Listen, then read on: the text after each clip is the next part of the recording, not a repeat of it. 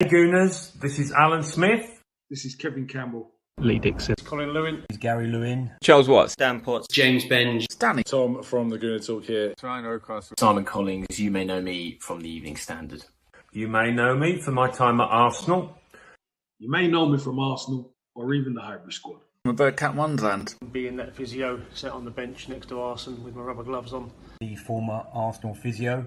The Emirates press box, from writing, from Twitter. From Goal.com, from Twitter, from YouTube. Football is the beautiful game and it brings us all together. Sometimes there are things even more important than wins and losses. And yes, even transfers. Every 30 seconds, someone in this world gets diagnosed with blood cancer. The Leukemia and Lymphoma Society works towards curing blood cancers and provides support to families currently dealing with these diseases. Gooners vs Cancer was started in 2017 by a lifelong Gooner who lost his father to leukemia way too young. Since 2017, Gooners v Cancer has raised over $75,000 for the Leukemia and Lymphoma Society. And we need your help to keep the fundraising going in this year's campaign. Every donation helps. Every donation helps. Every donation helps. Every donation helps. No matter the size. And every donation enters you into the Gooner raffle, where you have a great chance to win amazing Arsenal prizes, including game tickets, stadium tours, signed men and women's shirts, and maybe a retro signed shirt by yours truly, Lee Dixon. Me, yours truly. Yours truly, Super Kev Campbell. So much more. It's easy to take part. Just go to www.goonersvcancer.com and donate directly to the charity. Pick the raffle prizes you want to enter to win, and wait for the drawings at the end of the campaign. Again, that's www.goonersversuscancer.com. We all know that victory grows out of harmony. Victory grows out of harmony. Victory grows out of harmony. With your help, we'll be victorious against blood cancer once and for all. Thank you for your support. Thank you for your support. Thank you for your support. Thanks for your support. Thanks for your support. Thank you for your support. Hello and welcome to Not Another Arsenal Podcast, aka the Lucas Podolski of Arsenal Podcast. My name is Mike Herz, your host, and today we are live, but not on a regular podcast. We are live on the Gooner Podcast, representing, showing up once again, third year in a row. Magic Mike. He has a soft spot for friends in low places. And fortunately for us, we made the list, boys. We get to go prime time. Mike, how are you doing, sir? I am doing fantastic. We are at the beginning of hour number 10. And I have not felt the need to reach into my cooler of tricks and pull out one sugar-free Red Bull yet. Because the adrenaline of having the types of guests that we've had on, of the prize draws, of everything working so well so far, is doing everything for me. So I'm feeling fantastic. I've got my snacks. I'm eating some Parm crisps right here, little crispy things of complete cheese. There's no bread, no crackers. I got my Gatorade Zero, and I'm loving life right now. That makes me feel horrible, Mike, because I'm only on hour 2 and I'm already drinking Red Bull.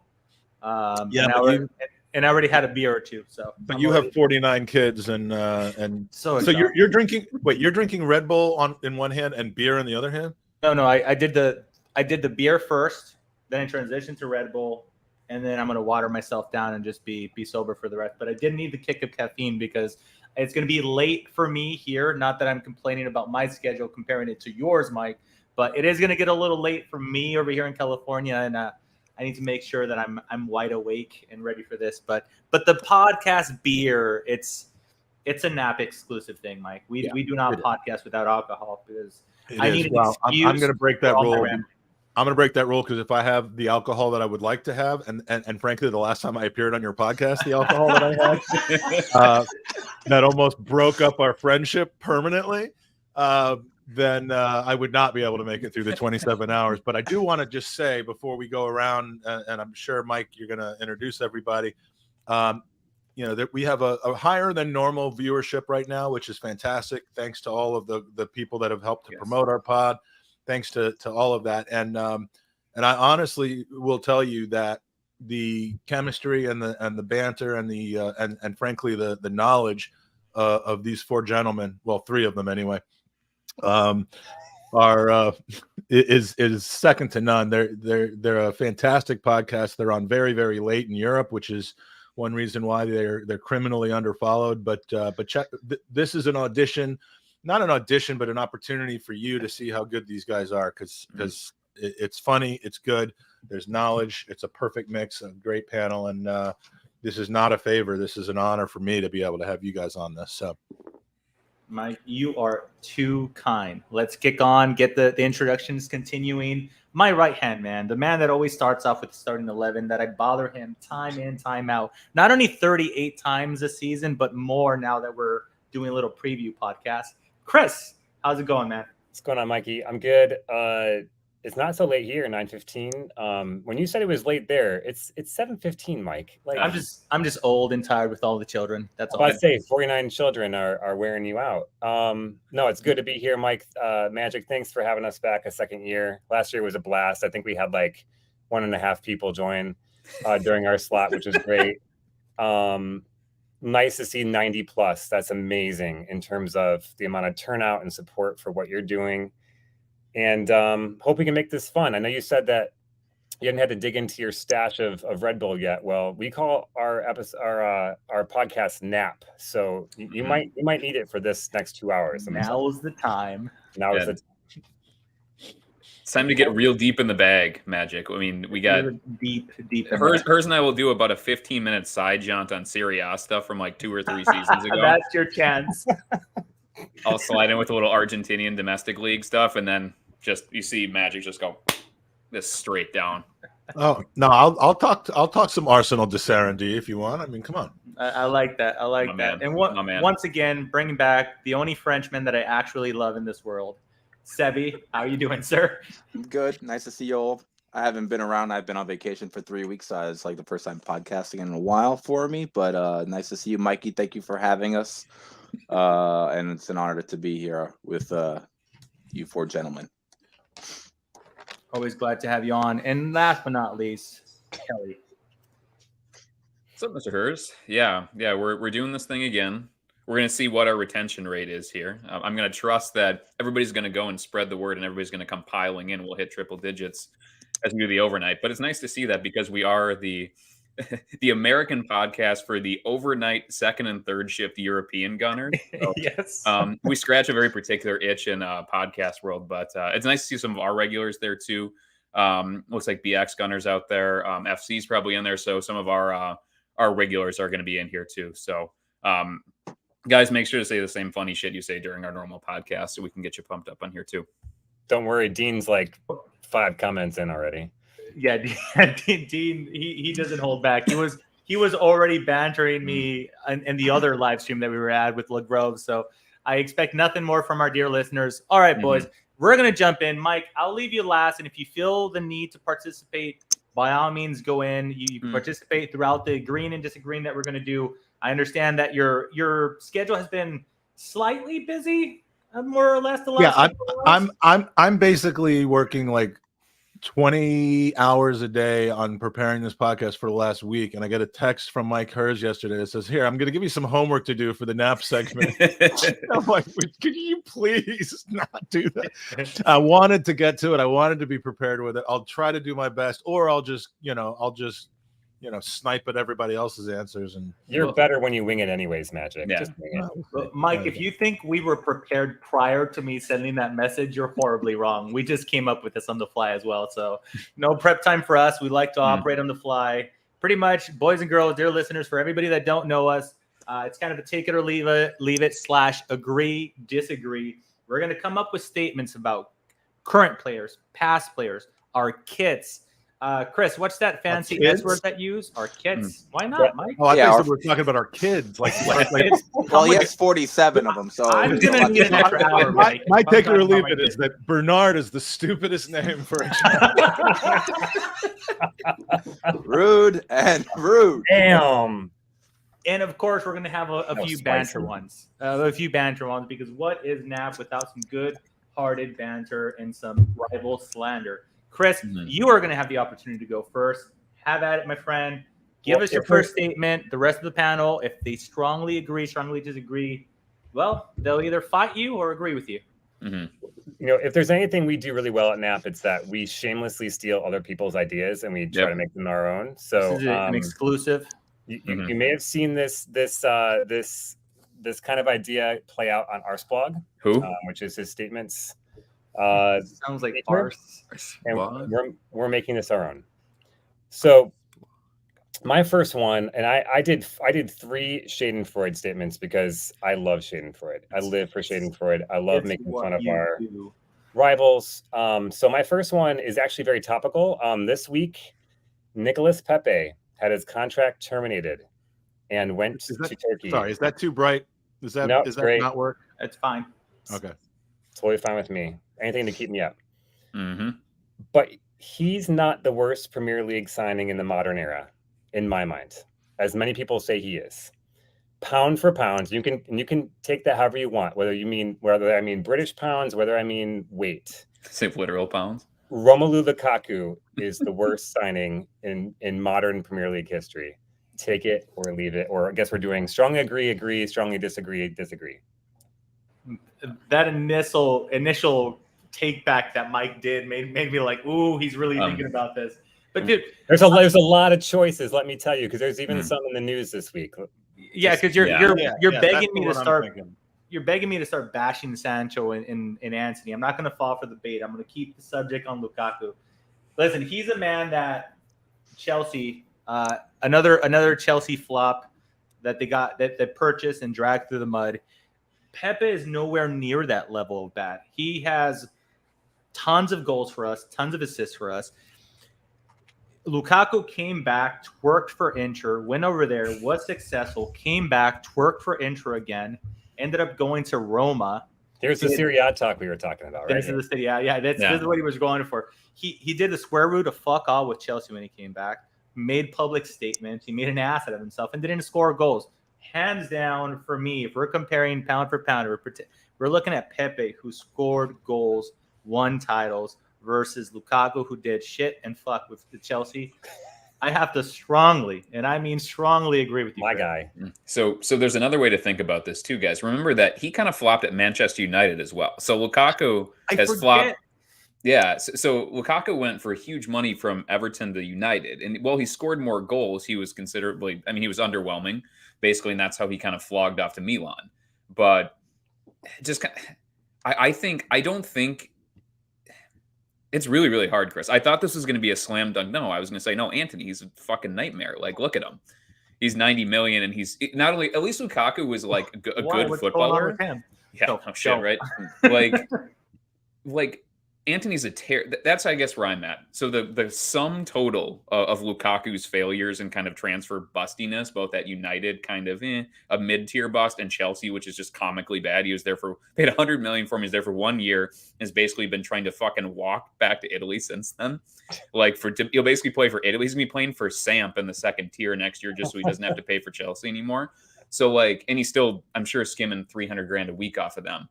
But I gotta say, I'm gonna disagree with you, Chris, because Anthony is a fucking horrible football. Even despite all the other stuff, he is a terrible football player. He's small. He has very little technical ability. He's not defensive in the least. Like, he doesn't do anything with build-up. He basically spins in a circle every now and then poorly tries to curl stuff into the far post. But he's too slow and weak to even get to his left foot that often to do it. So I gotta say, I'm going to disagree, not strongly disagree, because I think he has been the huge bust and a bust 2 places, but I just think he's a good footballer, and Chelsea are a disaster, and that United was a disaster too, and he's been awfully good for Inter and Everton and even at West Brom too. So I'm going to disagree. I think that's a fair shot, only because, we've got a lot of recent news on Anthony, and I wrote this question actually before the Anthony news broke, where he was going to be given a leave of absence, so to speak, from United. I thought of it because if you think about this pound for pound, Romelu Lukaku was bought for 90 million pounds twice by Chelsea. And they can't really give him away. Like, they've loaned him, but what has he been on? 350,000 a week? Like, oh, God, it's something like that. How much money has been dumped into Romelu Lukaku twice with 15 goals to show for it over two or three seasons at Chelsea? I hear your point of view, and I guess it depends on what you consider an ultimate failure. For me, it's for the money. I think it's still Lukaku, but I take your point. Yeah, I love some of the opinions that are thrown out. Somebody are saying Mudryk is kind of looking likely. Lukaku, of course. Pogba, that's a big one that a lot of people are agreeing with. Christian Benteke was another one that was thrown in there by BX Gooner. And last but not least, what was the last one I saw? Slabhead, a.k.a. Harry Maguire. And Nick has just taken mine. Although, I think Richarlison, still has an opportunity to recover, but I don't think he's in the wrong place to recover and all of a sudden become good when you're just an ass. So Richarlison could be up there, but it is hard to argue with the cumulativeness and the repetitiveness and the same club making the same mistake twice with Lukaku. I mean, I think in sum total, he's. I mean, Nicola Pepe isn't even in the top 10, much less maybe even top 15 of worst Premier League transfers. Lukaku's in and around the top slot though, but I would give a shout out to Maguire, with definite shout out to Richarlison, and I think when the story is finally told about Anthony, and I don't mean the controversy story, I mean the story of his career at Manchester United, I think he may go down as only being behind Lukaku in the sense that he now if he leaves and a year later comes. United come back and pay another £90 million for him. Like maybe they sell him to somebody with a buyback clause, and they exercise the buyback clause, and then he comes back and he still keeps spinning around like a fidget. Then he would be in the Lukaku category. But he's gonna play for the Bean Machine in jail, and then I'll get out of jail and go back to United. And then... he'll be spinning on something else in jail. No, but I feel kind of like Richarlison. He's a disaster. Like, scored 2 goals last year, and both of them were offsides, and he got yellow cards for taking off his shirts and celebrating like a pigeon. He had more yellow cards for taking off his shirt after a goal than he had goals. Yeah, I know. So that's pretty he's only sad. Wearing one shirt. Best stat ever. Did you? Pretty sad, but I think Lukaku is just. He was crying. He was crying for missing a sitter in the Brazil-Bolivia game, and they that won was 5-1. Like, how much of a fucking basket case are you that you are crying? I'm assuming it was like if you're playing Bolivia, so you're playing like the 150th ranked team in the world. You're crushing them, and you're mad that you didn't make a sitter, and you're crying on the side. Was that worse than the guy from Bolivia celebrating after he scored to make it 5-1 or 4-1 or whatever? Yeah, I think it's infinitely worse because like you're winning, man. You're winning against a bad team. He was just trying to show that he cared because that miss was horrendous. Like, he didn't just not. I mean, that was worse than what Havertz did against Manchester United. He just wanted to take his shirt off and show Neymar that he has a tattoo of him on his back. It would have been great if he took his shirt off after that miss. Like, that would have been awesome. We got to do like a new. I don't even care anymore. What's Richarlison's XC going to be? Expected cries for the season. Dude, there was a point where Gabriel Martinelli was killing the rest of the league in XC. Mike Herz is not a stats guy, but if stats were tracking XC, he would be all about it. It was You have to be quiet about Mike Herz not being a stats guy, because our next guests, come on. You have to act like he likes it. He's gonna get an education. I'm gonna be so into numbers, and then in a few hours, you guys will just watch me. I'm gonna try to pretend and keep up with our future hosts that are gonna be happening. Seb, you are up next. Coming in hot. I'm looking at what you're about to say. What am I saying? Oh. Saka to be a future, as Mike likes to say, Ballon d'Or winner. No, it's Andy that says Ballon. Oh, Ballon d'Or. I got you guys confused sometimes. Sorry. I'm the handsome one. I'm the thin one. The thin one. You're the thin one now. Yeah, so Saka to be a future Ballon d'Or winner. Agree or disagree? Wow. Nobody wants to be the guy that jumps. I can do it. Is he being transferred to Barcelona? The king of unpopular opinions. Here we go. Strongly disagree. Boom. Say more. So bury yourself. He plays as a winger who's never going to have like the super high volume stuff. So like if you play for Real Madrid or Barca, you play about half of the teams that are effectively like League One level. So you have teams that you can just absolutely obliterate, and then you have the kind of gravitas to sweep through Europe, and you're almost always going to go to like the quarters and everything. And just a lot of reputation stuff too. I mean, Thierry Henry did not win the Ballon d'Or when he was quite clearly the best player in the world, had unbelievable statistics both domestically and in Europe. I think in order to win it, we'd have to basically win the double or almost go to the semifinal or final of the Champions League. And he would have to have outrageous counting stats that are unlikely in a Mikel Arteta team. It'd be very, very strange to me if he would go and be such a single point of everything, and we'd play, and especially the Premier League is so strong. Like you'd have to have he'd have to be 25 and 10 plus going to the CL final and then winning the league and have some big moments. And that while he has a ton of talent, I mean, he's a top 10 player in the world level talent. I just don't, it just goes to Madrid players and it goes to center forwards like Haaland with huge counting stats. And it's just not something that I can see happening. If Haaland doesn't win this year, then no one in the Premier League will ever win again. I have to agree. Somebody pointed out, like, if Salah didn't win it with the season that he had. Seriously. I don't know. We often say it on NAP that what type of PR, what kind of color hair does Martinelli have to dye his hair and cut his hair in order to get a little bit of love? No, because Vinicius Jr., I mean, oh my God, he's a good player, but fuck. Yeah. They don't even put Martinelli in the conversation, and he's being called up for Brazil, and he performed well in the World Cup, and they don't even talk. They talk about Richarlison more somehow, but when you are a Madrid/Barcelona player and you get to score 4 goals a game versus Getafe and Levante, it just makes you look like a world beater. And I think they have a lot of popularity, which ultimately what I think this Ballon d'Or is. Yeah. They have popularity on their hands, and I think that what keeps a lot of Premier League players from winning it, not exclusively Saka. So, yeah, I could see Mbappe going to Madrid and start winning it more so than Haaland. Here's a blind guess too, Mikey.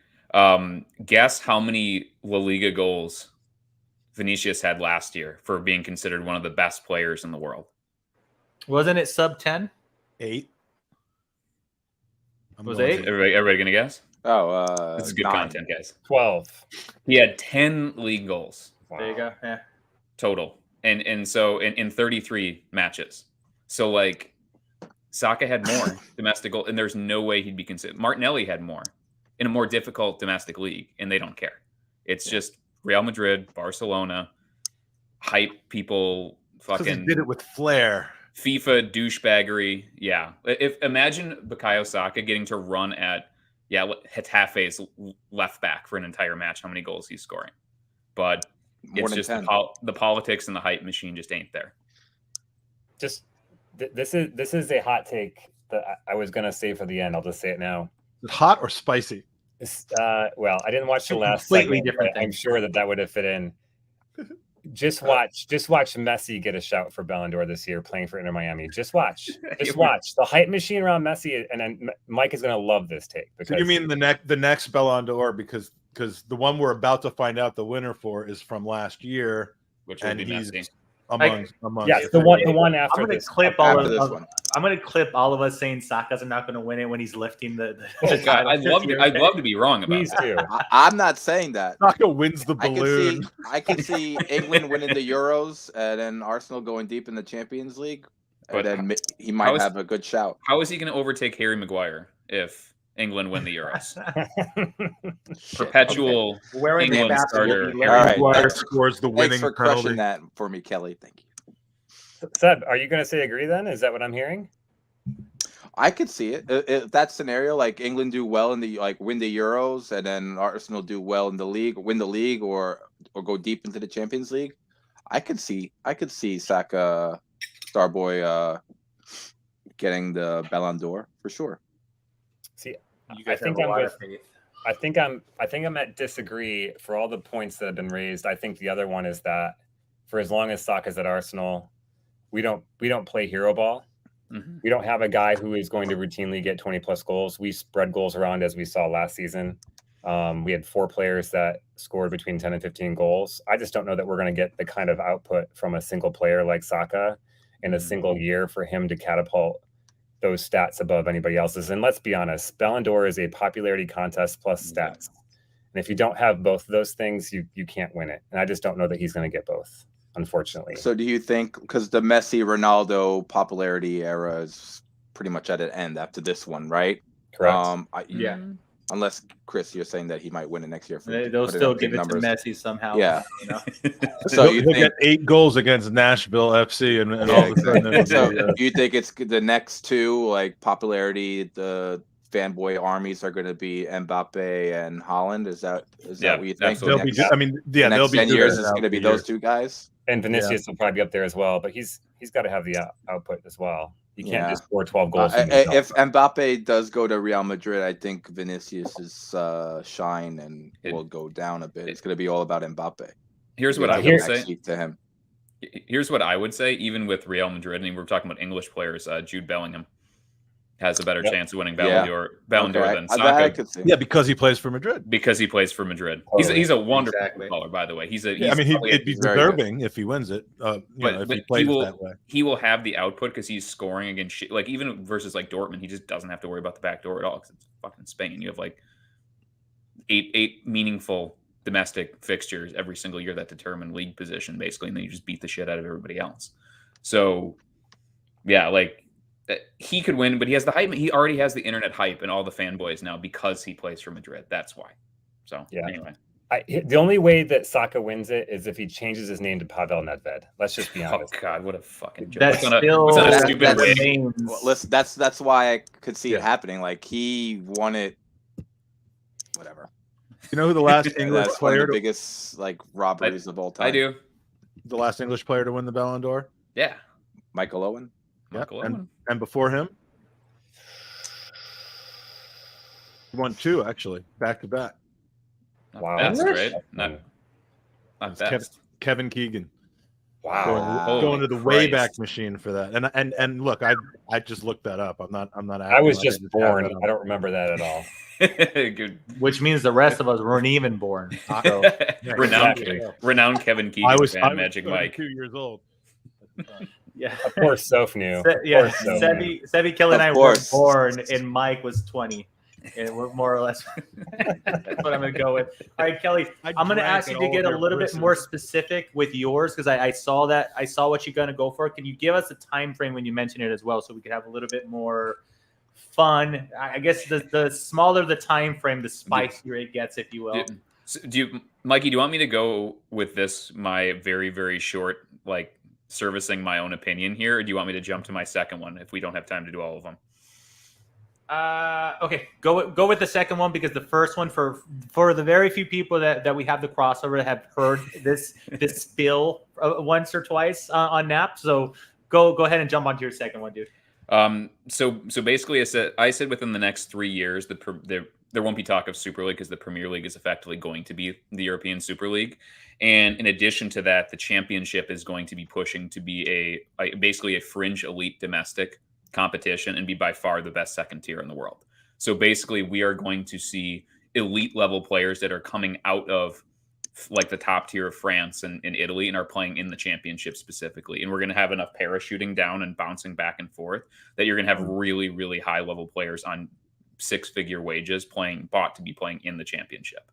So again, we're starting to see it, but like the bottom of the Premier League will have wages and transfer fees consummate to the best clubs in other countries, and the Championship will shimmy up there, and it'll be a near elite competition. Only one thing that concerns me about that, and that is the stadiums that a lot of those teams in the Championship play in. I mean, TV money will always trump the gate. Yeah, but those teams, in order for them to spend the kind of money that they need to, the TV money for the Championship's got to be absolutely enormous because while you do have places like Hillsborough that could take a lot of people in it from Sheffield Wednesday, you also have grounds like Luton Town and others who just cannot support that. Bournemouth. I mean, Bournemouth, one of the bigger ones, probably in the Championship. They're just really woefully small in the. There's a lot of Championship grounds at 20,000 plus, though. You might have more investment from like guys like Ryan Reynolds, like what he's doing at Wrexham. You know, you might if those leagues are propped up, you might have more investment for in those smaller clubs. That I mean, there's tons of actors who don't own a team yet. So what other superheroes? Maybe you want to buy a team one day. Okay, yeah. Iron Man buy us. So for example, like again, this is just me hobby horsing a little bit, but Blackburn has 31,000, Bristol 27,000, Cardiff 33,000, Coventry 32,000, Leeds almost 40,000. Burton Albion. What does Burton do? Burton, I think, is in League One this year, so I don't have him on my handy thing. No, Hull has 25. It's a good point. I probably underestimated the size of a lot of those stadiums. I mean, what they're not are 40 to 50,000 seat stadiums. And what they aren't is they're not luxury enabled, so they don't have the amenities. And that's I think where it gets you. It's less in headcount and more in revenue. The revenue generating. And again, because if you have luxury seats and you have luxury tiers and you can pump many thousands of people into those for Premier League matches, that's when you get elite gate revenue. And so I agree with that too. And I think that's the next thing, is finding a hook for television. That's the biggest. And it doesn't read very well in the arena either, because if you go and look at some of these, which I'm sick, so I do watch some championship football. Like if you go and look at of course you do, Kelly. But on ESPN Plus? Yeah, on ESPN Plus. So like Norwich has almost 30,000 in Carrow Row, and there will be like thousands of empty seats there, and that reads really shittily. And that's kind of one of the bad things about the Serie A. Ding the bell for us. Their TV product looks shitty because their stadiums are terrible, and a lot of times too they have running tracks, and so the lower level you can't see the pitch, so they just have people in the upper tier, and so it looks empty and it looks ugly and bad. But there's actually like 40,000 people there. They're like giant 60,000 seat stadiums, but you can't, like the Napoli's pitch, you can't even see the field because it's too low and it's too set back. So I think those are some good limitations too, and that makes sense. But I could there's an appetite for English football here that I could see really advancing in the next couple of years. But can you guys please talk? I can talk about my own shit. What if there was a whole thing about like you got the oil nation states buying Premier League teams and PSG and stuff like that? What if like championship teams all of a sudden got snapped up by like Pakistan and like I'm just thinking of like smaller countries like you know, Luxembourg, like Mongolia, the country of Mongolia buys, you know, Ipswich Town or something like that. I mean, about Kazakhstan, that'd be very nice. Yeah. Yes. Yeah. Sebby's going the players would be running out in that little like thong looking thing that he yes. The lime green thong, or Dean's favorite team, which is it's Colchester United, which is now owned by Serbia. Throwback to last year's Pod-A-Thon. Yeah. So good. Dean made himself some enemies in Serbia somehow. Those are some guys you do not want to piss off. Mess with. No. They were the wrong peninsula. Just on Dean's door. Balkan Peninsula is the wrong peninsula to pick on. I'll tell you that. Oh. Hey, dude, I thought we were choosing violence and shenanigans here. Look at Seth Thomas here. Will Nap answer the burning question? Will Manchester City face FFP charges this season or ever? No. The answer is no. No, they will not. Whoa. Unfortunately. I predict a fine in which they're going to be able to pay in 25-year installments. Well, and I think there was an article that said, correct? Yeah, there's going to be no sporting punishment. Basically, they didn't want to punish through non-monetary means, which is fans. Because the fans wouldn't want it.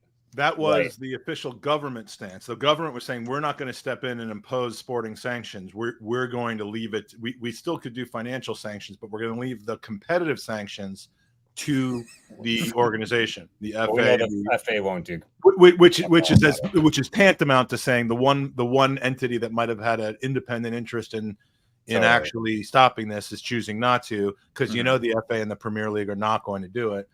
They're and like was pointed out earlier, I think, was it Henry Winter? Somebody had pointed out Henry Winter earlier tonight.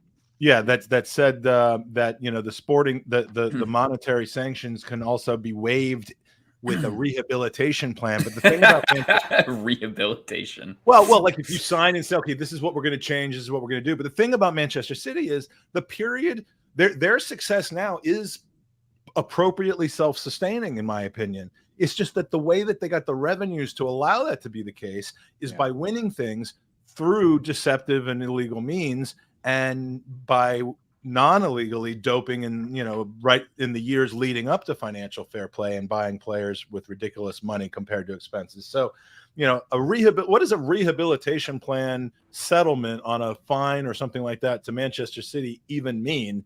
Nothing. Because they've already reaped the rewards of the cheating that they did. It means laughter. Well, it's just like it's just like any crooked rich person that you say, okay, you can break all the laws up front. You can have 2 decades of unparalleled success and set the foundation for everything you're going to do for the rest of your career. And then you're going to have to pay a fine at the end of it. Guess how many business guys would be like, fuck yeah, give me the $1 billion fine at the back end of it when I've already made 20 billion. Sounds good. Sounds fair, guys. Then we can just dust our hands and walk forward because we feel like fair is fair. It's like, well, motherfucker, you already did this stuff for 20 years though. That's the problem. And meanwhile, the drug dealers that are doing 20 years in jail are the League One teams that are actually, where a fine or a points deduction like Wigan has had for different reasons, kills your team off completely. Yeah, and those are the supporters that get absolutely screwed, and the people who genuinely care that get just absolutely buried. And then it's we're propping up a bunch of internet douchebags that are under 25 from that every ass crack of the world that claims to be Manchester, like the Manchester City Arsebros from everywhere. That's who we're propping up on the internet for some reason, and it's really, really frustrating. And I'm saying that I'm from America, so it's not like I don't live in Highbury Square or anything like certain people here. Oh, excuse me. Actually, that's it, Mikey. I was going to talk to you about that. That is the coolest thing ever, by the way. I think it's pretty cool. I'm excited. If I ever go to London, I gotta visit. Yeah, we'll talk. We'll see if you can house sit our cat. Yeah, I can do that. Kelly will reach out to you in about 17 years when his kids are out the door. No, It is pretty cool when the kids go out the door. I'm going to die here in Minnesota, let's be honest. We slightly digress there a little bit, as we do often on this podcast. But I'm going to go ahead and tell you that I agree with you, Kelly, and I do think that we're going to see a whole lot of more movements amongst the elite. We started seeing Zinchenko and Gabriel Jesus go to the Arsenal, and you can make an argument because Arteta knew them, but Sterling also left Pull to go to City, to Chelsea. I think there's going to be a gap that's going to be created, and they're going to it's going to be almost as normal as Serie A. There I go, shoehorning Serie A again, where they don't leave for other reasons. It's more of a culture thing, not wanting to leave Italy. But I think it's what we're going to see. And I'll tell you guys, man, with social media and English fans not being used to that, they don't handle it very well, because like me seeing West Ham supporters burn Declan Rice kit after what he gave them, I'm like, come on, dude, you kind of have to understand where he's coming from. You kind of always should have known that this was going to happen. And so I think fans are going to have to get a little bit more used to the whole player moving to rival fans. So buck yourselves, boys. It's gonna be one hell of a ride. It's gonna be like Serie A in the '90s, like people Inzaghi went to Juve, Inter Milan, and AC Milan. Insane, dude. You don't see that. I mean, that dude, Matt Fabregas. I'm gonna bring him up for shits and giggles. Like, yes, that's Fabregas. He went from Arsenal to Barcelona, which was his childhood team, and because he came back to Chelsea after being rejected by Arsenal, he's been labeled a snake. Imagine over there, dude, where like you're winning, like Inzaghi that you brought up. He was winning championships, league titles with Juve, and then up in that, he's like, you know what? I'm just gonna go over there. I'm gonna go play for Milan because they're doing slightly better. So it's gonna be a little hectic when that happens, but I could totally see that happening with the money coming in, and that top 6, top 7 is gonna just continue to grow more and more. I haven't seen all the snake emojis in the live chat. Love you to chat. Thank you so much for joining us. I love it. Chris, Mikey, do you get the spirit of the game? Do you want to try to chime in with one off the gate, or would you like Chris to? It's my turn as well. Well, yeah, I can try one if you want. All right, here we go. Olivier Giroud is the best striker of the Emirates era. I'm gonna go with that one. I love it. I didn't even have to write it. I just cut and pasted from the last episode that we did an hour ago. No, I like just kind of sitting back and commenting. I'll do the MST 3000, the MST 2K thing for this. No, and just be a fly I'll in the- just I'll give you I'll send my answer yours and say that at the very least he's one of the most underappreciated striker that we have at the Emirates Stadium, because I know it's very popular to be like Ozil gave him passes and he did miss some sitters, but he was maybe a misused type of talent for us in the manner in which we tried to use him. So I always tell people on social medias, right, there's somewhere in between world class and shit.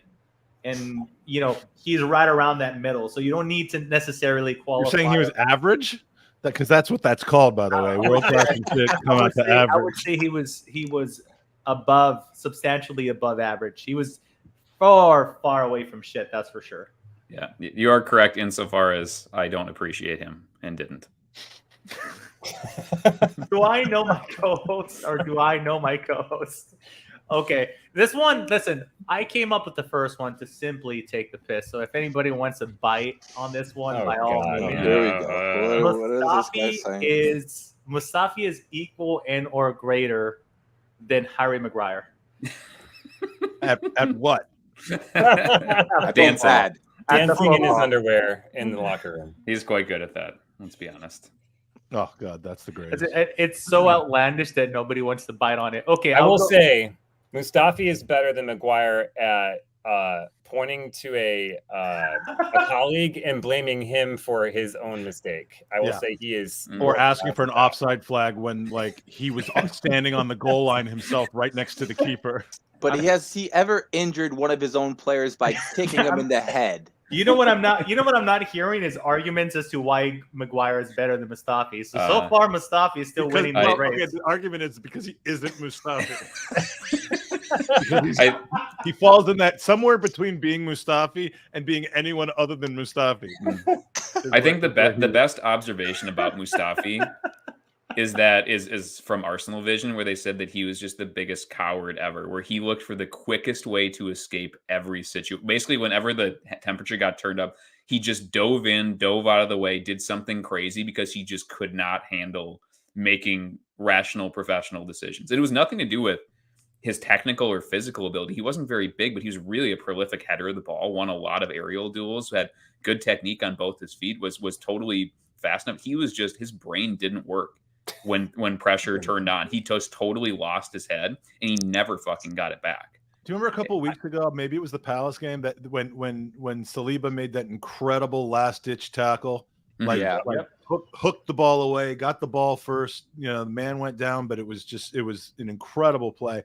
Imagine Mustafi running behind that dude and what was I love that. Like the permutations and the angles that are going on in his head about when should I dive? How should I do it? It's should the I do Simpsons meme with the monkey going like this. That's what's going on. I mean, Excuse me, has Harry Maguire won a World Cup lately? Nope. Okay, then I rest. He's the worst player to ever win a World Cup, Mustafi. The worst player to ever win a World Cup. That's actually a great piece of homework for everybody listening. Find the worst player that you can believe actually won a World Cup. Everybody. Christophe Dugarry. Go. Christophe Dugarry, 1998 France. He was fucking dog shit. I mean, I don't like has one Chelsea. immediately. I don't like Chelsea, so I might go with Enzo Fernandez, even though I know I'm being a little hyper. I'm just absolutely taking the piss on that one. So. Mike, has anybody articulated to us what Enzo Fernandez does that makes him worth even 50 million? He's just a fucking guy. Didn't he? Whatever Portuguese top 3 team again that plays absolutely nobody bought him for $9 million and then sold him for $120 million after 6 months. They should. Why? Those teams should be winning the Champions League because they should be reinvesting and that should completely overhaul their clubs. And they sell these players for crazy money all the time, and you never hear about them getting any better. Does that money? I mean, does that money just go to the Glazers? Somehow it goes to Even if they don't own the team. I don't mean the Glazers of those teams. I mean the actual Glazers. My question went over exactly how I was expecting it to be go. So we're truly hitting the spirit of this game, which is what I wanted to. Yeah. Chris, once more, again, just taking the absolute piss out of a rival, which is what you do. I'm not convinced that you have a full-time job other than taking the piss out of rivals. So you are. I'm just really good. I'm just really efficient in my actual full-time job. So I can carve out 3 hours a day to just fight with all sorts of. You're like the Erling Haaland of taking the piss, where it's just you don't need a lot of chances. You just The counting stats are because of how efficient you are. You get a chance, you take it. He's so good at taking the piss. He has to wear an adult diaper. Kind of like you tonight, Mikey. So we got XC for expected crying, and we got XTP for expected taking the piss. All right, go ahead, Chris. I'm gonna skip my second one because I don't want to get booed off the pod too early. Second one. I'm gonna go with my third one, and I'll come back to that one if we have time. So this one's around fan bases. We all love rival fan bases, and I'm gonna say that Chelsea have the absolute worst fan base in the Premier League. Chelsea have the absolute worst fan base in the Premier League. Strong. I gotta jump in this one. Strongly agree. strongly violently agree. Now let's just caveat this because you and I, and most of us except for Magic on this pod, only really experience these fan bases online predominantly. So this is for most of us exclusively an online phenomenon. But yeah, go ahead, keep talking. So online, I think because of the timing of their success and how that coalesces very, very nicely with the advent of internet chat rooms and evolving into social media, there's a lot of people that didn't know that football existed before Chelsea was really good. And they think the type of people who are under 30 and think Jose Mourinho is hilarious and think that John Terry is the best footballer ever. Like they are deeply insufferable and totally unaware and non-acknowledging of what happened before then when they were just a sideshow, people parking their cars 10 yards off the pitch. So I think there's no humility. And there is a huge percentage of the online fan base that genuinely loves Roman Abramovich, and he is effectively a war criminal and a profiteer off the suffering of the oligarchs at the end of the Soviet. Like, he's a terrible, terrible person who set this horrible precedent and basically ruined transfer spending, or at least accelerated the deterioration of money and its significance in football, and just made it made football like a bunch of fucking gangsters. And he was the first one of those. So I think you underappreciate how crappy and destructive and acidic that hit their presence and their ascension into football greatness was. And the type of people, at least online wise, that collected and appealed to are some of the most shameless, shallow, glory hungry, just kind of internet doofuses that you can possibly imagine. And it's festered more so because they found another saint of kind of crapulence in Todd Boehly, who comes in with no plan and astronomical amounts of money and is just a fucking clown. But they think that the spending of the money is what makes them great again. Even if they're not doing it well, even if they're ruining the careers of these players, even if they're operating in an unsustainable way that has the potential to ruin the game for clubs and people that want to do things properly, or as properly as can be done in the circumstances, they still find Todd Boehly swinging in there, buying 25 U-22 attackers with no plan for them at all, and think that it's great. They are the worst people because they are dumb and they are ignorant and they are so deluded of what they have and what they hold. I fucking hate them collectively. One of my favorite takes is when they were haggling, which is not working for them when they were trying to negotiate the Caicedo deal, was having completed the deal of Declan Rice.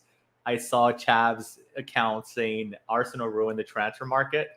And I just, dude, it's the self-awareness or the lack of self-awareness is just truly, it's just brilliant. And to Chris's point, and I'm going to ask Mike on this one because he gets to go to England about 40 to 50% of the year most of the time and enjoy the season over there. Mike, we're not talking about them personally because I'm sure you know good Chelsea people, but as a fan base as a whole, you've been at Stamford Bridge. How's the atmosphere? How would you compare it? I mean, overall, nothing like the Arsenal. He's also been at the shithole too. Famously, he made a documentary there. So about their fans, which is why I'm surprised that there haven't been more people saying this. There's two ways of determining whether a fan base is shit, and one of them is, are you assholes?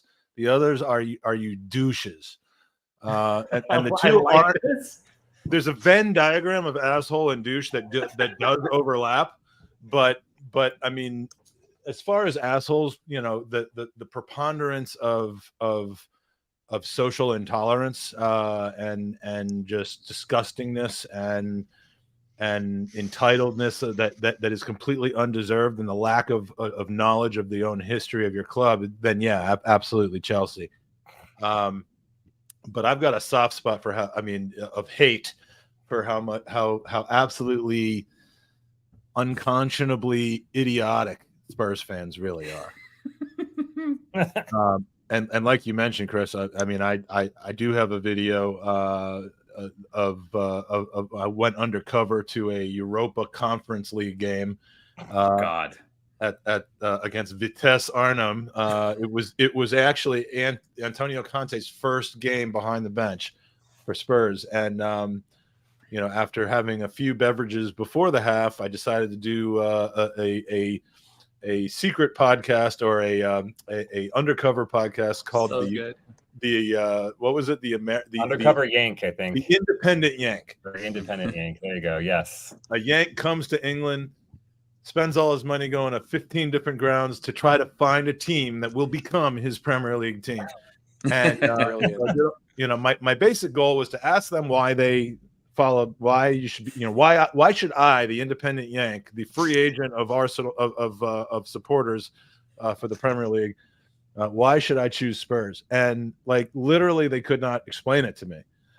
But yet they were also very cocky that it was the lifestyle that was like no other lifestyle. And then of course as I am wont to do, I asked them, why they were singing this Y word thing that they all seem to love, and they defended it to the hilt. None of the people I spoke to were Jewish, of course. I almost got my ass kicked because on the train on the way home, no one recognized you. No, on the train on the way home, in a closed environment, for the one closed environment that I found myself in the entire evening, I accidentally introduced myself to one person as the independent Gooner. And he thankfully was the only person on that train drunker than I was, because he didn't notice, no one else noticed. He's but yeah, it was between that and the other time I went to Tottenham Stadium, which was fortunately just in the away end for our victory last January. But dude coming, and I realize it's one person, it's not the entire fan base, but this guy comes down and kicks Ramsdale in the back after the game, and everyone helps him. Everyone helps him escape, and I mean that's like a reverse Eric Cantona, which is ballsy. But yeah, I see where you're going with Chelsea, but Spurs don't even know how big of an assholes they are. They're the worst. I will say, this past week when Arteta came out with that quote about how he had to conquer his wife, he used the word, whatever the Spanish word was. That wasn't great. It doesn't come across well. We have a guy who actually speaks Spanish on the pod right now, so he can tell us. Sebby, enlighten us. But yeah, Sebby. But these Spurs fans were. I had a second where I was like, "Wait, Sebby knows French and." Sí, señor. Oye, ¿dónde está la? Speaking Spanish with an Italian. That's wrong. Oh, fuck, see? Damn it. ¿Dónde está? And we're canceled. No, I don't want this to devolve into a discussion about what Arteta said. That's not what I'm expressing an opinion on that. I think it just. Yeah. I wish that whole debate was not happening. That's all I'm saying. Yeah. All I'm saying is that they were making such a big deal about that, and I had to say, you're a Spurs fan. You guys use the Y word. Oh yeah. By the way, I love that. I loved your tweet. Your response to that tweet. Yeah, it's like do you not see how blind you are to your own fan base's douchebaggery, assholeness, whatever you want to call it? Yeah. New word being invented tonight. She had nothing to say about it other than, well, I don't use that word. Well, yeah, but you've never said anything about it in any of your tweets. And I even looked at her profile, and I looked and I searched for words like the Y word, and nothing. Took a day off of work the next day to go through everything, and exactly. I had to take a day off. Totally. Yep, I did that. Went through all of her tweets. So I don't know how you do it, Chris. I don't work in retail, Seb. I don't have to put my phone away. So the amount of times I tell Chris walk away from a conversation where the rival fan is he doesn't have to twerk for Samuel Eto'o like you do. Yeah. Listen, I got my Way revenge throwback on there, him. Mike. I got my revenge on that guy. You got the You last want to hear word that on him, you story? did. You want to have some I story sure time am. with Sebby V? Come follow us on the next episode of Nap. Yeah, we're not giving away all the gold tonight just on the charity podcast. You got it. The whole point of this is that you start watching the Gooners pod and you start watching Not Another Arsenal podcast. In future episodes, Sebby will give that piece of gold away. Just show them a little bit of your G-string strap, Seb, not the whole thing. Yeah, just a leg. We just tease. pull out. We don't just give it up. Just pull out enough to win, and then yeah.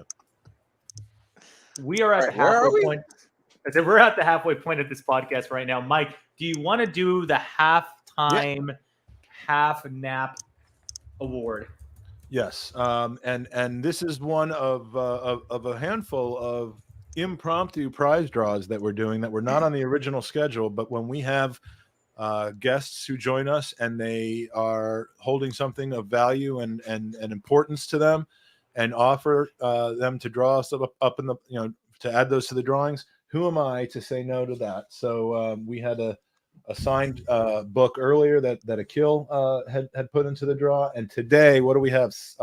So I have 2 Arsenal programs. One from January 15th, 1999-2000 season against Sunderland.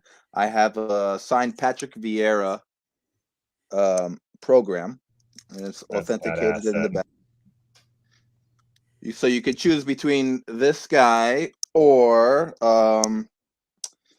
what's the date on this one over here? Saturday, October 17th, 1998-1999 season. Arsenal versus Southampton, Dennis Bergkamp program. Nice. And that's authenticated as well. So whoever wins this draw can contact Mikey and let him, he or she can choose which one they want, and I will mail them to you or to wherever it needs to go. Now, what Sebby doesn't realize, he's giving away something that is of sentimental value to him, but then he's also going to have to pay $94 to ship it to Kazakhstan. Love that. That's why I said I'll send it to you, Mikey. You can do it. We'll start our own 24-hour pod to try to afford that. Raising the shipping currency. Yeah. To send it to taking super chats for that. The top of a mountain somewhere. Love that. God, that's funny. All right, so let's do the prize drawing here. We have a screen share, and the winner of your choice of Sebby programs is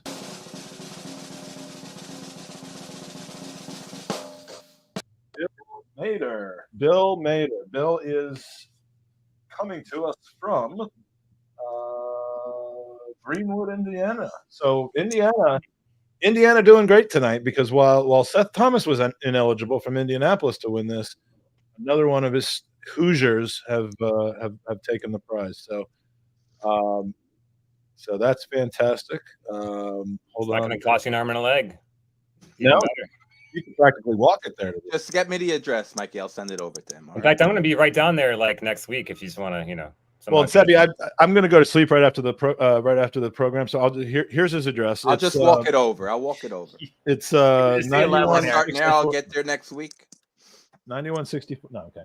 All right. So thank you for the donation. Thank you, Bill, for your donation, and now back to Mike.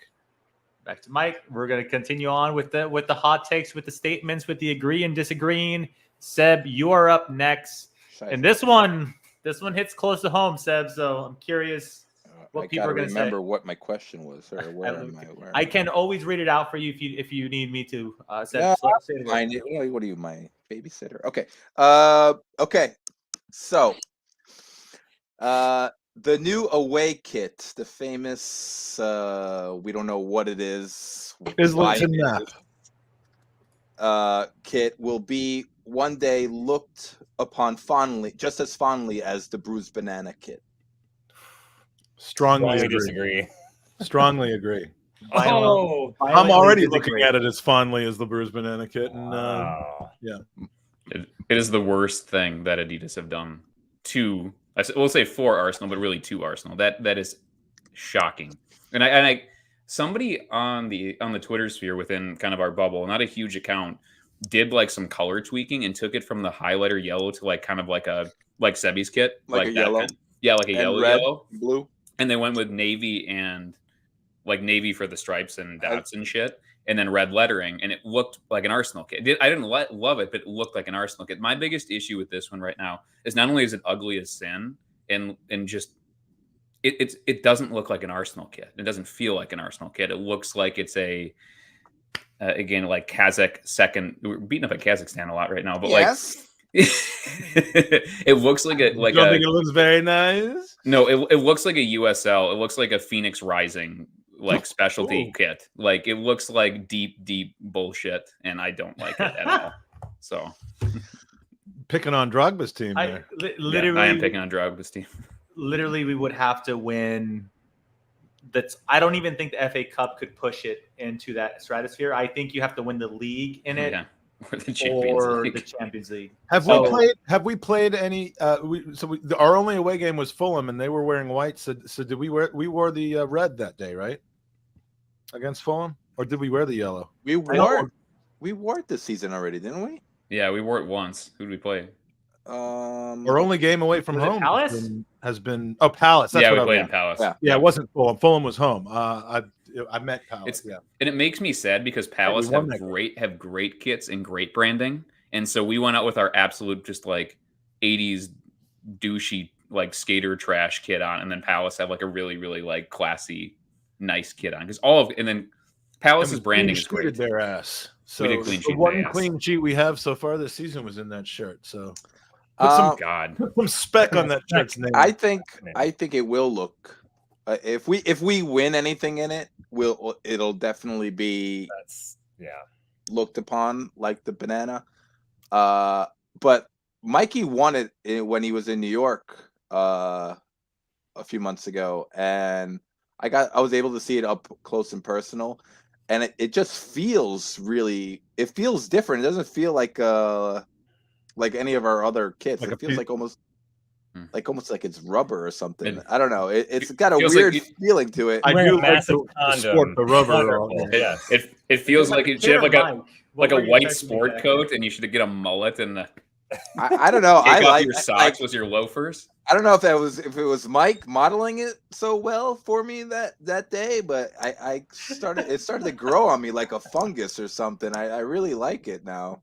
See, I think you guys, I think you're right. If we win something significant in it, it will ultimately, there it is. There it is. It will ultimately be a cult hero of sorts in terms of kits, just like the Bruce Banana.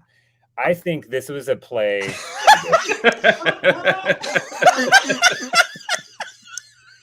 Yeah, strongly disagree. Strongly disagree. Why are you not wearing pants? I am wearing pants. Okay, good. There's a lot of leg. There's boo this man. Too much. We went from clothing. 100 watching to 20 in like. No, really? Mike, when Mikey came back, this was me.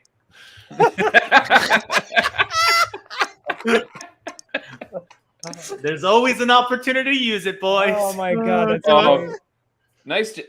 Herz, you sat on that beautifully too to tee it up. That was some good timing.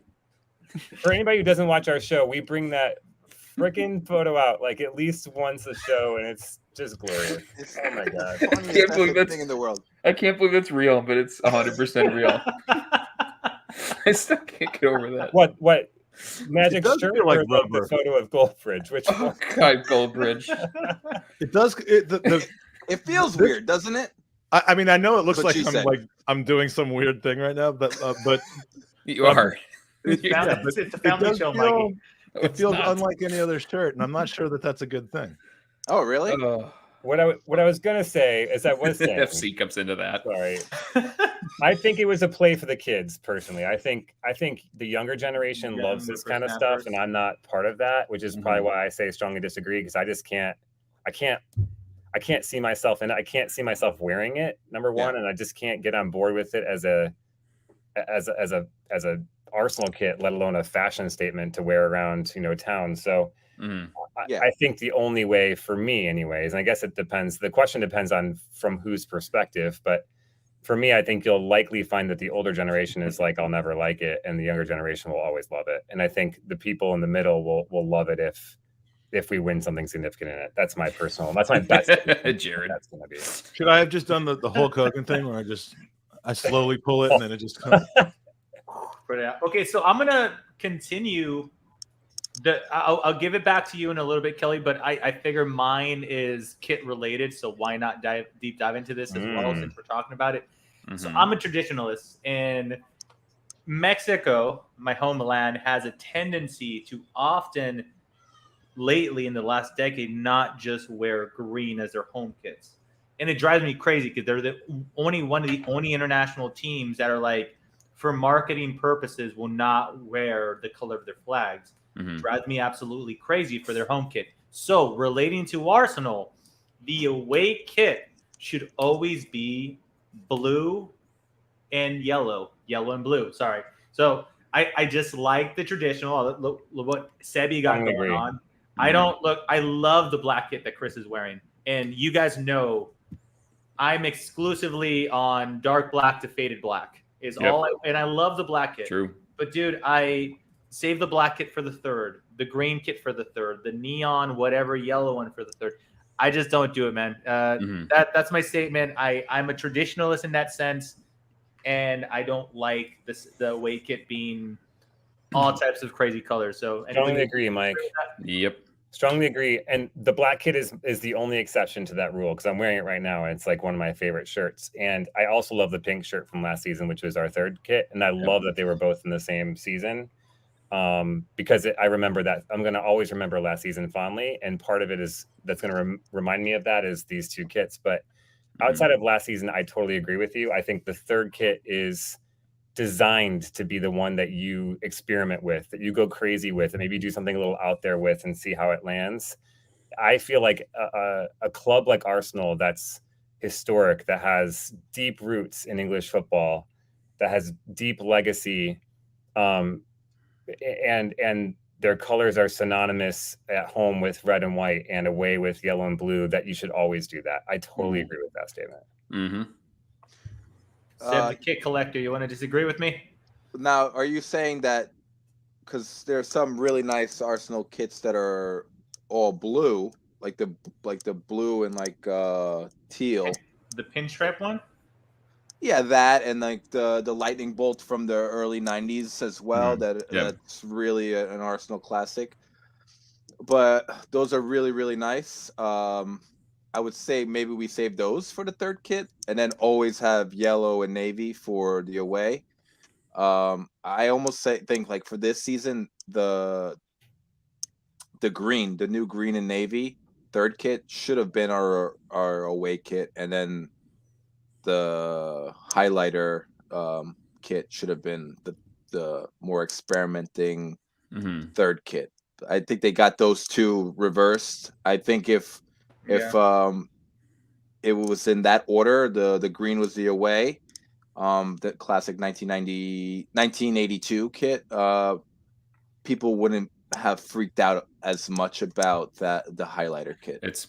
A lot of it too is just proximity to how great the kits were last year. I know not everybody was a fan of the home kit collar, but you're hard pressed to find a better 3-pack of kits, home, away, and third on any club in recent memory. Like that was elite design work.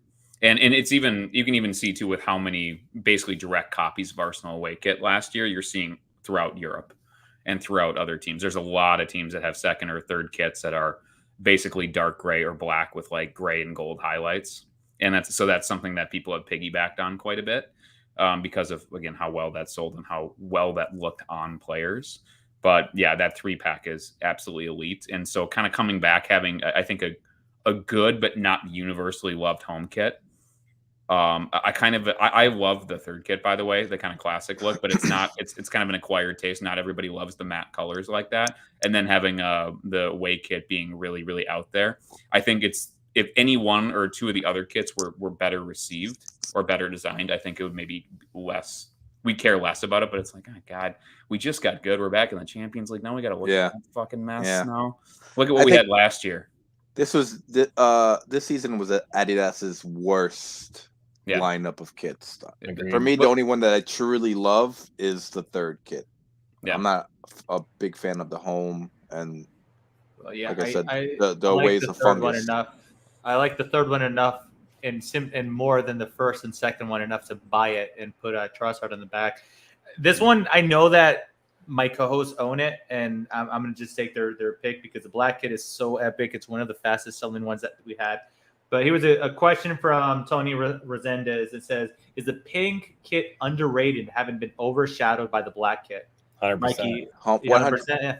It's a nice kit, and I remember there was a certain young French defender that scored a pretty lovely goal in that kit. It's what I remember the most. They wore it twice. We wore it twice, and every time I see that kit, I just think fucking William Saliba. That's the first thing where my mind goes to. Like the Zinchenko? The Zinchenko, yeah. The 45 minutes of singing tequila in the stands. That's what that will always remind me of. How much it pissed off the announcers about the there's the song again. Good. It was so good. Yeah, we got to hear that, right? As a fan base, we got in trouble for celebrating again. Shame on us. This is the Bournemouth game at the beginning of last season. That was the celebration police account started after that.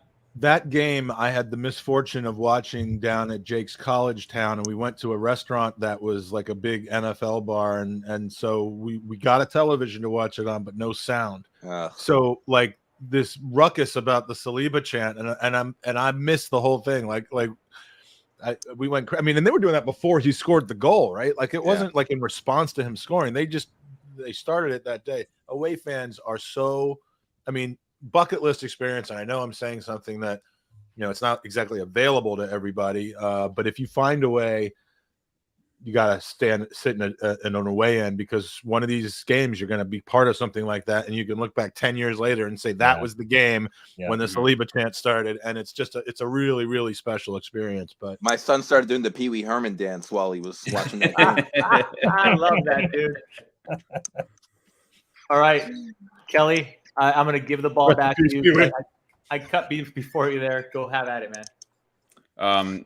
Which one do you want me to do? Because I think we kind of jumped onto my other one. Do you want me to go back to my really unpopular first one that I'm trying to say? Yeah, go for the first one. You know what? I realized I was reading. I'm like, I think I might have jumped the gun. Oh, no. Answering that one, unfortunately. So, have your first one. This is as vintage nap as you could get. This is my hobby horse, is that, and it's topical, too, because David Raya is going to come and take Ramsdale's shirt starting after the international break and not give it back. And David Raya is a much better goalkeeper than Aaron Ramsdale is. And you hate Aaron Ramsdale. I love Aaron Ramsdale. He's just not as good as David Raya or like 10 other goalkeepers in the Premier League. Kelly read that article that he wrote about a month ago and just and threw the paper down and threw up. He's like, "This is some shit." Don't talk to me about your problems. That's how you're a man. You can act. What'd you say? You can act like a man. What's the matter with you? That one. So hers does not get that reference, by the way. I'm not doing that. That is Vito Corleone they're referring to right there from The Godfather. Like hers that doesn't know movies. Future at your wedding. What's the matter with you? No, I don't believe in knowing Ramsdale. No, don't answer your own question, Kelly. Yeah, I mean, I'm right, so it's fine. It's fine. That was a fact that he stated. That wasn't a statement up for debate. I'm going to disagree. Okay. Not strongly disagree. I'm going to disagree. I agree with your comment that David Raya is a better goalkeeper. We, in the back channel, were talking about, and actually, I think we even put this out in public on Twitter, about his post-shot XG and how it's bottom of the league this season, and it was near the bottom of the league last season, and David Raya was a top four. It was in the top four of that particular stat. So the thing that Ramsdale, you might suspect Ramsdale is better at than Raya, because Raya gets praised for his distribution. And I think it's pretty clear that most people think he's better at that than Ramsdale is shot stopping. And Ramsdale has been criminally bad at it, honestly, for the last season and this season as well. Where I disagree with your comment is that I think there's just so many fixtures coming up. And I think that I don't think Arteta is going to do the whole black and white, like, oh, you're now out and never playing again, Aaron, because you've not been playing well. I think what will likely happen is that Raya will get the better, the certain kind of fixtures, maybe like the more important fixtures, and Ramsdale will get the lesser of the fixtures at some point. I don't even know if it's going to even happen after the international break, but I do think it'll happen at some point this season. So if you were I disagree. If you were watching when Clive Palmer was on in the second hour, his fourth question answer, or his answer to the fourth question, which is what's your kind of out of left field prediction for the year, was that we were going to basically see almost an even timeshare. I'm paraphrasing, but like that it wasn't going to be one of them does all the Premier League games, and the other one does all the cup games. It was going to be something a little bit maybe more fluid than that, maybe a little bit back and forth. So that would be a disagree to the taking it and never giving it back thing, which is basically what Ramsdale did to Burnley. Yep. But and I kind of think, because basically anything that Clive says has to be given serious consideration. And I think, when you combine that with the point that I think we are really, really close to seeing Raya's debut. If it's not the Everton game, it might well be, the very next game after that. I think he could have a point. I mean, I think we may see just kind of situational, almost like tactical, like what does the opponent require? Not what is the occasion, but does the opponent require someone that we need to go long over the top with, or someone we want to play out of the back? I mean, it could be and again, that could end up leading to tinkering and overcomplication. But as long as the two of them are okay with it, and Ramsdale, we know, is ready to fight for his place, and he's not going to sulk if he's sitting on the bench. I think it's not a bad thing. I didn't mind this transfer. Well, Ramsdale said, like, he was asked about like his thoughts about him coming into the club, and then Ramsdale, I thought this was great. What he said was like, listen, I did the same thing to when I came here. So why should I expect that it shouldn't happen to me? Which shows to me that that he's mentally ready for the fight. And like jokingly, like as soon as all the talks about Raya coming into the club, and then when he got here, Ramsdale saved 2 penalties in the last 2 games that he during that time he saved 2 penalties. So like that never happened before. So like already in the Emirates Cup and the Community Shield in penalty shootout. Yeah. I mean, they're both quote unquote friendlies. Like he was terrible at penalties before that. So like it goes to show like the pressure that he's under, it's working. Like he's saving penalties. He didn't do that before, so like he's stepping up his game. Do you remember when Chesney rose to the top of the depth chart? He started that season 3rd. I mean, who knows? We could be seeing Karl Hein in the Champions League final. Arthur back recalled from loan from Wrexham. So Ramsdale can prove that to me by Ramsdale can prove that to me by stopping more than one shot a game that's not hit directly at him. And he hasn't done that. You were going nuts about Ramsdale after that. Oh Barcelona, my God, he just the United goal that he let in. Even the one, first of all, the Traore one against Fulham hit him in the fucking face, and he's still in the one save he made at United. He parried it right there, and like Ben White had to go and save him by. Don't get. I'm sorry. This is not Kelly. FC's right. This is not Kelly. Prior hour. Sorry. This is what Kelly does. No, look, I'll say this, Kelly. You is what we thought he is. You exactly. Let him off the hook. That's a good Denny. I'm from Minnesota, so that's a very, very good Dennis Green reference for me right there. That's very good. Oh man, sorry to our UK listeners who won't get that at all. Google it. Not worth researching anything relating to Vikings football. My God, save yourselves. Save yourselves the 5 minutes. And that was for Arizona, who also sucks. So it's all right. Absolutely love that. All right, we're gonna continue on, Chris. The floor is yours. We did our Ramsdale Power Hour, as people were calling it. We had to do that. Ramsdale cannot escape Kelly's wrath, and not even an international break when the man doesn't play. So he got him. Is it my turn? Yes, sir. Have at it. Okay, so this one might. I'm not saying I agree with this statement, by the way.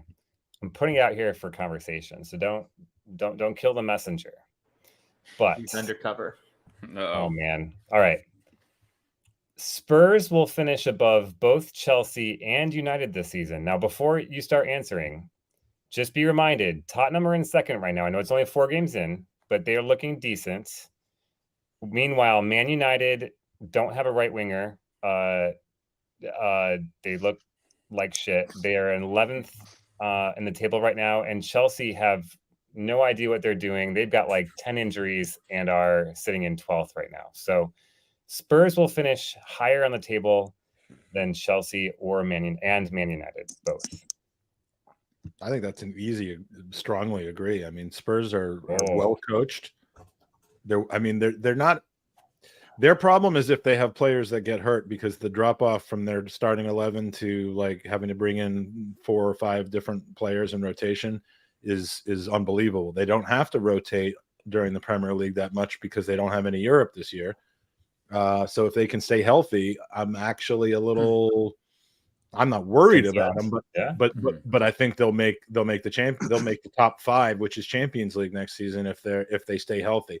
I don't count on the fact that they will, but I mean United and Chelsea. I don't see either one of those teams. Those are both teams that are just getting worse and worse as time goes by.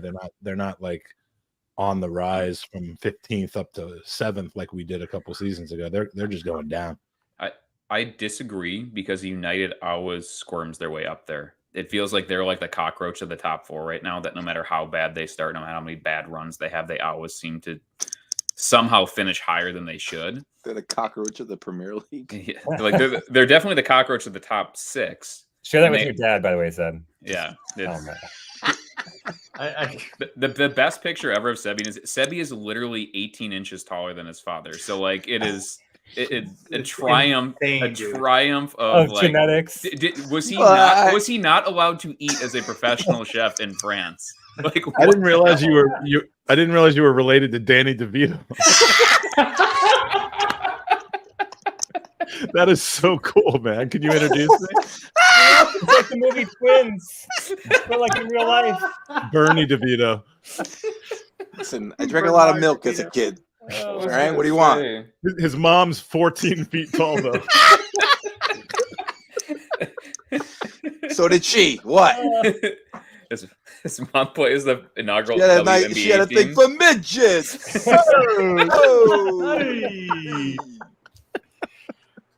I'm gonna. Oh God, how many viewers are we at now? Did we lose all of them? Did I lose them all right there? I'm sorry. Are we in single digits yet? I will say, when I saw the picture of you next with your dad, I'm like, man, his mother must be extremely tall. That was like the only guess I had, dude. Because I was like, how?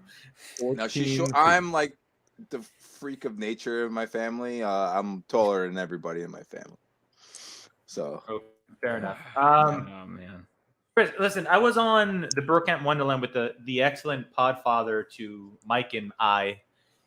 And I was doing my predictions and I predicted Spurs to finish 7th. And I hate the fact that they're playing relatively well right now, but I have to believe that the laws of averages will bring them back down. I take what Kelly says as far as Man United, for better or worse, managed to get up there, and I think they're going to do a lot of beating small teams type of thing. They Ten Hag. I've said this multiple times on not the other Arsenal podcast that he plays a weak, ugly, defensive, shitty football against anybody in the top 4. But I think that type of football is going to be good enough to beat somebody that's, like the Forests of the world. Not one of freaky Magic. So I do think that they're going to climb the table, and because of that. So I'm going to kind of take the cowards here. I'm not going to say they're going to finish above both. I'm going to say they're going to finish above Chelsea and below United, because I just don't see Pochettino turning that shit around, to be completely honest. My favorite part of this international break, and I think this is when it popped up, is when somebody, I think it was international break, when somebody asked him about a Chelsea player. Yes. And he didn't know who the fuck that the reporter was talking about. Yeah. Oh my God, that's amazing. Dude, that is... He doesn't even know. I couldn't stop laughing at that. Please, what player? Is it somebody he should know about? I can't remember who it was, but I do remember the interview. Just put in Pochettino doesn't know Star. player. I believe it was Star. Oh, it is Sar. Yes. Yeah, it was Malang Sammy. Sarr, you're right. Yeah, Malang Sarr or Jamie Cumming. Which I didn't know Jamie Cumming was on Chelsea either, but No, I don't know how they managed to spend $1 billion. I think you're reading your OnlyFans window, Mike. Yeah, he might have. Pochettino might have over. thought. Pochettino might have thought, "Oh shit, they found my OnlyFans subscription." I'll just play stupid. I don't know what he's talking about. And speaking of Chelsea, it's actually amazing how you look at their bench and you're like, who are these people? Yeah, it's crazy. I don't know who any of these people are. So it's kind of amazing in that sense. So let's have at it. And was that me or was that Mikey? Oh, there he goes. There It was Jamie Cummings. Look at that, dude. Who is Jamie? It's spelled that way too. Yeah, Jesus dude. I think I've seen that name, but in an entirely different website. I'm not sure if I could disclose that right now. No. Do you know what position that guy plays? Please stop. Come on. Just what position does he play? He doesn't have one. He's all over the place. Well played. Just sets it up and just fucking mashes it. I guess. I'll go. I love laughing at my own jokes. Hey, I'll go back. I'll go back to this when Jamie Cummings comes into the room.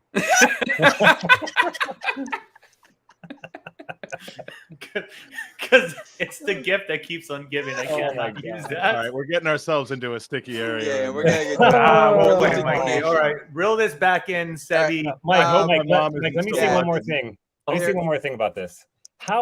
Preferably not from Jamie. No, how bad is Antonio Conte though as a manager now that he's got Ange Postecoglou, who no one had really ever heard of before he went to Celtic, right? And certainly some people hadn't heard of him until he came to Spurs.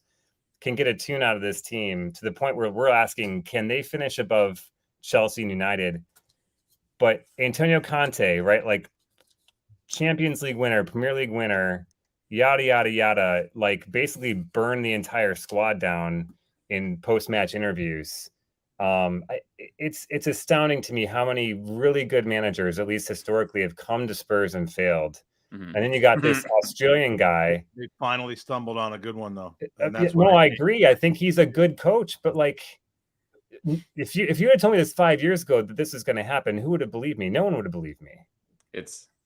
I think we need to be careful. James Maddison is a hard sneeze away from his hamstring popping, and they are fucked because everything goes. Yeah, I agree too. Sneeze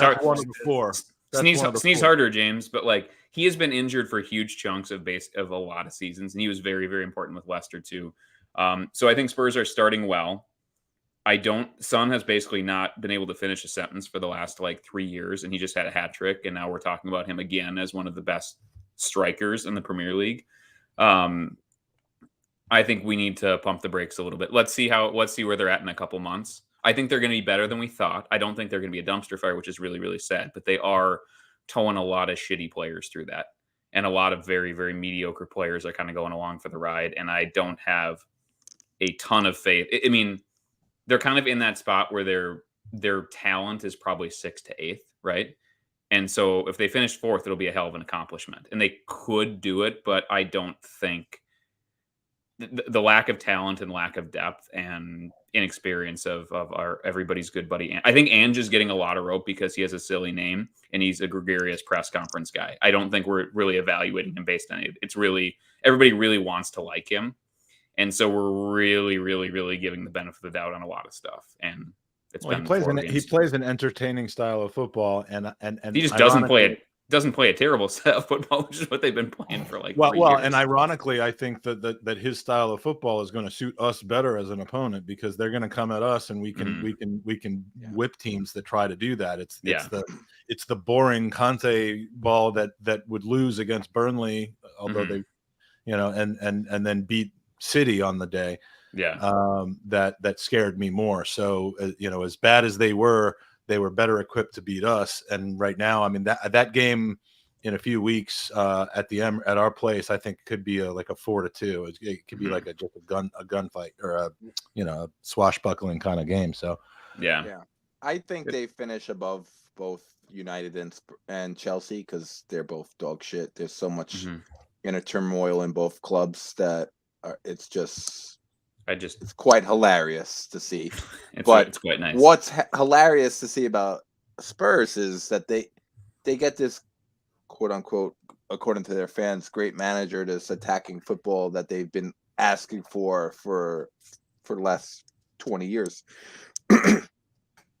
And they get him right after they sell their greatest goal scorer and greatest player of all time that's never won them anything. It's just like imagine Kane in that club right now, like what he'd be doing and how much of a threat they'd be with Kane playing with them and scoring goals. I mean, like, so that's just, to me, that I think that's kind of hilarious to see. Ryan Youngblood coming in with the haymaker in the live comments says Brighton finishes above Spurs, United, and Chelsea. I like that. I love it a lot. As long as they don't mess with us, I'm all behind Brighton. I mean, I love what they're doing there. I've been to the Emirates and watched them a few times, and they're doing everything the right way. I think third or fourth could be their ceiling this year, and I would like to see that because obviously it takes one of those other teams out. That's a hell of a ceiling for their situation. I think that there's going to be some mean regression. I think they've just lost a lot of talents. And when the games start coming, thick and fast with Europa, that they could end up having a bit of an issue. But if they have enough depth to survive that, and they get some luck with injuries, I want to root for them to excel. I don't want to root for Newcastle or Villa or any of those teams to excel. But Brighton, I almost, it's what makes you believe in Brighton is that they've acquired some elite talent. And they have a really, really good manager too. So a lot of times you have a really good manager, but you don't have the squad. Like, I mean, look at some of the managers who have managed really shitty teams and could barely get a tune out of them, right? But they have really, really, I mean, they're the elite recruiters. It doesn't last forever, by the way. To all the people want to jump on Brighton's band, like Leicester won the Premier League not long ago. They are down now because if you can't keep playing that same trick forever. But they are in the middle of that trick, and they are doing it at a pretty damn high level. And so, yeah, they are probably in the midst of their probably peak 3 years with this cycle. And De Zerbi is quite keen for the next giant job. So like he is probably the next person who's going to go to Chelsea and fail. So hopefully that happens sooner than later. Because I don't like him coaching a good team. I don't like it. I don't like him coaching his team at all. If he skips to another club, then Brighton are finished, by the way. But let's find another one. They'll probably pull here's what Brighton would. They go get Nagelsmann, and he'd be great. That's what they would do, because that's what Brighton do. Yeah, they do be doing good things. Seb, you're gonna have the privilege of asking the last question, the last statement, if you will, and we're gonna make this a little bit of a tighter, and that's ironic coming from me who rambles on and on. But Mike does have 4 questions that he's asking every single guest on the pod, and you 3 are going to have the privilege of answering it. And then, of course, we're going to have the raffle at the end of this hour. Have at it, Seb. Arteta at one day will have a statue in front of the Emirates. Believe it or not. I'll say disagree, and the reason is because of global warming. The Earth is going to end before it'll be at least 20, 25 years before you could have a statue at the Emirates, and we'll all be dead by then. Fucking A. I'm going to live through it. Magic, I'm going to live through it. You guys will all be dead. I'll still be alive somewhere. I live in the coldest. I live in the coldest part of the world. Yeah, he's going to have beachfront cans of food that are. He'll have beachfront property by then. I know. Just take it. I don't know if Arsenal will be around. We'll be Take a peek at Wisconsin Bay to my east there. Arsenal will be 30 feet on the water, but sure. Yeah. I'll say disagree as well. I think he might have a mural. He might have a stand named after him. I don't know. He's going to get some sort of. I think he's going to be good enough to get some sort of recognition. But I think than a statue. Well, maybe. I mean, it took forever for Arsenal to get one, and Herbert Chapman doesn't have one. He has a bust inside of Arsenal, but he doesn't have a whole statue. I mean, he has a statue in front of the stadium. Herbert Chapman? No, he has a bust in Highbury, though. In the Highbury, yeah, he has a bust in my lobby. And exactly, lobby. I'm going to disagree, but I think he's going to get some sort of honorary something. It just won't be a statue. I disagree too. My concern is that he has ties to Barcelona, PSG, and Manchester City. That's my concern. Everton and Rangers. Rangers. Mikey? Everton's going to be in League Two in about a half decade. So Real Sociedad and look, I do believe he's going to be here for over 10 years. Yeah. And because of that, I do think he's going to win some silverware. So he's going to be our Klopp. Yeah, this is extremely future casting, but I could see it happening because what he's doing, the way he's changing the entire club since his arrival, he's up there, almost up there with how radical the change was with Chapman and with Arsene Wenger. So future casting here, we're like 20 years into the future, but I can see him, even if he left the club with all the good ties that he had with Barcelona, Real Sociedad, and PSG, I think he's going to be leaving Arsenal. If he does leave Arsenal, is to be in very, very good terms. Yeah. So that's my. I'm gonna agree with it, Seb. Mikey, the floor is yours. Thank you. First of all, really, really quick, I'm going to put this up. Tom Sable sent this to me. These are the away kits in the Premier League this year. They're all pretty shit. I mean, is ours the worst one in that group, or is Manchester United's that they wore the other day worse? Or who's the one with the green? Oh, that's Liverpool. That's Liverpool's. I don't particularly like Bournemouth much. Dude, Palace is elite. Have elite kits and branding. Palace, all their shit looks so good. Why? Aren't they Macron? I don't know. Fulham's looks pretty dope. I like Luton. Luton Towns is pretty nice. Hey, Sebby, have you seen their stadium? Oh, yeah. Yes, it's amazing. Can you believe that you can see the laundry of the neighbors from God? They've talked about that so fucking much. I know that they were chanting like yeah. We see you in the bathroom or something. Chanting, like we see you in the bath. We see you in the bath. Yeah, the poor granny who's been living there for like 20 years. Like, well, those guys shut the fuck up. Like, it just gets louder and louder every year. More and more shit outside the house. Yeah, no, that's amazing. Their story. All right, so we got to whip through now. We got 4 of you. Oh yeah, 4 of you that need to go through the 4 questions. So and we've got 15 minutes left in the hour, including the need to do a draw here. So so we have your top 6 in no particular order. We have the Ballon d'Or winner. We have the first coach to get sacked this season, and we have your kind of out of left field pick, which I guess is kind of the same thing as your take it or leave it, which is kind of the same thing as your spicy take. But we're not going to be debating or arguing about this one. So, Mikey, we're going to start with you, so that we don't have to do you later. Your top 6. Arsenal, Manchester City, United, Newcastle is going to creep back up there. Aston Villa and Liverpool. Okay. Ballon d'Or. Unfortunately, it's a popularity contest, so Messi. All right. Coach. The coach, whoever the Luton Town coach is, I think he's just going to lose the first. He's just going to lose guy. Yeah, who I can't remember. Now, when you get sacked, do you have to go take a dump in front of everybody in the stadium in the bathroom? Or that's like... exactly what's going to happen. If he's the right kind of guy, that'd be a reward. That's like a severance package. He gets to do that. Dude, they're so bad. That's all. Forest they're fucking horrible. They signed to Heath Chong, and that was their big signing. And then what was the last one, Mikey? Your kind of out of left field prediction. Jesus, Mike, I keep on getting asked to do these. And I know in world football for this year, something that you wouldn't have expected to have happen. Okay. 5 Arsenal players are going to score 10 goals or more. Right. That's a little out there, right? Totally. Mm-hmm. Yeah, I don't think it's ever happened, if I'm being honest. That would be nice. Okay. Sebby. League is Arsenal, City, Liverpool, Brighton. What I got? 2 more.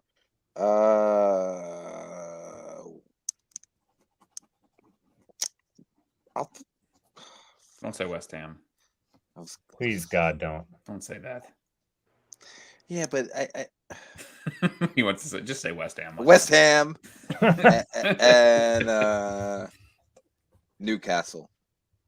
Wow. Okay. I think United and Chelsea are completely kaput. Okay. I love it. Your Ballon d'Or winner. It's getting worse. It's gonna be Messi, and it's just sickening that it's gonna be him. I don't want it to be him, but it's gonna be him. All right. First One manager to get sacked and get sent to the toilet in front of everyone. Eric Ten Hag.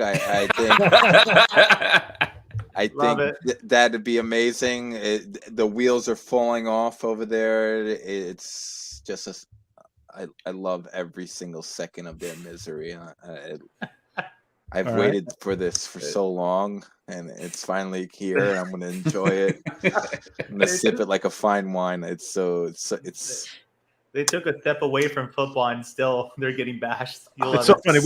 We've had two guests on today. I think was it Clive and Henry Winter that are like, and Akil, I think, that are like, I just can't get involved with with coming up with something that's going to have such a negative impact on somebody's life. And meanwhile, and then on the other side of thing, we have Sebby going, I'm going to drink the tears of his grandfather. Yes.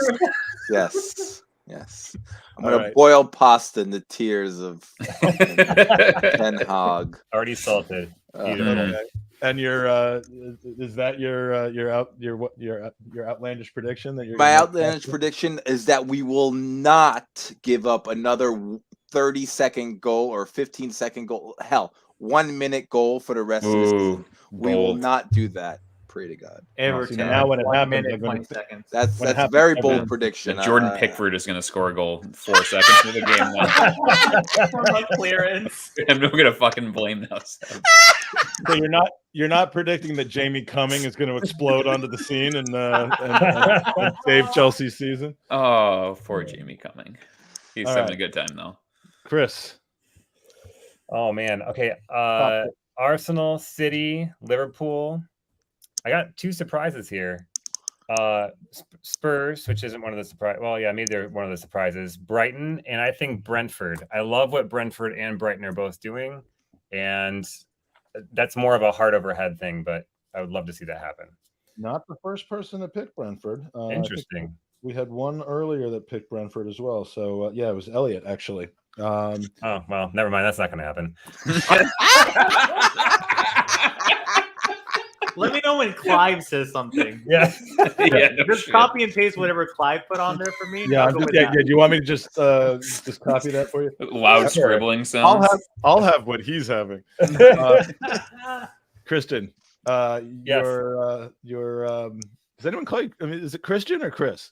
Or Christian is what I go by in my actual life, but these three bozos right here call me Chris, so it's fine. I call you Christoph. In the back channel. All right, Sea Dog. Ballon d'Or winner. It's Messi. I said it earlier. I think it's going to be him. They want him to win it, and he's scoring a goal a game. I just think that they're going to feel like they're compelled to give it to him. His PR is too good. The first coach to get sacked. Sean Dyche. Oh, Everton is just absolutely pathetic, and I hope after we defeat them, will he bookend his Everton career with games against Arsenal? That'd be amazing. That would be amazing. I would love it. Yeah, that would be poetic. And you're out of left field. Oh God, what was I going to say? I'm going to say Chelsea finished bottom half again. Wow. Okay. I love that. Because you know, I'm all about the Schadenfreude. I had to do that. Yeah, that's good. I like that. So I'll Kelly, drink to that. So my top 6 will be Manchester City, Arsenal, Liverpool, Manchester United, fucking Spurs, and Brighton. We'll say they pip at 6. Is that 6? That is 6. Okay. All right. And your Ballon d'Or winner? I'm just for sake of argument, I'm going to say Haaland. I think it's going to be Messi too, but I think maybe people will actually look at the fucking stats and watch some football and not just go narrative street. I think it's going to be Messi, but for sake of argument, I'll say Haaland. Okay. He should be running him. I mean, he should get it, but he should run him really close, even if they're stacking it for Messi. Should be. Yeah, for sure. First manager sack, I agree it's going to be Sean Dyche because Everton think they're not a small club. And Dyche is absolutely horrible. And he probably should have gotten fired in the offseason. They're terrible. So they're going to be thrashing ground and probably be on 3 managers by the time they finally go down, mercifully, this offseason. And then big surprise, I am going to say that there is going to be there's going to be an Arsenal player in the FIFA Pro World 11. So one of the best 11 popularity contest, best 11 players in the world. And I think that is going to be William Saliba. Nice. Love that. Okay. I'm actually going to do mine now because I feel the brethren with you guys. I'm bestowing this upon you. He's bearing in the middle of the night so nobody hears. Yeah, exactly. Yeah, this is that's pretty much. Don't mess it up. There's 101 listeners right now. Top six. We added 5 listeners to this. Yeah, you have held court. I love it. It's fantastic. So we got City, we got Arsenal, we got Liverpool, we have Brighton, Spurs, and I'm probably gonna have to say United. Which if my prediction from earlier, where I agreed with what I think it was Kelly's prediction was, then that means Spurs is finishing 4th or 5th. So Messi will win the Ballon d'Or. It's not about who you think should win; it's about who you think will win, and I think he's going to win. I agree with Sean Dyche being the first coach to get sacked. And my out of left field prediction is that sometime before the end of the Euros next year, which is, I guess, when we can officially consider the calendar closed, a player in top level world football will be injured seriously by a fan invading the pitch. Wow. Oh, that is dark. It's very uplifting. It's very uplifting to talk about that sort of thing. But that idea came to me watching the Brazil game the other night. I mean, they had like 84 people coming out of the stands. There's one guy who got he completed the Brazil team before any cops came onto the pitch to try to take care of him. He went to like 3 or 4. He went to Vinny, he went to Neymar, and that shit keeps happening. Somebody's going to go there with some Monica Seles intention. Thank goodness Gabriel was on the bench by then. Yeah, I mean that is true. That was a little scary, but yeah, I mean it's just not everybody's just out there to take a selfie, and that's somebody hit. I'm just trying to break the mood because Mike is such a downer at this point. It's going to be Goldbridge is going to go after there with like a 2x4 going after the United players. Goldbridge is like dragging him by. Is that Hacksaw Jim Duggan his coming video on game chair over his head? He's gonna walk out there. He has a booger hanging out of his nose. The wrestling comment. Yeah, me and Magic Mike are going to start not another wrestling podcast. I love that. We've been talking about that for years. I mean, we it's called not. And I'm telling you, we're going deep in our bag. You doing a podcast tonight? Nope. I'm telling you, we could get Charlie Watts to come on it. He loves it. Yeah, he loves wrestling. So we'll get Charlie Watts and Troops.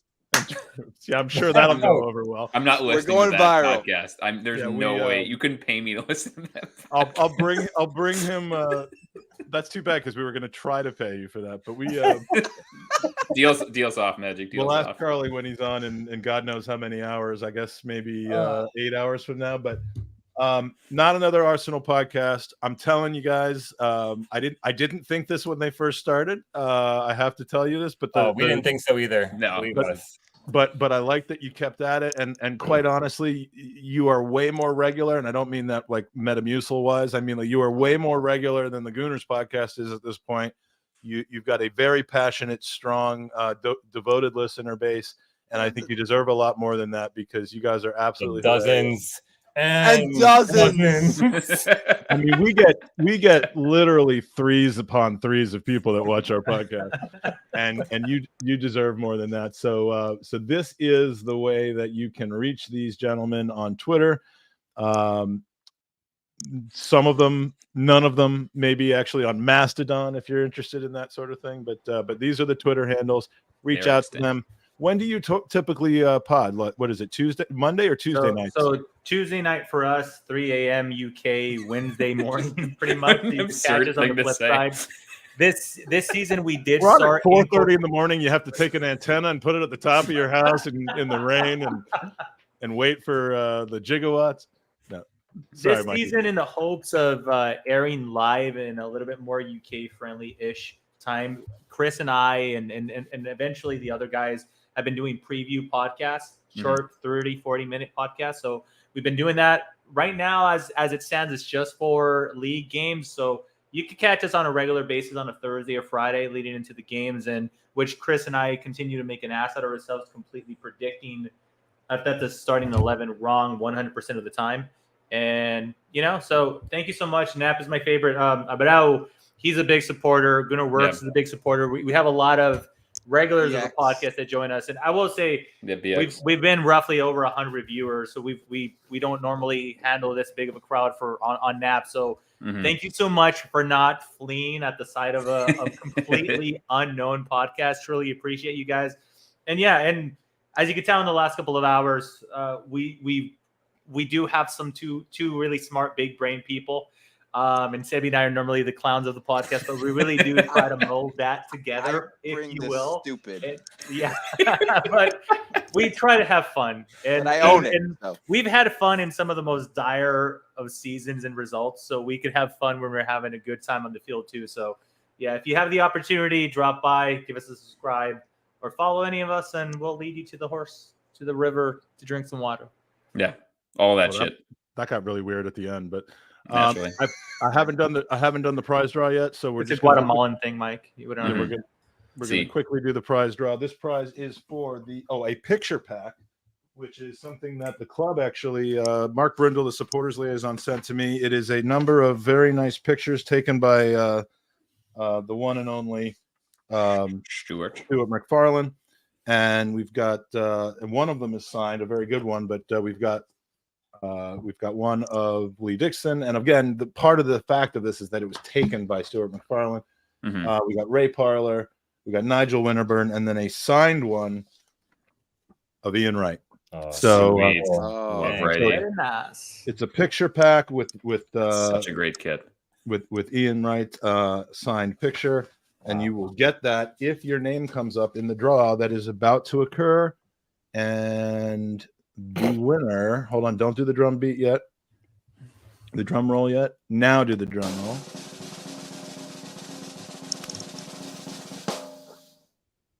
Now do it again. The winner. Love it. Tom Sable. All right. Tom is in the house. Hey, Tom. He's staying up late with us. Tom has won the picture pack. Wow. I can Nice. personally deliver that to him very, very soon. So awesome, Tom. You are still eligible for a second prize. I'll have you know. So you've got the pictures. You're still eligible for a Cat A prize, which are mostly jerseys and signed kits. So great, Tom. Always love when the winner of the prize is actually in the chat at the time. So, fellas, thank you so much for joining us. Love all of you guys. And anytime you're down a man and you want somebody to stand in, reach out. Herz. I always hit up Jared and ask him. You son of a bitch. All right. Love you guys. Take care. Magic. Thanks, guys. Catch you later. All right. So, Mikey, you have some business to take care of? I got some business to take over. I'll be right back. You go ahead and introduce our two next guests, and I will be back shortly. Okay. We are entering our number, 9, 10, 11, 12, I believe this is. And we're going strong. So joining us today, I am very, very happy to have two gentlemen who team together to look at football in a slightly different way. And one of them I've met, one of them I'm meeting for the first time now. So we'll start with Scott. Good to see you, Scott. Yeah, how you doing, Mike? I am doing fantastic. I'm feeling better than I thought I would. I haven't got lots of energy. Haven't needed to dip into the energy drinks yet. So see it coming pretty soon though. And we also have Adam Ray Vogue. Adam, it's so nice to finally put a face to a name. Hey, Mike, good to see you. And as I like to say, yeehaw. Yeehaw. All right. That sounds good. And let's do this. Let's do this. We're talking about practice. So let's see. Where's my my introduction here? First up, a man who I'm finally meeting for the first time. We've communicated on Twitter, most famously in the middle of an argument that he was having with Aston about Kieran Tierney and his market value. Winning. When our own Aston referred to us having had a financial expert on the pod, meaning Kieran Maguire, and Adam posts a picture of me saying, "With all due respect to Mike." So that's my favorite tweet. That was very funny. And it's Adam Ray Vogue. What's up, man? Not much. Just coming at you live from a house full of sleeping people because it's 11 p.m. where I am. So, yeah, I'm wired. Well, that's good. And my goal is to see some young child walk behind you and go, "Daddy, I'm sleeping." I mean, which would be even weirder if they're not one of your kids. And of course, the other half of Cannon Stat, a guy Andy Rhodes is allergic to because he's covered in crab cakes. He's got the joint highest XG and the punching above their weight with their with their wife department, along with me. Yeah, you can say that she's a real person. You've met her. She is. She's legit. She's not she's not a pretend person that you created online. It's someone who's had a crash course in the last 6 months of what being at a pub with me is all about. And I think he still likes me. It's Scott Willis. Yeah, I do enjoy. Yeah, you're a fun person to hang out with, and I would gladly, given the chance, to do it again. Well, we will have that chance, I'm sure, and we will do it again. So, couple quick housekeeping items. We are collecting money that is going. We're actually not even collecting it. We're asking you to send it directly through goonersvcancer.com to the Leukemia Lymphoma Society. And we have raised this year, starting in the middle of July, over $25,555 for the Leukemia Lymphoma Society, which I am absolutely thrilled about. Since we started collecting for this specific event, the Pod-A-Thon, we have raised $10,255. And so thank you to everybody that's donated. Donations are slowing a little bit. I think that might have something to do with the time of night that it is in various places and the fact that we've already gotten so many great donations. But if you haven't yet, please do consider tuning in for the rest of the podcast and also going to goonersvcancer.com. If you have questions that you would like to ask Adam and or Scott anytime throughout the hour, please put them in the chat. We'll mark them and we'll ask them a little bit later on. One of us has a little bit of an echo. It sounds like a police scanner, but I think it's my own voice. But we'll move past that. And so I love stat. Believe it or not, I love stat. I grew up as a math nerd. I mean, I took algebra at 12, trig at 14, calculus at 15. And then for some reason I got to college and it became about business and finance and, the ladies. So somewhere along the line, the world of statistics zoomed so far past what I was accustomed to at the time with, RBI and yards per catch and that sort of thing, that I just stopped trying to keep up, which is why I love having you guys on, because, keeping us straight about what we're seeing, what's, how we should be looking at things compared to the eye test as a supplement. So there's a lot you see in the main camera's coverage of a game and a lot you don't see, but stats catch a lot of this. So my first question is, do you, given the way that you approach football statistics and statistics in general, do you think you watch games live differently than most people do? Or do you watch kind of with a disconnect to the stats and then collect the information and kind of review them in a more contextual way? Adam. It's a great question. I think I watch Arsenal specifically differently. I think that contrary to what a lot of my bigger haters on Twitter might think, I think when I watch games that I don't have an emotional attachment to, I actually would probably lean really heavily toward the eye test.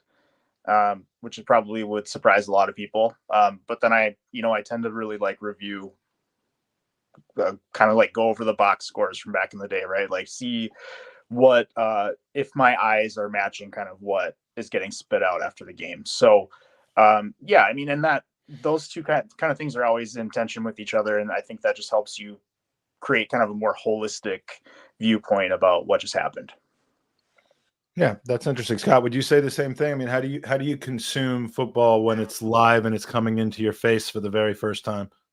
So typically my first watching of the game is more emotional. So I typically will watch the game twice. And I've actually started publishing all my notes that I actually take during a game, because I am a big fat nerd that I write all my notes that the minutes, the things happen, things for me to want to come back to, and especially when I'm having to write about the game afterwards. So that's something that really helps me.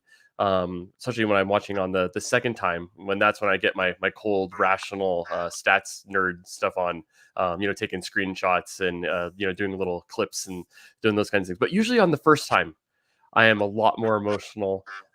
There's times where I feel like I need to hide behind the couch. I need to do the classic, the gold bridge where I'm hiding behind my chair. I'm scared of everything that happens. So I think that is something that definitely happens with me. There's sometimes when I'm watching other teams where I can be, kind of turn it off and do those kinds of things. But yeah, I absolutely will definitely get emotional about games. When I go to like a pub or something like that, because I've done that on a handful of times. I totally turn off everything and I just go like as a fan and do that kind of thing. When I was at the game in London, I can barely remember the game, partly because I drink a little bit too much. But it was a lot more as a fan. I did not do any stats or anything like that. So it's interesting. Yeah. So the first time, a lot more emotional. Second time, cold, rational. Yeah. And it seems to kind of be and that's because the trendsetters, Arsenal Vision, have kind of made it this way. But the rewatch of the game, I wish I had time to do that. But and I'm not watch trying on 1.5 speed, and that really helps me to squeeze it in. I like that. The same way we listen to the podcast. I listen on double speed.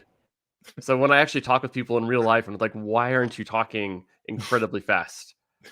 Which is actually, if you actually talk with Elliot, like he does talk fast. Yeah, he talks in double speed. So if you listen to that in double speed, it's like. Yeah, but I don't know. People on the West Coast talk fast, and so that's something that I'm used to. And people have told me that I need to slow down sometimes when I'm talking. So I don't know. I like that. My brain processes things fast, I guess.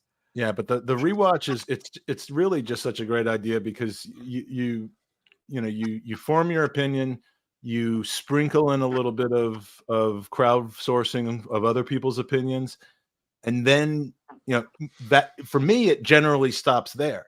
So you either kind of hunker down and say, well, I don't believe what they're saying, or maybe in some cases, especially when there's drinking at a bar, and you've just kind of got this dulling of remembering every little thing that happened during the game. Like for me with the Fulham game, I was living and dying with every kick, but I couldn't really tell you what happened in most of the game because we were at a pub. But the rewatch it really allows you to kind of reconcile them and bring them back together again. And then of course you take it to another level where you start to compile information about it and that further can guide you. Now I'm going to put this up on the screen. I'm going to want you to explain it to us. And this is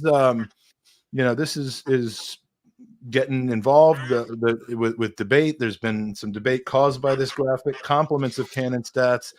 The first part of the debate is, should people really credit the creditor of things when they post them as their own? I love how when people get pulled up on taking people's content without crediting them. But I think so. We have not spent very much of this podcast, believe it or not, in 11 and plus hours talking about Kai Havertz. So yeah, and I apologize, Scott, if you move to your left a little bit. So what is this meant to represent, and how should we read this? As far as is this essentially telling us slow down on the anti-Kai Havertz narrative, or is this up for interpretation? Explain it to me like I'm 5. Well, one thing, like at this point of the season, like it's way too early to make any sort of concrete, decision on a player. He's only played just under 490s with the team, so that's something that already is hard to say. I made this and I've been posting them kind of weekly because it feels like things are out of whack with the overall perception of Kai Havertz and what he's been doing with the team. I don't think he's been amazing by any stretch of the imagination or anything like that, but I think he's been fine. I know my other it is actually to my right when I move this way, not my left. It's left We'll on the screen move because in one everything's weird. direction, and then we'll tell you whether it's the right direction or not. Because I would love to see you while you're talking. I think it's to your left, but I went to my right. Yeah. So when I he wants to go to his left, then. So if I move this, then I'm there he is. So when I'm looking at this, this is the midfield template. So this is comparing the stats on a per 90 basis to other players that have played over the last, I think it goes back to the 2015-2016 season in the Big Five leagues of Europe. So that's the basis for the comparison. So these are players that are midfielders or at least line up in midfield positions. It's a debatable, has Kai Havertz actually even played as a midfielder here? Or is he more of a second striker, auxiliary attacker? Positions are always hard and malleable with how people kind of pick things. So that's the first part that makes it hard to be able to make these comparisons. But then the second one here, kind of looking at it, it's these are what I'd kind of consider key stats that I would kind of look at. So you have the upper portion is the attacking metric. So you're looking at shots, you're looking at expected goals, you're looking at creating for your teammates. So you're looking at XA, key passes, being able to get passes into the penalty area. And then you start getting more into the ball progression stats. So being involved in build up, that's your XG build up. Passing efficiency, so that's your actual passing compared to your expected passing. Progressive passes into the final third, progressive carries. So it's just a trying to figure out the things that you want to see from midfielder and seeing where they're excelling. I think it's interesting to see the overlap between Xhaka and Havertz. They're playing a similar role, and I think they're playing it at a pretty similar level, with maybe Kai Havertz doing a little bit better in the attack. Granted, Xhaka doing a little bit better in some of the ball progression metrics. And I think that matches how you would expect to see from the two players. I think one of the things that's been the biggest surprise for me is Kai Havertz's defensive output, being able to do those kinds of things. I had that question mark coming in. Was he going to be able to do it, stepping up more as a forward at his time as Chelsea? He hadn't really played midfield since his time in Germany. So I think that's been a really positive thing. So I wouldn't say this is a conclusive answer to has Kai Havertz been a bust or anything like that. But I think it does kind of put a little bit of context that the performances haven't been as bad as perhaps some of the narrative.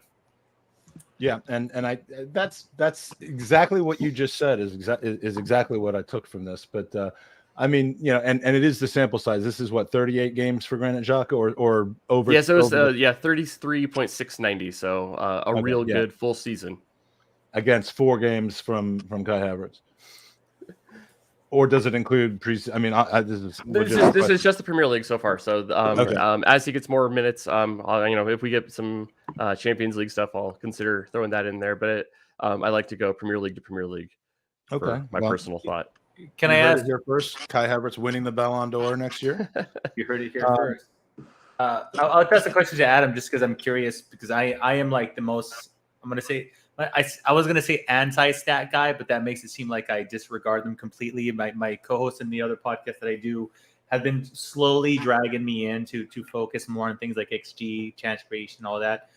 Has there ever been a case for any of you two in which what your eyes see does not match up according to the stats that you end up seeing at the end of the game? Like, does the emotions ever get back to you and you're like, okay, Kai Havertz created this many chances, God, I think he had a superb game. So, but the stats may not reflect, or vice versa, the other way around. That's a tough question. I think some of the guys like me and Scott who maybe are taking a little bit less of a reactionary approach to this. I know I certainly don't go right and dive into the stats completely right after the game. Usually I'm waiting until like FB Ref is posting their recap to really look at it. So I've kind of cooled down by then a lot of the time. I think that if I had to like go off of just memory, I think one of the things I would probably think of is like particularly direct attackers. There have definitely been times when I felt like those guys have wreaked like complete havoc on their opponent, and then you go to the stat recap the next day and you see like this guy's been dispossessed 5 times during the game.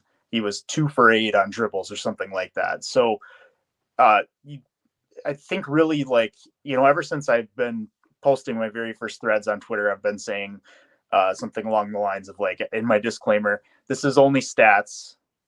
You should always combine it, right, with the eye test, because there are things that just aren't showing up.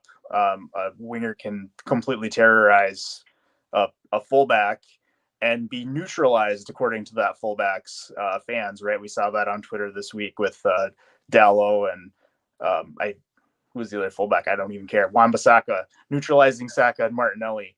And that, to anyone who watched the game, clearly was not what happened, but I think they used some numbers to justify that, right? So I feel like that's where I feel like I've seen it the most, is with those, like, really direct forwards. But yeah, I don't know.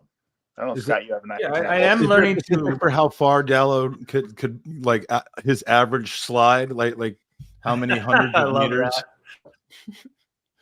I was gonna say I am learning to appreciate some underlying stats, and most of it has started coming from not only the defense of Kai Havertz, but I started doing it with Shaka a little bit more with what he was providing. And Odegaard, I think he just had an interview while he was away on an international break where he was saying that sometimes he could feel like he played horrible, but score a goal or provide an assist, and fans are like, "This is the greatest Ballon d'Or future winner ever," right? And sometimes he's like, "I wasn't even heavily involved in a goal or an assist, and I feel like I played superb." So it's always a nice fine balance. I think there was a brilliant comment in there.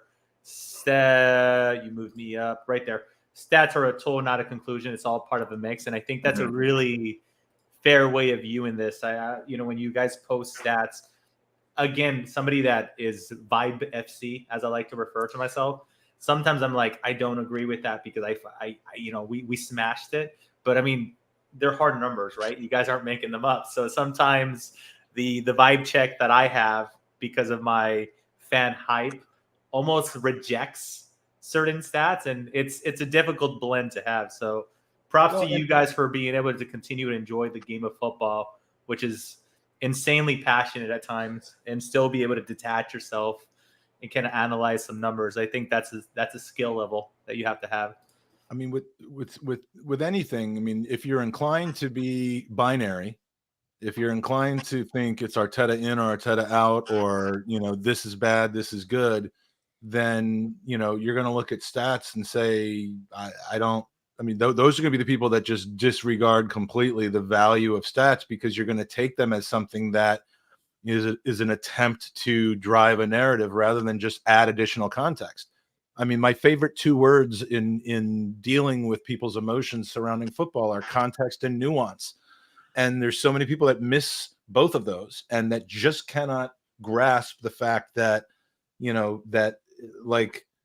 if you're pushing a golf ball around the ground, you push it a little bit and you push it that direction and you push it that direction. It isn't just smacking it this way or smacking it that way. It's a titration of your feelings. At least I feel it should be, which is why, and when you have that, you tend to build more patience into your life. You tend to build more tolerance in. You tend to be less of an asshole. I think in scientific terms, and ultimately, whether you're proven wrong or proven right is less divisive to people in that situation. But one of the things, as there are certain statistics in sports and in life that are 100% completely objective.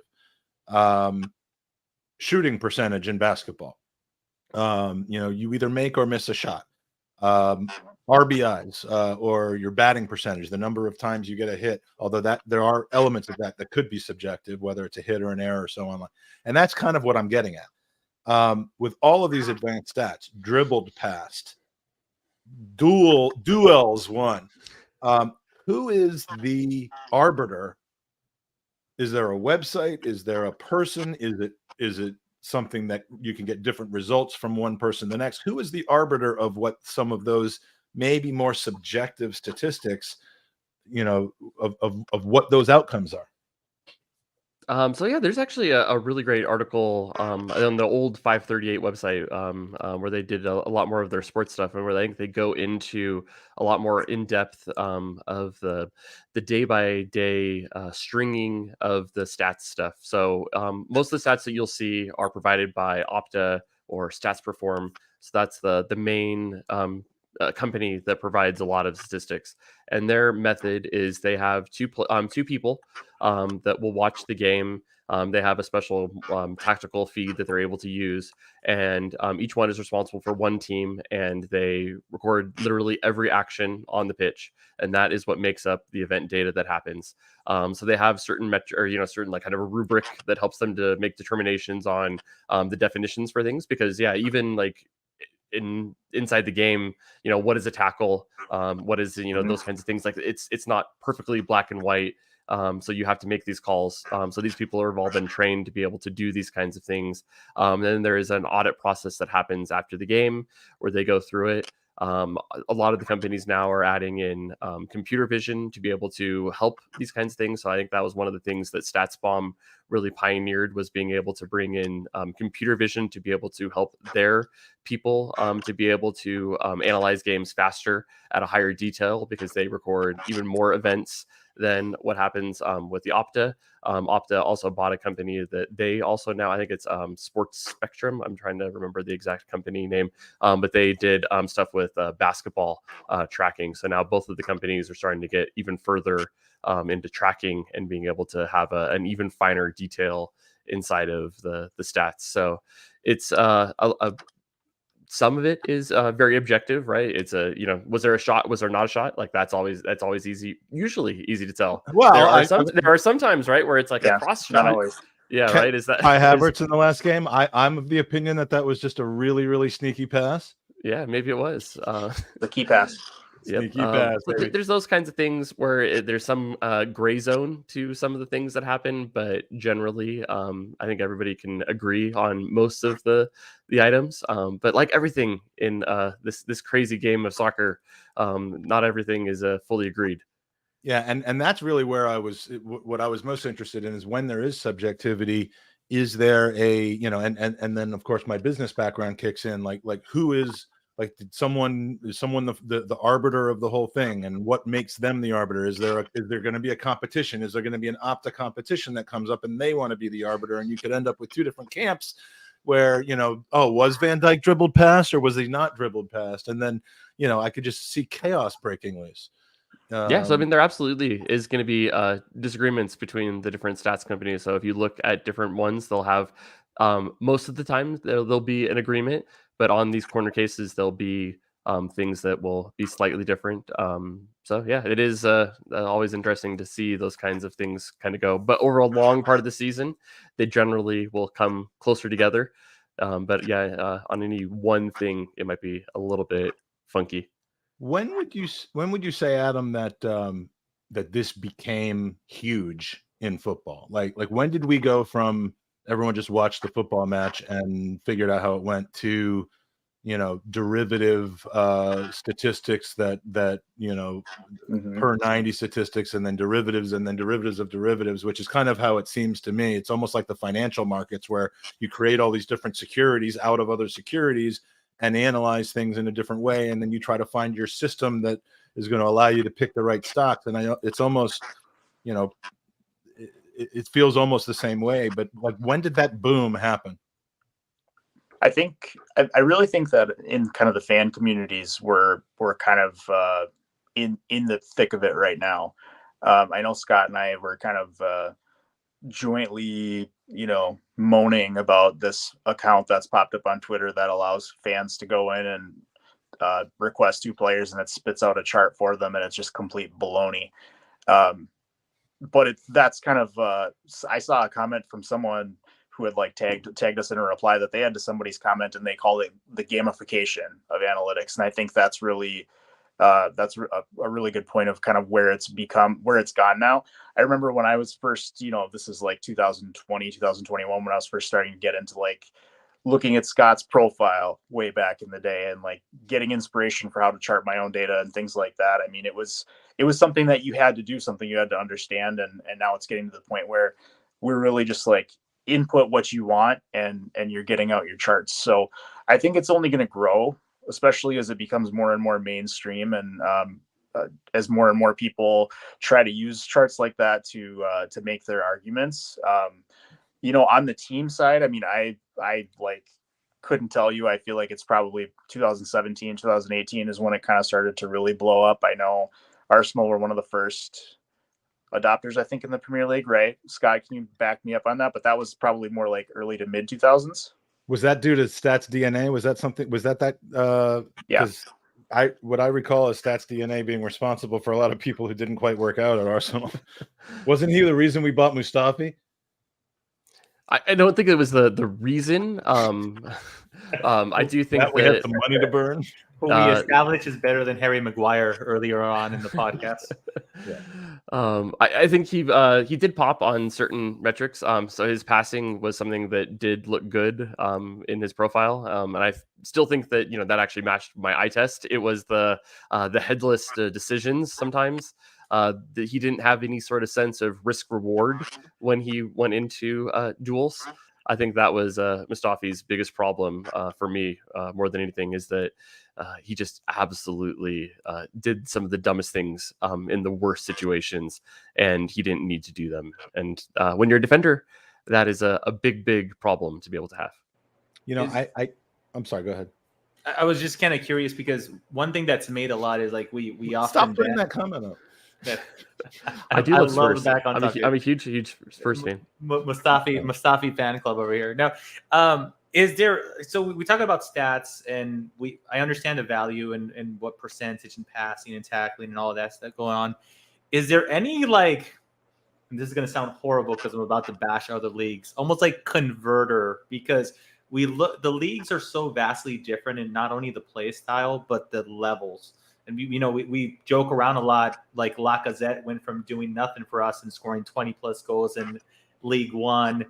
Tonali, his talents seemingly are overlapping and doing well over here in the English Premier League. But we see so many players that, like Milan, right, currently with Pulisic and Odoi, and Tammy Abraham with Roma, et cetera, they go over there and they're superstars. They're very well regarded in Italy. The fans love them, but you take a Serie A player over here and it doesn't always translate. So is there anything to kind of balance the perspective out of a player that scores 40 goals? Look, we talked about Pepe. We spoke about Pepe earlier on. He came to us being like a world beater in France, and whilst he had not the most horrible of time with the Arsenal, it didn't exactly translate. And there's so many examples like that. So is there any way to kind of balance that out, or we were just relying on how those stats play out in whatever league they're playing? I think Scott and I both have pretty strong takes on this, right? I know Scott and I are both believers in weighting the raw stats that we're pulling from other leagues.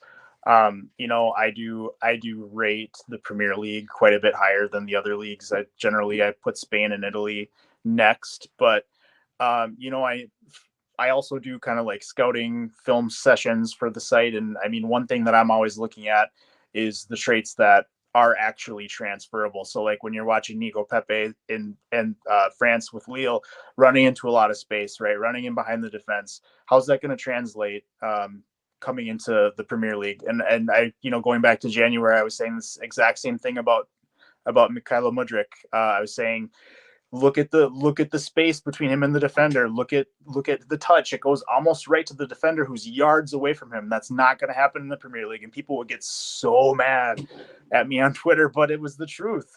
So I'm looking for things. Are they operating in really tight spaces? Are they physically up to it? Are they mentally up to it? Are they a head case?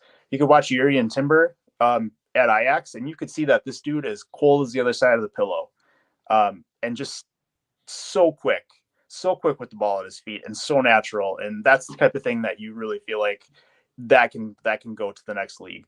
Cody Gakpo is a great example of kind of the opposite. In the Eredivisie, he was one of the leading dribblers in terms of like number and percentage. But if you would watch him play at PSV, I don't think you would come away thinking that this guy's going to go to the Premier League and he's going to be the next Alan Saint-Maximin because he's going to get tons of dribbles. He's not going to be Adama Traore. It's not the same guy. So I guess that's where I'm coming with the eye test and the stats.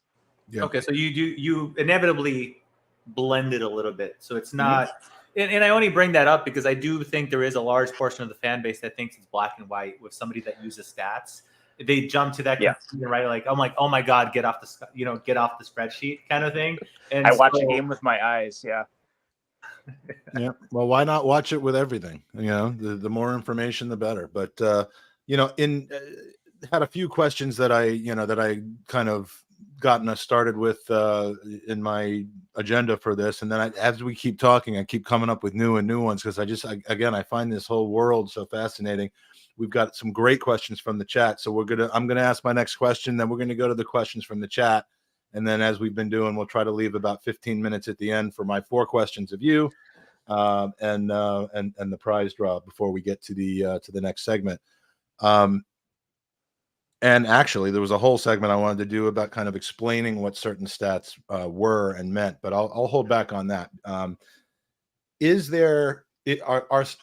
advanced stats ever predictive in nature, in and of themselves? And I'm getting at the gambling thing.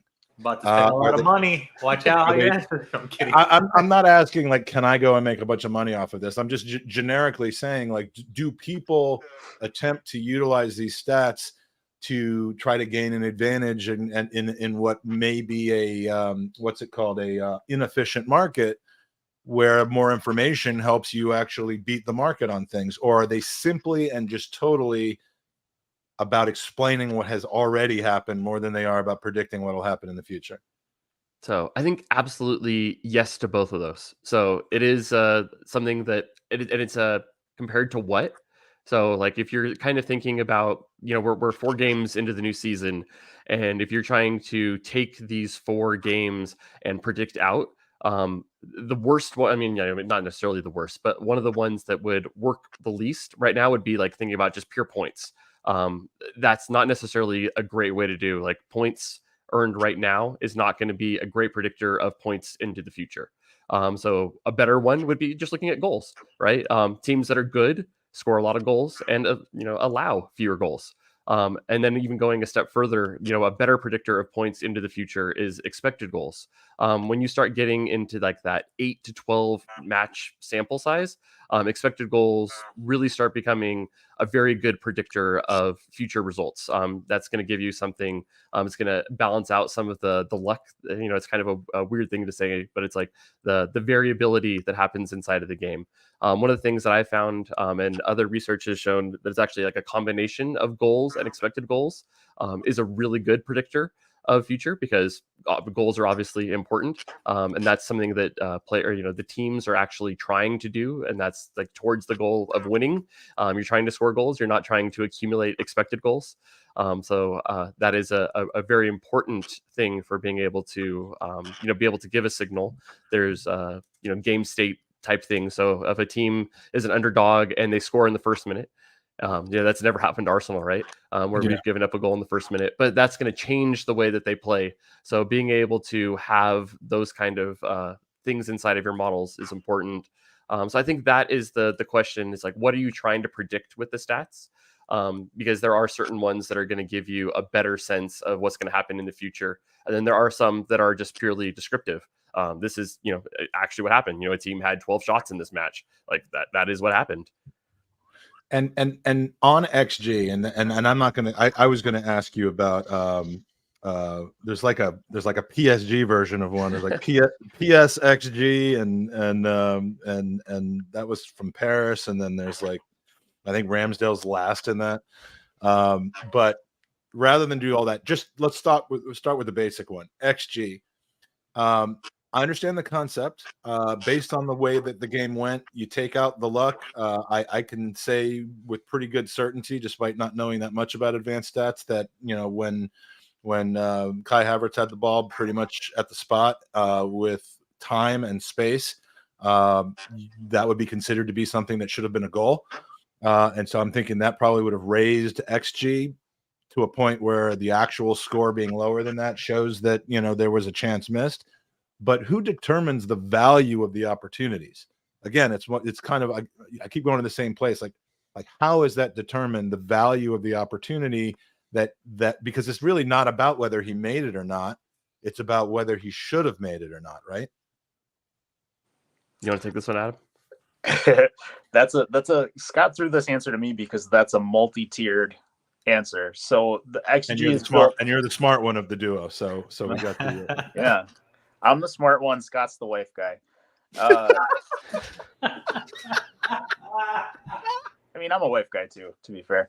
But no, so XG is built off of all the data that's been collected previously. So when Kai Havertz is taking a shot from spot X on the pitch, what these models are doing is taking all of the opportunities that have occurred from the same spot and using that to estimate what the typical odds of scoring are. So if 99 guys have scored from one spot out of 100 chances historically, that should be 0.99 XG, basically, right?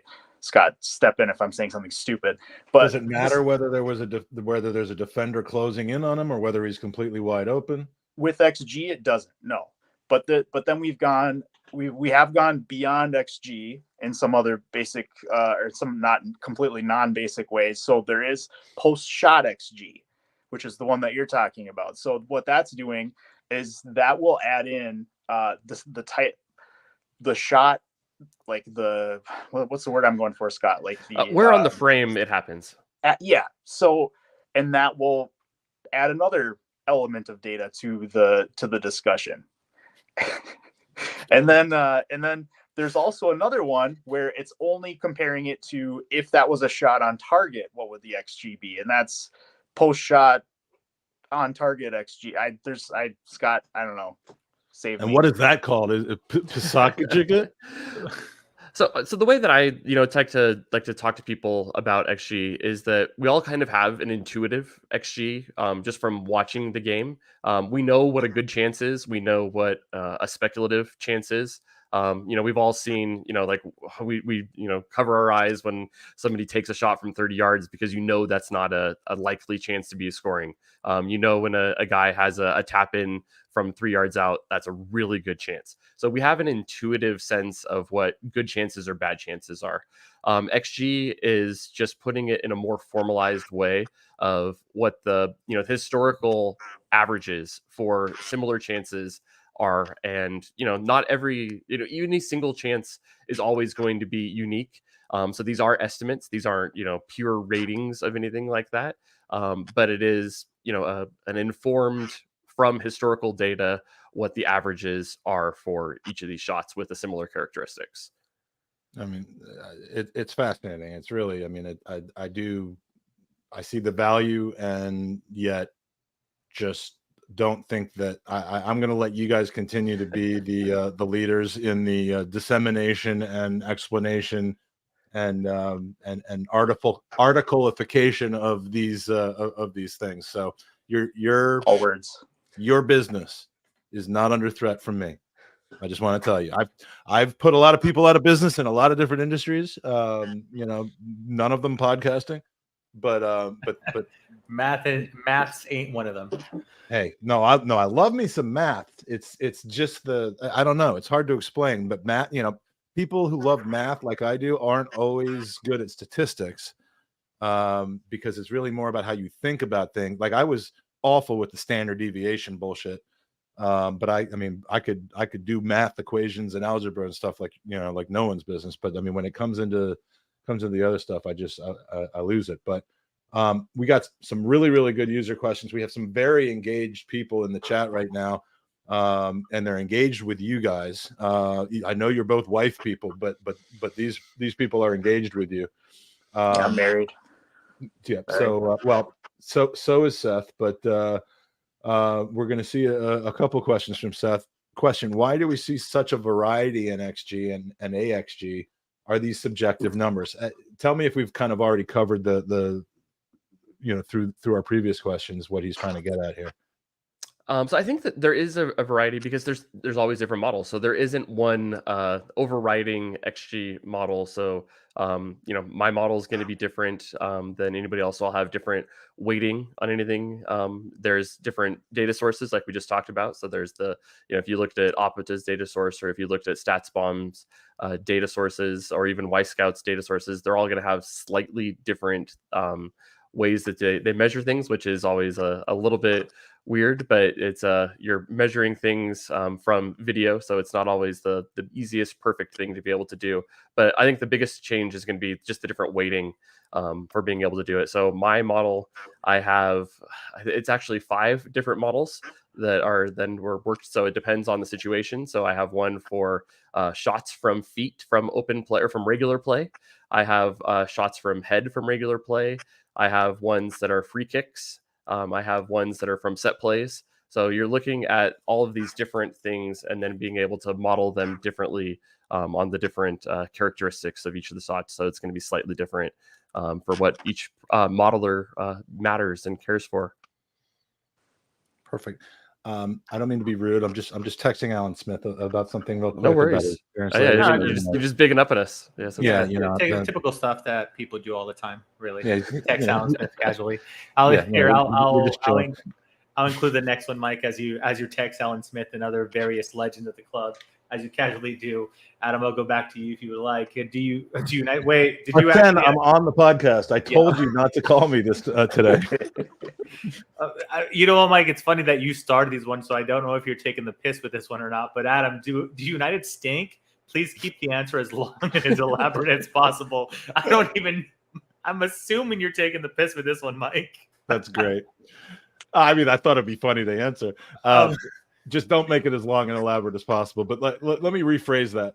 Do their statistics lead to any sign of them, that they're underperforming their potential and that they'll actually get things right this season? I don't think that I've seen anything in the first 4 games that makes me especially worried about them. I think, looking at a lot of their creativity statistics. I mean, they created a lot against Spurs and they didn't really accomplish anything from that. So, I think that the best measurement that I have is what they did against Arsenal, which was basically next to nothing. I mean, that's the simplest way I can think to put that. Okay, I know that was a little bit of a banter one, and Mike is texting Burkamp now at this point, so I'll kick the ball back to you, Scott. And here's an interesting one because I like the sense because I get to know where you guys are coming from with all this. And here's a question for both of you. Scott, you get the bite of the apple first. Do you have a stat-based background outside of the Arsenal? Peter himself is a huge, big nerd/geek for analytics outside of football. So I went to that was all my schooling. He has a great avatar. I just had to put that in there. Sorry.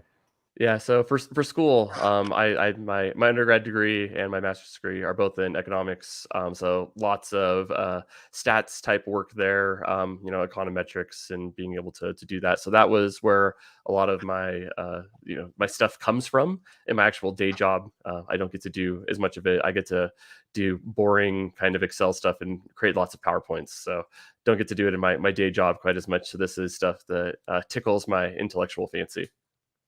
Very nice. How about you, Adam? I'm more like Mike. I was good at math in high school. I probably should have had some sort of math, major in college or university, depending on where you're watching this from. But I went into English to be a writer. Was a journalist for a while. I've been keeping stats notebooks since I was a kid, though, and just always interested in understanding what I'm watching. So I don't know. It's always been one of my ways that I connect with the game, whichever game I happen to be into at the time. And you said you guys linked up basically by, Adam, you discovering what Scott was already doing and reading his stuff. And how did you, apply for friendship? I think I reached out to Adam and seeing if you'd be interested, because I think you didn't really have like a great home for a lot of the stuff that you were doing. But I really, really liked all the stuff that you were posting. And I thought that it would, just really kind of dovetail nicely with what I was doing. So yeah, I was very, very excited. So I think that at least that's how I remember it. Yeah, no, Scott had to really like sweeten the deal, but that's how it happened. From my early days on Arsenal Twitter, I would follow Scott's stuff. I would follow the crab stats, and I always kind of looked at him as kind of like an OG and inspiration, along with Orbinho, although I'm blocked by him now. When How do you get blocked by Orbinho? Were you criticizing? I've never heard such the almighty Orbinho's methods and his takeaways from his numbers. That's how you get blocked. Number of people don't like being challenged on numbers, I guess. But so when did you stop being that crab, by the way? I just, it was a weird one where that went back to, so I grew up in the San Francisco Bay Area, a Giants baseball team fan. And they had a mascot called the Crazy Crabber, which was back in the late 80s. And he was an anti-mascot. He was a mascot that you were supposed to hate. But that made him almost a cult hero. Yeah. He's a heel. I love that. Yeah. So this is back when the team was absolute bottom basement, horrible team. So they were trying to like make it so like they didn't, you stopped hating the team and you hated the mascot. So it was a perfect marketing thing from this team. That's awesome. So that's where I took the original kind of the crab inspiration from. I used to write about the Giants, and but then I decided I wanted to be more professional, so went with my name with the switch. Beautiful. Well, and Scott J. Willis is much more professional. So Tony Resendez, who's been both funny and asking really good questions, which is the lethal combination, says, if there's one stat that you wish the general public understood better, which one would it be? Is it EF 25-7XXGA1, which tells us that Fabio Vieira is a £100 million player? I don't know. There are a lot. I don't know if there are any statistics I wish that people just understood, but I think a lot of times I'm running more into the application of statistics and the understanding of what they mean. I think a good example is anytime I see anybody cite pass completion percentage, I'm like, who cares? I do not care. How many passes did they complete during the game? I do not care. So just really looking at more like what do the stats mean is something that I wish we had a little bit more of. I post a lot about center back stats in particular, and I say that the center back stats are the devil, and I don't dance with the devil. And I think that a lot of people misuse those stats too. Yeah, I think I would echo that. I think it is less that there's one stat that people use wrong. It's a lot more about the understanding the context of what they mean. I think defensive stats are probably the biggest one. I think we have in the stats community, I think there's a better understanding of attacking metrics, because the incentives for attacking metrics line up a lot better with what you're actually measuring. Because the goal of an attack is to try to score goals. So, that flows backwards, right? You're trying to, create shots. You're trying to create good quality shots. You're trying to get passes into dangerous locations. And those are things that are really easy for us to measure. And we understand the intent. With defensive actions, you're trying to prevent something to happen. And that isn't always something that aligns with the event data that we have. You're trying to sometimes measure the absence of something, and that isn't always going to be lining up with doing a tackle, right? There's I think the classic line that it's like, if I made a tackle, that means I made a mistake. And I think that is a very good truism, right? It can be positioning, it can be cutting out a passing lane to make it so that dangerous pass didn't happen. But how do you measure something that didn't happen? And I think that's something that people should probably do a little bit better to understand some of the context around, the limitations of the stats. Yeah. Mike, can I bring that last question in from 312 Gooner up? Yeah. I'm actually curious and it kind of relates to the Shaka / Havertz conversation that we're having, because we're comparing the full league to 4 games. Q from 312 Gooner. When do stats cross the line from small sample size to enough to draw conclusions from, or does it depend on the stat? Yeah, I don't know, Adam. Where's your kind of your baseline of where you like to start looking at things? I think I've noticed that Scott and I are around the same on this, so hopefully he's not going to shake his head at me here. But usually I will not chart anyone on any of my templates if they haven't played at least 900 minutes. That's 10. That's 10 full games, and that's what I feel is about good. I mean, if you're looking for like broad conclusions, I think that there are some stats that you need a lot more than that. We're talking about Ramsdale with post shot expected goals versus his goals. With keepers, I think you need multiple seasons. Finishing stats, I think you need multiple seasons. But short answer, made long, 900 minutes. Yeah, and I think there's part of it is that we don't always have that luxury of being able to wait for the samples to become the size that we would like to be able to do. So you sometimes have to try to squeeze as much out of that lemon that you can, and you just got to make as much lemonade as you, even if it's less than ideal. But that's, again, going back to understanding the context and understanding the limitations. So sometimes you have to make those small sample size things, but then your conclusions need to match that, where you can't be quite as strong with your decisions that you're being able to draw from those. Okay, perfect. We are, the conversation went. I got so deep into the conversation, I lost track of time. I know we could do another hour at least, but yeah. No, well, we can, and that's the good thing about the Pod-A-Thon is that while we're getting 50 different guests on and 25 different segments, we now have a platform upon which we can have you back on again another time. I mean, we, our podcast is in its height of what we're able to do is both game recaps and banter fest, but also talking about, what I prefer doing actually is talking about interesting topics that, are a little bit off the beaten path of exactly just what happened last week. So we're going to get back to that. I keep saying that, but I promise we're going to get back to that, and we'll definitely have you guys on again. I got to get your answers to the 4 questions, and because we're running up against the end of the hour, let's go through these. The 4 questions are your top 6 in no particular order, your Ballon d'Or winner, your expected first coach to get sacked in the Premier League, and then some kind of wacky out of the normal realm prediction for world football this year. And we'll go to Scott first for his top 6. All right, my top 6. So I think that there's a relatively easy 3 or 4 to pick. So I think Manchester City, Arsenal, and I think Liverpool. So I think those are 3 that are really easy to pick. After that, I think it becomes a lot harder. I think I'm going to say Chelsea, United, Brighton. All right. I'm losing my very favorite team, Spurs. I couldn't include them. As I've personally witnessed, I can tell you. Ballon d'Or winner. I think it's gonna go with Messi. All right. First coach to get sacked. I think it's gonna be Eddie Howe.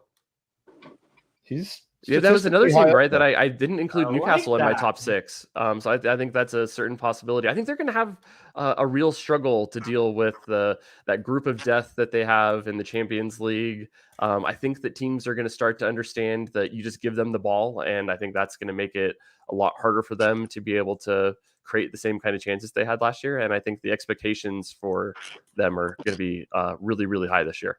And before those games start stacking up is when they needed to start collecting points, and they have other than the very first game that they played, they've not exactly done that. Your out of left field prediction for the year in world football. This year. This is not an easy one here. Arsenal are going to win the Champions League. Okay. All right, Adam. Same questions. Top 6. Manchester City, Arsenal. 3rd place, I'm going to go with... Could be in any order, by the way. Okay. So Manchester City, Arsenal. I think Newcastle get into the final top 6. I think that Manchester United get in there. And I think that in 6th place, although preseason I predicted them 9th, I'll take Big Ange's Spurs. All right. And that's 5 teams. You're trying to steal my Spurs mojo. That's only 5? Okay, throw Brighton in there. All right. I will do that. Your Ballon d'Or winner. It's going to be Leo Messi. All right. First coach to get sacked. First coach to get sacked. I think Eddie Howe is going to hang in there. So I'm trying to think of who the next guy under real pressure would be. I think all the guys that are on the hot seat are doing pretty well. Preseason, I might have said Moyes, but he's doing good. Paul Heckingbottom. All right. Sheffield United. Was it intentional for you to not pick Liverpool in the top 6? No. It's too late now. Sorry. I forgot. I forgot Brighton existed when I answered, so I feel your pain right now. You do not get a do-over. I forgot. For the record, I would have put them top 6, but not 3rd like Scott. Okay. Because you're going to put them 2nd. Can we do the thing, Mike, where you ask me at every top of the hour that I'm on, and occasionally, if I eventually hit it right, just clip that one of me being right? We can. I would like to try this about 7 times. I think I did that before the Fulham game about like how many goals Kai Havertz was going to get, and I had like 0, 1, 2, 3, 4, and 5, and then I deleted the all but the 0, 1. I love that. I mean, and I don't care that people saw that. I mean, that's not the point. I'm not trying to fool anyone. And your out of left field prediction. I think Bayer Leverkusen are going to finish 2nd in the Bundesliga. Okay. Big Granite Xhaka. Yeah. Mm-hmm. All right. Got a nice comment from Ovid, who's up late tonight. Good to see you, Ovid. Love what you both do. We're not going to ask the questions, unfortunately, because we're up at the end here. But I wanted to say thanks to both of you. We're going to actually pick the winner of this prize draw. This prize draw is a piece of art from Ruth Beck Art. For those of you who didn't see the ones I held up before, Ruth does scenes of Highbury and Emirates and Arsenal players and such, and we've got some very cool looking artwork. And this is an A3 size print, which makes for a nice size print for your walls. And the winner we will draw in just a second. Where's the randomizer? Here it is. Just let me know when, Mike. All right, hold on. Starting to feel a bit of fatigue coming in. So when I'm doing these high-tech things like sharing screens, it's getting a little tougher here. All right, so we're gonna do a draw here for the Ruth Beck Art. Oh, I gotta sign in to this mofo. Here we go. Choose the drawings. Pulling back the curtain here. We're doing a GUID randomization. And the result is that the Ruth Beck Art winner is Brock Werner. Brock has won a piece of his choice of Ruth Beck Art. Thank you, Brock. Brock comes to us from Chicago, Illinois. So congratulations, Brock. Thank you for your donation. Thank you, everybody, for your donation. It's been unbelievable so far. We're over the $10,000 mark for the Pod-A-Thon. We're over the $25,000 mark for this year's campaign, and we are well over the $100,000 mark for Gooners versus Cancer. So now, tell us where we can find you online. I've got a few of your handles up here. Make sure that I've got them right. But these are Twitter handles for Scott, for Adam, for Cannon Stats, and of course cannonstats.com. You guys have a Substack, is that correct? That's correct. That is correct, yes. And that does what for you? Yeah, so you get all sorts of good stuff, right? So we got our weekly podcast that we've really started to make it an actual weekly thing, and I think that's been going really well. You'll get post-game stuff from me. Adam has been killing it lately with his players to watch and doing the all-around scouting. So you'll get lots of good content. I think it's at least 3 to 4 articles a week from us right now. So very, very good stuff. Beautiful. All right. Well, thank you so much. I know that this is actually one of the hours that had some really, really good, as I said before, engagement with the chat, despite it being 5 to 6 a.m. in Western Europe, 1 a.m. here on the East Coast. Thank you so much for staying up late, being with us, and good luck to you guys in the future. And I will see hopefully both of you, but definitely Scott. You know that there'll be another hang. We'll go to Big Red after the other bars close, which Absolutely. was the biggest revelation that came out of that last trip over. And we'll have a good time. So thanks a bunch for joining us. I appreciate it. Bye, guys. Thanks, All right, guys. bye, guys. Later. All right, Mikey. It is 6 a.m. in England. It is 1 a.m. on the East Coast. It is just an early 10 p.m. still on Sunday. 10 for me. For Mikey out in California, and it is like supposedly 4:30 p.m. or something, or 5 o'clock p.m. in Australia, where we're missing Max. We do not have Max right now, but we're going to bring in somebody who, frankly, has been an inspiration to me, and you'll probably know why, because he has not changed his Twitter handle, but he has changed his life and his look. Look at you, man. Ridiculous.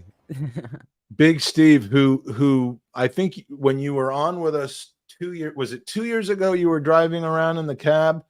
One of the years you were driving or driving around, near the cliffs of Dover, and then one of the other years you were lying on your couch. Was it last year you were lying on your couch? No, that was 2 years ago. That was 2 years, and you were recovering, correct? Yeah, I was in bed, couldn't do nothing, and then Nunny was out walking his dogs. Beautiful. And Ryan, I love that you're sticking with us for all 27 hours. Thank you for doing that.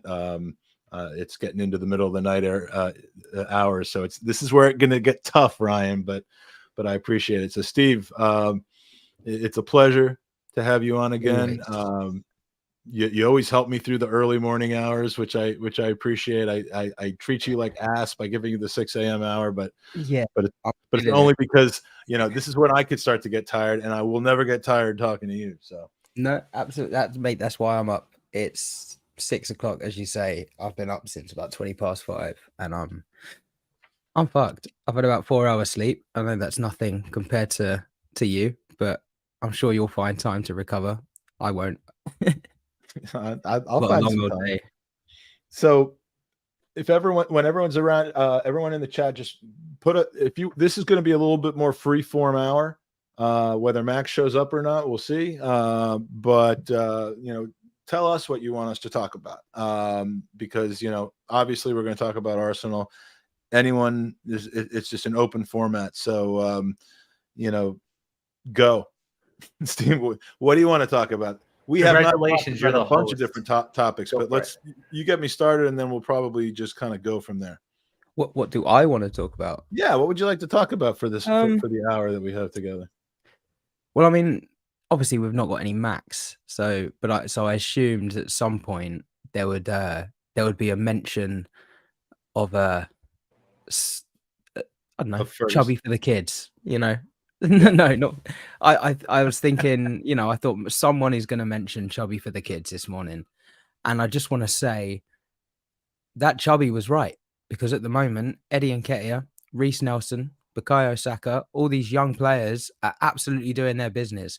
So 3-4 years ago, when I was getting ripped into for saying, no, just bide your time, these guys will get their minutes and they will play a part of the squad. They're not good enough to lead the team. I mean, Bukayo Saka, I don't think there was any question there. But these guys, where everyone wanted to ship them out and get rid as soon as possible, they're now part of this process. They're part.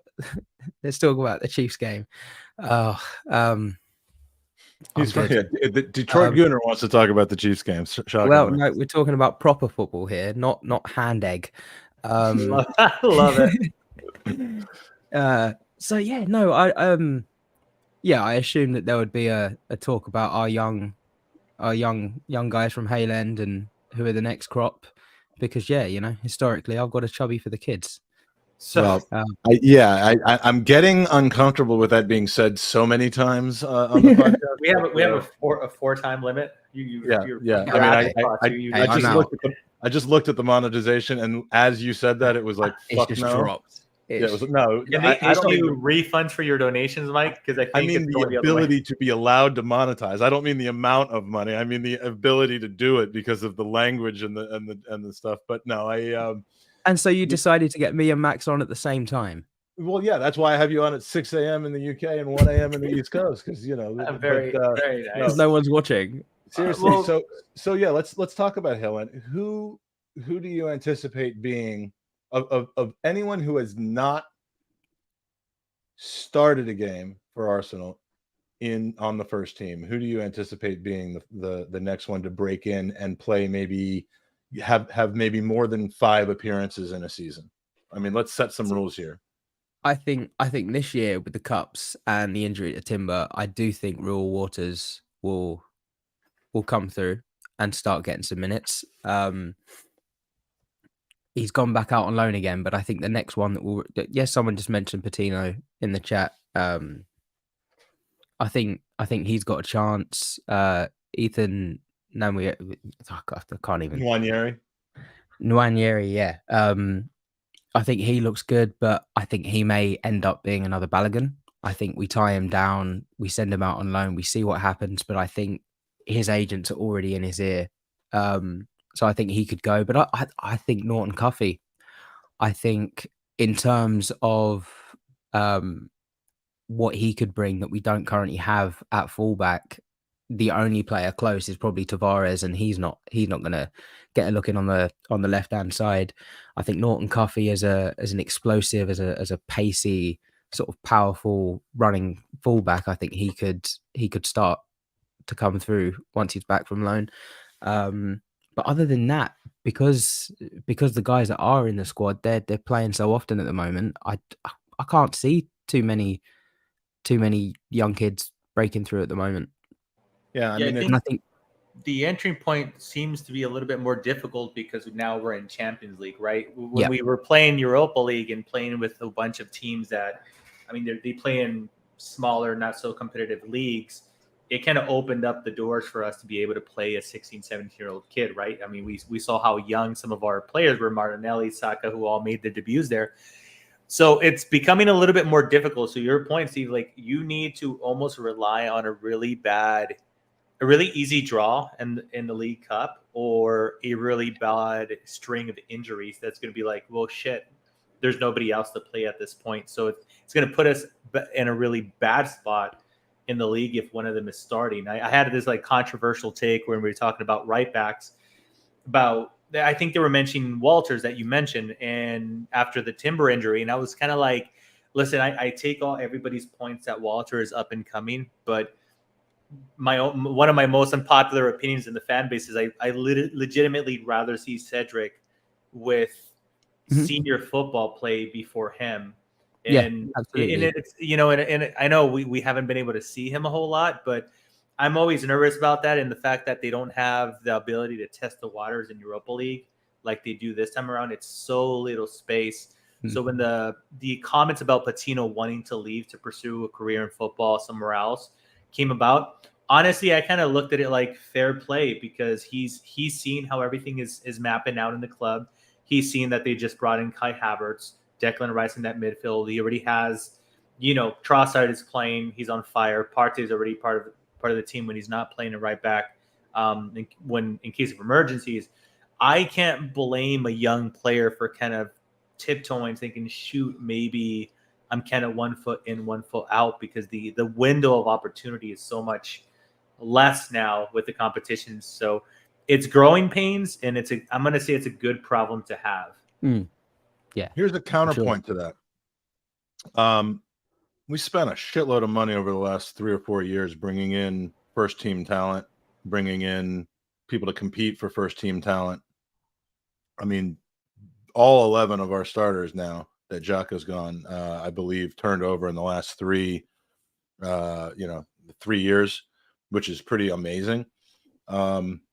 Unless I'm forgetting somebody who's still playing. That, I mean, maybe other than Bukayo Saka, I guess. But And at some point, we are going to, as a team, I think, start reining things back in to become financially sustainable again.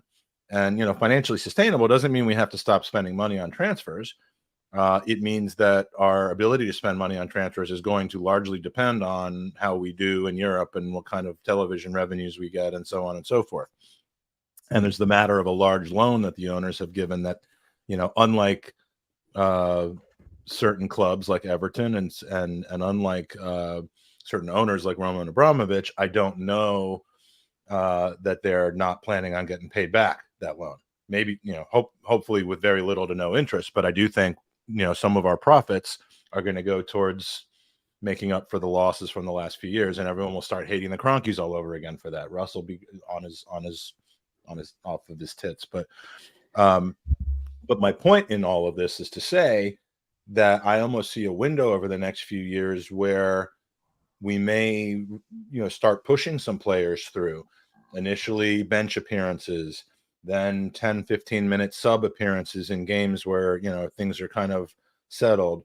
And, and if there happens to be a deep double or triple injury in a particular position, then we might see, Ruel Walters, we might see Lewis Skelly, we might see Nwaneri actually, get another look.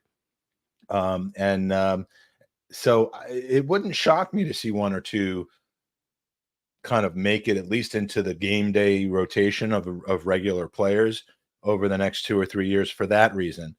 I just don't see us continuing to just, Partey's getting old, we're going to buy the best new DM on the market on top of Declan Rice. Martinelli had a thigh injury, we're just going to go buy somebody. I mean, we're going to eventually start using some of our new depth, to take care of that and then bring people up from the academy. I don't necessarily know who those players are going to be exactly, but I think if you're playing for the U21s or U23s or even the U18s under Jack, I think you could still be talked into having a future with Arsenal. And I think that's why Ethan Nwaneri re-signed. I mean, he inked a new deal. So I'm not so sure that his agents are pushing him for a move right now, because if they were pushing him for a move so hard, they would not have resisted the Man Cities of the world, Mike, and committed his future to Arsenal. I mean, whether he goes someplace else or makes it with us, still to be determined. But this is the thing. I think we saw it with Omari Hutchinson going to Chelsea. I think because their path isn't clear at Arsenal currently, I think their agents are probably looking at where can you get a better deal for now. And I think financially they can probably get that from another club. But if the point being that they're still not going to get minutes at these clubs, they will go elsewhere. I mean, we saw it at Cole Palmer. He started doing exactly what you just said, starting to get minutes when things were settled at Man City, and then they've sold him for 40 million. We've obviously done some good business with Ballon. But with Ballon, it's slightly different because he just expected to just walk into the side. And as good as this kid could be, and I believe he has got a higher ceiling than Eddie Nketiah, I don't think his attitude is quite right for this club at the moment. I think the expectation to just walk in and be given a chance based on a season elsewhere, and as good as he was, it is also a league where Lacazette scored more than him. And I think we talk about the French league quite often. So I think it's very important to have some context with Balogun. But there are groups of people that don't want to see the whole picture when it comes to Balogun. They think that Arteta's an idiot and he's just getting rid of the next best thing. Oh, but he scored 21 goals in his first proper season of adult football. Because there's no information to prove that opinion wrong, people think it's justified. Yeah. But I think with Nwaneri and some of these other young players, I think they want to stay at the club. They want to be getting minutes and starting to get a path into a team. And I think they won't get that at another big club, the same way they won't possibly get it at Arsenal as a given. But I think, as you say, we are going to have to start blooding these players eventually, because we're not going to have the resources and the money to just keep on throwing at new players every single window. So as much as I like to romanticize about our tail end kids all coming through and playing for the Arsenal, there is another perspective on youth in football, and it's a good avenue to make money. And I know that people don't think about this a whole lot because they look at Ballon and say, wasted opportunity. He could have scored 10, 15 goals for us. But also he cost the club zero and was sold for 40 plus. So if we end up, and I say this over and over, Mike, we've been on this pod together for 3-4 hours at this point, but I'm a romantic of the game of football. I love all the vibes, and I love everything of seeing Helen kids come through the ranks and play. Like, I still remember and hold the Spurs game near and dear to my heart where Smith Rowe and Saka just tore them apart. That's like peak Arsenal experience. But at the same time, if you tell me we could flip Waneri, Walters, one of them, whoever one that's coming up, if we could flip them next year for 20 mil, I still look at that as a successful bit of business for the club. And I know that's, again, that's been Chelsea's entire strategy. Exactly. That's where I was going to head. That's been their whole thing. And I'm not just talking about like with Mount and Hudson-Odoi and those guys. I'm talking about with players you've never even come close to hearing about. They brought them in for nothing. They paid them a few £100 a week, and then they sold them for $4 million. That's unbelievable business. But they did it to the point where it was their strategy. Their youth academy was not about, and I'm pretty much echoing what you just said, it was not about getting future Chelsea players. It was about generating essentially burn, like just spending money to be able to keep everything going. And every once in a while you'll hit the jackpot. I mean, for a while Mason Mount looked like a future 100 million pound player in the style of Saka, Foden, and so on. I don't know that that's his destiny anymore, unless he can refine health and form.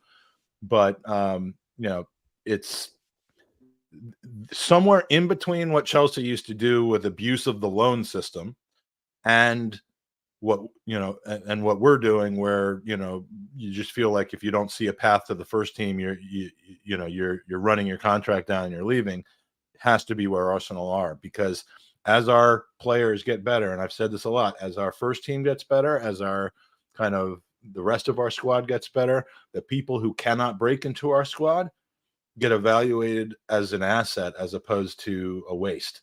And that's why you've seen teams like Liverpool and Chelsea in their best years in the first team, sell Jordan Ibe for 16 million, get ridiculous money for for God knows who. I forget, the Dominic Solanke. I mean, you're going to get that. And, and when those players go to the new teams and become even just serviceable Premier League players or upper championship players, that just reinforces the concept that, hey, we're going to shop in Chelsea's academy, we're going to shop in Liverpool's academy, and it's an expensive shop for us to go to, but we're going to find a jewel. And Arsenal are just not that club right now, and but I think we're headed there. Okay, every time we bring up Chelsea and loans, I always have to pick this specific player to talk about because it's still like blows my mind. For one, we often talk about youth players leaving, and the live chat is kind of having a conversation about this, about players being a little bit smarter, because there are some players that like Hutchison leaving us for Chelsea. It's not the best decision for your career. And there's been plenty like that. Van der Beek going to Manchester United. There's some youth players that have to be a little smarter with their decisions. And I don't know if it's just their agent telling them and fooling them that these are right moves for them.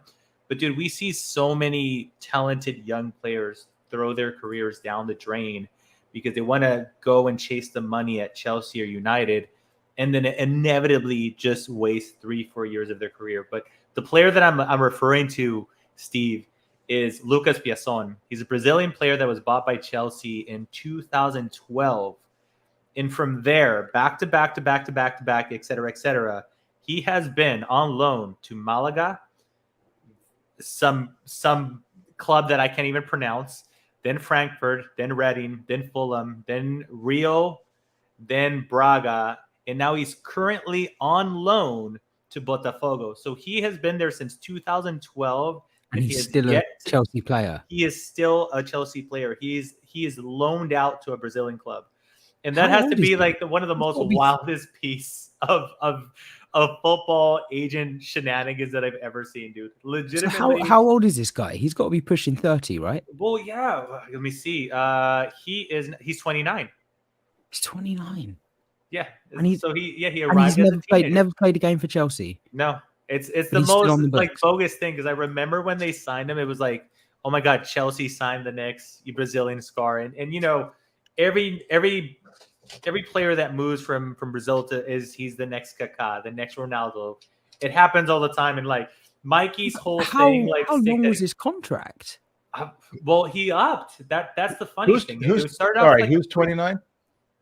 Lucas Piasson, because we were talking about. Oh yeah, the keeper from Chicago. He's a Brazilian kid that Chelsea bought in 2012, and he's actually extended his contract. He has now been on 2, 4, 6, is 8 different teams on loan. He has yet to kick a ball for Chelsea, and there's a ton of those. I find that wild, dude. When you look on Wikipedia or Transfer Market, as Tom called it this morning. I don't know if it's actually Transfer Market. I know it's spelled without the E in there, so Transfer Market. I'll take Tom's pronunciation, but I mean, you see like on Transfer Market, it's the player going back and forth because they treat it like a transaction where the player comes back from loan, it's an incoming, so the player just is like on both sides of the ledger like this. And on Wikipedia, it's Chelsea 2009 to 2020, and then you just see loan. It's unbelievable how many players are like that. It's absurd. I mean, they're not usually getting loan fees, but they can get loan fees depending on the player. You've got guys that, it's unbelievable that that's their parent club. I didn't know Conor Gallagher was a Chelsea player until it was pointed out to me. I didn't know Tomori. Was it Tomori? No, it's the guy that they loaned out a bunch of times that just absolutely never was going to make it at Chelsea, but they do this. Crazy. Well, I only know. I was thinking of Gabe Slanina, Rob. You're absolutely right. I mean, we had Wellington Silva, didn't we? Yeah, but that issue it was about the fact that he couldn't get a work permit, right? Yeah. There was another one that I honestly, just because we're speaking about youth and how many clubs they go through, is they because of Mike McDonald's brilliant quiz. And James Johnson, who I'm convinced had the answers, because Jesus, that man is so good. That was a great debut. I got to give it to you. That was absolutely amazing. For those of you that don't know, that was like hour 2, hour 3. And I know Mike normally posts the segments individually, so look out for it. Mike McDonald does this brilliant quiz, but he mentioned Michael Elise. I had no idea he went through Chelsea and Manchester City youth before somebody mentioned also Arsenal. Yeah. Before he inevitably ended up with Crystal Palace. I found that just like mind blowing. Mark McGuane, there's a name that I remember. Yeah, Marcus. The McGuane Arsenal fan, and this has kind of become like my new favorite thing, because every youth player that leaves is the end of the world, because he's the next Ballon d'Or, right? Yeah. And he was like, oh my God, when he was leaving to Barcelona, I think I want to say that he left. Yeah. People were absolutely losing their shit, and I'm like, because if he's good enough for Barcelona, he should have been starting for us, at 15 ahead of whoever it was that played. It was Barcelona B. It was Barcelona. Yeah, it's just there's always a Pep's former team, a backlash of a youth player leaving, but the statistically speaking, there's substantially more that leave Arsenal and end up having a more or less average career. I think I'm thinking about like Joe Willock's brother. I think he ended up going to Portugal, and Joe Willock decided to stick around, and now he's playing in like the second or third division of English football. So there's always that reaction of like, and Patino seems to be a really good talent player, and that they clearly believes in him to get him to extend his contract and go out on loan and not force a move like it was reported that he wanted to do. But it's one of those things where like I always find it amazing that like we just got Declan Rice, and in the same summer, Patino is rumored to be leaving, and everybody's like, "Oh my God, don't let him leave!" And I'm like, when is he gonna fucking play. That's that's my whole interpretation. And like, I understand Mike's point a little bit earlier on where you're gonna inevitably have to bleed these players in, but I think that's it. That's exactly it. And that's why, I mean, even though they're not academy players, I look at Lokonga and Tavares going out on loan to Premier League clubs, and I know these guys have been written off already, but Tavares is raw, and I think Tavares could potentially play a part in this squad because he offers something different. I think him going out on loan to a Premier League club that is down the bottom rather than just selling him for 7-8 million, I think is a good bit of business. I think Tierney going out on loan rather than selling him, as much as it's frustrating that he's not going to be in the squad at the moment, considering the injury to Timber, I completely get it, because if Gabriel does, for instance, go to Saudi, then being able to bring Kieran Tierney back and then move Timber centrally long term, I think that's I believe there's probably one eye on that rather than sell Tierney and just sort of let him get his minutes that way. I think hopefully someone's had the conversation, look, go out on loan for the season. We don't know what's happening with Gabriel. If he ends up going, or we need you to play a part of this squad. I think we could see that. But Tavares and Lokonga going out on loan to shit Premier League clubs, I think is a good thing, because we're going to be able to see what they can do in that situation, and if they are made for the Premier League. And I think, these young players, Patino, Ranieri, I think, as you say, inevitably they are probably going to have to be blooded at some point, because if Partey does go, or anything happens with Partey, we're then one down. We're then a midfielder down. And are we going to have 50, 60, 70 million to then go and spend on another midfielder after we've just spent on Declan Rice, Kai Havertz, all these other guys? I don't know. We're not going to be able to do that sustainably. So it's a nice predicament to have. But as you say, as soon as somebody leaves or there's talk about them leaving, everybody's losing their shit, and they haven't even kicked a ball for us. And as you say, you look at Maguire, there was Steffi Mavididi when, again, the talk, because he went to Juventus wanted him, so why are we not keeping him at Arsenal? And now he's playing at Leicester in the Championship, and he didn't do well at Charlton. As you say, Joe Willock's brother, he's now at QPR. I think it's a good problem to have, but it's still one of those things. What do you do? What is the right thing to do? It was recently you're never going to win. Just in the past week, the wise man known as Emmanuel Frimpong said very astutely, the biggest mistake you can make in a lot of cases as a youth player is leaving Arsenal. I mean, it's not to say it's never going to work out for you, but he's like, I wish I hadn't left. He didn't leave as a youth player, and it was injury and squad progression that led to that. But they were driving around Colney, him and Frimpong, which we're going to talk about with Frimpong in a couple hours. There's a few players like that. Kleb, sorry, however you pronounce that. I'm butchering his name. When he went to Barcelona, he had a pretty decent season for us, and he ended up going to Barcelona, and we ended up seeing him in the Europa League. I remember that, where we went to his hometown and he was taking selfies with the Arsenal players. Yeah. And then I had his name at the tip of my tongue right now. Anelka. I would make an argument that Anelka would have had a bigger legacy in the world of football had he stuck around for a little bit longer. Thank you, Clock Orange. It was Fleb. Yeah. So that guy was a baller, and it was, unfortunately, he ended up having to leave. Mike, Kevin Campbell, you might know him. The name seems very familiar. Possibly. Always up early in the morning, putting great comments out there on Twitter. I mean, I think I got to try to get to know this guy a little bit better, but yeah, Kevin, who we'll be seeing in about 5 hours or so. Hey, Magic Mike, and Big Steve, hope you're well. Guys, do fans have to understand the squad is most important and not the best 11? That's a loaded question, because I think that may be his opinion expressed there. But yeah, that it's absolutely true. And this is a guy who knows a little bit about coming out of the youth team and making it into the first team, especially in a time frame where the first team was pretty hard to break into based on the talent that we had, and B, one, maybe two people on the bench rather than 9 or 8 or 9. So yeah, I mean the squad, we have strengthened as a squad, and I think it.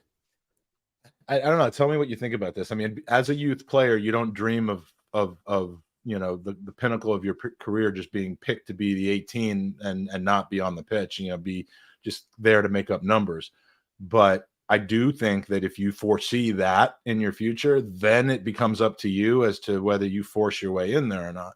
So, Omari Hutchison, I mean, what a mistake, in my opinion. I mean, he would have been better off, although lower paid, he would have been better off going to, Norwich or something like that if he wasn't going to stay at Arsenal. Well, I mean, in the All or Nothing thing, the clip that constantly is now being posted around Twitter every time Eddie Nketiah has a half decent game is what he said to Lukonga. He's like, oh, what? Oh, sorry, was it Lukonga or was it Tavares? It was Lukonga, wasn't it? Yeah. I'm not being that guy. To this day. But he makes a very good point. He's like, what? I'm not playing. Like, work hard, put your head down, and you'll get picked. Like, they're all in the same boat. And I think Lukonga had chances and didn't capitalize at all. And he was put in some tough situations, but to be fair, like which is why I like the fact that we didn't just get rid of him, because I think we're seeing with Fabio Vieira this season only glimpses that actually you write someone off completely, and what is the point? Because you have to put everything into context. Obviously, we've still got Cedric in the squad. I don't think Cedric offers us much at all, but he's still there. Whereas someone like El Neni, I know he gets a hell of a lot of stick. And sort of talking about Kevin's point, there is a squad more important. I think sometimes yes, because if the starting 11 does have its holes, who is going to back that up? And it's got to be the right players that back it up. Which everyone's saying, oh, why didn't we just keep Pepe to have behind Saka if he's not, if we can't sell him, why not keep him? Well, because when he does get his moment to step up and step into the shoes of Bukayo Saka, is he really going to be given his 100% for that? Or is he going to have in the back of his mind, oh, well, it doesn't matter what I do. I could have the best game, score 7 goals, but am I going to start next week if Bukayo is fit? Probably not.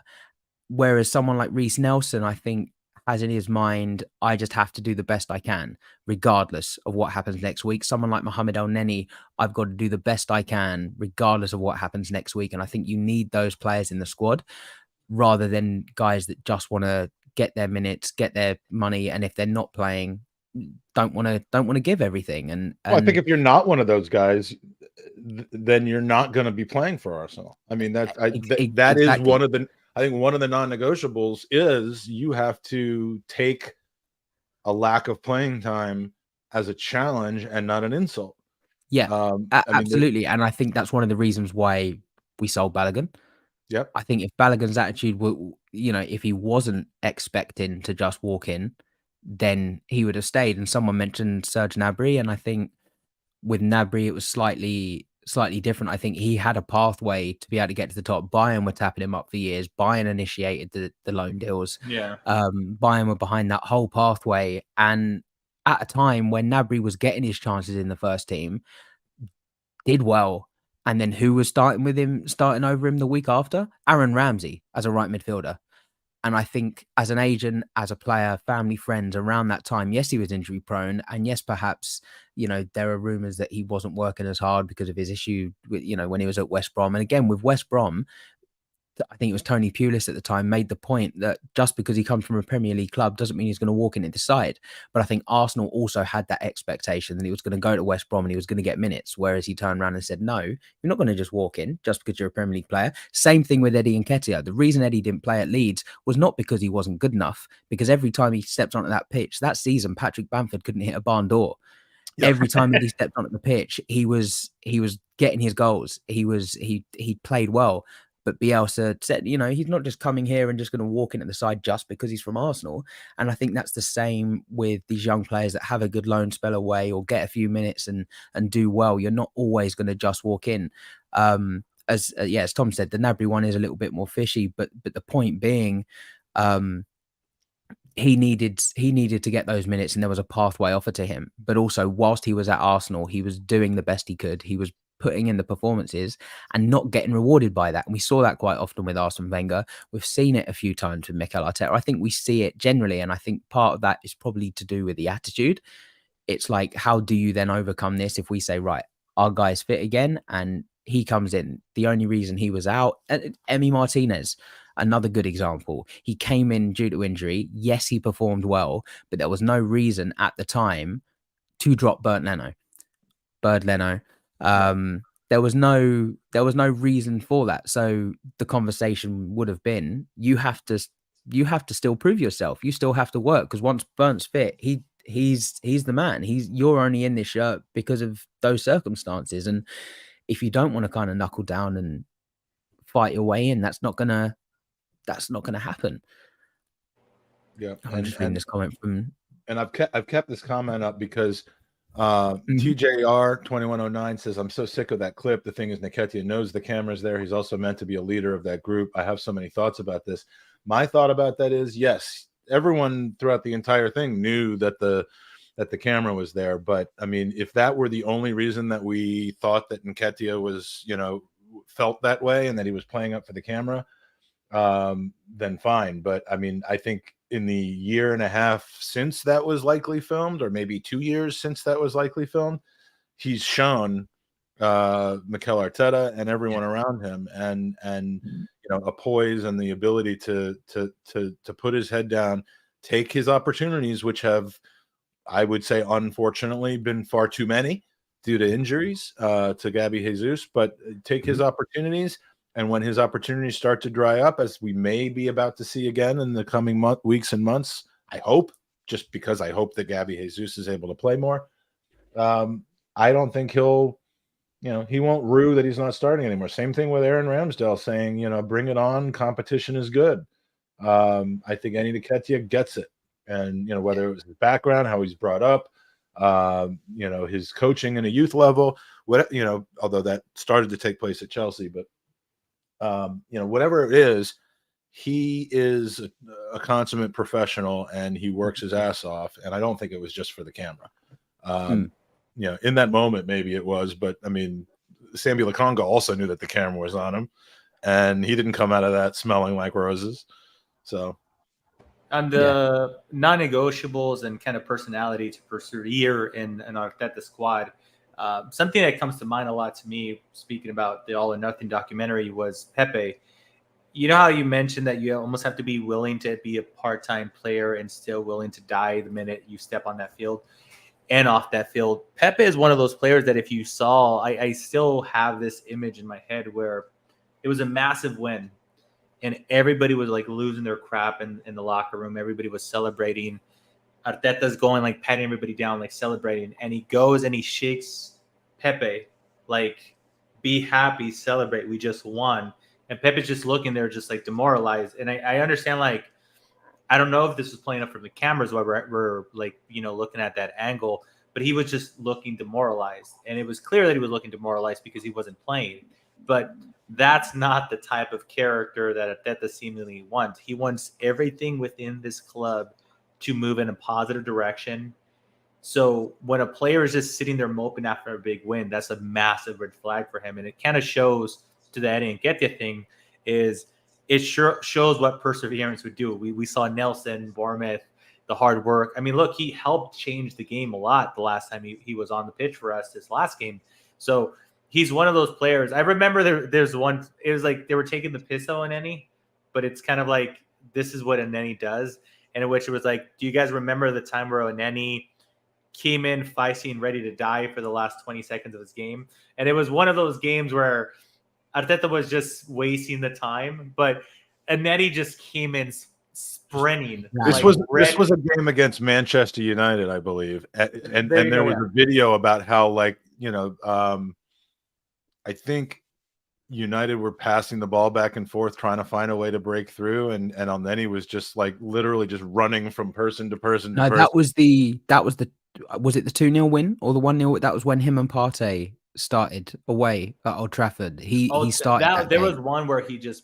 I'm talking about I was talking about a late sub. I know. I think that clip that you're on about, that was like the 88th minute, and he was just still going.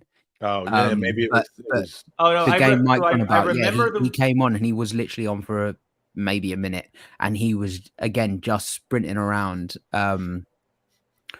And Fergus has made this point many times over the years, and obviously I've always been a fan of Elneny, but every team needs a water carrier. Every team needs a water boy, and I think we've seen it with some of the social media posts this year and some of the guys' Instagrams. Like Elneny's a very key part of that squad. He is a senior player. He doesn't get the minutes, but every time he steps on that pitch, he works his bollocks off. And you're not going to get much with Elneny, but he doesn't do much wrong. And I'm not saying that that's good enough. And I'm, if that's me accepting mediocrity, then great. But if we're going away to, let's say, Brentford in the cup, let's say our midfield is shot to shit. We got injuries. We need to get through. We can't crash out. Who are you going to put in a game like that? Are you going to put in a Mohamed Elneny next to, let's say, I don't know, Kai Havertz? Or are you going to put in Nwaneri next to Kai Havertz? Yes, it's Brentford. Yes, it's in the cup. They may be rotating, but you'll go with Elneny every time. Yeah, 100%. I have heard from Max. He says I got my effing times wrong. He thought he was coming on in 15 minutes with the next crew, but well, he's more than welcome. We are a man down currently going into that next one, if I'm not mistaken. So he might. No, if you're here, then no, we'll have our 4, which is what we wanted. Okay. But so yeah, I mean, Elneny with the experience, you gotta take that. I forgot where. I do want to take a couple minutes to do a little bit of housekeeping because I'm seeing some new names in the chat. I'm seeing some people returning from last night, and who have now gotten sleep, you bastards, and are bright-eyed and bushy-tailed, as my mom used to say. We are in our 13 of the podcast, and so we're almost to the halfway point. We've got an amazing morning UK time, middle of the night US time guest coming up. I'm very excited about it. But please go to goonersvcancer.com if you haven't already. Please donate to the Leukemia Lymphoma Society. We are currently at 25,805 for the year. And that's 10,500 for this podcast event. 10,000. Since we started collecting on Tuesday, I try to push people to donate before the event so that they can be entered in every single prize drawing. And so I start counting from Tuesday when we released everything, and we are at $10,505.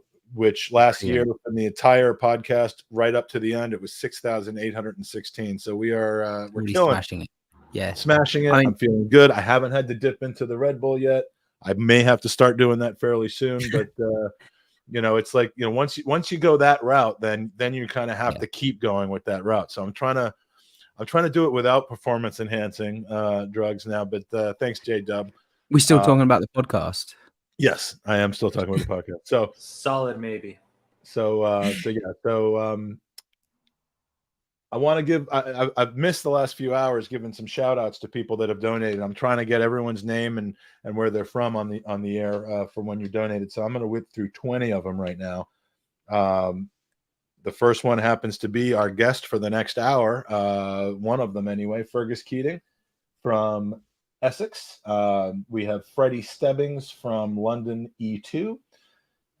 We got Gary Howell from Scotch Plains, New Jersey. I believe Gary Howell is DWTT. Don't waste a tweet. Thank you, Gary, as always, for your very generous donation. We've got Gibby Stratton from Bainbridge Island, Washington. We've got Jaban Chada, always very generous to the cause, San Diego, California. Glenn Fisher from Clarksville, Tennessee. Graham Denton from Newport, Michigan. Hugo Chapman from London, NW6, not far from where I used to live. Ian Morgan from Stevenage. A guy named Inclusive Sport from maybe that's a corporate credit card. Inclusive Sport from Herne Bay, England. Thank you to Jeff. Just down the road from me, Herne Bay. Oh yeah, is it Herne Bay? All right. Thank you to Jack Reifenberg from Loveland, Ohio. James Gauger from Charlotte, North Carolina. Jan Hartelust from Memphis, Tennessee. Janet Ziegler from San Antonio, Texas. We have Jared Carver, one of our own. He's one of our own. Thank you so much, Jared, from Lombard, Illinois. Jason Brigman from Austin, Texas. Jason List from Andover, Massachusetts. Jeff Lane from Austin, Texas. Jerome Marks from Enfield, although I know he's currently living in Israel. That's Melvin's son. Thank you, Jerome. And Joe Sfragio, who's a very close friend of mine from New Orleans, Louisiana. All have donated to Gooners v Cancer and helped us get to that $10,000 mark. Thank you, thank you, thank you so much. Let's give you the 4 questions, Steve, and then and we'll probably have a few minutes at the end to kind of come back to for the rest of it, and then we'll get the 4 questions from Max as well, because I think he's going to join us for the last few minutes. So, Steve, your top 6. Mikey, I'll be right back. Steve-o, handle it. Okay. Yep. We're alternating P breaks. Steve, your top 6 in order? In any order. It doesn't have to be in any order. In any order. City, Arsenal, Newcastle, United, Liverpool, and is that it? We got one more. And Brighton. All right. So no Chelsea, no Spurs, no no Chelsea, no Spurs. Yeah, no Chelsea, no Spurs. Okay. Your Ballon d'Or projected winner. It's January, isn't it? No, I think they do it pretty soon. Yeah, Messi. Okay. Do you think he should win, or do you think he just will win?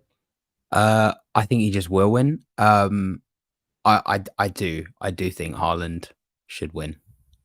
Yeah, I think that's going to be the narrative. I think Messi wins, Haaland probably should have. The first coach in the Premier League to get sacked this season. Get sacked. I don't even know the name, but the guy at Luton. Okay. Yeah, I just put Luton in here. That's the same one that Mikey actually said. Yeah, I just think he'll struggle to adapt to the Premier League, and I think they'll have to get somebody in who knows the Premier League, and Allardyce, Pulis, Warnock. Let's talk about this because we have time. I mean, this guy brought them to the promised land from 4th division, 4 or 5 years ago, all the way. Eddie Howe did it with Bournemouth. He did the bottom of the top thing. They spent virtually no money adding to their squad. I mean, they're going back down. They're going to do the whole parachute money thing, but I mean, they did not improve their squad in any real meaningful way. No. And they're playing like a team in a league that they shouldn't be in right now. Mm-hmm. Is that the coach's fault? Why should he get sacked? And I know you're not saying that he should be sacked. You're just saying that you think he will be. But I mean, I just don't understand that. I think the thing with Luton is I watched the two. Obviously, I've got Sunderland ties. If people didn't know, but so I watched both semi-finals with against Sunderland, and the game at the Stadium of Light. Sunderland played them off the park. They used their pace. They used their wide players. They're very good at Luton. These guys it was like Space Jam. They're big physical guys, and they just bullied Sunderland. They bullied Sunderland, and I said that will help them a little bit in the Premier League next season if they go up. But they haven't got the footballing ability as a side, and unless they change something, then they are going to come straight back down. And I think they will. I think they will come straight back down. And I think what will happen is they'll see the squad, they'll see everything that's that's maybe not working. And first port of call will be, let's change the manager because we've got to change the style of play. We've got to have a plan B with the players that we've got, or they'll use the January window and bring some players in, maybe on loan. But I think first port of call will be manager's got to change. And it always is with those kind of sides. Yeah, I think they're the exception to the rule of that making any sense, because unless they, it doesn't really matter who you bring. Maybe they should bring in Ancelotti, see what he can do with a Luton Town. Ladies and gentlemen, okay, gentlemen. I mean, I know who our audience is. No, seriously, ladies and gentlemen, always the divas that show up late, man. Joining us at last, and this is Fergus's worst nightmare. He thought he was going to get away with it, but he's not. We're going to talk about the price of used cars tonight. I have a feeling. Let's talk about time difference and being in Australia and having daylight savings. I fucked up. Why is it so sunny over there, Max? It's literally daytime. The first day where the sun has come out. So what time is it exactly for you here in what is it, Brisbane? Right. Melbourne. Right now it's Melbourne. It's 5 to 4 right now. Right. I thought the time difference had me starting at 4. All right. Well, I should have done the translation. Very skinny men. Can I just say, very skinny men here. Yeah. When are you getting the reverse operation, by the way? Where they place 100 pounds of meat inside your body, and then it just, I'm currently actually quite fat. For me, every time my wife's pregnant again, every time I get fat, every time she gets pregnant, I get fat. Every time I get fat, she gets pregnant. Actually, both of those things are true, Mike. I hate it when people that are 80 pounds lighter than me say this is me fat. God, I hate it so much. Let's by the way, good. The rig is sloppy. Speaking of which, let's play a game. In the last 2 years, Mikey Herz, what do you think the total amount of weight that Steve and I have lost together is? In what form? Okay, let's just put it this way. From our high point to now, what's the total amount of weight that we've lost? I need a converter from pounds to kilograms. I only understand kilograms. Go pounds. Go pounds. I know it in everything. Do I just round it off, Mike? You can 300. You're way low. Way low. I'm low. Way low. Way low. I've got 396.8 is what I think you've lost. Oh, that's probably close. How much have you lost, Mike? I'm 100. You are looking great, by the way. I haven't said it yet. But really, you are. He looks horrible to me. Like every time I see him, I'm like, God damn it, Mike. I'm down. So much jolly. I'm down 150 to 151 right now. Oof. Okay, so Max is just shy. So I've lost 217. That's unfucking believable. 217 pounds. My highest low point was exactly 16 stone on the dot. So that would have been 200. That would have been 224. But I was really sick and I lost 11 pounds in a week. And then as soon as I was fine and smoked a couple of spliffs and I ate fine, it went back on. So yeah. Well, I put on 40 pounds. I'm 40 pounds heavier. It's time for you. So it is also crazy. To get surgery. I'm sending doctors over to your house to perform surgery right now. So last year, Max, whilst you're here, so I run a music venue in town, and there was a band over the Scargate, which is a Scar festival, and this guy that was sort of their MD, their tour manager, he said he was from Melbourne. His name was Steve. They call him Big Steve. And he was like, oh, I'm from Melbourne. I was like, oh, fuck, whereabouts? And he's Victoria. And I was just like, what the fuck? Like, asked him if he knows your place. And he occasionally pops in for a drink at your place because he loves a good gin. Good. And I was just like, well, next time you're there, tell Max that you know Big Steve and that you're Big Steve. And that'll be wild. That's crazy. A small world. Yeah, it is. Excellent. It's mental. I like that Big Steve has now become a joke. Because you're not big anymore. There is no point in changing it. There's no point because now you're just Big Steve with big attitude and big personality. See, this is what people say, but every It's like, gig it's now, like me being Magic Mike. I'm no longer Magic, but I'm going to keep the name. I mean, there's you're nothing magic because you've about it. disappeared. Like, Yeah, that's true. turn sideways now, and you can't see you. But I get it at every gig now. It's like, oh, people are so surprised that I still go out as Big Steve, and I have to explain it, and I'm like, well, I'm still Big Steve, but I used to be Big Steve. No matter how thin you get on the outside, you're always going to be a fat motherfucker to me on the inside. Yeah, it's just the way it is. That is just about the sweetest thing. I bet that should be on a postcard. Yeah, I was going to say Max actually works for Hallmark, writing cards. So yeah, it's very sweet of him. We are going to be drawing now this hour's winner, and this prize. Yet once again, we have a Ruth Beck art piece, an A3, which is the official dimensions of an A3 are nice and big. And we are going to draw a winner for that. This time I will remember to actually give you warning to do the drum roll, because I screwed that up last hour. Just before. Yeah. I think I only had 3 questions. That's true. I did not ask you for the the out of left field prediction of something a little wacky and off base that you think will happen in the world of football. So think about that while I'm doing the prize draw here. Okay. The winner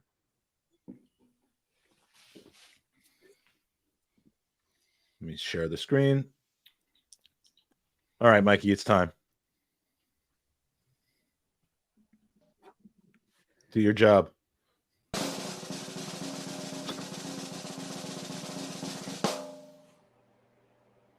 Nicholas Robinson, who was from Paddock Wood, TN12. Where is Paddock Wood, guys? Kent, TN12 near Tunbridge, I believe. Thank you to Nicholas Robinson. I was just writing down his name, and instead I wrote Paddock, which is not his name. But thank you, Nicholas, for your generous donation, for supporting the cause. Thank you to everybody that's done that. And yes, now you can give real quick. Give me your out of left field. Is out of left field something that's just American because it's kind of a baseball thing, right? Yeah. Yeah. All right. So your unexpected thing that will happen in world football this year. I think Kai Havertz will hit double figures for the season. In goals plus assists or in goals? In goals. Wow. Okay. You're talking loco, and I like it. Yeah. Well, it could. I think we'll do it. Now, will it be for the U23s or for the first one? All right. Who knows? He might even go on loan to Plymouth in January and hit double figures there. You can do that. We are now 13 hours in. We are virtually at the midpoint of the Pod-A-Thon, and this, ladies and gentlemen, might be my favorite crossover of them all. We've had Clive on with FK, and then and then who else joined him? Dave Seeger came on. We've had Ryan Rocastle crossing over with who was it? Henry Winter, but this is the best one of the year right here. Let me make sure Max and Fergus are next to each other. There we go. Welcome to the Guns and Ribbons, folks. Fergus Hills, Trev Hills. Thank you so much for getting up early, especially you, Trev, because this would not normally be an hour that you would be getting up, but you've done it for me. And Max and Fergus, have you met? Yeah, I've been mourning Ireland's Euro campaign is over. You avoided me. You thought you avoided me, Fergus, but you didn't. Hey, listen, I thought you were late. I thought you were out buying a used car. Well, I mean, you'd be the first fucking person. You'd be the first person I'd call if I needed a 1982 BMW with 400,000 on the clock, wound back to 250. Yeah, he was That sounds like a bargain. he was trying to return home, but the car that you sold him broke down on the side of the road, and he couldn't make it. Yeah, the there, car but- that I never sold. I haven't sold a car in 30 years. I love how you have to point that out. Like I do, yeah. you know we're taking the piss, but you still have to know. point out that you're not actually. Listen, I got to keep you It doesn't- awake. It's 13 hours in. Fergus, like how little Steve will always be fat on the inside, you will always be a fucking car salesman, no matter what you do. That's fine. That's fine. love it. As long as you say salesman, I don't care what I sell, as long as I sell. Well, it's not that he has to be a car salesman. It's that he has to do whatever you tell him that he's doing. I remember the pod it was 3 years ago, because somehow I always end up on this pod with Max, and I just remember Ferguson trying to explain to Max, cutting him off. You are whatever the I tell you you are. Max and I communicate 3 times a year, and it's that every single time. We just like I'll like be searching for something on my phone, and it'll accidentally bring up Max's name on it. I'm like, oh, okay, it's been a few months. Let me send him the video, because I have like the video curated and ready to go. I should have uploaded it so we could do it here. Trev, you can come in 15 minutes time. It's all right. They're not bringing you on yet. No, we're doing that. I'm sorry. We have to get to the giving shit the Fergus hour. In the chat we have Princess Gooner, Amanda's in the house, Ruth Beck in the house. We've just given away a couple of your prints. I don't know if you saw that, but we are giving away your print to Nicholas. Has Anonymous won anything yet? I'm sorry? Has Anonymous won anything yet? The heathens again. Have some shame, Fergus. Have some shame. Yeah, explain to the 89 in chat right now why you are rooting for Anonymous. I'll let Trevor do it, because he's seething. Very elegantly explain it. Because the other night when we were talking on the Guns and Ribbons podcast, Mike let slip that there'd been loads and loads of anonymous people kindly giving money to the great cause, and he also said that they were anonymous, and these anonymous people would be in the draw, and they wouldn't get a prize if they were drawn out. And so Fergus decided to change his name to Anonymous, which is shameful. Shameful. I'm embarrassed to say I know the man, to be honest. I'm not the smartest man, but I know what cheating is, and that is not allowed. No, it's Keating, not cheating. Oh, okay. Sorry. Yes, we've gotten a number of. They just spelled it wrong in Ireland.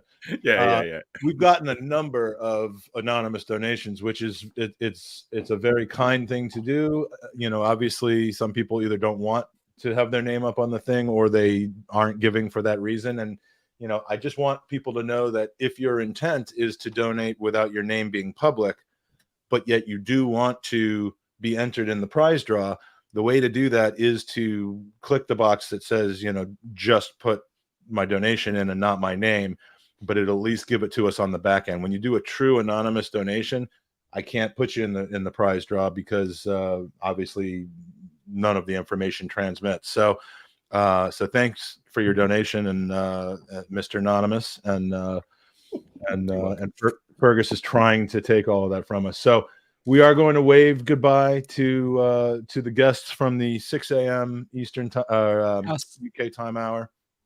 Max, just before I do go, yeah, Mike, I do want to just get a little bit deep, right? Football. I work with a bunch of guys that don't get football, don't do football. But I made a point the other day when sharing a post about the podcast. What you do, what Fergus does, what Max does, Mike, you know, we're all together for all different points of the world because of this great club.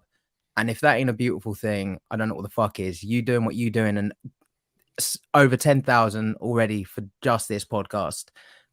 Amazing. And all because of our mutual love for the Arsenal. You know, I've met 3 of you here. And yeah, it's a beautiful thing. And I think, yeah, if people can keep on donating, if they're in a position to do so anonymously or otherwise, fantastic. And, you know, support the guys that are doing these podcasts, because without your support, we don't get the platform to do this thing. Mike doesn't have the platform to do this. And yeah, just keep it up. And thank you for having me on at 6 a.m.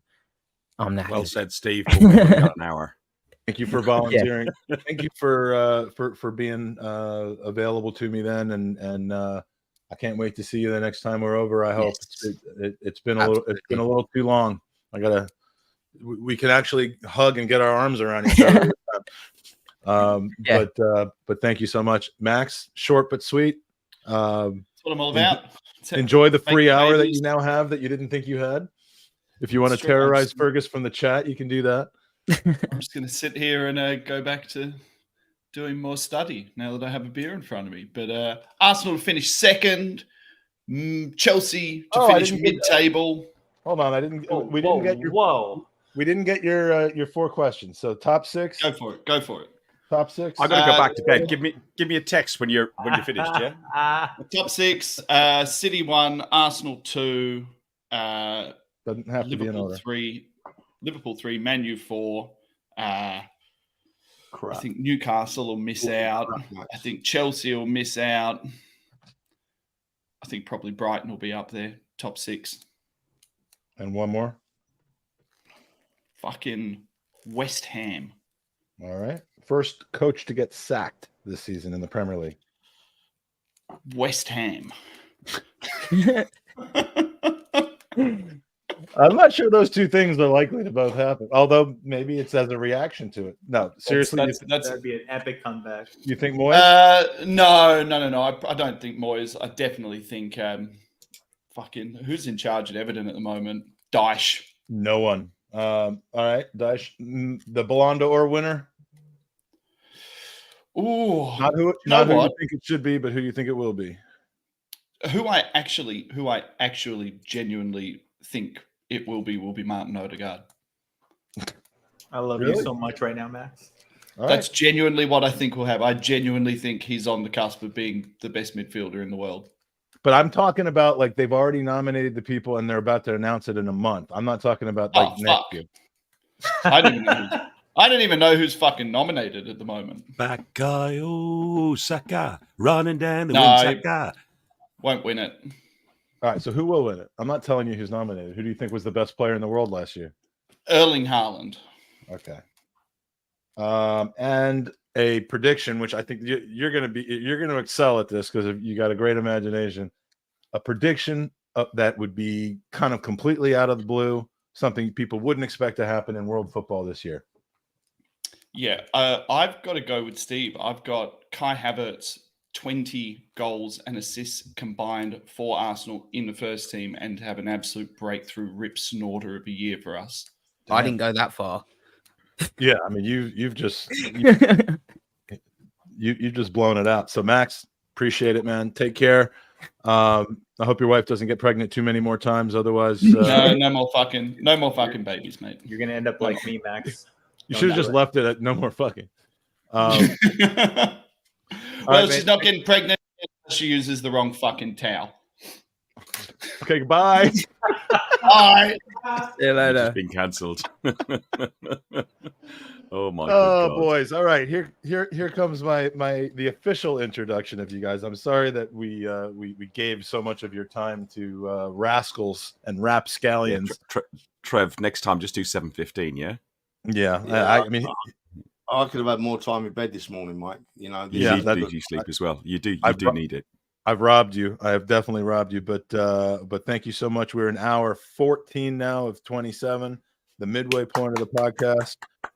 Fergus and Trev are the heartbeat of a fantastic Arsenal podcast themselves, a labor of love for both of them, which is the way I describe, people like us who do podcasts that not very many people listen to, but it's a labor of love. But it's way too few people watching the damn thing, but we don't care. A ton of podcasts talk about the games that have just happened, opinions on tactics, the decisions, the lineups, the transfers, and that's all great. You guys do that too. But what you get from Guns and Yellow Ribbons that you don't get from most football pods is the game day experience, the personal side of things, the reports from outside the grounds, both home and away, the drunken hotel podcast 4 hours after the final whistle, the pictures of each one of you dancing, with each other with your shirts off. I mean, that's good shit. So, can I correct you? I've never had my tats out. Well, I'm going to work on that. Never say never. Where was this picture taken? That's at my local tube station. Was that Debden or Loughton, Ferg? Yeah, that was Debden He Station. was On the hoping way that to the- information would not get out, Trev, but people are going to wait for him now at 4 a.m. the morning of a game. Yeah, get your tats Oh out. my lord! Love it. Yeah, this is. I tell you what, Stuart done a good job taking that photograph, didn't he? Yeah, I mean, I had to ask him for the rights to it, and he agreed that this is definitely going on the website. Yeah, you did say tats, right? I think now I did say tats, yeah. Okay. Although they were quite overshadowed, weren't they? Yeah. Well, look, I'm seeing a six pack here. Two of them are his tits. I'm seeing symmetrical shape, not drooping. I'm not unhappy with that at 61 years old. No, I'm telling you, I'm working towards that. But you've got it. So all right. So tell me who the crew is from left to right. Obviously Fergus and Trev and then Ginger who Dan. are the other two lads? Ginger Dan. Capo Dan, but he's the man who runs Block 5. He's even been anointed with a crown last week, the week before, where one of the guys in Block 5 appreciated how much he's singing in his flag. They gave him a cap with Block 5 North Bank. And then we got Danish Gooner in the background in Alex. And this rabble will be gathering in Madrid on the Monday and Seville on the Tuesday for the away game. So we will see you down there, Mike. Yes, I am so excited because the last couple of Euro aways that I've been to, I think were Milan, Herz, and before that it was Lisbon. Maybe that was afterwards, actually, Lisbon. And I've met some great people out there. I had a handful of people that I knew that were out there, but I have a feeling this time it's going to be a motley crew. My wife will I've be just got a seeing text. Euro. I've just got a text from the Garda Sevilla. Red wine is banned in Seville. I'm actually really relieved to hear that because I do not need that. I do not need that. Mike, get used to that, mate, will you please? Because Fergus has got this habit of cutting you off mid-sentence, right? He's so rude. I have to keep telling him about it, He's it's no good. But talking about European trips, it's been a good week, There he goes. You see? We've had no Arsenal, but we've booked all our European trips. I'm fortunate enough to be doing all three this year. So I'm ready to go. And if you're going to be in Seville, Mike, wonderful. Can't wait, mate. It's going to be fantastic. I'll have my wife with me, and she'll get to see the craziness. Yeah. She likes a party. She likes a good party. Arsenal away games on your own, That's the kind of crowd the Arsenal fans are. And you soon mix in and you make friends. And they're great trips. I can't wait for this. This is what I live for. And it's Champions League again. First time for a long time. It's Champions League, not Europa League. So I don't think we've spoken about that deeply on the podcast as of yet. You want to talk about European football unless you have something planned, Mike? Not 100% sure. No, I was gonna. Where is it? Just gonna. Oh, something didn't upload that should have uploaded. But so yeah, let's. Yes, actually, looking for. Yes, actually, that is what I'm looking for. And I'm almost afraid to ask what that is. It's Dad dancing at his worst. Yeah, I don't. It's in your WhatsApp. Know, it's in your I WhatsApp. don't know what happened to it, but Fergus, if it makes you on the dancing, why I vent a little, why Mike looks for that. I got left at a school dance by a girl because of my two left feet. So when it talks about bad dancing, I'm your guy. I can't dance worth of. I'm the Nicholas Pepe. I am the Nicholas Pepe dancing. Honestly, even my left foot is not good enough. There were no feet involved. It was all the upper body motion. It was all hand motion. It was the opposite of this. Like I was this, doing the magic fingers. I was just a little too much. But he was doing the two things. Like it wasn't like the arms dance. He was going like it's coordination. It's one of those. That is a skill, Mike. That's a skill in itself. I don't appreciate your greatness, Fergus. That's all. I can see it happening. Mike, if you have on the video, you want to deep dive into the video is not happening. I'm sorry. Okay, no big deal. Well, hey, first time in a really long time, Hilsey, that we're back in Champions League. You just mentioned that you're going to be able to visit and travel all three of those times. Did you travel much in the European ones, or were those a little bit more difficult with the countries that we're visiting half the time? Oh no, I managed to end up in some interesting places. Take 30 seconds of your time. About 4 or 5 seasons ago, we were drawn to play a team called Poltava, which is right in the middle of Ukraine, you know. And 2 or 3 good friends of mine, we were talking, and we went out 2 days before the game. We had to fly to Kharkiv on the Russian border, and then get this 2-hour road trip to Poltava. But when we got there, they decided to declare martial law, and we were all thought we were going to be stuck in Poltava. And the game was cancelled. The game was moved to Kiev because it was deemed too risky. And there we were drinking cheap beer and not really worrying about it too much. But there's a great point that comes out of that about our great football club, in that Arsenal Football Club rung every fan that had bought a ticket to go to Poltava. And the lady rang me and she said, "Hello, Mr. Hill." I said, "Yeah." She said, "It's Arsenal Football Club here. We're ringing all of our fans to say, do not travel to Poltava. The atmosphere is dangerous. There's too much of a risk to go to Poltava. Please go to Kiev." So I said, "Oh, we've got a problem." She said, "What's that?" I said, "I'm already in Poltava." She said, "What are you doing?" I said, "Well, I'm drunk. The beer's cheap, you know." So yeah, I got everywhere. I've been to Belarus. I'm nowhere near as committed or been to as many places as a lot of Arsenal fans, but I've been about. Yeah, I love the European trips.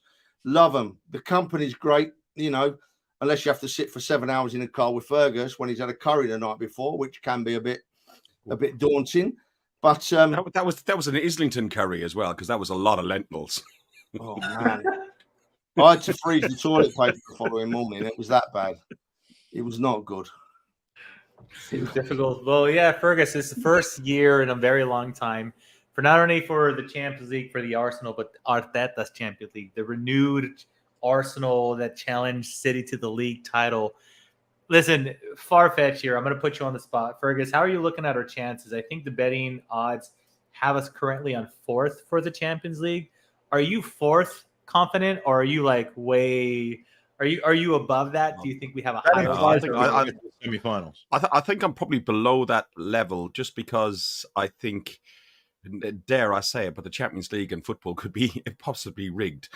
So I think we get to the last 16. Beyond the last 16 is a bonus, and then we progress from there. For me, if we got to the last 16 and then challenge and possibly, hopefully, win the league, then I'd be delighted. I'd like us to progress as far as possible in Europe, but I'd like us to win the league first. Ooh, that's a controversial take. It's a lot of people, just because of the fact that we've never had that Champions League glory, we have to navigate the socials, and their clapback most of the time from Chelsea fans or United fans is like, we've won it. And I tell you, Fergus, it boils my piss, and it's something that just drives me absolutely crazy. Well, United fans have a reason to maybe have an opinion.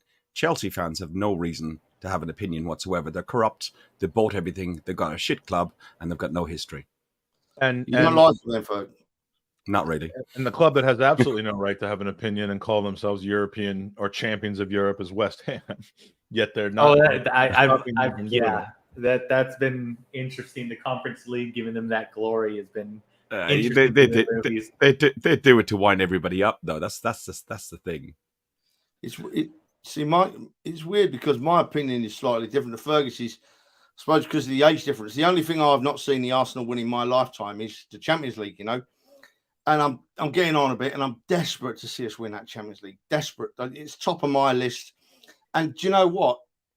If we play to our very best, and I say this with all sincerity, if we play to our very best, we can beat any team in the world. When we play to our very best with the players we have, we just need to make that more consistent this season, which I hope is going to happen. And we're flying, boys. We are absolutely flying. Yeah, no, I'm going to second that, Hilsey, because for me, my opinion, the thing that crashed our season, or actually our last 2 seasons, going into the fourth place battle that we had 2 seasons ago, and last year we had the title contention, it's injuries. And this season alone, we have substantially more depth in our squad.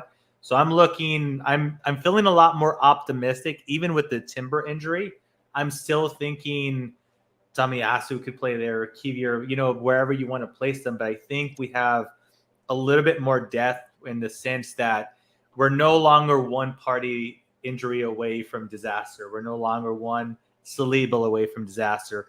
So I think we're a little bit more fail-proof. So I'm a little bit more optimistic with you. I got to tell you, when Harry Kane moved to Bayern Munich, I took a little bit of a hit because of shit. Because they needed a striker for so long and they hadn't had it. And Kane, for better or for worse, I understand he's from Spurs, but he knows how to put the ball in the net. So he makes them a little bit more dangerous. But I don't know. I may be completely naive to think this way, but I'm looking at Real Madrid because they didn't buy Mbappe this summer in Barcelona. I'm like, yeah, I could see us squeaking by there. And so I fool myself in this false sense of security and City gets knocked out. We've already shown we can beat Barcelona. I mean, we can score in banger against them. Yes, absolutely. Yeah, I fool myself to believe that if City gets knocked out, I feel like PSG, for better or worse, don't have the pedigree in European football. All their stars, or the majority of their stars, left. I don't know. I'm dreaming. I'm hopeful, and let's see if we could pull that off. I'm feeling slightly optimistic about it. But I mean, look, Fergus, as far as groups go, we're looking pretty good. It's a nice welcoming back because we were looking at the potential groups that we could have ended up in, and it wasn't looking all that well. But PSV, somebody that we know that unfortunately knocked us out in the Europa League. We got Lens, French team. Traditionally, we do good without I'm going to say an epic era type Monaco, which they had all the stars that ended up being into place. And who's that last team, if I'm not mistaken? Let me double check, please, because I have Sevilla. Yeah, of course. Okay, they don't have Unai Emery, so that's a plus. So, what do you think? You know what, Mike? In theory and on paper, and football's not playing on paper, as they say, it does look like an easy group. But Eindhoven, they're not a bad side. Seville, a good cup side. Very good point by Highbury squad. It is easier to win the Champions League than the Premier League, but I'd like to win the Premier League first. I do get Trev's point. I look, in theory, we should breeze the group, and I would like to see us winning the group and getting through to the next stages, which would make our pathway to a possible final a lot easier. I think it's going to be a little bit more difficult. What are you on about? Go on. No, I'm not having a go at you, mate. I'm absolutely not having a go at you. But I recall with Arsenal Football Club, we have this habit of shooting ourselves in the foot a bit in Europe. Look at Eindhoven last season, and then the season before Olympiacos. We should never have got beaten by Olympiacos. We've got this habit. So I'm not saying I'm not confident of where we're going to go. We should win the group, but I'm not going to say I'm overly confident because we've got this habit of just dropping a level or two in Europe for some reason. But, I dropped about 3 levels in PSV, didn't I? Well, that's another story. That's it. That's funny. But as Mike just said, right, we are in a group that we should win, and who knows from there. And then when it comes to knockout rounds, and as I said before, if prime Arsenal turn up to the knockout rounds, no one beats us. If prime Arsenal turn up. And let's put this in context because, we were a team that just wanted to get back into the tournament. We technically were pot 3 based on our qualifications. And when Juventus got penalized, we moved into the very last spot in pot 2. So to be talking about being in a group that we should be able to win, whereas we could have ended up in a group like Group F as the third. We could have been the Milan in that group where Dortmund and PSG or Bayern and Madrid or something like that was in front of us. I'll take it. It isn't an easy group. It's not like our Europa League groups that where you can pretty much hope to be through after 5 games and treat the 6 like a dead rubber. It's a difficult group, but we're the favorites, and we basically were almost pot 3 in the draw. So I think we can be very happy about that draw for once, and now we just got to put the play on the pitch and get it done. So, Mike, can you put that comment up again from Reese, please, about the Champions League music down at? Yeah, I mean, there's nothing like hearing that Champions League music. It raises the atmosphere as soon as it's played, and they all walk out onto the carpet and they absolutely just lift the crowd. There's a little bit of wind up. You're doing it on purpose, Hilsey. You're doing it on purpose. so there was a tweet put out by The Wave on Twitter last night about the Champions League music at the M's. And I went, the M's? I think it's the N's. And it could be worse. You could call it the carpet. So then Ginger Dan, Capo Dan gets in the WhatsApp group. Let's wind up Ferg. And this is just before I go to sleep. And they start going, the carpet. Reese is in that chat. And Reese is coming like, can't wait to hear the Champions League in the carpet. And this little fucker down here. I did it. So you don't like people calling it the carpet. I no, it's pathetic. I actually don't like. I mean, I've never really like. Is there an origin to that? Excuse me, because I have heard it. Arsenal used to have the best Highbury, the best pitch, voted year after year after year, the best pitch, and we moved. And you're talking about pitches that Trevor would have played on, where they were like bogs, and Highbury was always like a carpet. But yeah, it's pathetic Twitterland talk. I think damn the kids, damn those damn Twitter kids. I'm telling you, having spent some quality time on the carpet, having scored a penalty from the carpet, here we go. Having laid down on the carpet. I mean, I get why they call it that, but yeah, it's a little goofy. But yeah, it's that music. It's nice to hear that music compared to the other ones or no music. But did you watch the first 5 minutes of the draw of the Champions League draw when they did a orchestral version of the Champions League? That was the most pretentious thing I have ever seen in my life, and I've seen and met Fergus. No, I mean that 10 minutes. They had woodwind instruments and a lot of string instruments, and we've lost Fergus, and I think that they had some a cappella stuff involved. I mean, I don't even remember, but like I almost threw my television out the window because I just needed that to stop. I'm like, I don't mind the song, but you clearly are so proud of yourself, Mike. Once I got over the pretentious, horrible, musical arrangement, I watched the draw. My wife had a friend in for a treatment downstairs, and I'm sitting here and I'm watching the draw, and I came downstairs all excited, and I went to her, Seville, Eindhoven, Lens, and she went, "What, you think you've gone to all three?" No. It's a longer story, and Trevor's party to a lot of it. There's fans and there's fans, you see. I mean, if my missus said to me I wasn't going to all three, it'd be like, off with a ring. See you later. Yeah. She's not watching this, by the way. I had told Steph that we were going to go to. I mean, we're going to England in late October. And depending on the circumstances, we would either fly direct, if the game was going to be home, if it was going to be away. I mean, I knew who our opponents were. I knew because the draw was separated by more than 2 days, I think, or almost 2 days from when they announced when the games were going to be. That was the thing that I was waiting on. And unfortunately, they released that stuff at like 2 or 3 o'clock in the morning, my time, on a Saturday morning. And I didn't see it until 6 or 7 a.m. I woke up. I'm like, oh, shit, I got to look at my phone to see if they've released it. And I saw it was Seville. I got up and I jumped out and I started looking at flights, and it was like watching, the numbers just kept going up and up and up as I tried to start figuring things out. I mean, those flights were going to fly directly from DC to Seville and then fly home from Seville to London.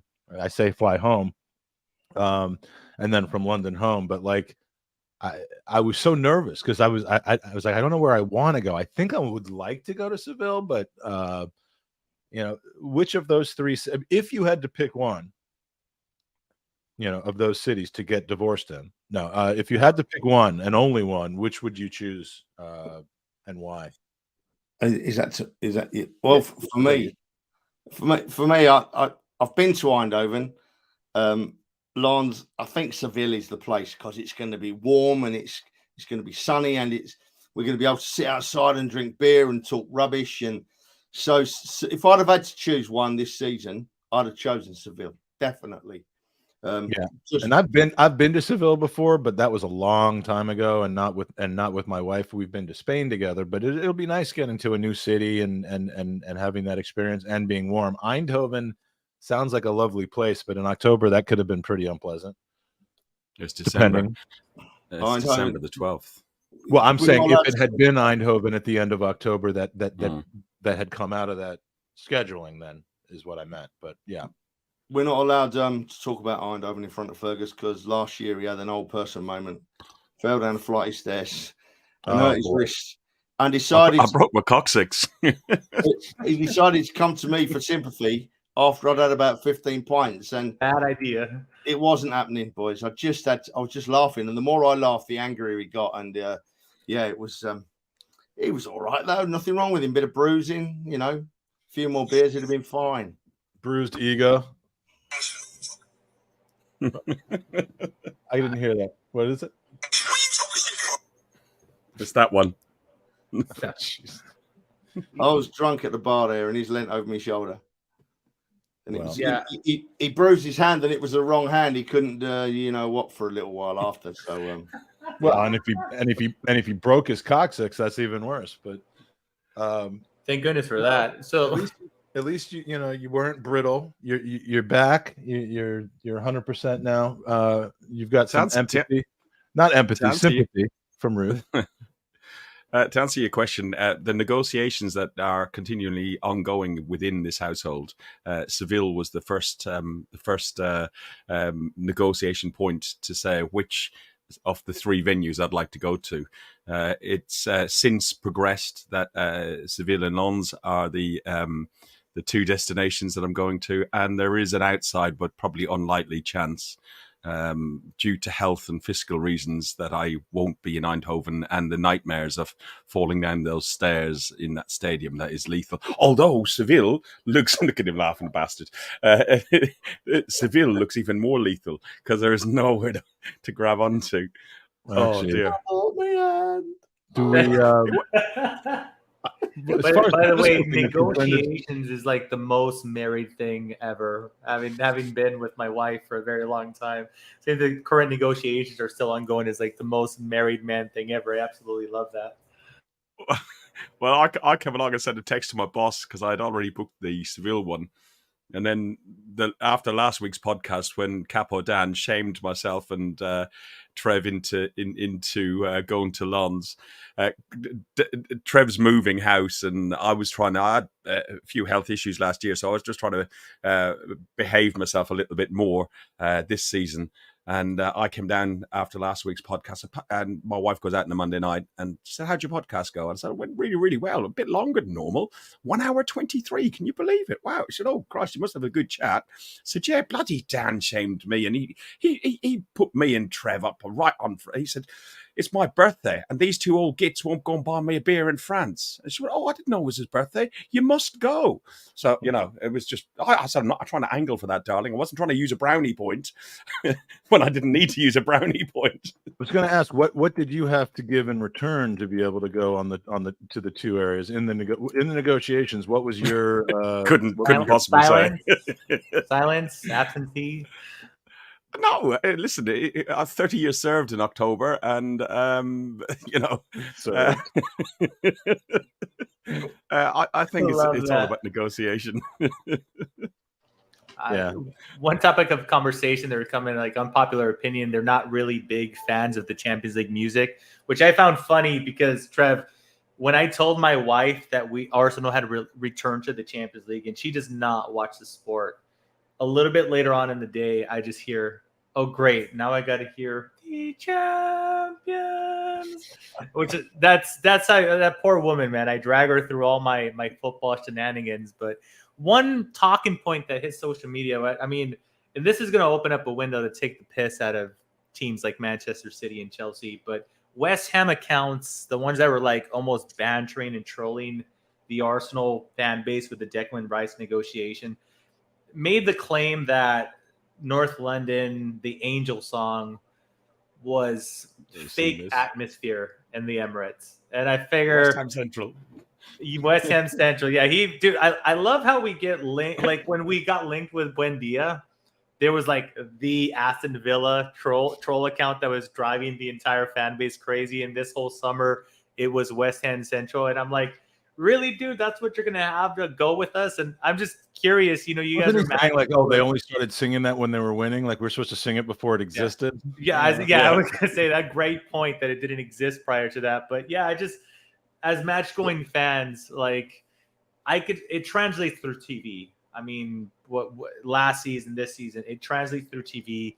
I'll never forget when it was William Saliba last season gave up that own goal, I believe, versus Leicester City, and the entire Emirates, the carpet started celebrating and chanting. Yes. So like you did to me, Mike. You did. Fergus, I only get to be on a pod with you once a year, so I got to get all the puns in when I can. But the atmosphere, the renewed atmospheres at the Emirates, I mean, is it as polarizing as it is live, as people speculate, or is it quote unquote fake-ish according to West Ham Central? Mate, firstly with the West Ham Central thing and the other trolls, I take that as a compliment. That confirms to me that the Arsenal are back and playing well and worrying people. As for the atmosphere, the Emirates has been crying out for an atmosphere since 2006. We went years and years and years, and we struggled, and it just occasionally it would lift, but it just wasn't consistent. And then it picked up a bit, and then we discovered North London Forever, and that has just set the stadium. It sets the scene at the start of the game, And if you lift the crowd at the start of the game, and then the players start playing well, that's just like a seesaw thing, Crowd lift the players lift the crowd lift the players lift the crowd. And that's what's happening at the Emirates at the moment. Dan and Fergus started outside block 5 and 6 before the game starts now. They have an hour singing and shouting, and the fans go into the stadium in the right frame of mind, And it's wonderful. The atmosphere in that stadium, when them players run out onto that carpet, the atmosphere is unbelievable, right? And when we scored the second goal, when Rice scored against West Ham, my ears hurt in that stadium. It was that loud. My ears hurt. Never known it that loud before. Never.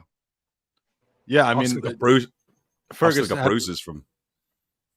I mean, do you agree with what Jim said about how the atmosphere against Manchester United? Sorry, I'm going to start a separate list for Jim, so he's down to 1. I've got Trevor down on 5, Reese on 1.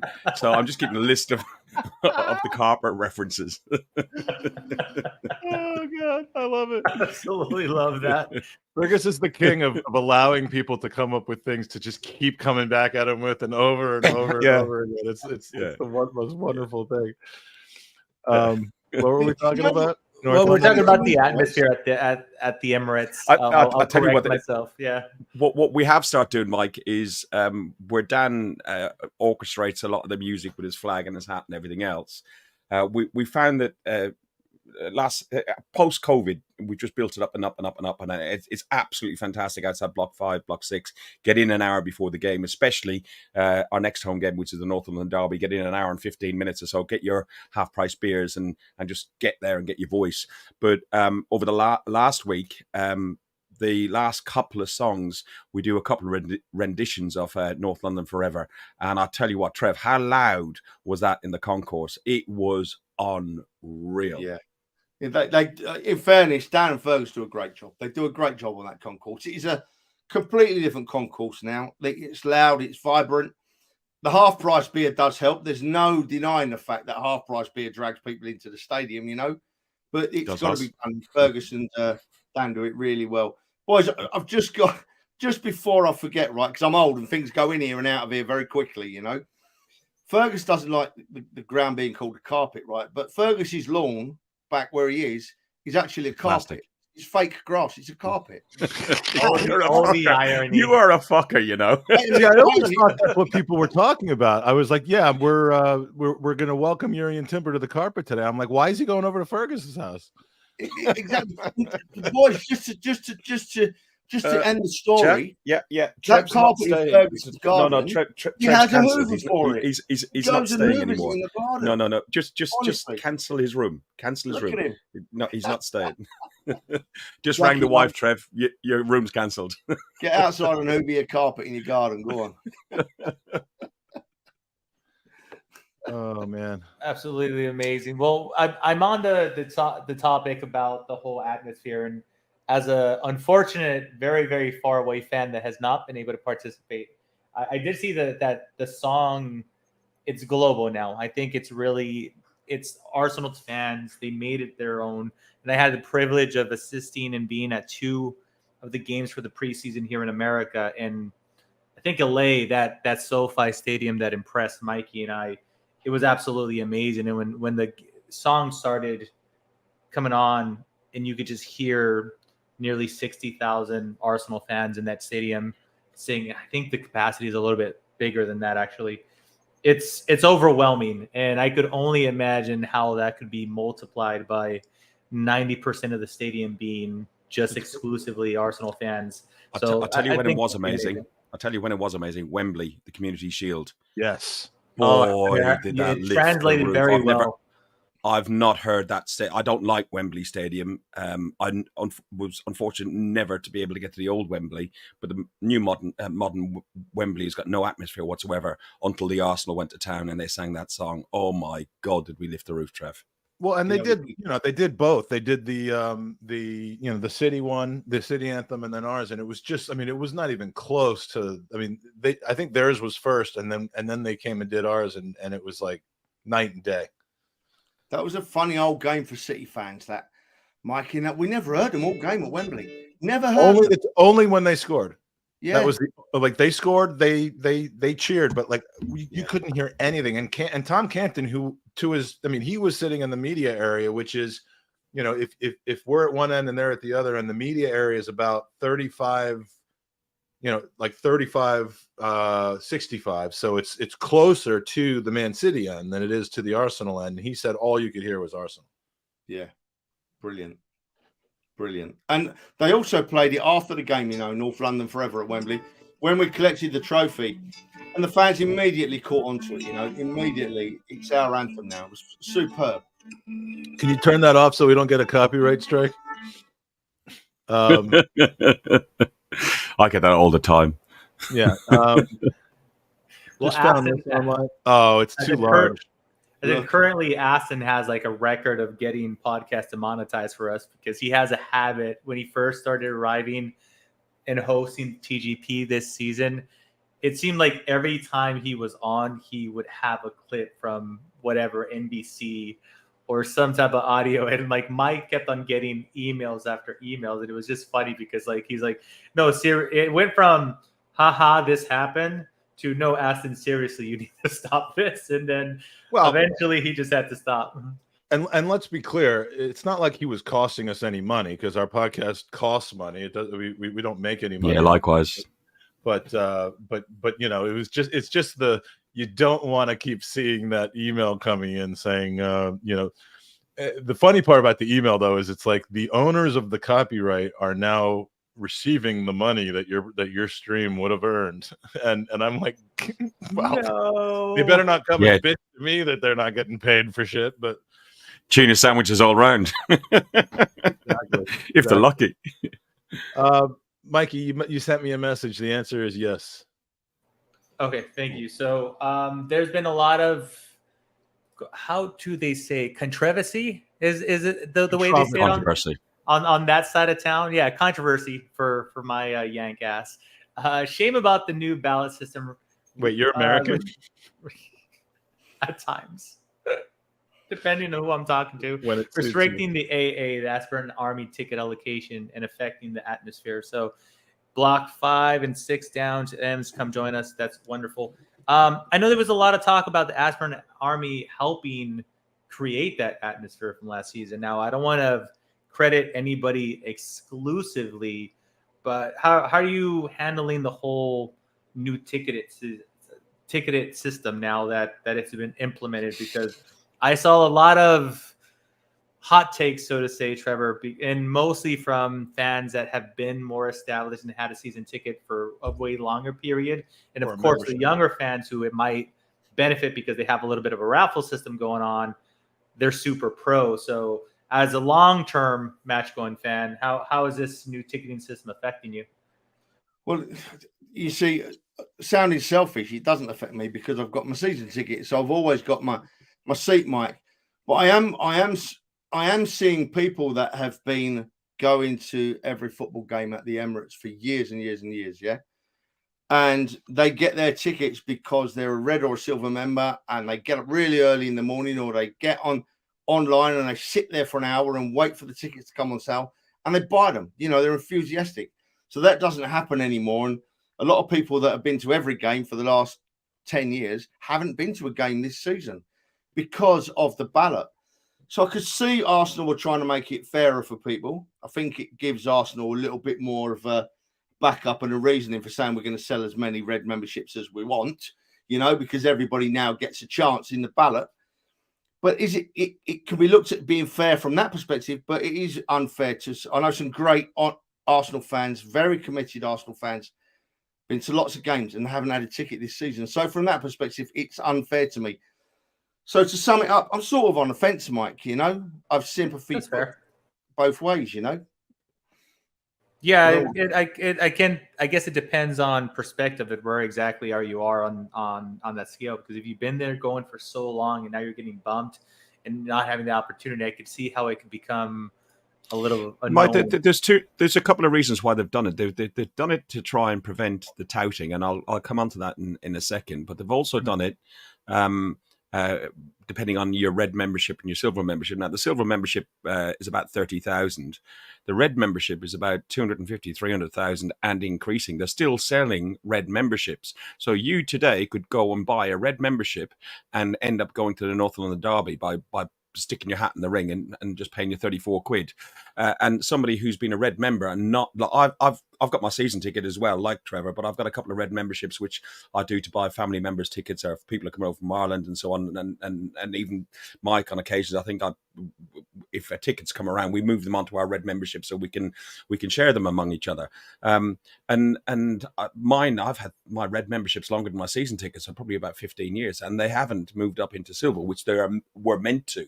So, but they're still putting people in the pot. And there should be a limit. It should have been 100,000 or 50,000 or whatever the number is. But now you can have 300,000-400,000, and they're still encouraging people to buy a red membership because you could, if you're lucky, get a ballot member. They've done it as well to stop the touts. Last year they had robots, and I went to the Oxford United game, and I was with a chap, and he had stopped at the services and met some guy, and he picked up a wedge of tickets like this that were sourced on various and it's unreal. There's a few different ways it's done, and I won't go into the technicalities of it, but the money that these people are asking for tickets is ridiculous. I know Mike and I are on a WhatsApp group, and you know, amongst ourselves and amongst friends, we always exchange tickets amongst each other, and to make sure that the seat is taken by a genuine Arsenal fan. If I can't go, I'd rather give my seat away than see it empty. Or if I'm going to give it to Mike's sister or aunt or whatever, I would only sell it at face value. I'd never for a profit. And I think that's the way it should be done. Outside the Emirates, at the Arsenal tube station, the last time we walked by, Trev, you probably won't remember because you'd gone past the 2 pint mark, so you would have been pissed. But there was a tout out there with a wodge of when PDFs. Bird tries to talk shit. It's so cute. There was a tout out there with a wodge of PDFs. So their robots are still buying the tickets on Ticket Exchange, putting them onto their fake red memberships, and they're buying a £30 or £50 ticket and selling it for £200, £300, £400 outside the Arsenal station on front of the police, and nothing's done about it. You see, Ferg, although he's not the brightest button on the planet, Fergus makes a couple of really good points there. You know. Well, thank you. My work is done. People are getting angry. And end it with a high, Fergus. Just cut out now. People are rightly getting angry because 3 or 4 seasons ago, you couldn't give away a ticket to the Emirates. Yeah. People didn't want to go. There was league games that I couldn't go to, and I gave my ticket to someone. I wouldn't have sold it. It wouldn't have sold, you know. Sunday, because we're successful, all these people come in, and that's fine. But they're stopping people that have been to lots of games from getting a ticket. So, you know, as I said, you have to look at it from all angles. And last year, for me, it got so bad with the touts. I knew if I couldn't go and I put my ticket on Ticket Exchange, it would be snapped up in seconds by a red member, and that red member would likely be a ticket tout. You know, he was going to print the PDF off and sell it for lots of money. So I never, ever use a Ticket Exchange for my season ticket. Never, ever. I make sure I give it or sell it to a friend who's a red member who I know will go to the game and not take advantage of the situation. So it's a massive can of worms, this ticket business, you know? Yeah. So you know what else? I do wish that companies would implement more money into their ticketing system as far as buying. And look, related but unrelated, when the PlayStation 5 came out in the States, just hear me out. I'm going for this, Mikey. This is a generational thing. It might be lost on us, Mike. Yeah, well, no, going it for was this. bots. You're talking to 4 people in their 70s right now. Oh, yeah. No, it's to Trevor's point, it was just bots. And we're seeing it more and more with technology that there's people that use these bots and perform a transaction within like a fraction of a second. It doesn't allow a regular human being to process a payment. So they end up missing. So part of me feels like I understand everybody's frustration. This is from a guy that can't make it over there. I'll be honest with you. If I sympathize for the people that have been going there for a really long time, I would like to have an opportunity to purchase a ticket. But the fact that if I could get a red membership, to your point, Fergus, and be able to go to the North London Derby before you, unpopular opinion from my side of the pond, maybe I feel a little hard done because I'm taking away something that you've been doing consistently for so long. And like Trevor mentioned, if you weren't there for the Bellerin days, you know, why should you be there for the Ben White days? The Kolshelny and Kolasniak days. Exactly, you know what else? right? You know what else it does as well? Okay, our first two home games all over the world that knows everything is right and the reality all over Twitter, or X as it's now called. Yeah. They said how crap the atmosphere was, and it was all down to the ballot system, and it was all down to Ashburton Army losing their allocation and everything else. There was an element of that, but what it was is there was a few factors. There was 12:30 kickoff the first game, not enough beer. Trevor was even polite and sober-ish.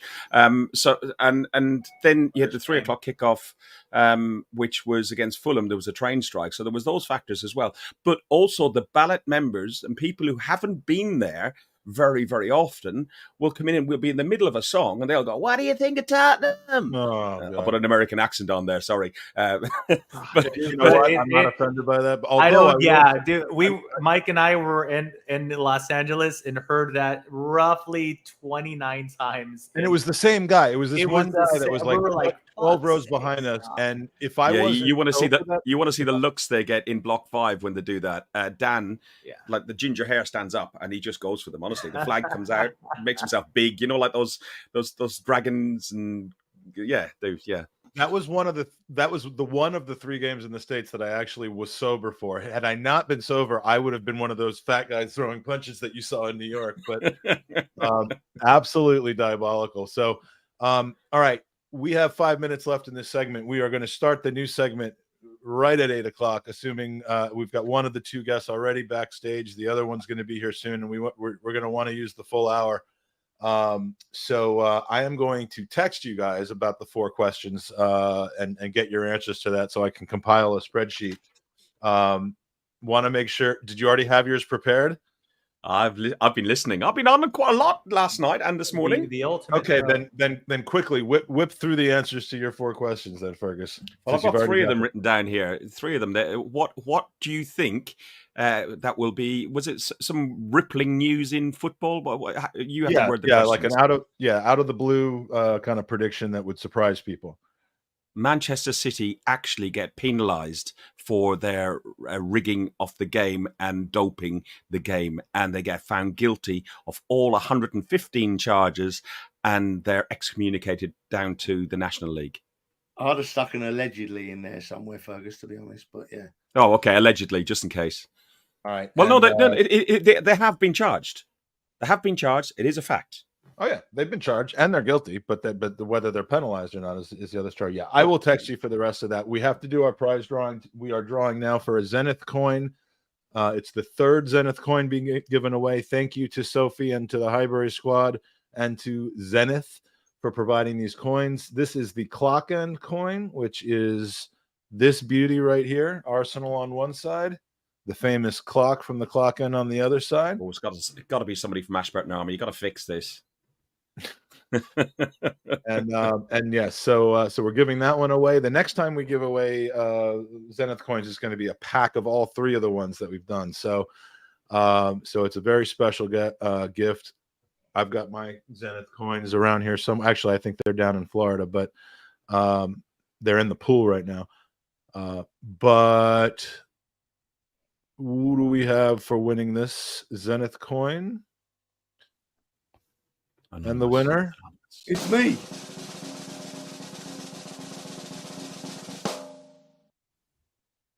Thomas Stout. Congratulations, Thomas Stout. Thomas is from, where is he? Oh, he's not on my sheet. But Thomas, you've won a clock end Zenith coin. Congratulations. And thank you for your donation. Thank you, everybody, for your donations. Our Guinness to his friends. Yes, exactly. So just a quick update as people I've seen kind of start pouring in as it's now 8:00 in the morning. Our podcast Pod-A-Thon week of donating and fundraising has now reached $10,665.49. That 49 is not an accident. But we are absolutely smashing it. We're coming up on 11,000 for the event, and when you add in our Pod-A-Thon with our summer fundraising from the tour and our Tollington event, we are now at $25,965,000. Mike, take a bow, mate. Take a bow. Honestly, what you've done is fantastic. He means me, Magic. Yeah, exactly.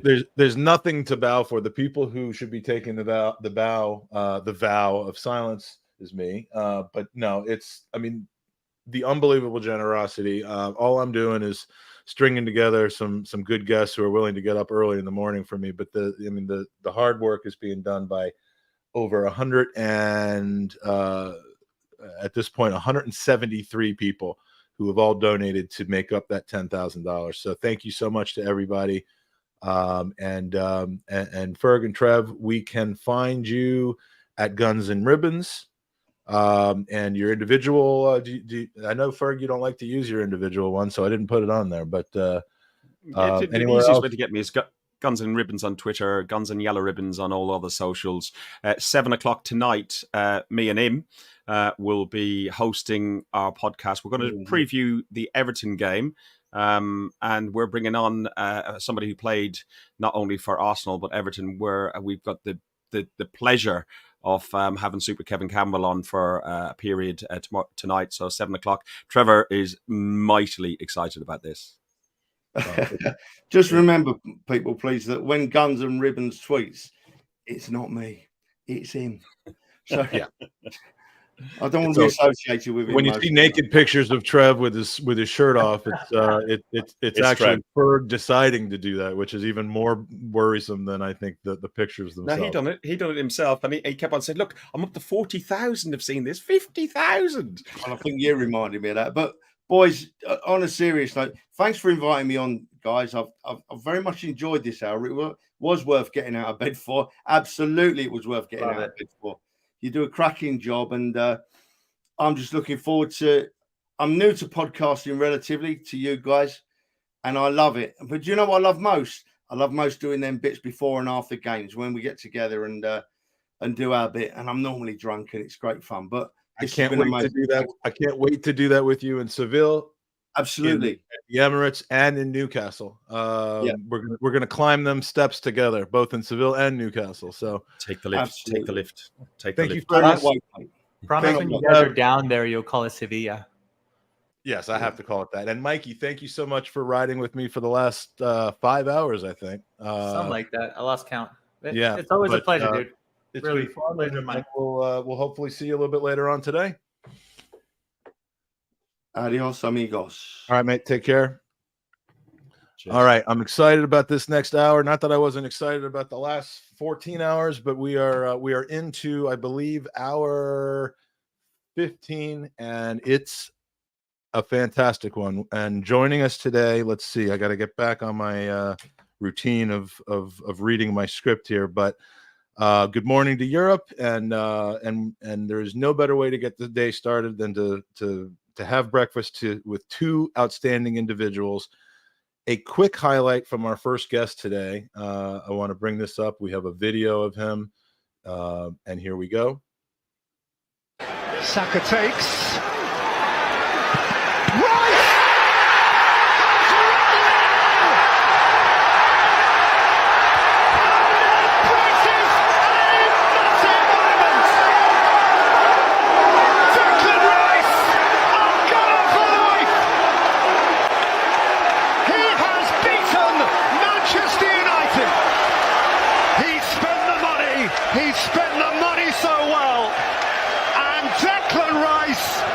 One of them, embraced and embracing. Peter, welcome back Morning, to the Mike. Peter, was the rake that he had anything like the rake you were holding during the game? Yeah, a very, very similar garden rake, actually. I'd just been on the back lawn and sorting out the clippings and went straight from there to the game. They don't provide them at the end. I was going to ask you, No. do they provide you No, the it's rake poor. and the hammer and You the know, and the I thought Arsenal were a great club, but they just don't do garden rakes. I know. I mean, if we were serious about the Arsenal, we've lost our way over the last 10 Yeah, years. exactly. But, so this Hey, is listen, now congratulations on your first 14 hours. Thank you.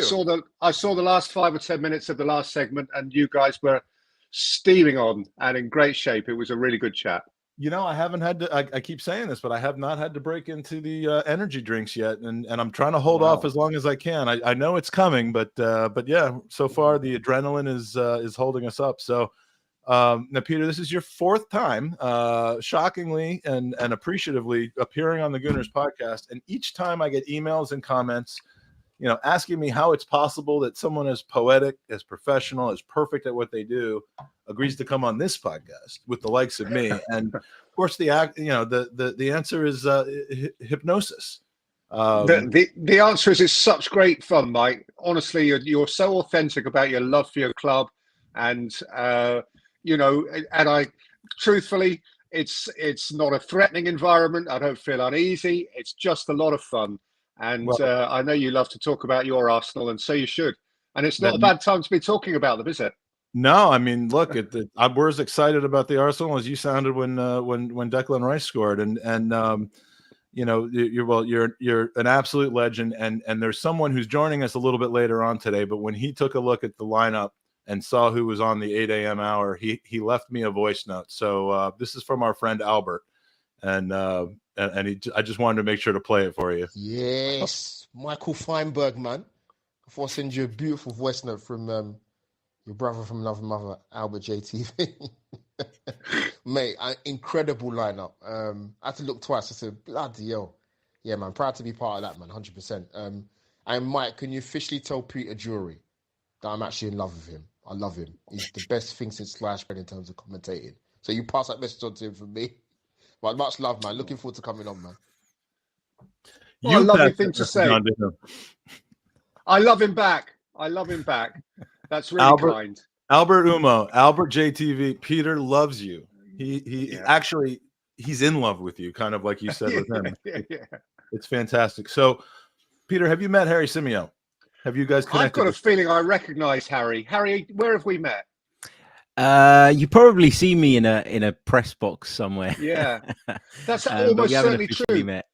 No, I feel as though I have met you. But perhaps we haven't. But anyway, Harry, it's really good to see you. How are you doing? I'm good, thank you, and good to see you as well. As Yeah, Albert says, the literal goat of commentating, and Well, as someone who's starting out in that line of work, I'm so chuffed to be here alongside you. When Mike said that I was on the same hour, I was like, wow. oh, nice. No, well, thank you for that. That wasn't random. That was something I wanted to have happen. And you know, Harry is a good friend of the show. He's someone I met, 5 years or so ago when he was a podcaster, an aspiring football commentator. He's no longer aspiring because in addition to his excellent podcast, The Chronicles of a Gooner, he commentates football for BBC Radio, is a studio presenter on Talk Sport for 90 Minutes Football, and also appears frequently on CNN World Sport, including just earlier this week after the United game. Not only this, but he's an absolutely lovely guy. He definitely follows in the footsteps of really every single football commentator that I've been blessed enough to meet in being humble, kind, hardworking, and just a really genuine guy. So thanks, Harry, for coming on with us again.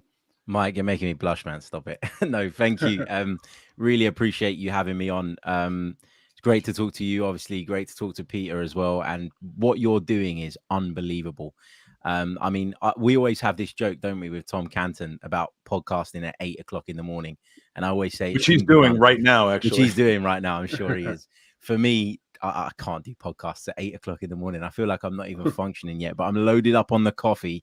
I don't know how you're doing it on hour 15, but the cause is amazing. The work you do is unbelievable. I've seen you in action when you're fundraising, and I think it's amazing what you do. Is for a worthwhile cause, and honestly, it is a pleasure to be here. And thank you for having me. Well, I appreciate it, and trust me, what keeps me up for 27 hours is the constantly rotating, amazing people I get to talk to every hour. I mean, if we were just kind of struggling for topics to talk about, or, talking about Kai Havertz for the 19th straight hour with 14 different people, it would get old. I would start glazing over but every time I look at the clock and it's 40 minutes after the hour, I know we're getting ready to invite someone else in and they're going to be amazing. So, it's just an unbelievable amount of adrenaline pretty much that helps do it. And if you are just waking up and coming into this chat, we've got Peter Drury, we've got Harry Symeou. We're going to be joined by Tom Canton in a little bit when he's done doing his flagship show on his channel. But if you want to enter some amazing prize raffles, if you want to help us kick cancer, raise money for the Leukemia and Lymphoma Society, please go to goonersvcancer.com. The website's crawling at the bottom of the screen, and donate. And now that that Europe is waking up, hopefully we can get those donations start to pick up again. We've just gone over $26,000 raised in the summer campaign that started at the beginning of the campaign of the summer tour. So thanks to everybody. So we're going to hopefully get a number of user questions, listener questions for Peter, for Harry. So if you've got anything you want to ask them, please put it in the chat now. We'll mark it and come back and ask it later. So go ahead and do that. Now, Peter, Arsenal versus United, that was your most recent game. Yeah. And amazing. While I'm gutted that we didn't get you here in the States, that was, you're doing one game for NBC and one game for Sky, is it? Yeah. A weekend. And we did get a very, very good, we had John Champion with us. Yeah. In the States, and I'll take that any day of the week, and he'll be joining us later at 2:00. For someone who loves the beauty and the drama and the late stage dramatics of the beautiful game, this game must have really sucked. Do you know what? It was oddly, it must have sucked. Sorry, I'm not even listening to you. Which makes you like every other person I've ever seen. Mike and Harry, I think you both agree, as dyed in the wool Gunners, that actually the first half had 2 minutes in it, 2 minutes and 2 goals. There wasn't a whole lot. United played a lot of that game in their own half, which was surprising because I thought they had to sort of attack the game. And then, the second half was so different with the VAR offside, the Havertz penalty that then wasn't, and then those crazy explosive moments in the end. And it just goes to show, actually, that you remember ultimately, what was your last picture of the game? And the last pictures of the game were those crazy goals and all that. And funny enough, I was talking to Gary Neville afterwards, I've been working with, and I said to him, it is funny how obviously, and quite rightly, we're all football fans, we all understand it, how the result drives the narrative. You know, and we're here to talk on your terrific Arsenal podcast and help to raise a bit of money. So I don't want to be miserable about it. But can you imagine how, having played essentially the same game, if that Garnacho goal counts and United win 2-1, Arsenal would have played just as well or just as badly. United would have played just as well or just as badly. And the story we'd be telling would be a completely different one. It's extraordinary how those crazy moments at the end of those big games direct the narrative for not just minutes, but hours and days and weeks and potentially months to come. Well, and in this case, I had a lot on my mind during that game. It was the last game before the international break, during which we were going to be doing a massive podcast with tons of Arsenal talk. When it looked like we were going to drop either 2 or 3 points in that game, I was not only miserable for the normal reasons about it, but it was going to be, the narrative was just going to be so negative and sky is falling from everybody that, and that's sometimes what drives me away from podcasting. I mean, I podcast as a hobby, not as a job or a career or, and so when I don't want to do it, I don't do it. And that's been a lot. It's been a lot. That's the best way, Mike. Well, you were about to go into retirement, Mike, were you? I've really kind of avoided it a lot lately, just because I'm, the same narrative over and over again. It gets exhausting for someone who that isn't their first thing that they think about every day.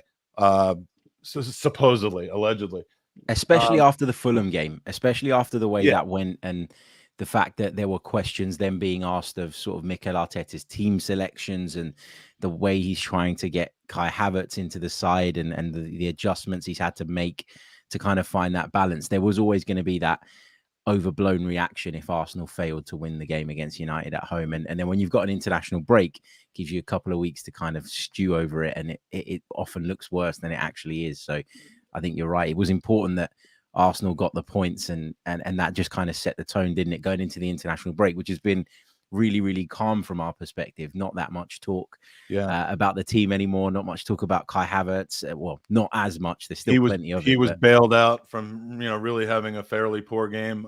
He was bailed out by the result. And really what was so clear to me, and it's shocking that it wasn't clear to more people, specifically those who, live around the corner from the stadium and are Manchester United fans, is that, we absolutely deserved to win that game. We dominated every facet of that game, in my opinion. A little weak on counterattacks, which of course has been our bogey all season. But I felt like that would have really been 2 points unexcusably dropped, or God forbid, Garnacho's goal stood, 3 points dropped, and that was really what got me so much. So to go from our friend Dave Seeger used to write an incredible blog called 1-0 or 1-0 down, 2-0 up. And, we ended up going from 2-1 down to 3-1 up, which is almost unheard of before. But that entire kind of 15 to 20 minute arc, I was at a bar down in my son's college town and watching with him and my wife and a friend of ours. And just the hugs that happened when Rice scored, my son just jumped out of my 20-year-old son jumps out of his chair, comes over and leaps into my arms. And that's the memory from that game. So, and do you not think, Mike, and Harry, again, as Arsenal guys who presumably a year ago, when Arsenal were playing West Ham, Declan Rice would have been the bloke you looked at and wanted to fail because he was their best player and all of that sort of stuff. What a good guy he is. I mean, the way he is connected so quickly with what is nobody's pretending West Ham Arsenal is the derby, but it's a derby. There is a rivalry of sorts there, and a close-ish rivalry. And for him to make that leap and become not just a player, but almost the player, and to be able to walk around that ground with Rice Baby playing and all of that stuff with a massive, beautifully modest smile on his face. He strikes me, if I had a daughter, which I don't, I'd like my daughter to marry Declan Rice because he just seems a really good guy. He's got all of the attributes. I mean, he seems to be humble. Again, this is in my incredibly in-depth knowledge and experience with him one-on-one. But he really just seems grounded, well suited to handle the kind of the things that normally can take someone off of their professional track, the distractions of the world. And maybe we're lionizing him, especially as Arsenal fans who are really falling in love with him, but I've seen nothing to tell me any different. Do you know what it is? It's really genuine with Declan Rice. And sort of from the first interview he gave in Arsenal colours, you could tell that he was genuinely excited to be at the club. Normally you get a lot of footballers, they sit down and they'll say generic stuff, which is okay, I guess. But, the kind of, glad to be here. I've liked this club since I was a kid, all the rest of it. But with Declan Rice, just looking at his face as he's saying those things and as he's sort of talking about how excited he was to join the club, about how excited he is to work under Mikel Arteta, how he's seeing the game differently now. All of that comes across as really, really genuine. And I think it's a breath of fresh air in modern football at a time where I'm not saying footballers are like this, but there is a lot of questions being asked about, how much footballers care and that kind of thing. That conversation is always ongoing. So to have someone as genuine as Declan Rice come in and just connect, as you say, Peter, with everybody involved in Arsenal is just amazing. Yeah, and Jim astutely points out that Rice kisses babies after games and helps old people cross the road. And what more do you want than that? He must know there's a general election next year. Yes, exactly. Yeah, exactly. Which reminds that just put the thought in my head of this movie. I forget, it was Will Ferrell, and it was, I think it was called The Campaign or something, where the guy's running for Congress and he wants to hurt his opponent, and so he runs over and takes a huge swing at him, and the opponent moves out of the way, and a baby just appears behind him, and horribly he punches the baby. But we're not endorsing that. We're definitely not endorsing that. So Harry, you were at the Emirates as well for that game. We saw a great picture of you. Was that before the game or after the game? I'm guessing after. With you, Tom, and Super Kev. Oh, that was before the game when we were discussing the front three, and we said me and Tom will play either side of that's right. Campbell through the middle. Yeah, Kev's got to be the target man. So tell me logistically, where are you actually located within the stadium when you're doing the game for BBC and then Peter for Sky or NBC? I mean, I'm familiar with where the print media is, right in front of block 31, 32, pretty central, maybe a little bit on the away side towards the clock end. Where are you guys physically located within the Emirates? Harry? So I'm in the same bit as the written media. You often get radio points there on the back row, which is, although people sort of look at the back row and go, oh, you've got kind of a slightly sort of letterbox view because of the stand coming down in front of you. It is the row to be in, I guess, if you're in the lower tier, because nobody can block your view, at least, of what's going on the pitch. You do have to stand up from time to time, particularly when the ball goes into the corner of the North Bank on the same side as you. I have had to stand up from time to time, and being in the back row, you don't mind that because there's nobody to tell you off. But that's where I do the game from. I know Peter will tell you about the gantry, which I hope to get to one day. Gantry is just not a word you hear in the States, and Peter, how much I love the the English, the British that are football related, and gantry is one of them. But where exactly is the gantry in the Emirates? Basically, I'm more or less sitting on top of Harry, so it's a kind of appendage in front of the top tier on the same side of the ground, which is where all the cameras are, and there's room for 4, 5, 6 television crews as well. So there tends to be the 2 domestic ones, that's to say Sky or TNT if it's one of their games. The match of the day, BBC commentator, NBC, PLP, which is as you know, Mike, I'm sure the company that sends it globally. And very often, especially for the big games, there's at least one Scandinavian commentary team. Very often Denmark. We see a lot of Jan Molby around the place. and very often there's a French commentary team as well. And sometimes, listen, when you're playing for the title on the last day of the season, there'll be a few more than that as well. But yeah, that's where it is. And I have to say, it's an enviable view. Down the years, I like to have an excuse if possible. And there is no excuse at Arsenal, unfortunately for me, because you can see it all. It's useful to have a pillar somewhere so that when the ball goes in and you don't know who scored, you've got something to blame. But there is nothing to blame. And funnily enough, although obviously the Emirates is a built in the television age ground and built with television in mind, back in the day, Highbury's gantry was an absolute joy. Because it was a smaller ground and so on, and we sat right over the halfway line at just the right height, and those were the sort of early years of my television career, and it very quickly became a favourite place to broadcast from. But the Emirates has picked that up. I said that I want to get into the gantry one day. There are some gantries that I don't want to get into. It's a cracking old ground, and I know they've done some work now. But when I first did a radio game, I went to Luton Town, and plenty of excuses there, Harry. Yeah, exactly. I sat in the press box and I sort of set up my stuff, and I thought, I haven't got any room to literally plug in my ISDN kit and have my notes on the desk in front of me. Had people either side of me. And one of the club staff said to me, do you want to go up in the gantry? And I looked up and it was this piece of scaffolding hanging over the pitch. And I thought, no, you know what? You're all right. I'll stay where I am. Well, I do want to just point out, we've just seen a large spike in viewership, and that can only mean one thing. That means we are now after the completion of the 8 a.m. show from the Gooner Talk TV. So we're going to bring in Tom Canton, fresh, who's brought literally close to 100 people with him. Tom, Peter, you've met. Hey, Tom. I think I've seen Peter around the press lounge before, but we've not had the pleasure of speaking to each other yet. But it's nice to meet Peter. And next time we will. For sure, mate. For sure, absolutely. Are you coming to Everton?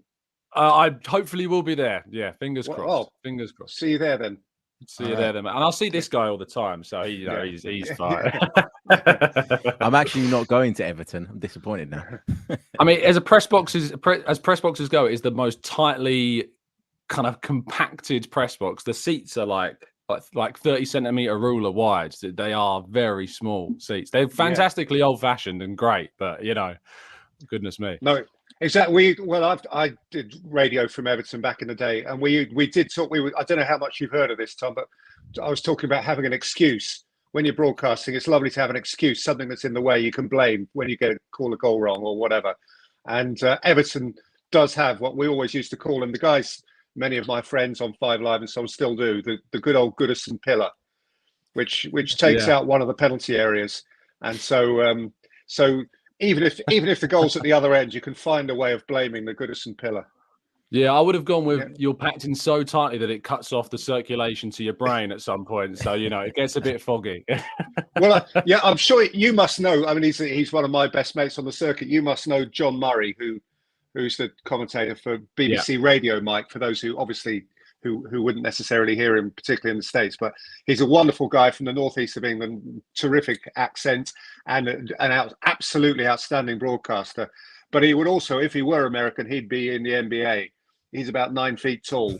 Oh, so he fits right in at the Emirates because the entire press corps is 6'5". Well, when he's at Goodison, he really does have a problem sitting down. But anyway, that's another story. And so, Harry, as an Arsenal fan who is on the air for that, you were commentating the game, or were you doing like game reports? So we were doing updates. We were doing updates, but we do the off-air commentary as well for the highlights and stuff. So so when the goal goes in, I mean, there's the no celebrating in the press area thing, which resulted in this after the Declan Rice goal, but. How do you hold it together in those situations? That for me would be one of the hardest things. So because I'm working for BBC London, there's a little tiny bit of leeway when the London club comes out on top. So in a game like Arsenal and Manchester United, obviously you have to remain as professional as you possibly can.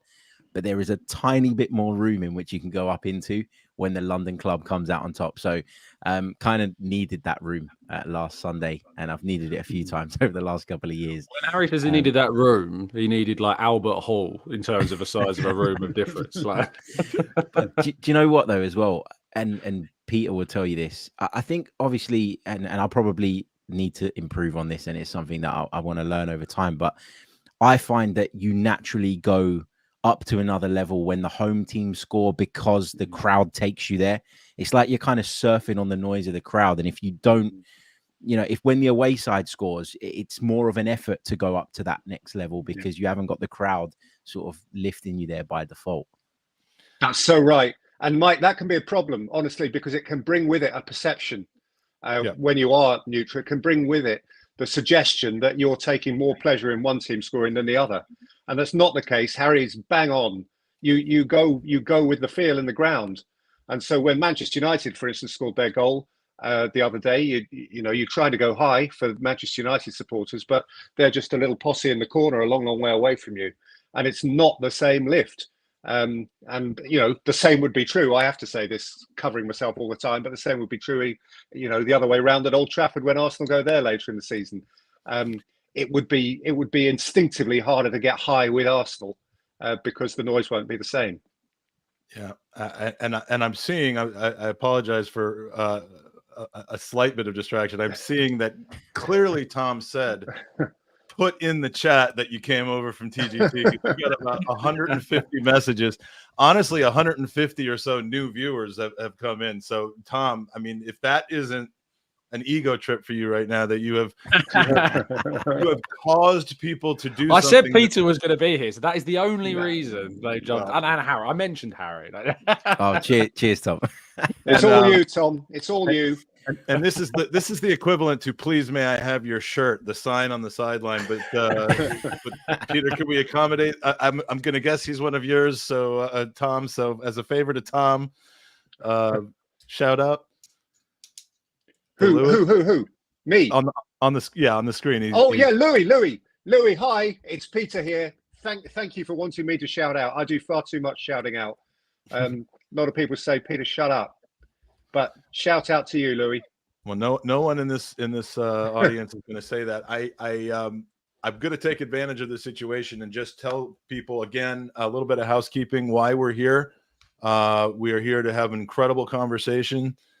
We're here to have incredible conversation with incredible guests. We hope that if you have the time and you have the inclination, you'll stay here. But really what we're trying to do is raise money, raise awareness for the Leukemia and Lymphoma Society through Gooners V Cancer.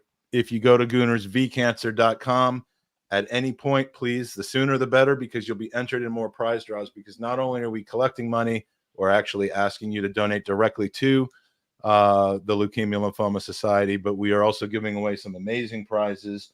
Our prize draw at the end of this hour is going to be a 2023-24 personalized Arsenal kit that has been donated by our very own Harry Symeou, which is very much appreciated. We're going to be giving that away at the end of the hour. And there's probably about another 10 or 12 prize draws after this between now and 6 p.m. tonight when we will, 9 p.m. tonight when we'll be finishing off the pod. So we'd love to have your help. We have raised so far in this pod, starting on Tuesday, we have raised a total of $10,815 just from this week alone. $26,115 for the summer, starting in mid-July. Can't be more thrilled about it, and I appreciate it. So thanks to everybody that's come over. We hope you'll stick around even after Tom leaves. So I wanted to talk about the difference because obviously, Peter, you are best known, and I'm not sure whether it's only known for television commentary. Do you ever work in radio? Years ago, yeah, I did. I came through exactly as Harry. I came through BBC local radio. I was working in Leeds in the early 1990s. I was actually there when Leeds were the champions in 1992. They were the last champions before the start of the Premier League. So I sort of cut my teeth on a team managed by a fierce Yorkshireman called Howard Wilkinson. all of you Gooners will remember the great John Lukic in goal, Absolutely. who was obviously a hero of Arsenal as well. Tom and Harry are a little too young for that, but I've watched him play for years. So. I caught the back end of John Lukic. Yeah, his hair was iconic for me. We caught the back end of him because we were right behind him in the North Bank, and he was just standing there. Funnily enough, there were a couple of former Arsenal players in that Leeds team. Less famous, but there was a centre half called Chris White. I don't know if any of you guys are aware of him. He played in with that a Y, team. right? WHY. With a Y, correct. Yeah. And the centre forward, he played for a lot of teams, but the centre forward was a guy called Lee Chapman, who was Arsenal's centre forward as well. He was a big, blonde, very, very good-looking guy, who kind of big, blustering centre forward type. So So anyway, I was there in Yorkshire for 2 or 3 years, and then at a point when kind of, I suppose, the electronic media was massively expanding, when satellite television was beginning and Sky began, and kind of correspondingly at that stage, radio expanded and the BBC set up what's now called 5 Live. It's 24-hour news and sport service. I just was fortunate to be one of the next cabs off the rank. So I was a sort of founder member there. I was the first person ever to do the night shift at Radio 5 Live, reading the sport at what the time it is now in the morning, Mike, for you. And the obvious question is going to be, about the differences. One, you have to describe all the action. The other, you're trying to supplement it. But before I get to that question, stew on that for a second. I've just been sent this by a mutual lovely friend of ours who's in Cyprus right now, and I'm going to play it. It's something I haven't heard yet, but let's see how it goes. Are you sure that's wise, man? I think we should, because Harry is with us. Let's recap a frantic final few minutes, because we have to. As Manchester United could be in here with Garnacho, and he scores. He slots it home. The flag stays down, and Manchester United might well have won it here on 88 minutes. There was a hint of offside there. Gabriel Jesus goes into the book for his protests. VAR will take a look at it, I'm sure. Offside, says the VAR. And Manchester United are denied a winner. Odegaard on the corner of the box. Odegaard's shot over the top of the crossbar, but he's taken a deflection, and it'll be an Arsenal corner with 3 minutes to go. Saka's ball in.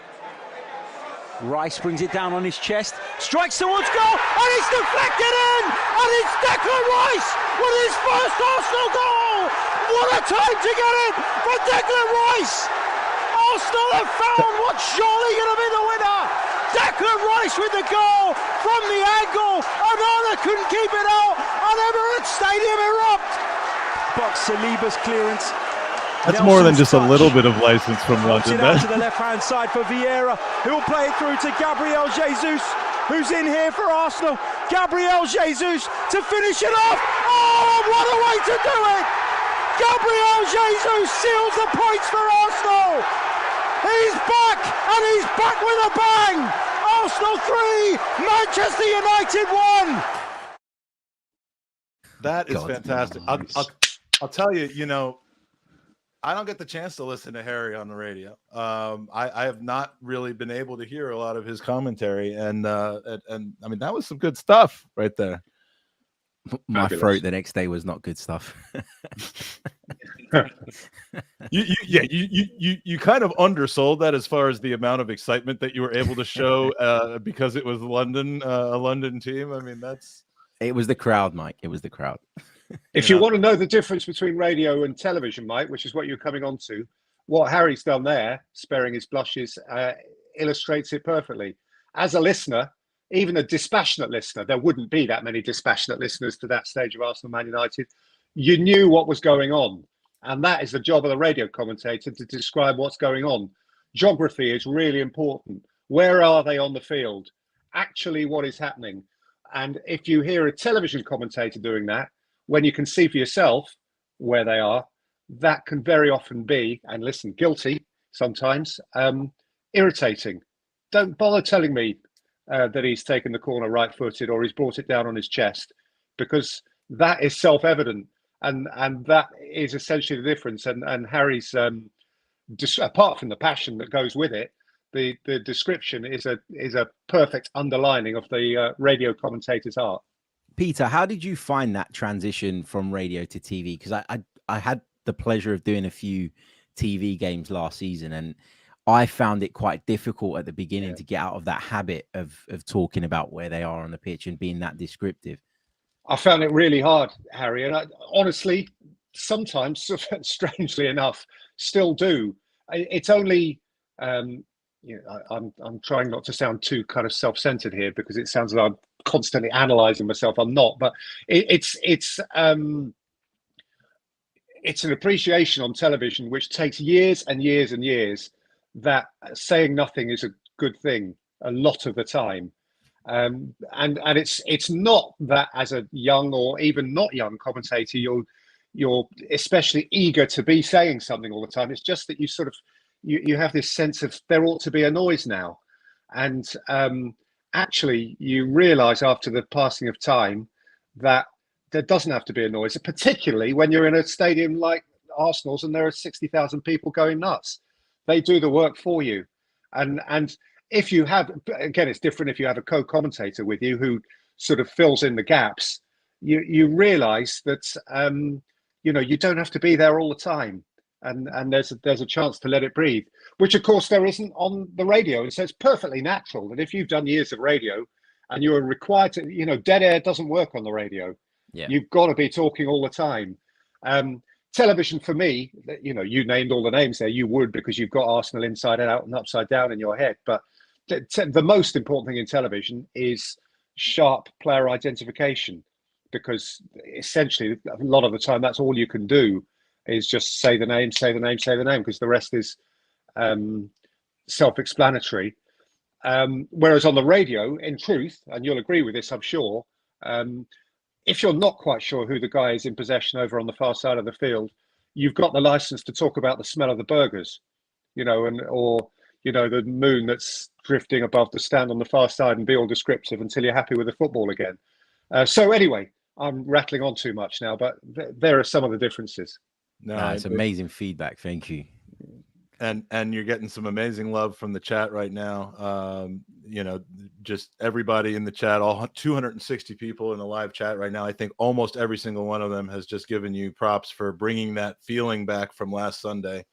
I'm gonna now start watching the games on NBC, and then I'll also find a way to get, I'm sure I could probably stream it, and I'll just listen to both of you together, because one of you will be talking, Mike, as well as I do that you could have listened to that game without commentary very happily, because let's face it, sometimes the game does the job for you as a commentator, and the game did the job for you, frankly.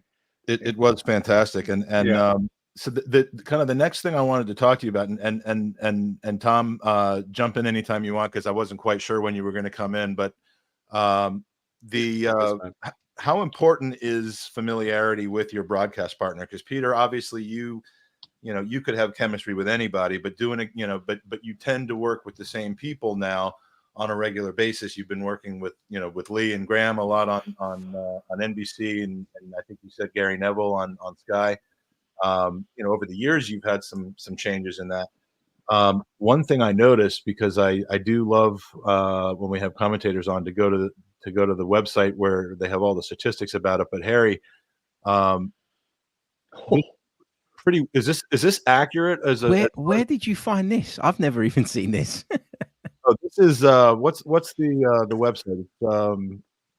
Is it the Commentator database one? Yeah, it's ICDB, ICDB.tv. It's a fantastic database, but the top 20 people worked with, and there's Paul with 3 times, Phil with 2 times, but a lot of people with 1 time. And what I'm wondering is, is that a challenge? Is that difficult? Do that you don't necessarily have kind of a broadcasting partner? They've all been great. I haven't had any partner on air that I've thought, oh my God, this isn't working. Like, they're all brilliant. But I think as you do it more with somebody, you learn when to throw to them. You kind of learn when it is you think they're going to come in, which means you don't have those clashes. You know, sometimes when you first work with someone, you'll kind of leave a bit of space for them to come in, and maybe they won't come in, and then maybe you go to jump back in right at the point that they come back in. And so I think, yeah, getting used to working with someone definitely helps. And everybody's different. Everybody has their own style. And I think, yeah, of course, familiarity. Just like when we do podcasting, you know, if you work with someone all the time, you learn how to kind of, not in the bad sense, in a good sense, obviously, but you learn how to push their buttons and how to. So like, I know the things that Paul Parker, for example, doesn't like to see on a football pitch. So I know how to throw that over to him at those moments. And that has become helpful. But that took 2 or 3 games to get to the point where you're there. So yeah, familiarity for me is massive. It's not the be all and end all, because if you've got 2 great people, then you'll be fine. But it certainly helps, and I think that's why companies like Sky are producing such amazing content at the moment, because you've got that familiarity, those relationships are building up, and as I'm sure Peter knows from working alongside the guys over the last few weeks as well. Peter, now when someone lies down behind the free kick wall and you're working a game with Lee Dixon, do you know that he's just going to absolutely pop off about that? I mean, have you learned that about him yet? I'm assuming. Yeah, he hasn't come to terms with that yet, Mike. He's still in therapy. I don't think he ever will. Yeah. I think when one of the best things I see with the commentary now, and I know that you've seen this, Peter, because I think you retweeted, but Arap Uria, who did the sketches of the commentators, where it's this. I don't know if you've already discussed this before I came on live, but no, we have had Peter on with Young Noble Commentary, who is like Arap and him they're very similar, but I think they're friendly with each other. They both do very similar things. And last time Peter was on, or a couple of times ago, we had him on there. But yeah, I've heard of it. So yeah, no, I mean, sorry, no, carry on, Tom. No, go on, Peter. Yeah, I'd love to hear what you think about it, because I know it's just brilliant stuff. Yeah, no, it is. It's very, very funny. I mean, I didn't retweet it because I'm not on social media, but I had it sent to me from time to time. And listen, the guy, I have met him, and he's a beautifully humble guy from just outside Nairobi. He's a teacher who has, because of his own inventive kind of comedic act, which some of which seems to involve me, has made himself a thing. He's loved in his own country, and I must say he's only ever been really kind to me. And as I said to him once, I said, one day if I keep practicing, I'll do it as well as you do. So he's a really good guy. I've got a feeling, I might be wrong here, so don't quote me, but I've got a feeling he might be an Arsenal man, actually. Yeah, I think good so. Man. Good man. And so he had the opportunity to meet with you in Qatar. Is that right? During the World Cup? So and that's where I found this. So tell us, you are such a good sport, Peter. Tell us the story about how this came to be. Well, this again, as I say, I'm a Philistine or whatever, a dinosaur when it comes to social media. So it had to be brought to my attention that he tweeted something saying, I'm in Qatar. Can we meet up? And suddenly my phone lit up with good old fashioned texts. That's what I understand. And basically we made it happen. We met it was the morning of a game, actually. I only had sort of 15 minutes. I had to get on a bus to a game, but I had a quarter of an hour with him, and took those silly photos with cups on my ears, and just had a really nice chat. And honestly, I don't want to sound like some sort of cliche award winner, but it was really humbling, the extent to which he'd made the effort to meet, and just what a genuine, pleasant, happy guy he was, who was just living his best life and loves football, and just a good guy. And again, don't want to get overly philosophical, but smile and the whole world smiles with you, really. He understands what it's about. It's only a silly game, but it kind of consumes us too much, doesn't it? And, can I just ask Peter a question? Peter, you say you're not on social media and stuff. Is that just because it doesn't interest you, or is that deliberate because of your job? Is it something that you consciously want to avoid? No, it's both. Harry. This is. I understand that social media is a thing. I'd be stupid. I'm not going to sit here and preach and say don't be on social media. And I've been fortunate in that my career was well advanced before social media came along, and I absolutely understand why people these days possibly feel they need to be. I hate it, and whether it's being kind to me or not kind to me in my profession, it can still get inside my head. So if there's a great swathe of people saying that was brilliant this week, then there's a part of me that thinks, I better do that next week. And next week it's a different game and it doesn't need that, and it will be inappropriate. And equally, I have to say, I'd be lying if not, I don't have a thick skin. And so if I see a few that don't like me, that hurts. And I don't see the point in allowing myself to be hurt. And I do understand, it's impossible to please all the people all the time.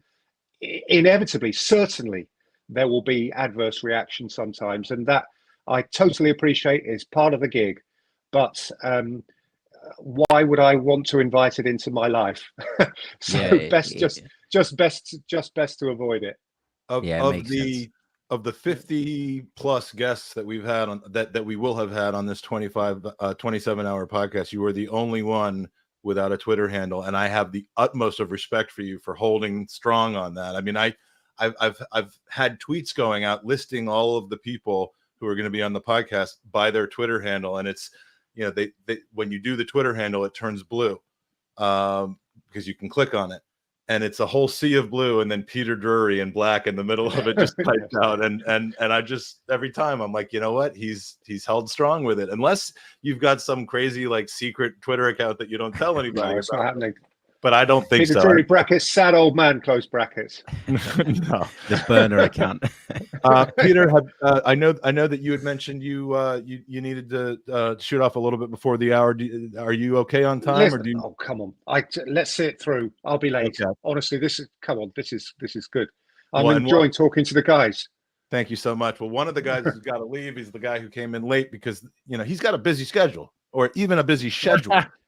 I've got work, and now I feel bad now because Peter's showing me up with that. It's all good. It's all good. Peter's got time for you, but supposedly my best friend whose wedding I traveled over at great expense can't spend an extra 15 minutes with me. But that's I can spend an extra few minutes with you, mate. I'll just pray I get green lights all the way through. So yeah, they'll be fine. But, no, I don't want to put you at risk. I had a question for Harry actually on commentary quickly. Just obviously, Harry, why would you have a question for me when you've got the GOAT literally sitting above me on the screen? Well, it will become clear. It will become clear when I ask the question. It's obviously like Peter does. Want to take a second to ask Peanyween in the chat a question. Really quick. Obviously, it's very well known, Harry, that you're an Arsenal fan, and that's the club you support. And with BBC Radio London, that's an outlet that allows you the ability to obviously commentate on Arsenal. And Peter talked a little bit earlier about kind of the fear of when he commentates on home games that he might sound a little bit more enthusiastic about a team because he's, you as you used the terminology, which I loved, of surfing on the crowd noise and somewhat. Is there ever a fear for you that you think because it's so out there for you that you're an Arsenal fan that you could get prohibited going into kind of the level of BBC Radio 5 Live or commentating on Arsenal ever at that? Not that you're not at a fantastic level already, but you know what I mean, at that kind of one day with the aspirations that I know that you have. Yeah, big time. It's probably my biggest worry about it. The thing is, it's all about timing, right? Me and Tom, we've known each other for years. I was in a banking job, and my Arsenal podcast was essentially my route out of that into a career that I wanted. And that's opened doors for me to do radio and to do all this other amazing stuff, which I've been so lucky to do. But I can't go back and erase the fact that I'm an Arsenal fan, and I can't change that, and nor would I want to change that. But there is a part of me that does worry about that a little bit. For example, last year I did a few games on the Arsenal website, which was amazing. Again, it's an environment in which you don't have to worry too much about that. But then there were other tournaments that I did. So I did the African Champions League group stages, and I did about, I think, 12 games during the group stages, and that was a competition in which I have no connection to, so it was easier. I felt at ease about that.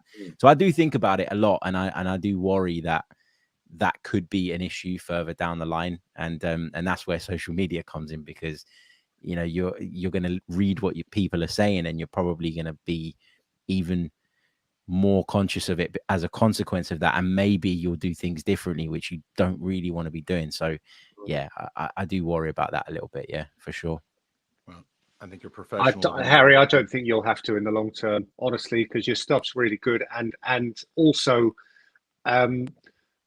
when it will be when rather than if you come to do an Arsenal game as a neutral broadcaster, you know already. I'm not telling you anything you don't know, but when you go to work when you go to a football match as a fan, you go with your heart. When you go to a football match as a broadcaster or a journalist, you go with your head. And actually, if you've got the discipline to keep the two separate, you just do. And you've got enough on worrying about getting it right without feeling any sort of waves of support. Yeah, after the game, you can put the microphone down and think, "Oh yeah, we won." But yeah. You don't, while you're actually executing the game, and people just have to accept. Listen, I could tell you all of the best known commentators on English television, on the Premier League or the Championship. I know all these guys. We're a little village of people. I'd tell you who they all support. They wouldn't thank me if I told you, but everybody grew up loving football with a team, and these perceptions of bias that you sometimes hear, honestly, it drives me mad, because it's not because of me, because fortunately I'm not identified, I think, with a club. I have one, and some people know what it is, but it's not a big threatening club like yours is. But it's just not true when you hear people say, "Oh, he loves Man United, he loves Liverpool."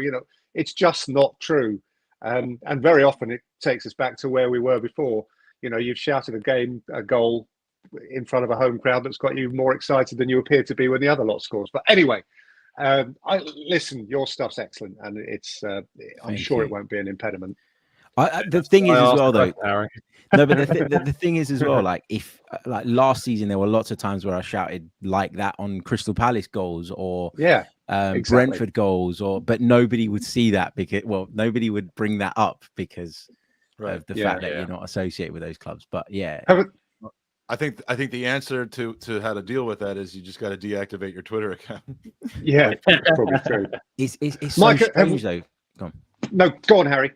I was just going to say, like, for a lot of us that sort of have recently come into this sort of line of work, social media was the way in. Of course, and it's hard to kind of like. I would, in an ideal world, do what Peter's done and not pay any attention to it, because I've had some times where I've thought, why do I bother with this? But it's hard, isn't it, to go back on something that you think is partly responsible for why you've managed to make it a job. It's difficult. Yeah, no, I do get that. We're going to lose one and gain one, and I'm just going to have them briefly overlap because they are, of course, very, very, very, very, very close. Sophie, welcome. Finally, in hour 15 or 16, whatever we're in, Sophie's arrived. Hi, guys. Look at Tom, that glow. You can tell I know Sophie's in the motherland. Look at that glow. Tom's going to get a speeding ticket because of us. So no worries, guys. Pleasure to see you all. Peter, pleasure. I'm sure I'll catch you at Cheers, Everton. Tom. I hope so. Take care. Absolutely, see you, mate. Have a good one, guys. See you later. Mike, you're doing a brilliant job, mate. Keep going. Thanks, Tom. Love you, buddy. Bruddy. That's a combination of brother and buddy. So, Soph, how's Cyprus? Well, I mean, I'm in the island of love, the motherland. Harry will tell you, there's nothing quite like it. It's I've lost my voice a little bit, that typical going into air conditioning and then into the heat. But hopefully, I don't have my mic with me, so I'm hoping the sound's okay, Mike, and everything's good. But just feels really good to be here with my family and my mum and dad, and it's really cool. And I've been watching. I've been up all hours following what you're doing, and it's amazing. And it's great to see Peter again. We were on a show with Lee Dixon, the FA Cup phrases, which was fun. Yeah. So great to see you too, Peter, and always proud to see Harry and all the great work he's doing. Always got to big up the Greek Cypriots, right? Why not? And did you go to the Scotland game the other night, Sophie? So unfortunately, I had a family event and I couldn't. But the stadium, Peter, is literally in the backyard of my mum and dad's house, so we could hear not the Cypriots that night for sure. We could hear the Scots, and they've been having fun in Ayia Napa and in Larnaca and all around the island. So yeah, they had a really good time. Fortunately for Cyprus, it was a terrible result. I was really disappointed in that, Sofi. I turned the game on and 3 sides of the stadium were Scotland fans, which is amazing on their part, but just where is the support gone for the national team? But that's a conversation for another day. Yeah, that's a conversation. We had some chances, Harry, as well. I mean, I thought we were going to, nick an equaliser at one point, and we were putting pressure on them, but the defence was just all over the place. So yeah, just Spain up unfortunately next. for Cyprus. Yeah. Oh dear. So I do want to really quick before we finish off this hour, just in case, could that really be your name? Just in case has given us a super chat, which of course we appreciate. Football unrelated. Just noticed the stream is against cancer. It's right. It's against cancer. It's not for cancer. People keep saying we're raising money for cancer. We're not raising money for cancer. We're going on the other side of the equation. 2 years ago, my mom beat cancer at the age of 68. Peter Drury, the man, the myth, the legend himself. I mean, if I had the time and wanted to continue to make our pictures smaller on the stream, I could have put literally hundreds of messages on the screen about the love that they have for you, Peter. Listeners, there was one that stuck out to me about how you're considered a demigod in Nigeria, and I happen to know that between Arap in Kenya and Young Noble in Nigeria and what they do, I mean, your commentary means so much to so many people in so many different places, and it's just, I know it's humbling to you because I've heard you tell me that, but I mean, it's rather incredible, and you deserve every bit of it. Bless you, Mike. And by the way, all we do, Harry will agree with this. All we do is shout footballers' names, actually, and what you're doing for these 27 hours actually matters. So as opposed to the fluff and nonsense that keeps us happy week after week, this is actually something that matters. So. It's been an absolute joy and a real privilege to be part of it. And the reason I was writing there was not because I'm not taking any notice of you. It's because I wanted to write down the website as it came across, so I can donate later in the day, which I will. So thank you for inviting me to be a part of it. And I'm not allowed to be anything other than neutral, but I'm enjoying what the Gunners are doing at the moment. And I hope they give us another wonderful ride for their money, just as they did our money, just as they did last year. Well, and as much as we love the excitement of a late winning goal, I mean, let's hear that at the end of the first half instead of the end of injury time this time. But, and we do have the one small matter before we bring on our next guest, who once again we're in a gauntlet of absolutely unbelievable guests, hour after hour after hour right now. We are going to do the drawing. Harry was very kind on his live stream earlier this week to donate a new Arsenal kit, which we are now drawing for, and the drawing and the winner of the kit is, congratulations to Matthew Hayhow. Matthew Hayhow has won a personalized current Arsenal kit, and if I could see that, he is from Cincinnati, Ohio. So Matt, congratulations. You have won the kit, and thank you to you for your donation. Thank you, Harry, for your donation. It's just a constantly kind of self-growing thing when people donate things that help people donate things, and it just helps everybody in the end. So thank you to everybody. Mike, if you can find out which shirt they want, whether it's the home one, the away one, or the third one, and just let me know, and we can. I'll get all that information, and we are now $50 away from 11,000 for the podcast, 26,250 for the summer. Absolutely amazing. Thank you. And I'm very, very sorry, Peter. Last word before I get you out. I'm very, very sorry to all the incredible questions that were asked. We wanted to ask your questions of Peter, but we also really wanted to enjoy this time together. So hope you'll forgive me. And Peter, hope you'll come back for your, when you come back 5 times, you get the special jacket. Do I get a star on my jersey? You do. You get a star. We'll get you all sorts of stuff. But Peter, thank you so much. Thank you, Mike. Lovely to see you again, Sophie. Take care, Harry. Good to see you, legends. Take care. Thank Be you. good. Be good. Take care. Say hi to Rebecca for us. Oh, will do. Will do. Take care, guys. All righty. Cheers. Bye-bye. Oh, Sophie, it is so good to see you. You're a sight for sore eyes. I've been dealing with the likes of Aston and Mike Herz and Jared all night, and here you are looking lovely and bright and what is it, 10 or 11 o'clock in the morning in Cyprus? It is 11 o'clock in the morning in Cyprus. I'm here. Your wing woman is here. Am I the first woman to appear on the Pod-A-Thon this year? You are, and that is not by design, and you're not the last either. But you are the great first. ones coming up. We are very, very excited to welcome with us on the podcast someone who I spent not a lot of time with, but some very good quality time with this summer, as did you, Sophie. And we're very, very excited. We're appreciative to the club for assisting us with this. But man, Frimmy, are you here? I didn't know he was gonna throw me in like that. I wasn't ready. Oh, sorry about that. I started making some comments. I thought you would pick up on it, but Sorry. What's going on? man, you know, you're on at 9 a.m. and we always the question is, does it take time for Frimpong to get ramped up to his hype self, or does he wake up and just jump out and I mean, is this? Are you the Frimmy that we've seen in the evening and the afternoon, or I don't know. I'm not really a morning person, to be honest. It is a bit early. I ain't gonna lie to you, but listen, it's for a great cause, and I thought, let me get my makeup on and look nice and sexy for you guys for this amazing event. I'm so upset that I didn't get to talk to Peter Drury as well, the poetic guy, man. I know. I saw him. I was like, oh my god, it's Peter. What's going on? I actually love that. But yeah, man, it doesn't take me too long. I mean, I just roll out of bed, to be honest. As you can see, it's behind me. I made it up. Normally, it's not made up, to be honest. It's because I got guests, so I had to make sure that, people don't think I'm a tramp. It seems to match your bedspread seems to be matching the away kit. Yes. The third kit, Frimmy. I didn't do it on purpose.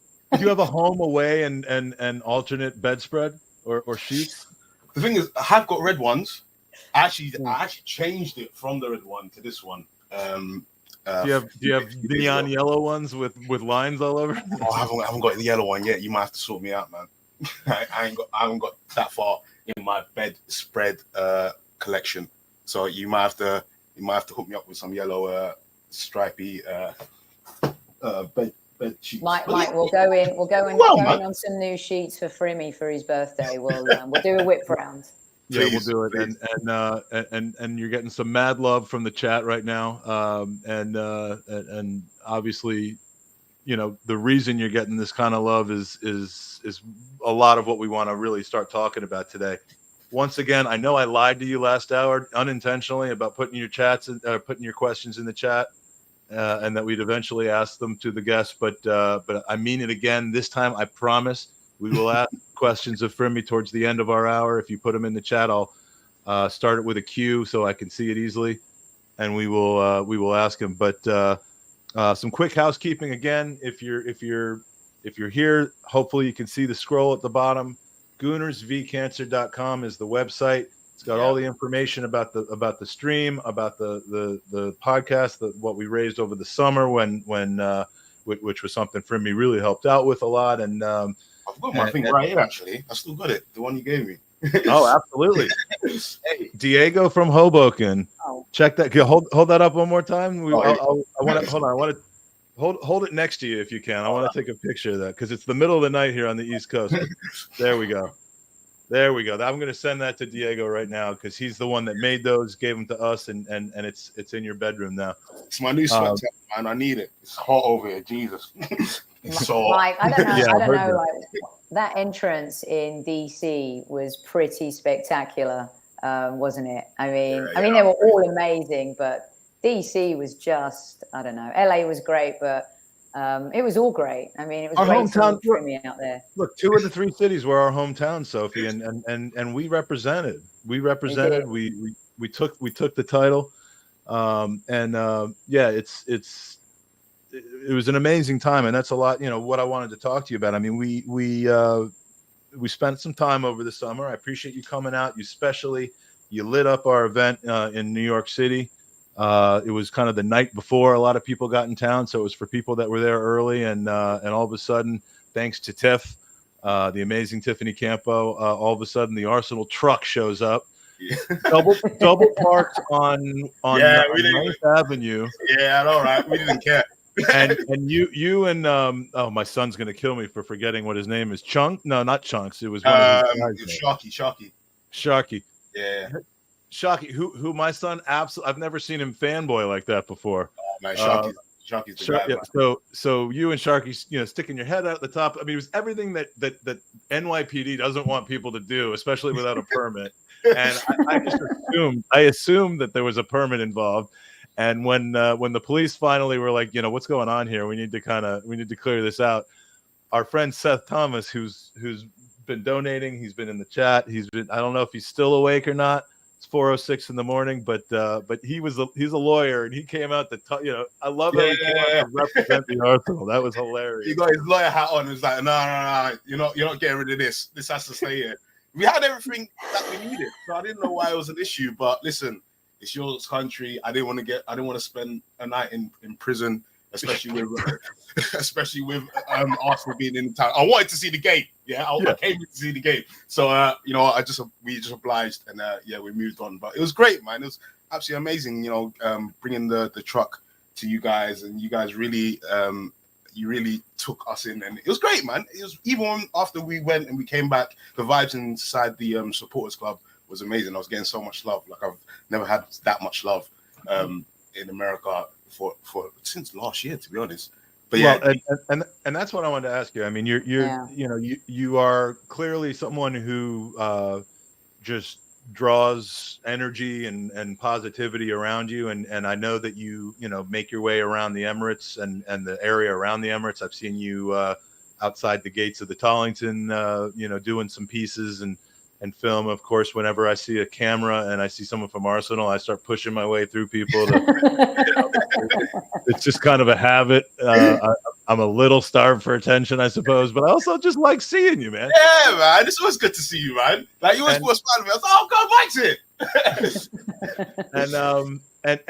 it. But in America, though, it's a different level, is it not? I mean, we are, there's the narrative a lot, but let's put the narrative about the types of fans that say we are very, very, very, very excited to get anything in our hands that's Arsenal, because it's just thousands of miles away and not accessible for most of us. So, and you epitomize that, and we'll talk about kind of how you became where you are in a little bit, because I think it's an inspirational and a really cool story that I don't even know the whole element to, but.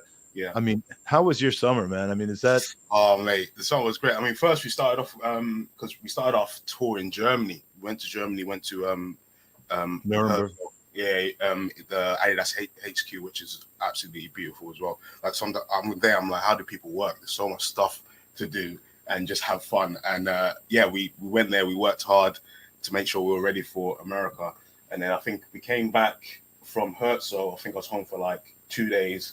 And then we set off for went to DC first. Yeah, went to DC first, and the trip over there was great. DC support the walk down. Even before that, the little supporters kind of area before that was absolutely crazy. When I was in America last year, I didn't have the time to go down to a few of the supporters clubs, but the one in DC was absolutely mental. Like, that was a treat, because I was on the organizing committee for the DC event, and frankly for some of the events in New York and LA as well, but specifically in DC, because that's where I'm from. That's where I'm coming to you from now, and just to know that the club was sent, that you were there and Mark was there and Stu were there and even Gunner Sirs was there and the legends were there and the trophy was there.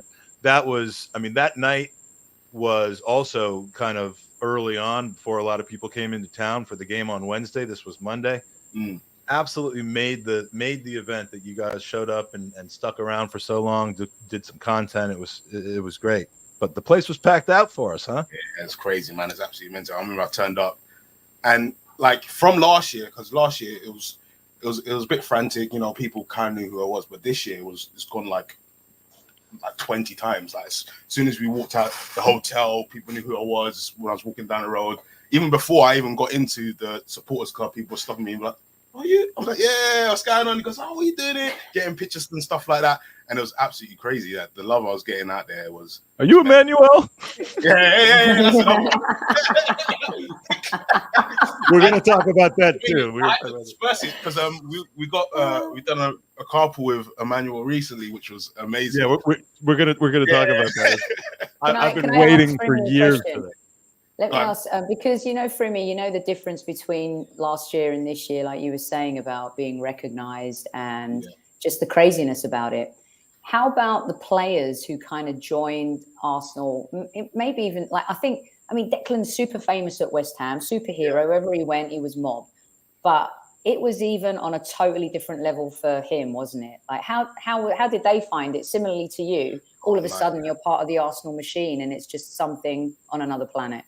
I mean, they loved it. I feel like sometimes this is the reason why players come over here, because they know how big we are and how much love the supporters give us. And they embraced it, they enjoyed it. And, some of the players, I think it was the first time they had gone to America. I can't remember who, but it was the first time they actually came to the States, and the amount of love and craziness that they saw, they're like, "Oh, is it like this all the time?" And it's like, mate, you've seen nothing yet, man. These guys actually love. If you think I'm getting hounded, wait until they see you. They're gonna go absolutely crazy. But yeah, they embraced it, they enjoyed it, and yeah, we absolutely love our supporters over there. Yeah. That's great, brilliant. Sorry, Mike, you muted me for a minute, and I didn't know if you wanted me to shut up. No. I was talking too much, man. I wanted to get my questions in. To find out. I was trying to find out where there's a bit of a high pitched noise. I was just trying to figure out where that was from. But it might be me. It's coming from your computer, but I don't want you to worry about it. Don't stress about it. It's not too bad. Yeah, I mean what was I going to say about the summer tour? Being on the planning committee, there were some calls leading up to some Zooms and calls leading up to taking care of some of the logistics, and I happened to there was a brief glimpse that I got to see of basically the travel schedule and the weeks that were mapped out. And I'm not lying when I say like there was a Monday through Friday and a Monday through Friday, and if you've ever looked at like an Outlook calendar or something like that, it's just little blocks of time. It was like Frimmy 7:30 a.m. here, Frimmy 9 a.m. here, Frimmy 10:30 a.m. I mean, it was just you all over the calendar about like where you need to be. And I happen to know the geography of DC, and like you were in places where like you were scheduled to be in places where like there was barely enough time probably to get from one to the other. I mean, they're running you pretty hard, huh? I mean, listen, I'm in an amazing position, and I wouldn't change it for the world. I remember when I got the schedule and I saw it, and it was funny because they were using my face as oh, yeah. That's what I was gonna be. But that's what I was like, this is hilarious. And but yeah, from last year into this year, it was definitely a lot more work. There was a lot of more places that I need to be. But yeah, it was fun, man. Like we got to travel all around America. If it was with the staff, or if we had to go off on our own, and we just got to see different parts. We got the train down to New York, and I've never taken like the train anywhere in America, to be honest. And then just seeing the journey, train journey to New York was amazing as well. You just get to see everything about the country, because sometimes when you come on tour, you don't really get to see where you're going to. Like if we were going to go to like an away match, I think the first away match I went with the club was Sporting, and then people are like, "Oh, you're going Sporting and you can go there," and we didn't really see it. You're kind of in and out, whereas with the tour, you kind of get to see the country and see what's going on. And yeah, I really appreciate it. It was fun times, man. I absolutely loved it. So you guys look like you were lagging when you got to LA. Oh yeah, it was a lot. It was like it got to the point where it was like, oh, this is a lot. But LA, we just need to get to the end, especially in our home stadium from home, really. Because what do you think of SoFi, Frimmy? Oh, it's amazing. When I saw the massive like screens in the middle, I was like, this is crazy. Like it's absolutely mental. And it's a great stadium. And yeah, I remember when me and my colleague Max, we walked in. I think it's like because it's like built under. Yeah. Yeah. You walk in and then it's on like the fourth level. Floor is like the third tier or something like that, and you're like, mate, this is crazy massive. But yeah, it's a great stadium. The facilities were great as well. And yeah, I really want to go back, man. Sofi Stadium's really good. Did the Chronicles come and say hello to you guys while you were there in LA? I saw Josh walk past and he gave me a high five and then went on his way. But yeah, they really looked after us at the Sofi Stadium. So yeah, that was great. Very cool. So I have, ever since you got the job with the club, which again we'll talk about briefly, I have wanted to see the whole Frimpong thing. Yeah. And I got to tell you, but before I'd ever seen you on Twitter, I have to tell you, Emmanuel Frimpong. I mean, I have been watching the Arsenal content that they put on the website, and when Frimpong and Ox were on the team at the same time, I mean, it was like they were my two favorite players at the time. I mean, and not because of their play on the pitch necessarily, but they just seemed like they would be the most fun people to hang out with. It was just be laughing constantly. Their stuff was hilarious. And, I always kind of rooted for Emmanuel Frimpong. I knew he probably would never fully break through with the club, but he was there or thereabouts. And I just enjoyed his passion and stuff. And I mean, his career after Arsenal took him to some pretty crazy places. What was it? Arsenal Tula in Siberia and stuff. Yeah. The thing is, it was great also hearing kind of his story, and because he's basically grew up kind of around the same era that I grew up as well. I think he actually went to a school next to me called Glazemore. And it was just interesting because growing up, I never knew his story in how he got to Arsenal. Like you hear about, how Bukayo, he was in West London, his family used to... So, yeah, I know, right? that they used to call me that in school. Instead of saying Frimpong, they say ping pong. You're bringing back traumatic. Oh, Penny, oh man, you got me with that one, man. We've been up for like 20 hours already. Yeah, Penny. I mean, Penny is great. Now someone's going to clip me saying that, but yeah, that's funny. Sorry, I didn't mean to interrupt you.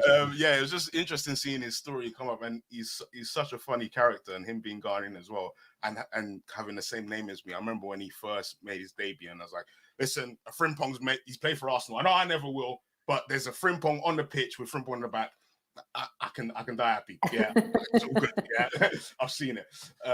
But yeah, he's a guy we've targeted. We have really, really wanted to get him on the podcast because we like having a good time. We keep it light, and I figured he's far enough kind of distant from Arsenal that and I've tried to reach out to him, but he doesn't seem to be having it. But it's just that sense of humor that you could just tell somebody has. They don't take themselves so seriously and stuff. But did you see the full video, Sophie, of the two of them and what is it? Colney Carpool? Colney Carpool.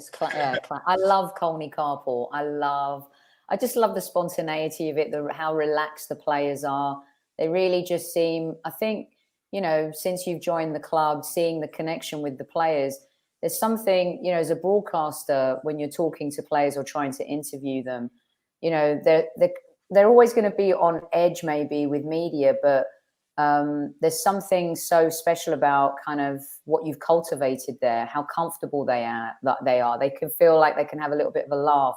It's very natural, organic. It doesn't seem to be forced. And I think that's why fans are really enjoying like little behind the scenes, fly on the wall stuff like that, because it shows the personality of the player versus maybe someone like me or Mike, it being in the mix zone, sticking a microphone in their face, trying to just get a quote, after a game. And I think that type of content is something that Arsenal do brilliantly, and you've got a massive part to do with that for me. Yeah, I think it's different. It's just sometimes you just want to hear what the players like and not what how they felt after a game, and it kind of humanizes them a little bit as well. Because listen, we're all people, we all feel, we all have emotions and stuff like that, and we all like different stuff. And as supporters, we want to know everything about the players that play for us, the reason why we shout their names at the Emirates and all that stuff. So I thought when I first doing it, I was nervous. I ain't gonna lie to you, because they know who I am, but they don't really know who I am, and it kind of took a while to build up that relationship with them.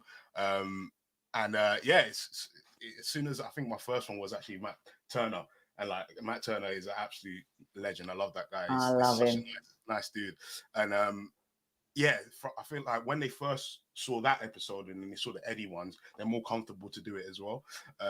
So yeah, that I feel like Carpool has really, you know, shown a different side to the players, which, you know, everyone wants to see. They want to see their players that they love just being normal and not, you know, answering bog standard questions, which I try to do.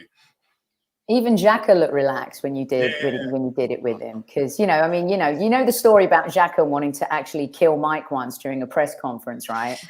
Really?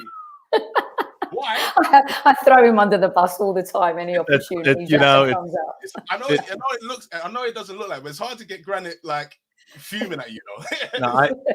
No, we used to have video of that I could have played here, but I had to clear out all the videos to make room for all the things that I needed for this podcast. But yeah, it was my first press conference ever. Unai Emery and Granit Xhaka in LA before the Bayern Munich game in 2019, and I was on a diet back then, where I had to eat certain things at very exact times, and so I had, you know, set my alarm for my 6 p.m. soup.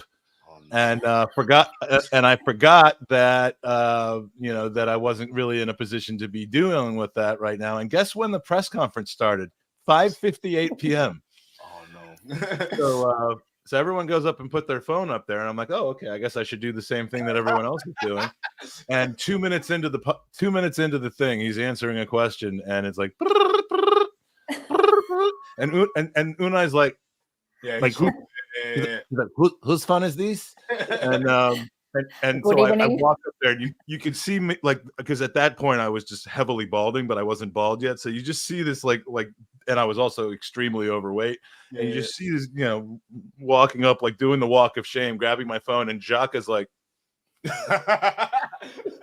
It's classic, man. I was lucky to make it out there alive. And then, like, I think 20 minutes later, I took a picture of you and Xhaka out on the pitch that is like still on your legendary. Absolutely legendary. I loved Xhaka. I could see at the time why Emery made him captain. You know, Ozil was on that tour, Mustafi, Kolasinac. It was really that kind of transition that you felt like it was a critical season that Emery was going into. But he was class, and I thought just the way he handled himself, he felt like an Arsenal captain at the time. And, you know, just illustrates why several managers kept choosing him for Emi as captain, and the leadership. And you could see it on the tour. You know, he was top class, and he was great with the media as well, even though he gave Mike a look that could have killed him on the spot. It was all in good jest, you know what I mean? I did want the floor to swallow me, and I have never gone from dry to soaking wet with sweat in such a short period of time. Like, it was, and all they had were these awful cheap, like those tan paper towels that are like sandpaper. And I was just like, just going. It was awful. It was awful. I have that problem all the time, especially this summer, mate. It was hot. Oh my gosh, it was so hot. Like I was going through towel. When you gave me this, you saw the smile on my face. I was like, thank you. You're giving me this is going to be my 14th towel that I've brought on this trip, and it was hot, but wow. I've got DC was steaming. I mean, how the players were training in that heat. I mean, of course, they're elite athletes for me, but sometimes the weather is just like, that was intense. How many do you have, Mike? Yeah. Do you need any more? I've got probably about 100 of them left. I'll send you my post. I'll send you my address. You can send it over to me. They're in a big trash bag right here. I'll just I walk also into feel like the. the heat is good. It kind of gives them. So I can't just put Frimpong on the thing and just send it to you. Frimpong UK. Oh no, I'm not. It just goes to you. I'm not Madonna. Come on, can't just send it to our house. But yeah, I feel like the heat really helps in terms of. Yeah, it's elite. Yeah, elite. But yeah, it was so hot there, man. I couldn't bear it. So. Mike, Frimmy, who's your favorite? I mean, you know, it's like saying which one of my children do I love the most, maybe for you. And you're probably not going to answer my question, but I have to ask it because they're asking me to ask it. Yeah. So come on, who do you have a soft spot for? Give us the juice. Oh, mate, there's a few, man. But then the most obvious one is B. Like B is like you meet him and he's so humble, he's so nice. And so playful, he's like a little brother, innit? It's got to be B. You know, Fabio. Surprisingly, I like Fabio. He's very cheeky, very funny. Him, Gabby, when they're together, oh mate, you're gonna have a barrel of laughs. Julian, I spoke to him recently, and every time I see him, you can just see the smile on his face that he's just happy to be here. Like he's just happy to be at Arsenal, which is great. And then all the Haaland boys, they're all good with me as well. Obviously, us all being from London is a bit easier. But yeah, man, there's a few that have a soft spot for me, but I love them all equally. You're running for office now, I see.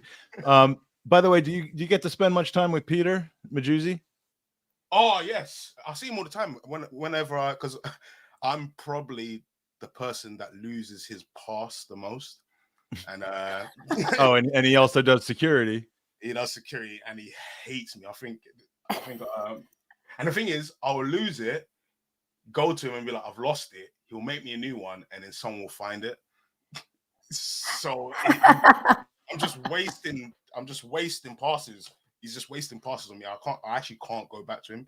I gotta find a way just to follow people in now, just in case. It's so funny because he's so good at what he does. Oh, yeah, for those of you that don't know, he's the stadium announcer. He's the one, the Arsenal and announcing the goals and all. He's so good at what he does, but he never responds to texts. He clearly loses things all the time. I've hosted him on my couch a couple times. My wife and I were the only white people at his wedding. Oh, wow. I was at his wedding. That's the kind of guy he is. We got close. We hung out a couple of times, and he's like, I was in town for Tom Canton's wedding in August of a year ago, August, and I was talking to Peter, and he's like, in advance of that, he's like, we're getting married the following weekend. It's like, you should come. And I'm like, if you invite me, I'll come. And he invited us, and we came. Oh, that's brilliant. It was a traditional Ugandan wedding in a very, very hot day, and it was half outside, half inside, but it was fantastic. It was amazing. Oh, brilliant! Love it. I didn't know that. That's amazing. Absolutely love it. Here we go. One more, Mike, and then I'll shut up. Fremy, what was a better moment? What was a better moment, right? Because they were all amazing. Like I was at the Eddie 3-2 last minute goal against United last season. Reece Nelson, of course, was ridiculous.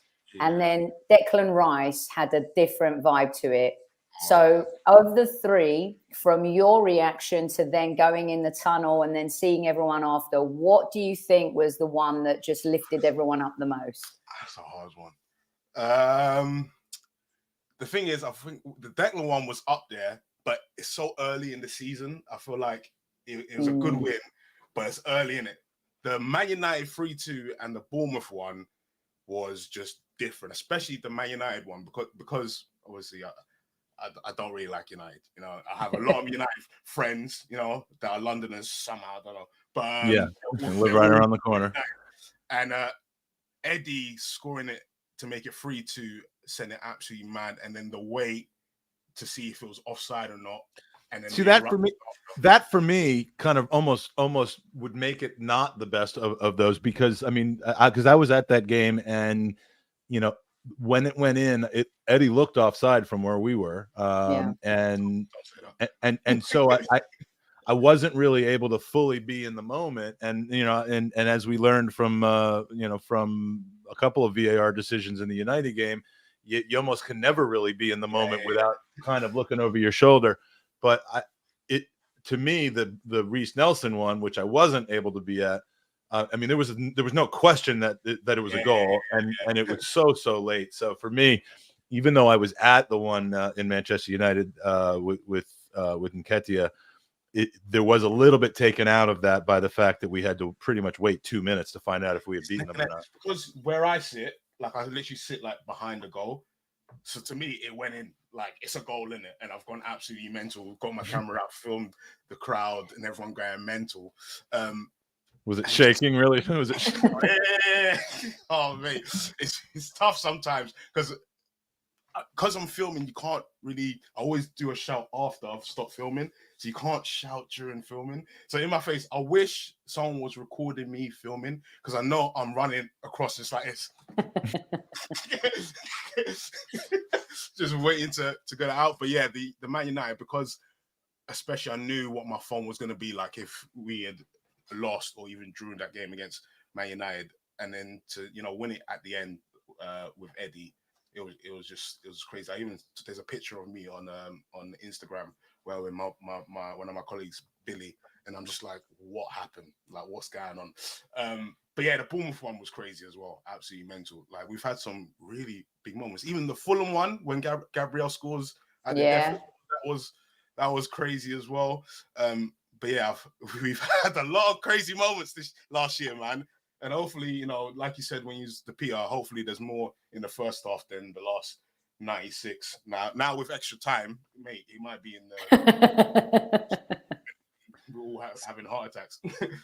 So let's rewind a little bit because I first became aware of you during the pandemic. The absolutely infectious YouTube, or not YouTube videos, but like Twitter videos of you basically created the hype man situation just from your bedroom or from your is that the room right now that you're in that you filmed it in, or have you? When I did like my team talks, I would go downstairs because I got I got white walls, so I'll get like a ring light and just literally stand in front of the white wall. I just get it out every maybe like 3 or 4 hours before a game, put it out, film, and then I'll go on my way. I have done some in here because I love that that's the concept though, because you're a guy who, at that time you're a big Arsenal fan, but you have no other technical relationship to the club at that point, and you're doing team talks. Yeah, I right? I absolutely like how does that enter your mind? Like, hey, I'm gonna do a selfie of myself and I'm gonna hype up I love things that are like, there's no one else that was doing that. There were a lot of people doing the opposite of team talks. Because the thing is, my state of mind, especially when I was seeing all the stuff like after games, it's like they need support before it. Like, we need to like hype them up. We need to get them ready for battle. So like all this other stuff, whatever happens with the result, but before the result, we need to be behind them. That is the main thing. And my favorite part about that is, at that moment that they're not going to see that before the game. But it's still something they need. They need to not see a video of you doing that. Yeah, but you need to be doing it. Even just to get it out of me that I'm hyped. I'm ready for this game. It's a big game. We need to be behind the boys. And I don't actually think it was for them. It was more for Arsenal support. Yeah, you and the fans, And people going to the stadiums, or if you're going to the pub to watch it, just be behind the boys before they cross the white line, because that's what they need most. They need our support. And it was a crazy time. I remember because at the time, my actual job is video editor and videographer, and I was at a company doing that for a long time. And like, I was an Arsenal supporter, and I just wanted to, express that I was an Arsenal supporter. So I used to just do it as a hobby. I was just get up every morning. I remember there was one season where I did it for every single game. I just told myself I'm going to do every single game. I don't care if it's in the Europa League, it's not Carling Cup anymore. Carabao Cup, any competition. I made sure I did one every single day, and it just caught on. People were loving it, and I feel like it's kind of got me here where I am today, which is absolutely amazing. I never dreamt I'll be working for a football club that I've supported all my life, and in this capacity as well. Not only am I doing the stuff I grew up doing is in terms of video editing and shooting, but I'm hosting stuff as well, like with players that play for my team. So man, it's been a crazy ride. Well, and I want to dive into that a little bit deeper, but before I do that, if I happen to have a video of you doing one of these team talks, now it is not to Arsenal. I just thought maybe it would be a little bit more appropriate. It's for England. You know what? Madly, that's where the videos blew up, because the season had ended, and then we went into the World Cup 2018. Is that the best? I think we got knocked out by Croatia. What? Well, I'm talking about in the Euros in 2021. The Euro, yeah. I have made sure that there's nothing obscene or vulgar in here. I have edited it down, but you made a video You've made one. No. I've edited one of you, and I would like to show it because this encapsulates everything that I love about you. Now, the outcome of the game that this was before did not necessarily work out that well, but sit back and enjoy what I think is absolutely Frimmy in a nutshell. England men's football team's first final in 55 years. Are we eating pasta today? Are we eating pasta today? If you eat pizza today, make sure there's pineapples on it. Versace have to get dust. There can only be one result today. Oh my gosh. There can only be one result today. And that is an England win. Win. That's it. Win. You are 90 minutes away from sending this country into absolute chaos. And I'm here for it. I need to see it. They played Wembley, home turf and all that rubbish. So what? Should we play the games on Jupiter? Huh? Where should we play the games? It's there for you to take. Saka, Starboy Saka. Kane, even Kane. I want them to hear us. You might not be in Wembley, but they're going to hear us. Yeah? It's all right. You lot are one more step from engraving your names in history. Yeah? And sending this nation into hysteria. Go out there and do the business. We're all rooting for you. Yeah, we all are behind you. And I got a feeling that it's coming home. Let's go, boys! The greatest thing is I feel sorry for the people watching the stream right now because only I could only I could see the screen, like what your reaction was while that was going on, because it covered you up for the stream, but I could see it. I mean, the camera angles, and I didn't know that you had a video editing background. I thought, and that explains why that, like, we're. And I've edited that a little bit. I used to film that on. I used to do it on Snapchat, so I just used to zoom in, zoom out, and all that stuff while I was filming, and then I paste it together. Was it just complete and total, just ad lib, kind of on the fly type stuff? Because pizza and that. But the thing is, there's nothing non-genuine about that. It's just that it's just raw. Like a lot of the times, like I'll just get up like 3-4 hours before the game and just start talking and see what came out. And Marcus has to ask: is there a post-match video? No, there was not a post. That's a great question. Oh, why, Mark? You didn't have to do it, yeah? Yeah, we lost. All right. Oh man, I was looking for one, and there were a lot of Arsenal ones, but I just, for some reason, that one just stuck out to me because it was so energetic. So how do we go from that to working with the club?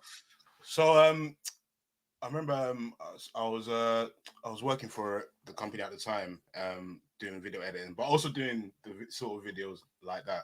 And I remember I did a same kind of thing for a signing. I can't remember, it was Thomas Partey. We signed Thomas Partey, and I was dancing with my flag, doing all this stuff. And then at the time, I think Arsenal were trying to get into Twitch. They're doing stuff with Twitch, and then they were getting guests on, and then I think I got contacted by my now boss, Alex Hoffman. I know you've probably spoken to him a few times, and he was like, "Oh, we're doing this Twitch thing. Do you want to jump on as a guest?" I was like, "Yeah, cool." I did a few shows, and then I think a job came up as Twitch host. So I thought, you know what, let me apply for it. If I get it, I get it. If I don't, at least I've tried. So I've applied for it, and somehow got it. And I've got the job. I've done Twitch for maybe like a year, and then during that time when I was doing Twitch, they were asking me, "Do you want to do interviews?" I was like, "Yeah," I was doing my heart pounding. Well, like, "Oh, so we've got a new player coming in, Sambi Lokonga. Do you want to do his interview?" I'm like, "Yeah, we'll do it." And I remember it was like the height of like COVID, and we're like literally like 4 people in a room. It was me, Lokonga, I think his brother, and then the cameraman as well. So we're just spaced out. We did it, and I was nervous, but then I got through it. I did it, and then he was like, all right, cool, that went well. Do you want to do another one? I was like, yeah, let's do it. And then I remember it was Ben White, and then it went to Martin Odegaard when we did a walk and talk. And then I just started doing a lot of features with players as alongside doing Twitch stuff. And I think it got to the end of the Twitch contract, and they said, we want to keep you, but we can't just keep you as a host because we don't see players every day, so it doesn't warrant us keeping a host. And I was like, I edit, and I edit videos as well. They're like, oh yeah, cool, and they threw me some edits. Loved the edits, and then it kind of split the role from host / video editor, and then so when I'm at Coney, I'll do video content with the players, and then when I'm not at Coney, I'm doing all the social edits that you will see on YouTube or on the Instagrams, the Twitter, stuff like that.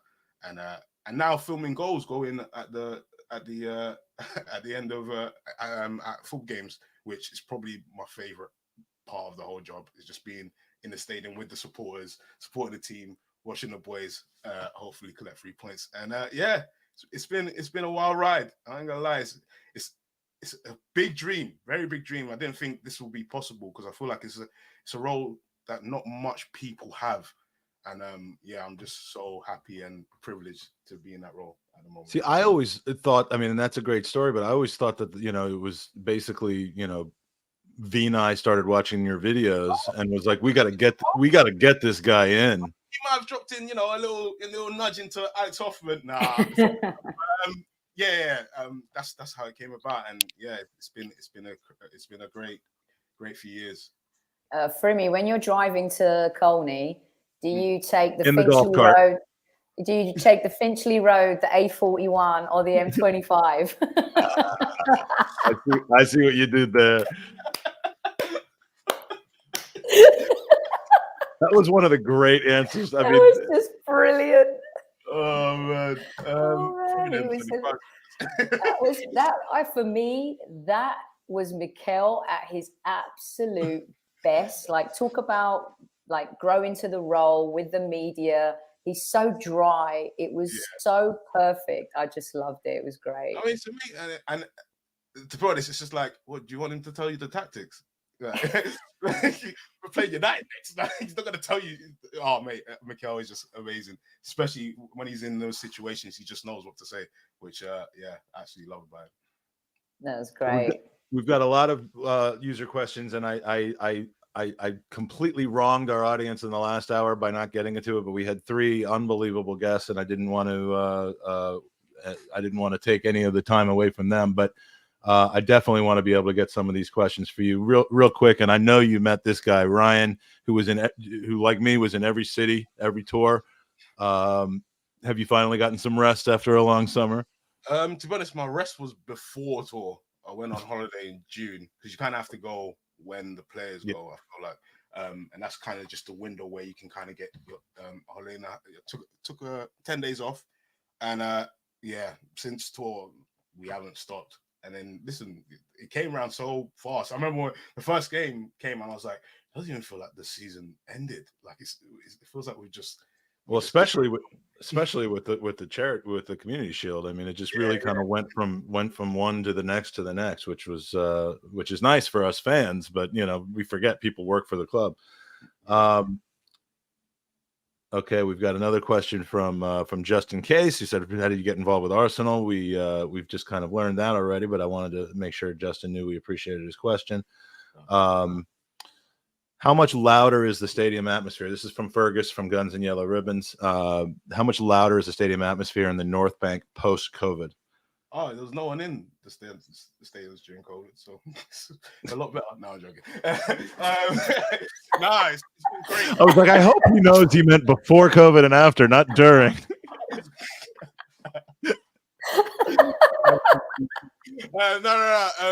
No, it's been great, man. 100% louder. To be honest, I feel like, as soon as, to be honest, when Mikel got appointed, you could see that he wanted to bring us with him. He wanted to bring the supporters with him in terms of making the atmosphere amazing at the Emirates, and it has to be great there because it's our home ground and we have to intimidate teams when they come there.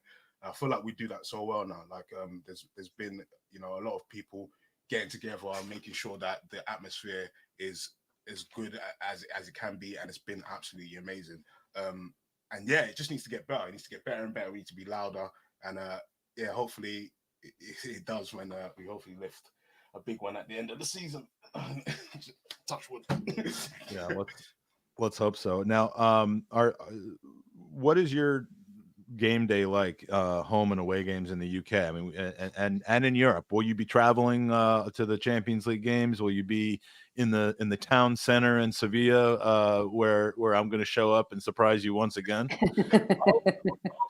Well, I don't think we've discussed yet if I'll be attending the Champions League one. I mean, last year I did go to the Sporting game. I think that was the first one I've been. That's actually the first European trip I've ever been to with the club, which was amazing as well. So I'm hoping we can go away, especially with the group that we got Drury in the Champions League this year. I'm hoping we can go away. With away games, it depends if I work them here.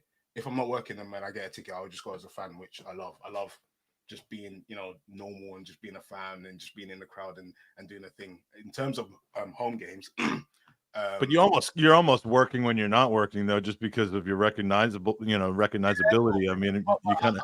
Listen, I love it, and yeah, it does give me a little piece of support. Like I can support, just give my whole support. Because listen, when we're at home and we score a goal, I gotta be quiet until the camera's off. So I always have to scream after. But yeah, my day in terms of at the Emirates is get there. I might have to do some stuff on the Breakdown Live, or I might have to, speak to some guests and do some features before a game. But then during the game, I'll be behind the goal, getting all the social bits and making sure that we put it out at the end of the game as well, which is great. Now, have you had? I mean, we all saw the incredible moment from All or Nothing, where before the North London derby, when Stu McFarlane poured his heart out to the team, and I mean, I heard about that 9 months before that aired. I heard that it had happened and couldn't wait to see it. But I mean, if there's a guy who's prepared to give the team a talk before an important game, have they tapped you for that yet? Tap me. Well, I mean, look, that's your whole thing. You're hyping up the team before the game. Who would be better? I don't think there's a bigger motivator than Mikel, man. I can't top him. I really, and especially after Stu's speech. I mean, if they had brought you to Wembley, maybe, or not, was it Wembley? If they brought you into in the dressing room before England final, they would have wiped the floor with Italy. Yeah, it was Wembley. Yeah, hopefully they should. Maybe they should have just played the video and it would have gone up. But yeah. If I ever got that tap, I would absolutely crap myself. But I'll do it. I'll do it. And I feel like we've got the relationship with the boys now that they would appreciate from me as well. So that'll be great. That would be something else to tick off my CV, to be honest. How much do you interact with Mikel? Are you? Is he kind of on a different level where you're with the players, you're doing content, and then Mikel kind of walks in? I don't see him as much as I do the players, but when I do see him, it's always how you doing? What's good? Yeah, hope everything's going well, and we keep it moving. But I don't see him as much as I do the players. Obviously, he's busy doing the stuff that needs to be done, getting the team prepared for our game on the weekend. So, but when I do see him, he's always nice, always great, and yeah, we have cordial relationship, I guess. All right. From Daniel Robert, Frimmy, if you could carpool any past Arsenal player, who would it be? Ooh, Dennis Bergkamp. Ooh. Yeah, good answer. Every day, then Henry, then Vieira. How would Dennis Bergkamp do at the game with what do you throw He's topping it. Are you mad? The Techers, he probably do some next stuff I ain't seen before. Get it on the bullseye. TV. Hey. Yeah, I would love to just meet him, to be honest. That would be like literally my dream. Yeah, I'll probably won't be able to speak as well. I remember when I met Arsene for the first time, and it was during his when he was doing his autobiography. No, sorry, his documentary. I think it was like the screening of the documentary. I remember we're there with James Fremantle, the other social guy, and he was just like, "All right, you're gonna be asking a few people questions. It's gonna be Edu, I think there's gonna be Vinay, and then Arsen, in that order." I was like, "Yeah, cool, awesome." And then we're standing there, and he goes, "Arsen's here." I was like, "Well, Arsen's first." He goes, "Yeah, Arsen's gonna go first." And he came up to me, and I was like, "Hey, how you doing? How you doing, Arsen?" And he's like, "Very good." And I remember I asked him my first question, and he was talking to me, and all I could hear was wah, wah, wah, wah, wah, wah, wah, wah, wah, wah, wah. And I was just looking at just the aura around him. And then I remember he stopped speaking, and I was like, "Oh my god, I need to answer the second question," and I forgot it. And I was like, "Okay, cool. Sorry, I just and then answer the question, and then I think it was what would you tell a younger version of you? Again, can't remember what he said. But then the one thing he said, I remember I said to him, "Oh, to be honest, you still look good. You still look like your younger self." And he tapped me on my shoulder and he goes, "You look good too." I'm taking that to my grave.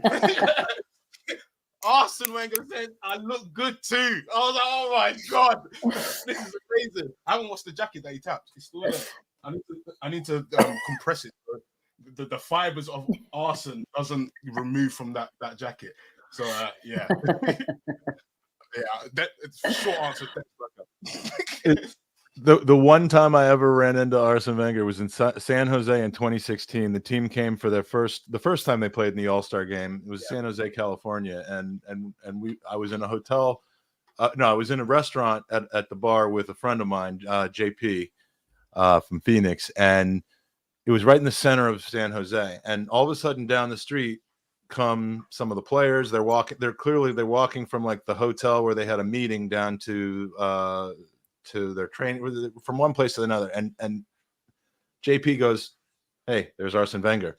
Yeah. And we were just talking about how, hey, I'm going to try to play it cool. I mean, if we see players, it'll be all right. It'll be fun. But we're not going to make a big deal. I like just zoomed out of that place. I ran him down on the street. I didn't have to run that far, thank God. But and I asked him if he would mind taking a picture. And of course, I couldn't get the camera thing to work on my phone. I was like, and he was patient. And and everyone always asks me, he's like, "What did you say to him?" Because this is right when we were having some banter, transfer windows, to be honest, at the time, and Riyad Mahrez was we were talking about signing him, and why do we only sign Petr Cech the year before, blah blah blah, all this stuff, and they're like, "What did you say to him? Did you tell him who we should sign?" And I'm like, "No, the only thing that I could possibly get out of my mouth was thank you." Yeah, mate. Just thank you. Once you meet him, all that stuff, mate. I just thank you. I mean, are you really going to have the one opportunity to meet a guy who revolution? I mean, look, forget whatever you think of, and this was 2 full years before everything kind of ended poorly for him. But no matter what you think about that situation, you're really going to take that opportunity to meet him and talk shit or ask for transfers and stuff. I mean, what kind of person do you have to be not to say anything other than thank you? This will be the only time you ever see right. You don't want him going away. He was like, "Why do you ask me that?" Or, mate, be appreciative of the guy he is. Like, he literally, he's the reason why. One of the reasons why I support this club as well, because of the success that he's brought to this club. And yeah, you did well. It wasn't thank you for the selfie. It was thank you for in general. who you are and what you've done. Yeah. My Arsene story beat yours, both of you actually. So similar tour where same tour where Xhaka wanted to kill Mike. Now he was not the coach at the time. We just signed Rob Holding. That was the season we signed Rob Holding, right? That was 2016. No, the 2019 was the tour. That was 2019.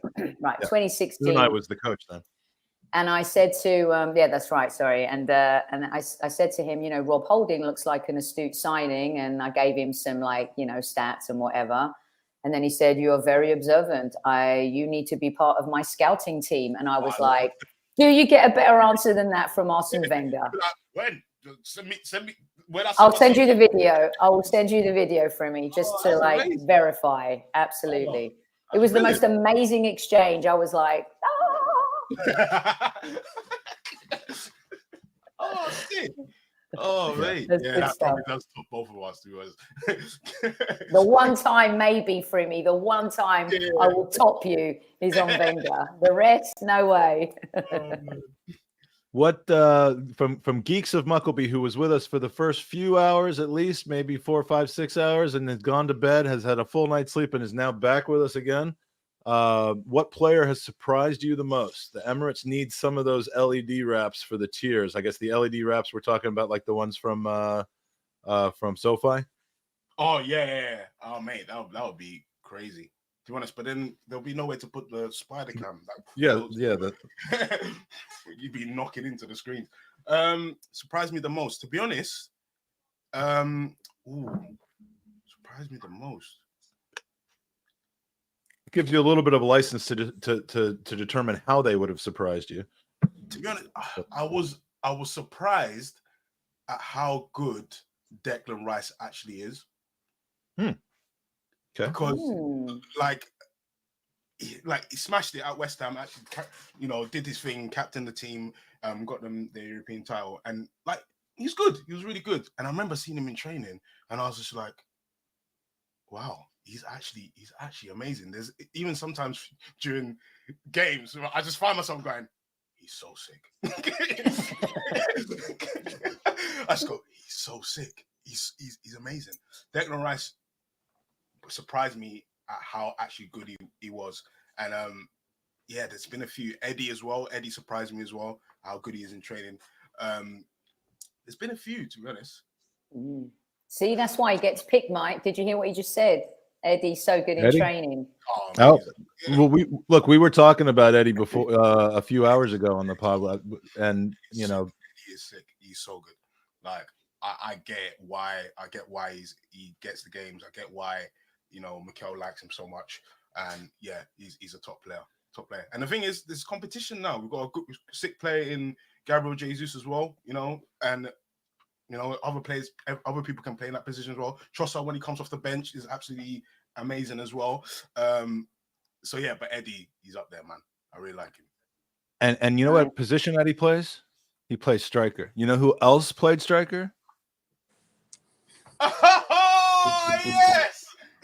God, you surprised me there.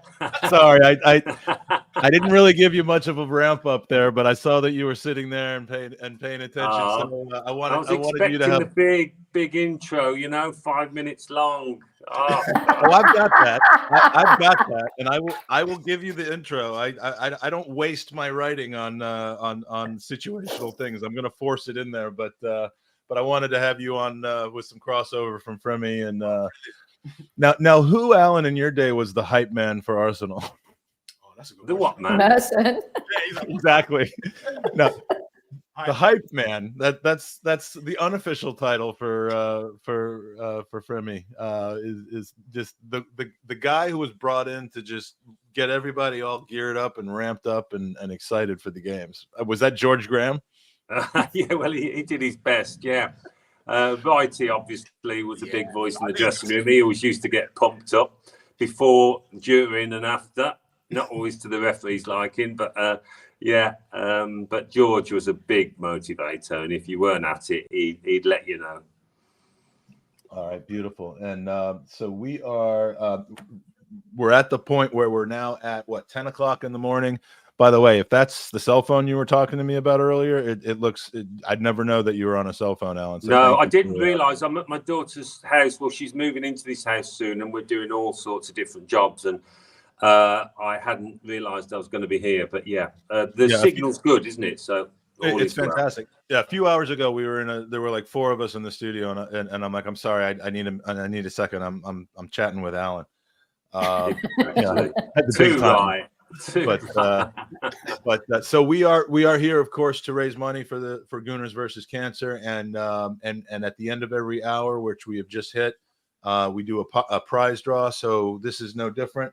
This hour we are going to draw a piece of Ruth's back art, a wonderful piece of Ruth's art. Alan, have you seen Ruth's art in the past? Fremy, have you seen Ruth's art? It is, I mean, Alan, this is perfect for you because it's all Highbury. It's not all Highbury based, but there's so much Highbury stuff. It's amazing. Oh, it's lovely, isn't it? Yeah, she's phenomenal. Speaking of Ian, famous iconic moments and just it just really resonates to me because Alan, you know how I feel about Highbury.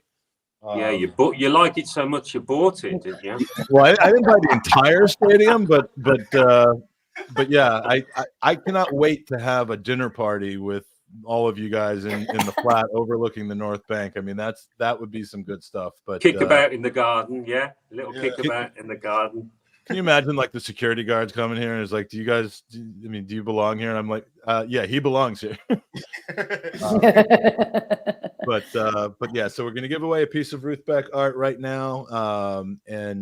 So I'm gonna quickly share the screen, and that would be some dinner party, by the way, Mike. I hope I make. Fremy and I want in on that dinner party, by the way.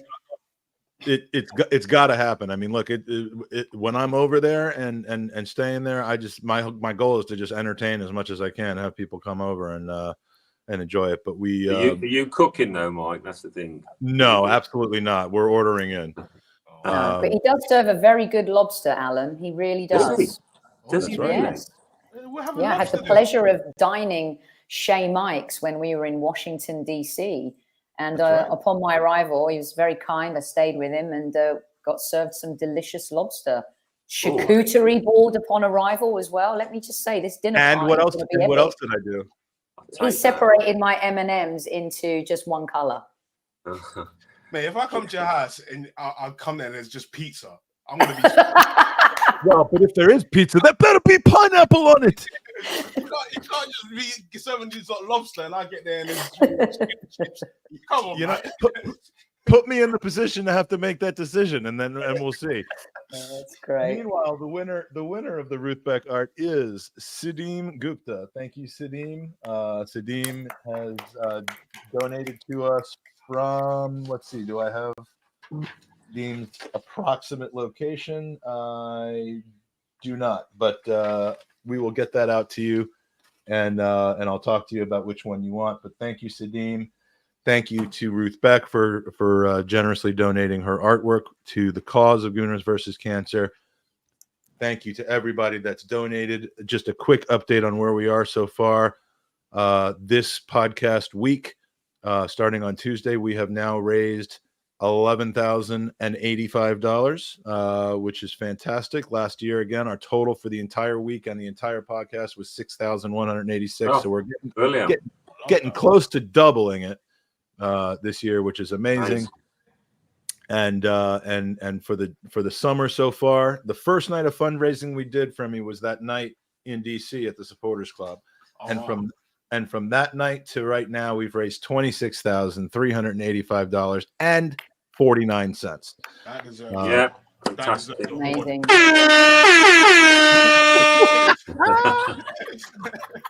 You know what? That's the perfect way to end your segment for me. You came in with the hype, and you're leaving with the hype. I mean, I'm assuming that was you. We couldn't see who that was between you and Alan, but I'm thinking that was probably you. For me. It's so good to see you. And I know I'm not the only person that feels this way, but you make me smile. You make me happy. You make me excited to be a Gooner. And man, long may your relationship with the club and with its supporters and fan base continue. And when I'm over in about 6 weeks, I'm going to reach out to you because I want to hang. I want to get some Fremy time. Any final statements? Anything else that you'd like to share with the supporters? Nothing much. I mean, we're absolutely smashing it at the moment. You know, we're going toe to toe with the top. So we just need to carry on. You know, we've got Everton on the weekend. You know, it's kind of our boogie team, to be honest. But I feel like we're gonna rectify it and hopefully get the 3 points and then just carry on. Kevin Campbell derby coming up. Oh yeah, That's right. He's got 3 of those now. Yeah, he's got a few, hasn't he? Surprised we never drew Trabzonspor in the Europa League or anything like that. But sorry there were a couple of good questions we didn't get to. But hey, my hope is at some point in the future we'll be able to have you back and do it again. But thanks, Fremy, for being with us, and have a wonderful day. Hopefully it's gotten off to a good start, and we'll see you later, man. In a bit. Cheers, mate. In All a the bit. best. Smashing it, Fremy. Take care. Thank you. Oh, so good to see you, Alan. We are now in our, what is it, 10? We've finished 17 hours. Wow, how are you feeling? I'm surprisingly, could it really be 17 hours? Yeah, it is. I'm feeling really good. I have got a cooler next to me with sugar-free Gatorades. I've got sugar-free Red Bull in case I needed it. I have not needed it so far because, I mean, every hour a new incredible, amazing person comes in with great stories and engaging conversation. And I think this is the point where I started to get a little bit. It got difficult for me last year, Sophie, and you came in and saved my butt. But I'm rolling right now, and I got way less sleep going into the podcast this year than I have in any of the previous years. You're in good shape, Mike. That's got a lot Yeah. to do with it. You're looking great. You're healthy. I mean, look at you rolling and rocking. It's beautiful. How long have you been on, Sophie? Not long. I've only been here for. I'm going into my 2nd hour. I'm doing 6 hours today. So Are you? yeah, Wow. yeah. But anything for Mike and this amazing cause, and anytime I get to hang out with you, legend, is an honor, and I love it. And I always have to do my, Oh, no, you don't have to do that. I do have a question for Alan, but we'll get to that because I know Mike, who I want to ask him about. Yes, and because Alan has been on with us so many times that he knows me, he knows what I do. I'm now going to give my introduction because, again, I'm not going to waste a paragraph that I've written ahead of time. So it is legend time. It is my distinct honor and pleasure to welcome back to the podcast a man who single-handedly sold me, then a 15-year-old Yank, on returning to Highbury game after game after game by scoring great goals into the North Bank goal right in front of me. Little did I know at the time that I would learn he's also one of the true gentlemen of the game and beyond the game, a very giving, generous, and kind man, always taking his time to visit on the number of occasions where we've been in the same place at the same time, including at a Weatherspoons in Heathrow Airport, which having a pint of lager at 6 a.m, weren't you, Mike? I did not do that. There we are. There we are. You've reached a point in your relationship with the club and certain people in the club that when you're just going home from like a 2 or 3 week vacation in London, and you're just going home and you're upset and you're annoyed about it, and because it's back to work and so on, and all of a sudden you look down at your phone and there's a text from like the first person you saw score for Arsenal saying, "Hey, I just saw you in the airport. Tell me where you'll be and I'll come around." That was what I did between then and when you showed up is I just started pinching myself over and over again just to see whether it was real or not. But that was very sweet of you. And you sent text messages in the group text saying how amazing it was. Yeah, he invited me into the 8889 text group, which was, you didn't have to do that, but you didn't know you did that, but I didn't. No, but seriously, Alan, it's great to have you back and joining us, and you are the voice that starts our promo video with "Hi Gooners," and everybody loves the beginning of that, and again, I will tell the chat, if you have questions for Alan, if you have anything you want to ask or have us ask him, please put them in the chat. And with the time we have remaining, we will go into that. But Sophie, you wanted to kick us off here. I've been waiting for this moment because Alan's always, as we know, so measured when he's talking about the Gunners. And there's a player, of course, that is exceptionally polarizing. And you more than anyone kind of probably know that certain players are appreciated and underappreciated. Some players are appreciated by players because they can see and they get it. And I think maybe with Kai Havertz, Alan, we've got that PTSD with Chelsea. Player, some say, okay, so he scored a winning goal in the Champions League, but what else has he done? Well, he scored a winning goal in the Champions League. you know, for a lot of us, like we look at your career and we just think that, I mean, the way you played, the elegance, the things you did off the ball, even at that time, it was incredible. Talk to us about Kai Havertz a little bit as a player, maybe someone who, you know, so many other people stole the headlines in the Arsenal teams along the way. But for Arsenal fans, kind of, we know like what you've done, it's just legendary. Does he have that path? Do you see that? Talk us through it a little bit. I mean, it does annoy me a bit the way people are willing to criticise so quickly, Sophie. You know, these are Arsenal supporters, and you'd hope that they'd support in the early days when a new player comes in and he's trying to find his feet. He's trying to understand what the manager wants, and I think that does take time. You know, you see players going at Man City and trying to understand what Pep Guardiola wants and needs. It took Jack Grealish a season. I'm not saying it will take Havertz a season, but he's just finding his feet in that squad, in that dressing room, and in that first 11.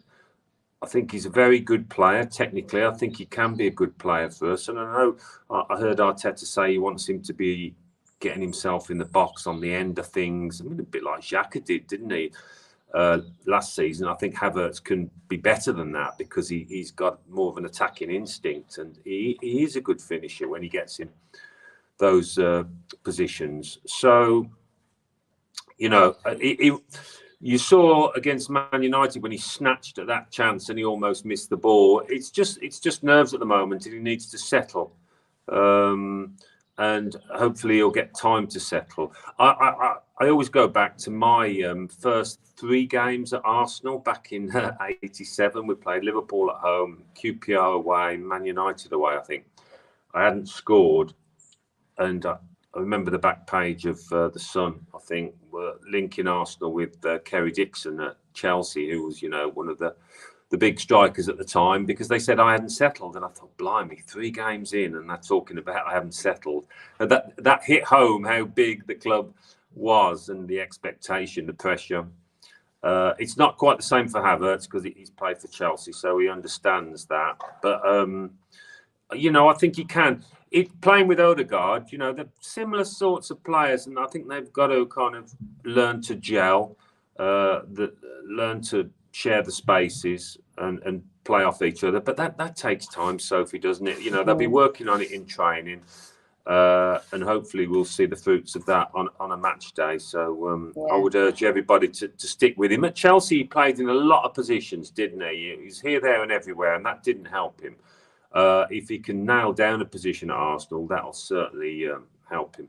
Yeah, Super Kev talks about that on our show a lot too, Alan. And what do you think? Because I think people have this notion that he's this out-and-out goal scorer, this demand that he scores goals, whereas perhaps maybe he's that link player that Arteta was missing. Some fans think that he slows the play down, and then kind of like when you see the response in the Manchester United game, maybe there's validity to that. I'm not the expert, but what do you think in this particular team that his best position will be, or what you think Mikel wants him to evolve into eventually? Well, I don't think he wants him as a centre forward. He can play there in the short term, but I think it's where he is at the moment, really, as a number 8.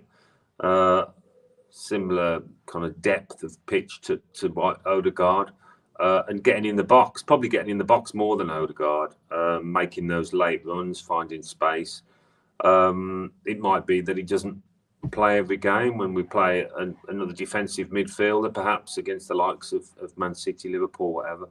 But he can score goals. He got a lot for Leverkusen in his last year, didn't he? Obviously, it's, you know, slightly different, but yeah, I think he can be very useful, Sophie, for the team. I really believe that he is versatile, which at times will come in handy. And I think, do you agree with this, Alan, that maybe what he's going to become, maybe we'll see the best of him in the Champions League? I know there's a bit more, you know, there's definitely more frenetic pace in the Champions League when you get to the knockout stages, but in the group stages, there's some teams play it safe. Do you think that maybe that's the competition where he'll be able to shine most, and, you know, hopefully that will give him confidence, but surely Champions League will be a good spot for Havertz?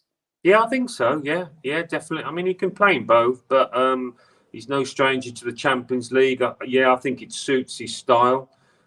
He obviously will go into that competition with a lot of confidence, having scored in the final, got the winner. So it's not like he's wondering whether he can compete at that level.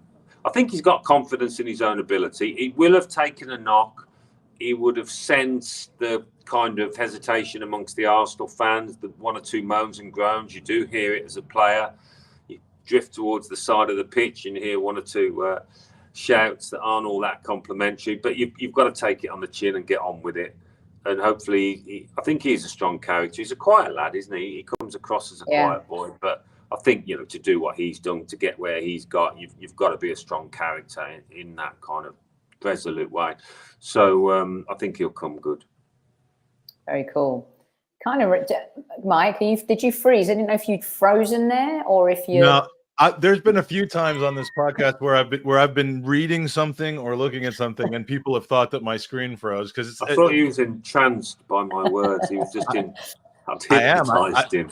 I'm just trying to to get the positive Havertz energy going on here. So yeah, I was. Are you a critic, Mike? No. I'm generally not a critic.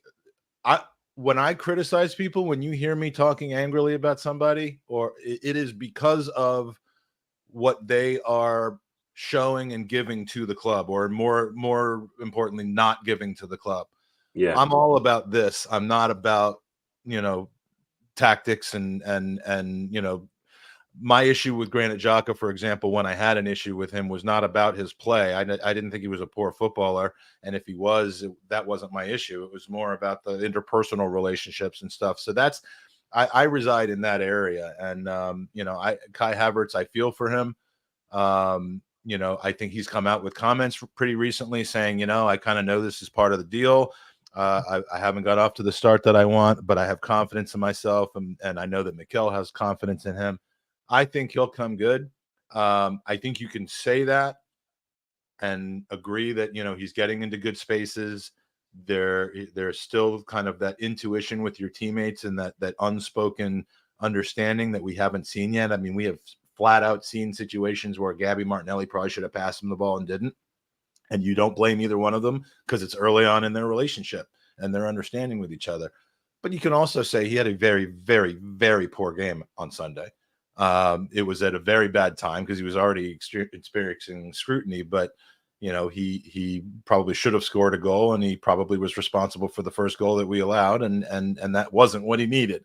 So but I'm not ready to give up on him yet. I don't think I'm not one of these critics, and it absolutely drives me nuts, as you started off by saying, that people can have their decision made up based on 4 games with us and based on a career at Chelsea, where we've seen players go to Chelsea, even years ago, players go to Chelsea who ended up being very, very good players, or who were good players before they got there, whose careers just didn't really go that well over there. So I mean, this definitive decision that we've wasted £65 million and we've given him a ridiculous wage, which frankly I do. The one thing that bothers me is the wage that we've given him, if it's to be believed, because he's the highest wage earner on the team right now.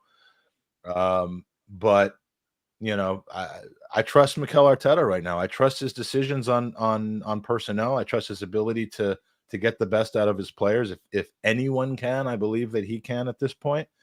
I'm here for it. I mean, we've had 2 predictions on this show already where he's going to either score 10 goals or get 20 total goal contributions this summer, even with the way that the first 4 games have gone. So I don't think I'm the only one that still has faith in him. That run he made into the box for the penalty that wasn't, those are the things I think Arteta wants more of, for him to really have an influence, to take the game to the opposition, and he can do that. If he'd have won that penalty and would have scored, I know we ended up winning the game, but that would have made a difference. The fact that run has achieved something for the team, has borne through.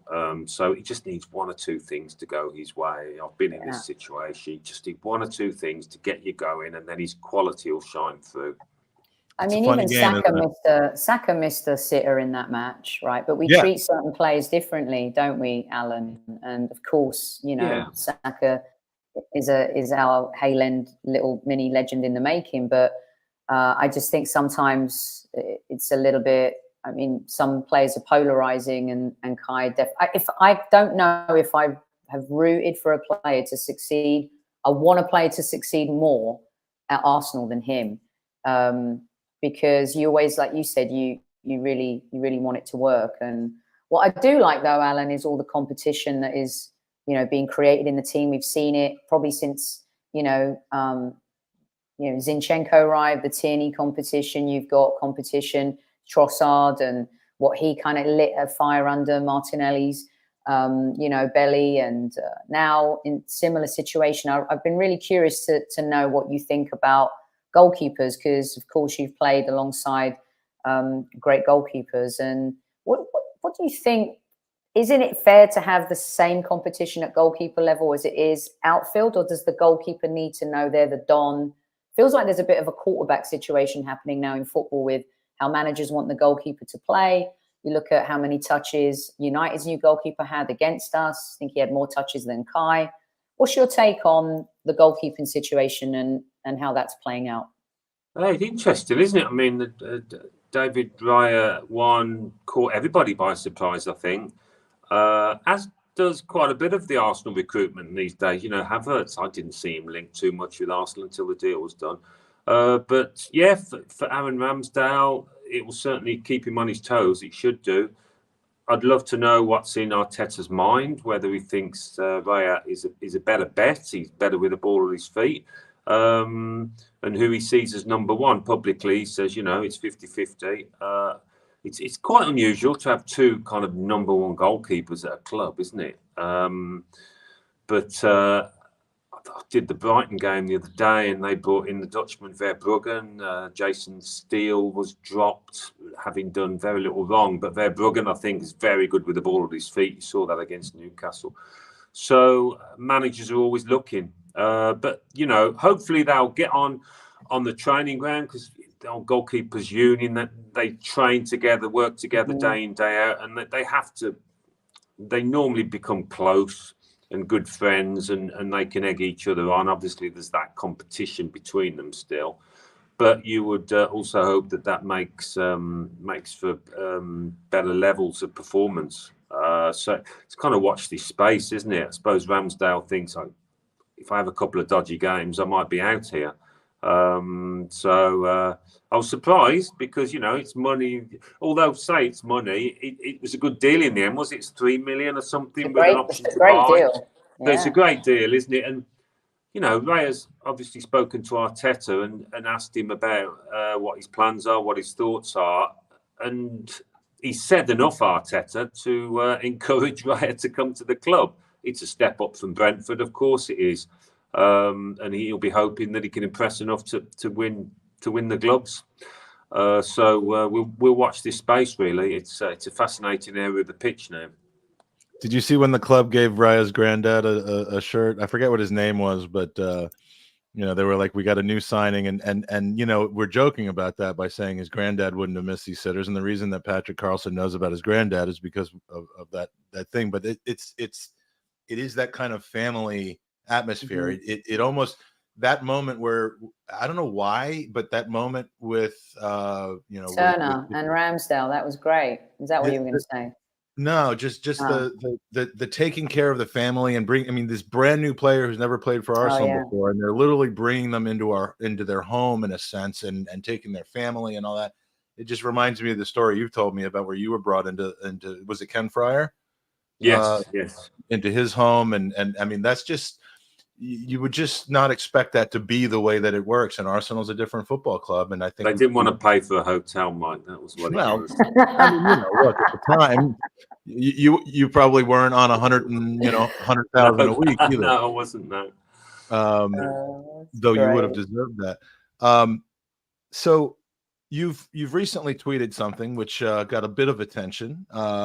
Controversial opinion: the Emirates creates the best atmosphere in the Premier League. Now, 1,000 replies, couple thousand retweets, couple million people viewed that. Not everybody agreed. No, and there's a surprise. Yeah, there's no wonder that Peter Drury doesn't have a Twitter account, as he told us a couple hours ago. But was this a kind of in the moment tweet in the wake of the magisterial end of the United game, or was that? I mean, do you really honestly feel that way? I was just putting it out there. Really, it was just up for debate. You know, I knew there'd be people piling in, but. It's the dramatic finishes we've had, isn't it, really, that made me say that when the place has been exploding with excitement last season and obviously against Man United. So when it gets like that, there's not much to compete with it. I've been to Newcastle a few times, you know, under the new regime, and yeah, it's loud. Mind you, the PA system is almost louder than the fans. It's absolutely deafening. But Liverpool has always traditionally probably been the best. I remember going to Anfield to watch the Chelsea game in the Champions League, and it was an incredible atmosphere. I think it was the ghost goal night. So yeah, these are the levels that you've got to reach. But yeah, in particular moments, I think because there's still that freshness about the Arsenal fans, you know, and where's this team going under Arteta? There's that excitement. You get the feeling we're at the beginning of things, you know, I hope we are. And so that adds to it. And yeah, the noise is louder than it's certainly ever been at the Emirates. So yeah, just thought I'd put it out there, you know, and create a bit of debate. Yeah, well, and that you did, and I'd like to believe that it's true. And you know, I think there'd be a lot of rational argument against that, just given the past of the atmosphere at the Emirates. But I mean, I've been going since 2013 to the Emirates, and I mean, I was very disillusioned and disappointed with what I saw for many, many years there. And now, my God, it's a whole different story. Quick interlude in the middle of our hour to remind you a couple things. You know, first of all, go to goonersvcancer.com. You're going to want, if you are waiting or haven't decided whether you're going to donate or not, here are some of the prizes we have coming up that if you donate like now, you can get entered into. Our next prize that we're going to be drawing at the end of this hour is the go-to. It's the retro kit with a personal signing from Alan Smith. Which you're gracious enough to do a handful of these every year for us. So it's going to be an Alan Smith signed retro kit at the end of this hour. At the end of the next hour is going to be a Kevin Campbell signed retro kit. We've got 2 Emirates Legends tours coming after that. Then we're going to have Charles Watts with a signed book that he's graciously given to us, a new 23-24 new Arsenal kit, and then a Ruth Beck framed Highbury memories thing, which Alan, I just want to show you since you're here, and Ruth is in the chat right now. Have you seen this yet? I'm sorry about the show it at an angle. Yeah, what's it showing? It's basically the celebration after your and Mickey Thomas's goal, I believe. Outside is that the East Stand? It's like the end scene of Fever Pitch, really. Yes, when everyone comes out. And I it is before that picture. It is a it's first of all, this particular version of it, we've been giving away prints from Ruth Beck art. This is a signed version in a frame, and there's all sorts of little Easter eggs in here. You've got the woman from Fever Pitch. You've got folks hanging out the window here. And it's kind of a compilation of a number of different stories and times. It's not necessarily of the celebration in the final scene of Fever Pitch, but it's kind of patterned after that. It's so intricate with so many different things going on, and it's amazing. And that was the pre-party before everyone showed up at the Winners Club to mob you guys. Yes, the billiards hall. Yeah, that's it. Destroying Southgate Roundabout, pretty much. I love that scene in 89 with with Good Vibrations is playing, and I mean, is it you that's dancing? There's someone that's like this, like dancing at after you guys got back from Liverpool. But I mean, look, we could do the 89 thing all day as far as I'm concerned. We've been there, we've done that. You've gotten your 5-time appearance jacket a couple times over. I did also just really quickly want to shout out some people that have donated. I'm trying to mention the generous people that have donated. So I've been doing 10 every hour or so. This hour we'll talk about Joe Pugh from Fredericksburg, Virginia, not far from here. Joe was one of our first Gooners versus Cancer winners back in 2019. Joe Teller from London, John Gallagher from Dublin, John Hayes from Nottingham, John Manning from Ashbourne, Meath, which I believe is in Ireland, because I think that's our Dublin Gooner, and John Murnello from Pittsburgh, Pennsylvania, John Gray. We got a lot of, it's because it's alphabetical, my first name. I'm like, why are there so many Johns? Everyone's called John. Yeah, there is a reason for that. John Gray from Lisburn. Where is Lisburn? Ireland, Northern Ireland, I think. Northern Ireland. Lisburn, not Lisbon. Okay. Not Lisbon, Lisburn with an R. Look at Alan. Alan's good at geography. Were you good at geography in school, Alan? I quite like geography. Yeah, I do. Yeah, me too. The cloud formations and all that. Yeah, I do as well. John Holland from London. Jonathan Hancock from Little Rock, Arkansas. And last but not least in this group, Jonas Hart from Harrisonburg, Virginia, who teaches a sociology class at my son's university that my son took last year. So Jonas not only taught my son, but is a very good friend, and he was the fourth person in our 4-person party watching the Manchester United game last Sunday. So it was my son, my wife, myself, and Jonas, Professor Hart. So thank you again for your donation. I know he was in the chat earlier. He's probably not now. He's probably got a class to teach in a couple hours, but thank you to everybody that's donated. We are now over $11,000 raised for just this podcast, and $26,425 raised overall. But again, get in now if you want to win these prizes, because we're about to go on a run of some pretty amazing prizes here, as we have been for the last 17 hours. I love that comment. You got to put that comment up from Hilsey. That's right, brilliant. Let me see. Right. We got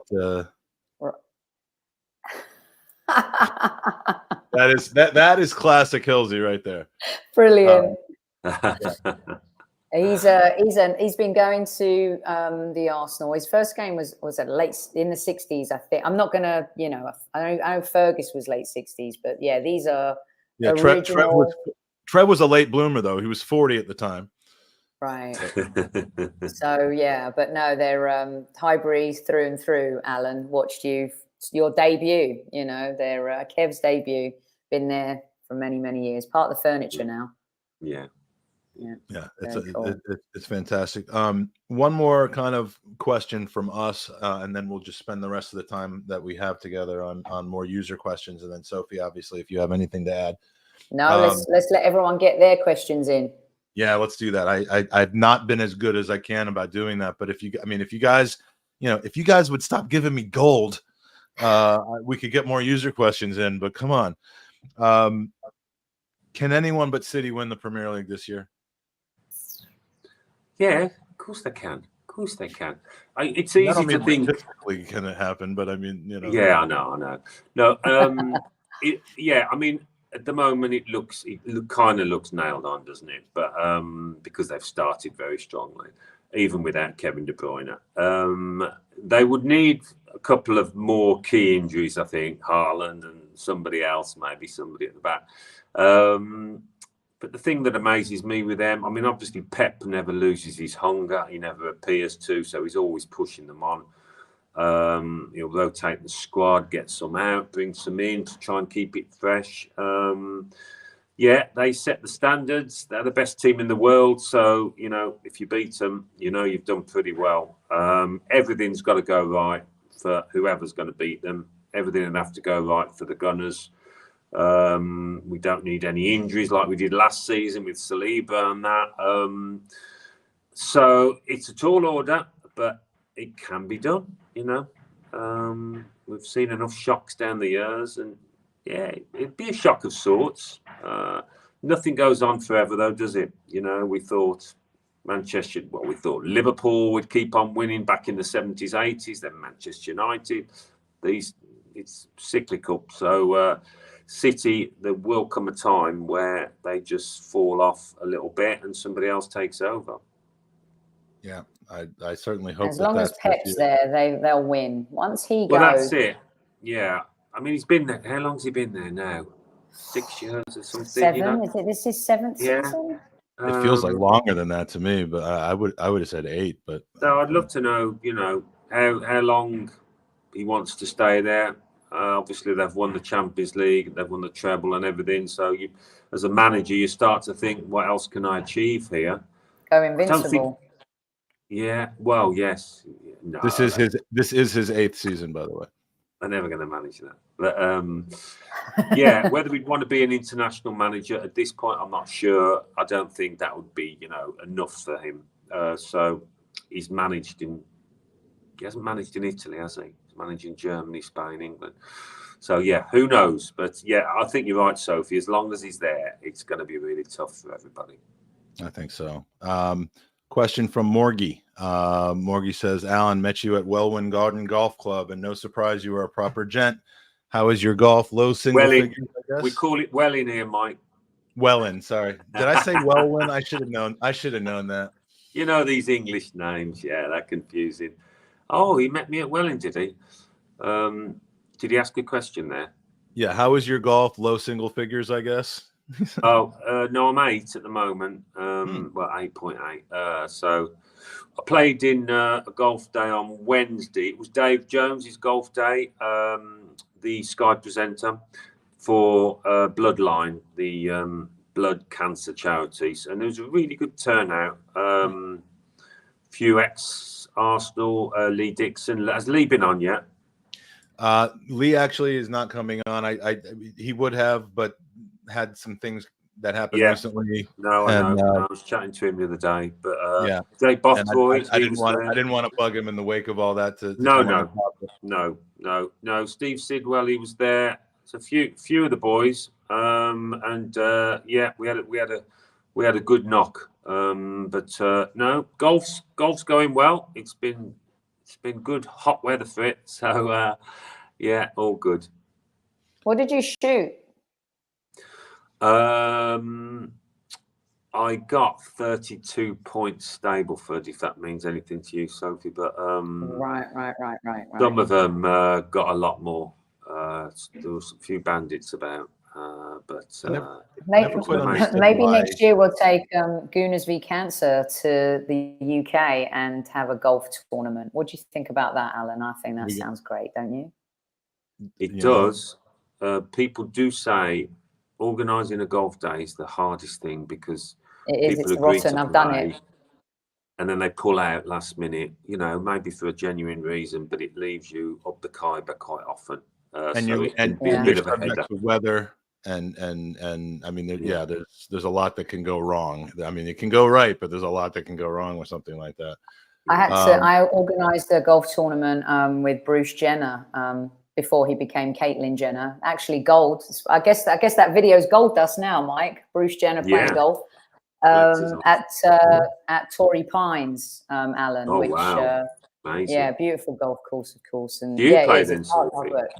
I do love to play. I'm not great, but I love to play golf. It's so relaxing. Well, how come you organised it? What was it, for a charity or? Yeah, it was for a charity. Yeah, for kids in Southern California, and Bruce was great. Actually, it was a really great day out. And that golf course, the South course, is just stunning. So yeah, US Open, isn't it? Torrey Pines, yeah. I saw Tiger play there as well. I mean, it's just really, really cool. I think Peter Colson knows that I will put up any question that he asks because of the avatar that he has. You know, he knows how to get to my heart. But question for Alan: which player was the most gifted but underrated?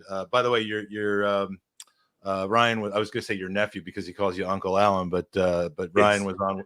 Ryan did the midnight to 1 a.m. shift with us earlier, and we did like a draft where we picked our all-time from 1986 on, our all-time Arsenal players, and it was, you know, a competitive situation, and Ryan selected you as his striker. Oh, he did, yeah. Well, he ended up with you. More his heart than his head there. He ended up with there were two strikers. He had the second pick on the first striker and the first pick on the other one. So I have to tell you, I took on Henri first. He took Bergkamp. But then on the next time around, he had his first pick, and it was you. So he's good lad. Yeah, well, yeah, but yeah. Well, the most underrated, most gifted but underrated that you played with. Do you know what? Steve Bold, I always thought never got the credit he deserved. He was a fantastic defender. Obviously, Tony next to him as the captain, as the big character, England player.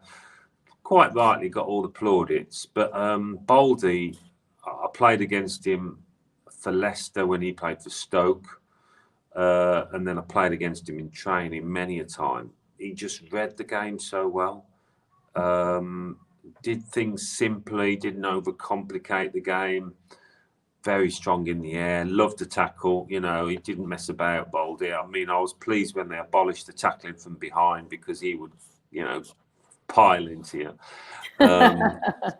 And yeah, I always thought he was really underrated, but part of the famous back four, you know, he was a key component in it.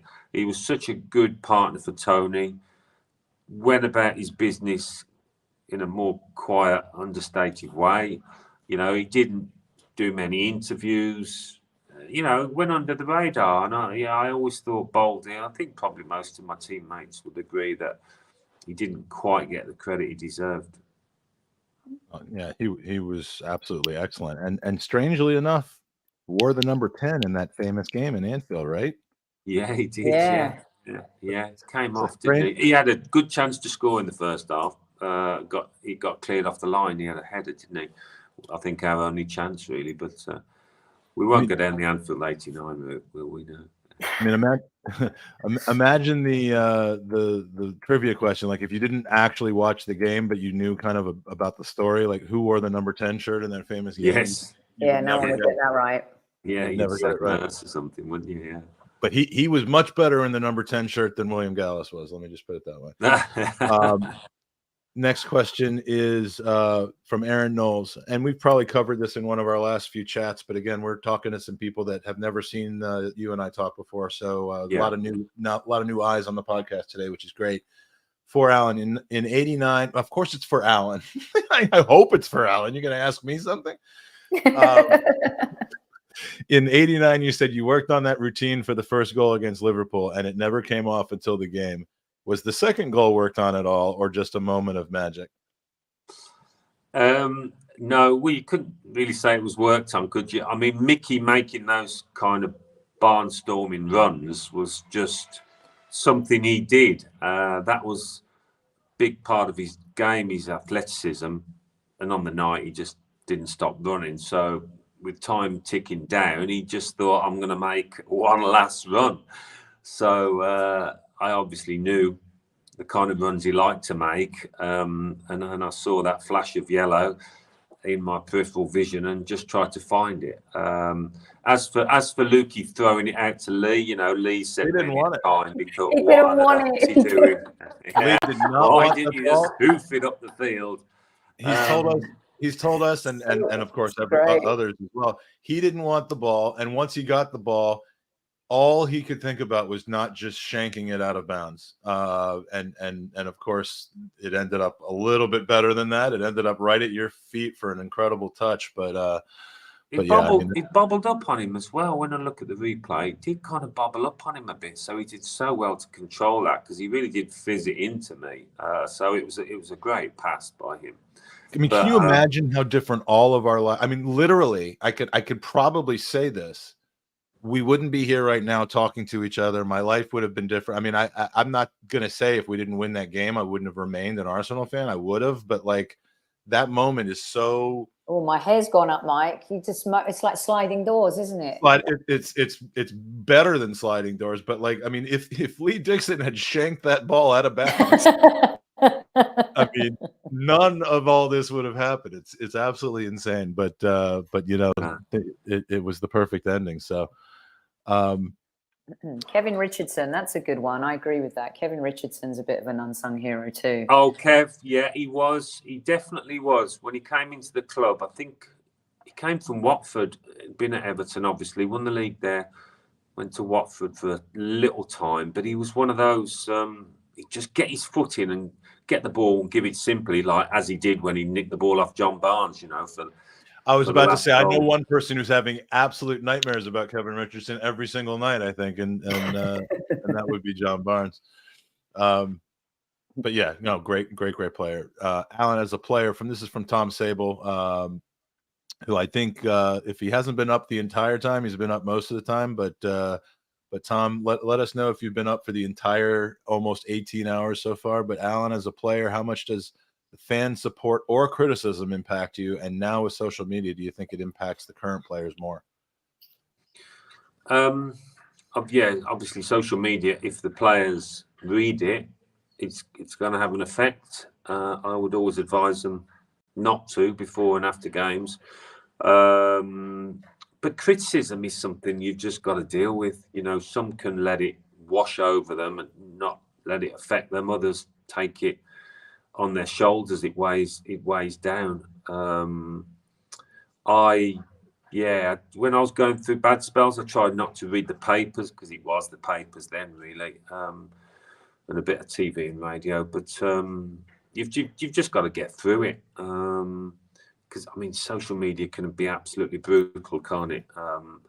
It's the Wild West, so you'd be well served not to go near if Alan, you got thin skin. Can you imagine what the bad result, the bad run of results before Anfield, right? That game. Can you imagine what that would have been like with social media? Like the games. Yeah. Bottled it. Yeah, absolutely awful. Sack the manager, sack the players. Yeah. It's just like I was physically ill after the Derby game. The Derby game was the worst. I mean, Wimbledon. I just remember it was. I mean, there was just it was dark because it was a Wednesday night, or Tuesday or Wednesday night. I think it was Wednesday night.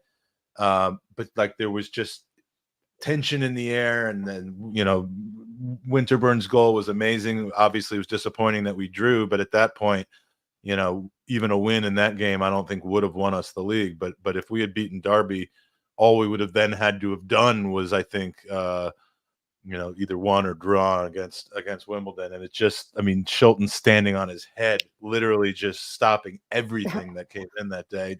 Dean Saunders, I think, scored the goal for them.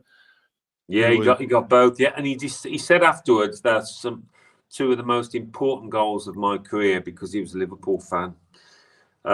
Which didn't go down well in the home dressing room. But Shilts didn't stop one though. I did get a consolation header, which I did. Which goal difference and all that.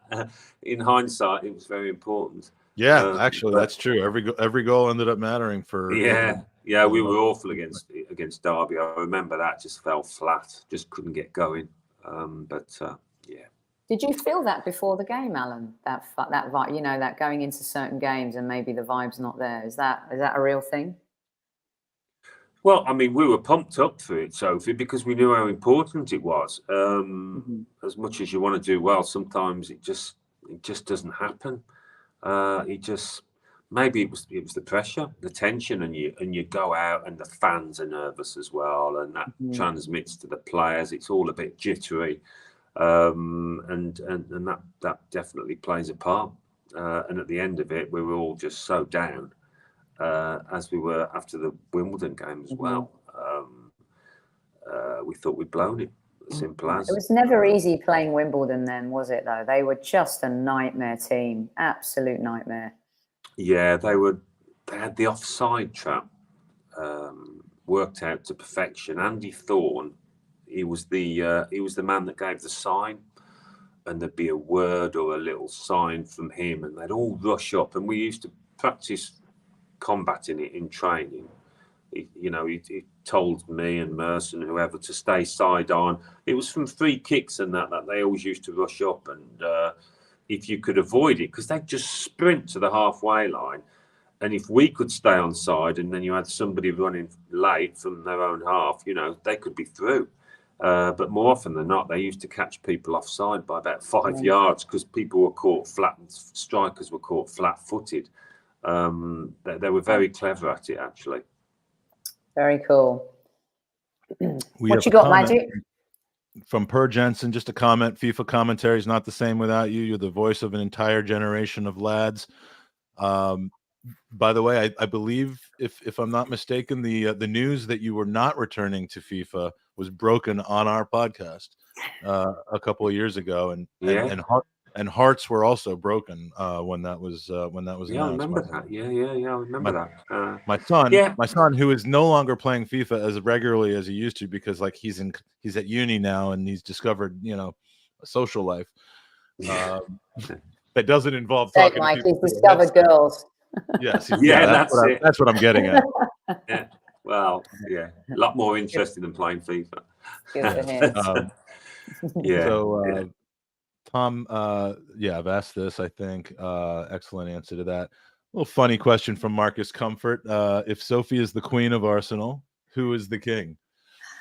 That's too generous and too kind, but it's going to be a toss-up between you and Canton, maybe, because he's a TGT disciple as well. So, I mean... Yes, Marcus was at Tom's show, and I met Marcus there in London last month.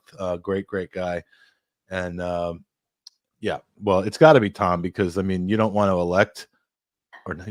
This shows where I live. You don't want to have a king that's clearly going to be way outlived by the other option for king. So I'll cede the crown to Tom. I'll just be the court jester. Speaking of Toms, Tom Sable again. My first game ever at the Emirates was the Forest game to start the season. We were there together. Had a great time, and it was better than any experience I've had in the USA. And I've been going to sporting events for 40 years. I see my colleagues in Arsenal fandom in the States. Tom's very, very active. He heads up the Tampa, otherwise known as Gulf Coast Gooners. Pours his energy and his time and his money and his his interest into providing a home for people in Tampa, Florida, where I'm about 45 minutes away from at times, and I'll try to come up whenever I can. But it's just so great to see friends like that come for the first time, come to the Emirates. And I mean, clearly 40 years of sporting experience, and he loves going to the Emirates. And I mean, there's not really a question in here, but I just wanted to kind of share that. And I mean, don't you love to hear stuff like that? I mean, we kind of get a little jaded and used to it at times, but there's still 50-plus-year-old men, sorry, Tom, who come to a place and they're like kids in a candy store. Do you think the Arsenal following in the States is growing? Oh my God, there's no question that it's growing. Yeah. It's huge and growing, and it was growing when we were going through our leanest of years on the pitch. It was growing just because of, and mostly because of the hard work of, I mean, there's a very good, and I can say this now because I'm involved in it, but it has got nothing to do with me. The people who kind of bridge the gap between the club way over there, I don't know if I'm pointing the right direction, but the club, no, that's south, I think. The people who bridge the gap between the club and the national supporters clubs and all the individual kind of spokes to the wheel in the local supporters clubs work really, really, really hard on building it. And it's a grassroots thing, and it's a fun time, and it's a family, and anyone who might be on the fence about it is just going to fall in love with the fandom here. And it doesn't hurt that the team is actually incredibly fun to watch now, and all of that. But yeah, I mean, it's huge. Definitely the best. Maybe not the biggest fan base in the States because of Manchester United, but definitely the best. I'm not sure about that. So I think Barcelona and Real Madrid, of course, have a massive following, especially with the Latino audience. And Manchester United and Liverpool, I think, crush us when it comes to like Asia, Australia. The US, definitely, when you see the games, I think I mean, what MetLife was pretty equal, would you say, Mike? MetLife, or was it more? Do you think there were more Arsenal fans there? It was maybe 55-45 to Arsenal fans. Yeah, but it's amazing yeah. considering since I moved here, like a few months just before 9/11, and there was literally, if you found the game on Fox Soccer, there was one channel, Alan, just showing football. And I think also the European games help it grow the Premier League. Of course, Bundesliga is massive here as well now, and the growth of MLS as well, just the quality and the way they've built the league. I mean, it's definitely one of the fastest growing sports in the United States, no doubt about that. And Arsenal, since I've been covering the tour since 2016, it's just gotten bigger and bigger every single year. Absolutely. And the fact that Arsenal seem to be destined to be coming here every summer now, which, you know, I have it on authority that you know, it may just be an annual thing at this point, as long as Mikel Arteta has his say. It is you know, it's just going to grow that fan base even more. I do have a couple more questions for you to get you on, but you know, we gotta add to the goal scoring tally that's in this podcast right now, and so we're going to do that with Hey, Super Kev, there he is. Smudge, How are you, son? how you doing, Smudge? All good, mate. You well? Lovely. Magic, Sophie, Eddie, squaddies. This is Squad Central all of a sudden taking over the Gooners podcast and the Pod-A-Thon. So at first, you know, I read your name there because there was a gathering last weekend in Kansas City where they call themselves the KC Gooners, and I, you know, and for some reason I thought maybe they had reached out to you and asked you to put that on there. Now I understand what KC Gooners versus Cancer means. So yeah, I've been up for maybe a day straight, and I'm not thinking so clearly. But Look how young these guys look, Mike. Look at these two. Well, speaking of which, and disregard the name of this gentleman here, please. And I use the word gentleman liberally, but a listener of the podcast say, what skin and hair care products are you using? Speaking of looking young. Who are we talking to there? That would be you, but don't worry. I don't think he's actually expecting an answer. But yeah, I mean, there's something about the Arsenal players from your era where you're just in better shape now than people 10, 20 years younger than you are, like, you know, like myself. But I mean, George you Graham, like you step out on the pitch. Taught us to eat the right things, do the right thing, and look after yourself. Not all of the lads looked after themselves as much as they might have, you know, but that's true. We're all doing well. That's beautiful. True. So, It was a hard school, Magic. It was a hard school. Yeah, well, you've done it, and you're an inspiration. So now you've been up. What when you were playing? Did you wake up at 4 o'clock in the morning every day, or is that just a recent thing for you? No, I always see I Super was Cubs like Good Morning Message at 11 p.m. on the Eastern time zone. I was up all hours. I was up all hours of the night. Trust me. He used to go to bed at 4 back in the day, not get up. Yeah, every Wednesday morning. Every Wednesday morning. He's an early riser. I'll give you that, Mike. He's an early riser. Yeah. What would happen the night before Wednesday morning? Is, I wonder. You know, we should name a podcast after that. We should. Hey, Mike. Sophie, one thing I will say is this man here, Smudger, by the way, we talk about underrated players. I thought Smudger was one of the most underrated players Arsenal's ever had. For what he done and what he achieved. I know maybe some of the names that came after got the headlines, but this man was so instrumental in getting Arsenal back. George Graham bought him, and when he came in, well, he was incredible for Arsenal. Let's be fair. Anybody who remembers Smudger speaks highly of him. Well, what I said earlier in the podcast, and I said this to Ryan, you know, I said, and it's a weird kind of order to say this, but Alan Smith made me fall in love with Arsenal, and David Rocastle made me fall in love with football.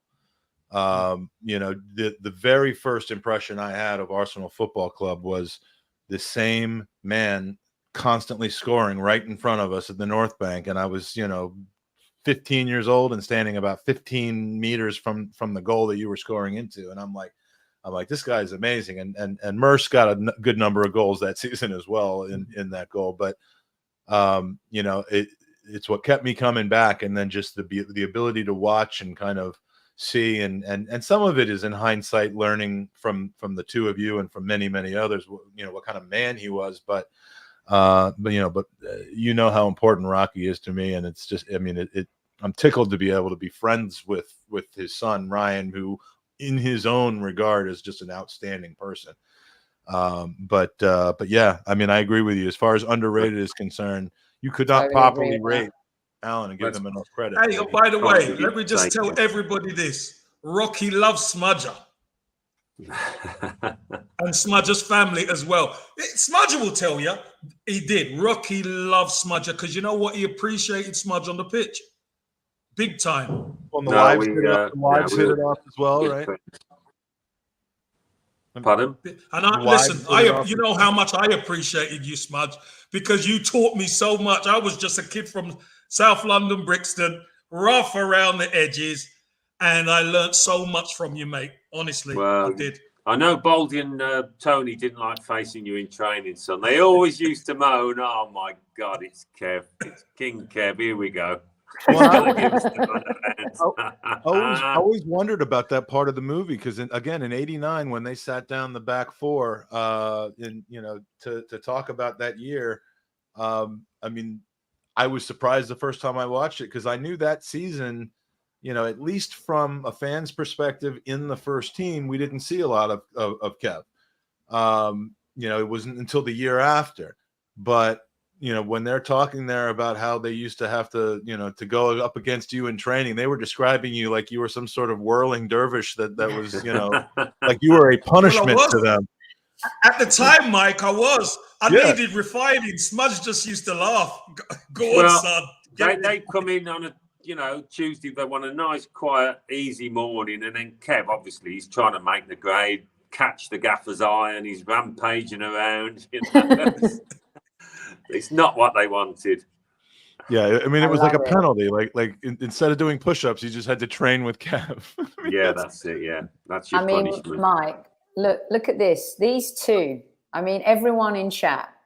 If you haven't donated even £1, $1, whatever you can, right, and hit that like button, you think the last time we won a European trophy, Gooners, it's because of these two legends. And look, Mike's got them right here. We get to talk to them. I mean, it's incredible.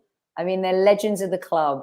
And to be here and for you guys to be able to ask questions and that night, and we'll never forget it. My hair's going up again. It's just happening the whole show. It's incredible. It's just incredible. Yeah. So please, you know, get dialing and donate and just soak this up. It's old school. I'm thinking of those old marathons on ITV. Yeah, pick up the phone. I can't tell you what to do with it from there, but just, you know, pick up the phone and then drop the phone and get on your computer and donate. We are, by the way, Kev, I'm just going to bring you up to date. We are at $11,155.49 for the podcast week and $26,455 for the campaign. Fantastic magic. We are fantastic. And I think we're officially now less than 2 months into this 12-month campaign. This is our highest fundraising year that we've had since we started in 2017. And we've still got something incredibly amazing. I'll give you a hint. It's something that we gave away once before, and there is one more to give away. And it's something that Alan just absolutely pulled off a madness for me in getting, and we're going to be giving away one more because there's only one more that exists. Wow. I promise. A little bit later, maybe January, February. So this year is going to be fantastic for Gooners v Cancer. I think this is the year we make the leap. So now it's time to give away. Time to give away a Alan Smith signed retro shirt which will be done a little bit later on in the year. But some lucky winner who donated already is going to win that. If you haven't donated already, get it in now, and you'll be eligible for the Super Kev signed one that's going to be at the next hour. But the winner of this shirt is Super Kev. If I could have had a bunch of like 191 ping pong balls delivered to your house, I'm sorry, Alan, to pick this, I would have done that. But instead, we have to use this physically unappealing or aesthetically unappealing random picker. The winner, Brock Werner, has won. Brock Werner has won his second prize of the night, but he's eligible for this one because so he's now got a Ruth Beck art and a signed Alan Smith. It's not a signed Alan Smith jersey. It's a signed retro jersey by Alan Smith with personal message. And I can tell you, Alan's been extremely kind in writing some pretty special messages. I know a number of people who now have your jersey framed on their wall because of Gooners v Cancer and because of your generosity. Congratulations to the winner. Congratulations, Brock. Yeah, you have won and very well deserved. So, Brock Alan sounds like a superhero. I said he's I'm like, shockingly, he's American. He sounds like a football player. Brock Werner. Do it in your accent, Sophie. No. Brock You're Werner American. coming to you. Striker on the pitch. Let's go. Get a goal. That sounded like one of those karate video games. Fight. All right, so thank you, Brock. Thank you, Alan. We're gonna pivot now over and have some Highbury squad time. And I don't want to take up any more of your time, but Alan, you're a true gentleman. I appreciate it so much. Where are you commentating next? What's your next gig? Do we know? Yeah, I'm at Brentford, I think. It seems like we've been off it for a long time, but I think I'm Brentford. Don't ask me who they're playing. I'll know when I turn up, but I don't know at this moment. You were at Brentford a few weeks ago. I was. Yeah, it's good ground to go to, isn't it? It's always good atmosphere. But that was the Spurs one, right? Yeah. Yes, that's right. Yeah. Ooh. So back at it. Champions League starting soon as well. So yeah, should be good. It's Newcastle, Brentford. Is that the game you're doing? That's no, I'm not up there. Brentford, Newcastle. I don't know. Anyway. Well, the one after that is against the Toffees at Brentford, so maybe that's the one you're working. Yeah. Well, you're getting a ton of love from the crowd, from the chat. Thank you for your support. You're a legend. Again, I'll put up Peter's comments all the time because he's got that picture next to it. And thank you for everybody. Legend. And someone I am proud and honored and hopefully not overly presumptuous in considering to be a friend, and that means everything to me. Well, I enjoyed it, Mike. Congratulations to you for the work you're doing, mate. As always, absolutely fantastic. And Sophie, Kev, for your support. Brilliant job. Just pleased to be involved with it. Pleased I can help. No, thank you so Love much you, for that. Alan. I appreciate it, and have a wonderful rest of the day. Take care, everyone. Thank you. Take care. Bye-bye. Wow, I just cut off Alan Smith. Who does that? No one could cut him off back in the day, Mike. No, absolutely not. Welcome to the beginning of hour 19. This is special. Listen, I'm pleased I caught the back end of Smudge. Obviously, I've been watching for a bit. I've been watching from a distance as well, so it's nice to finally be on Magic and Sophie. We've reached the hour number 19 of 27. Hybrid Squad hour. It's the Hybrid Squad hour. Look, I didn't really prepare anything for this hour because I was talking to Soph. I'm like, for some reason the ones I'm having the biggest trouble preparing for are like Super Kev and Alan, who I've spoken to so many times, and that's why I'm having trouble. And Sophie's like, prepare. Prepare. Just roll the tape, mate. Just roll the tape. Let's just talk Arsenal, Magic. It's that simple. Well, it's great because I told you, Sophie, that another one that I was having a little bit of difficulty with was Pedro, because we haven't really spoken that much together, Legrove, and he ended up just texting me last night saying, and I know I'm telling some of the same stories over and over again on this podcast, but I'm forgetting it's 19 hours in, so not everyone's heard them, but yeah, he was like, well, we do a podcast and we just assumed we'd come on and run the show for an hour. And I was like, that's fantastic. I would love that. And so Pedro did his DJ act, which I'm not saying that in a condescending way at all. That guy is polished. And it was great because I got to sit back and just answer questions and give him his spicy takes and that he wanted and all of that. So yeah, Aston's awake right now and just telling me it's okay. It's very cool. So Mike, is it our hour? Are we taking over? Yeah, we're taking over. I'd love nothing more. Super Kev. It's Monday Madness on the Gooners pod. It is. It's Monday Madness. Super Kev, you were at the Emirates. You were on the sideline, United. I was asking Frimmy earlier about what goal was kind of like, in terms of how they reacted, the staff, seeing the players afterwards, in the tunnel, whatever. Was it the Eddie United goal from last season? Was it the Reece goal? Was it Declan's goal? He said Declan's goal maybe would have been, but it's so early in the season. The other two, especially the Bournemouth goal, the significance of that. But that moment for Declan was massive. You were there. For those who haven't heard our show, and of course that was the last game before we go into playing the Toffees, talk us through it. Yeah, listen, I think the game didn't quite go as we wanted. We were in the ascendancy, obviously we dominated. And Magic, I'm going to pull you up on something. Uh-oh. Just a little. I love when you just called me Magic, by the way. Not even Magic. Okay.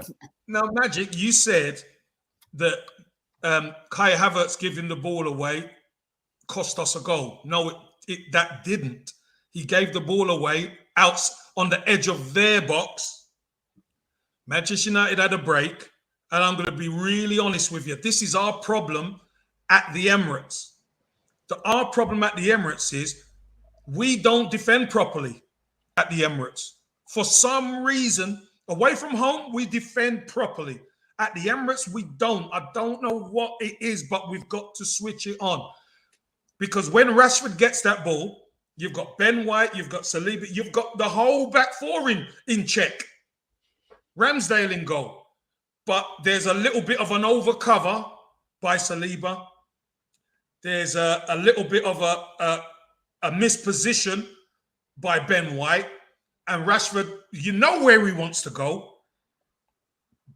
But we don't bank up on him. He shoots and he scores. We have to show him on his left foot there. Come on, we have to show him on his left foot. If he screams one in with his left foot, Magic, Sophie, I say, great.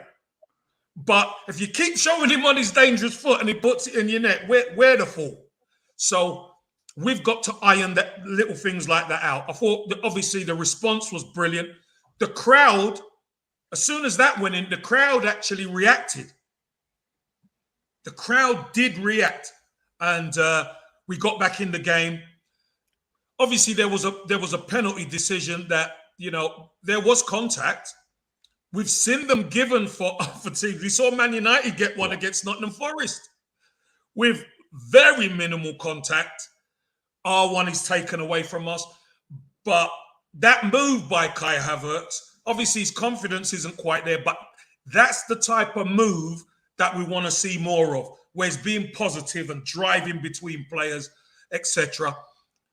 But I've got to tell you, guys, Declan Rice's goal, the roof came off the Emirates. Obviously, because it's Declan Rice and because it's Manchester United, all culminated into one. And we're talking about, 95 minutes? So it's like, it's that important I know Eddie's goal and Reese's goal was last season, but I can only go on what I heard. It blew the roof off because it's technically, you saw the celebrations, and then I've probably watched that goal. Well, I've watched the 2 goals probably about 1,000 times. You know, on your timeline on social media, it just keeps popping up, and I just keep watching it. But I've got to say as well, Jesus' goal, how it happened, and Vieira's ball, and the composure of Gabriel Jesus to reintroduce himself. I thought when he came on, he was sensational. But the way he finished that, you know, Dalot slid all the way back to Manchester, didn't he? You know, he just slid back to Manchester. Those memes are so I mean, where he just keeps sliding and just sliding and sliding. It's the greatest thing ever. Broke his ankles. Well, I don't know if you've seen this meme where the lad slides and next minute he's got his backpack on. He slides, he's got his backpack on, and next minute he walks off. Like, you know, it's brilliant. But that finish from Gabriel Jesus, the roof came off again, but it was that said that was a job well done by this team. Much maligned, much criticized at times, but this is a game we needed to win, especially with Manchester City winning the previous day. I agree, Kev. I think it was much more important for us to win that game than for them. And one of the things I know that we talked about, that Gabriel Jesus move, if you get that Gabriel Jesus week in, week out, now maybe I'm asking for a lot, but Haaland does it week in, week out. Salah has done it week in, week out. If I know that he's not the prolific goal scorer, what he does off the ball, the way he links up play, we know it. We've discussed it ad nauseum. But that Gabriel Jesus, you add that to his game, even if it's every other week, Kev, we're winning the title last season, don't you think? If we saw more of that Jesus, am I asking too much? Well, here's the question, Soph. If Gabriel Jesus isn't injured, do we win it? Because even when he came back, he's still catching up, isn't he? He's still trying to hit the level that he was before. Whereas earlier on in the season, he was making such a massive difference. And yeah, he wasn't prolific, but everybody else was playing so well. That's the Gabriel Jesus we need. He's had his injury, he's come back, and he's made a difference. Against Everton, I think Gabriel Jesus, if he's fit, I think he has to start because he makes that much of a difference for us at the top end of the pitch. We do need more goals from him, so we need 20-odd goals from Gabriel Jesus this season. But we also need Saka to hit the heights, Martinelli to hit the heights, Odegaard to hit the heights, and we need Kai Havertz to hit some form as well. So it's not just going to be on Gabriel Jesus. We know that. But we do need him to be the guy. So, Kev, how do we break this duck at Goodison Park?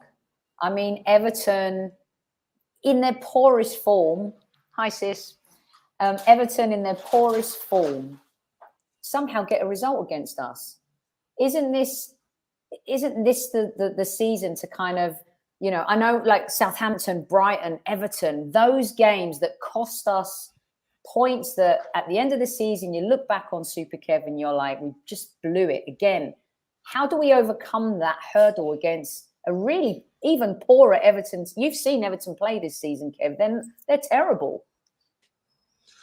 Yeah, well, listen, I've been in both camps, and here's the great equalizer.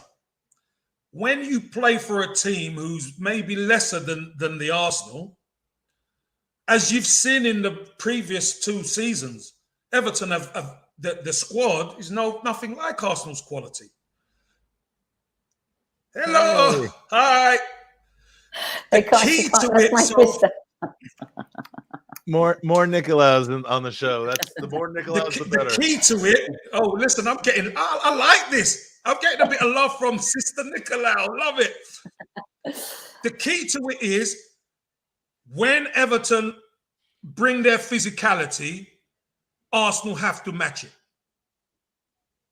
Because Everton will be physical. Everton need to get the crowd involved. And it's not just by trying to play fancy football. Everton have to make it physical. Everton have to get the 12th man involved and make it tough, make it a battle. And that's what they will do. I could tell you that much. They've got the players who will make it a battle. Now, if Arsenal don't match it, last 2 years, Arsenal haven't matched it, Arsenal have come unstuck.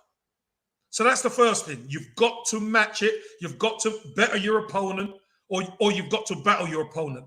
And then you've got to let your talent do the talking. Not talent first. It's battle first. And that's what happened against Southampton. That's what happened against Everton. That's what happens against Brighton. We lost the battle first. And when you lose the battle, you can have as much talent as you want. You are not going to win the war.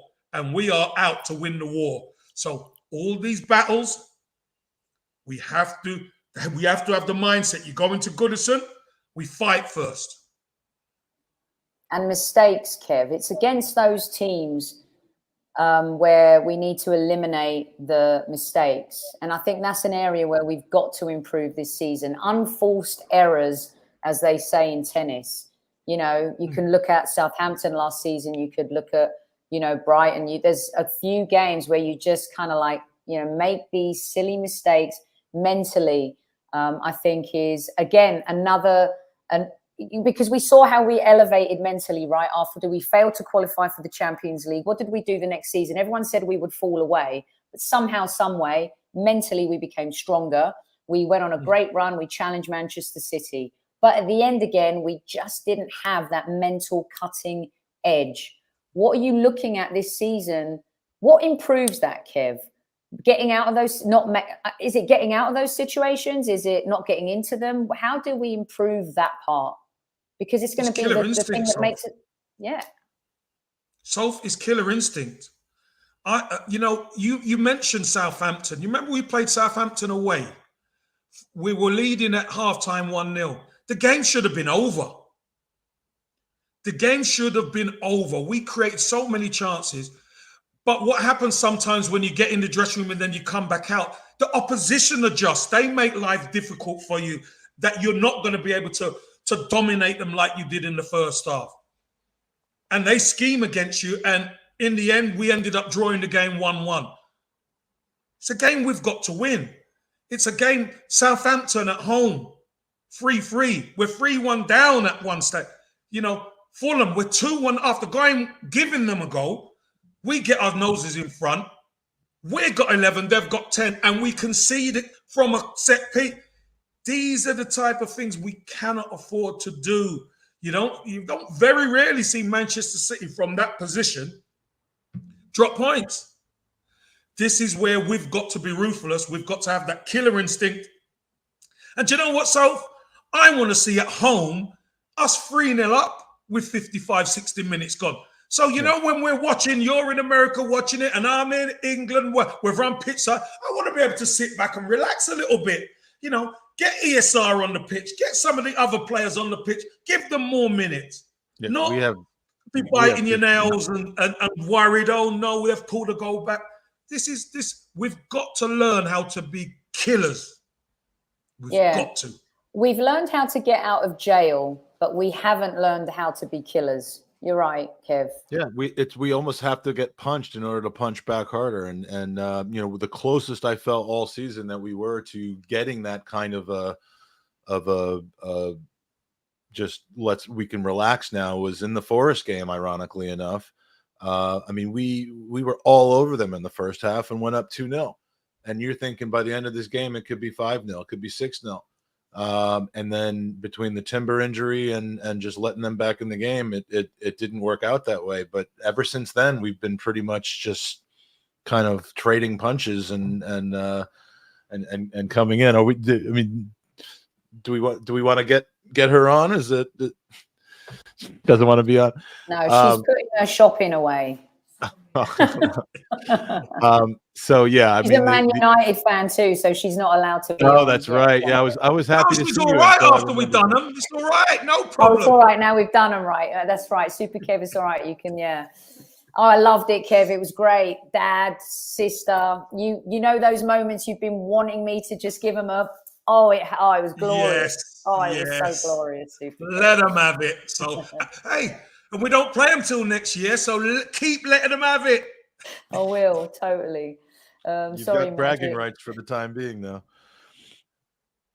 I want to ask you, Kev, about Gabriel. Assuming that whatever reason he was taken out of the Brazil game is nothing serious, but I mean, we kind of really wanted to see him play this season. Didn't really understand why all the some of us didn't really understand why all the change in formation and him sitting on the bench when he's perfectly healthy, but and Partey's injury kind of maybe forced us into that change. Is he someone that you can afford to have out of the lineup under any circumstances at this point? Yeah, sometimes, Mike. Yeah, sometimes you can. Look, at the end of the day, Mikel Arteta's the manager. He's got to rotate that squad as he sees fit. Now, here we are. We're in the international break. We've won 3 and drawn 1. Gabriel has started 1 game, so you can say it has worked, considering as an attacking force, we have not played anywhere near the way we can play. For me, and Sophie and I have discussed this on the Highbury squad, I want Gabriel and Saliba to play every game. I do. But Mikel Arteta knows against certain teams, you can get away with not playing Gabriel, and I'm sure there's going to be times where Saliba doesn't play later on in the season because you're going to have to manage minutes, etc. But I tell you why. Because when Zinchenko's not there, I think having Thomas Partey to go into midfield really does help. Really did help the squad. I know it's not. People say, "Oh, it didn't work." Well, it did work. It did work because we won 2 of those games and we drew 1 where we shouldn't. There's no way we should have got only a point against Fulham. But as soon as Zinchenko comes back, he reverts back to Zinchenko, Gabriel, Saliba, and Ben White. So I understand that. Against teams who don't carry the same threat, I think you could mix and match a little bit more. But you could see Zinchenko makes a massive difference to us, guys. He really does. And he doesn't play as a left back, does he? He plays in midfield, centre midfield. So, again, he's a huge part of what we do and how we do it. Yeah, he's defensively, he's not Kieran Tierney or even Tommy Arsu and those guys. But what he does bring to the table is so important for us going forward. I thought he had a really good game against Manchester United. And the timing of really him coming back in lieu of Partey's injury was very important because I think the Gabriel not playing thing, some people consider that as being a response to Arteta trying to shoehorn Havertz in. Again, that's not my narrative.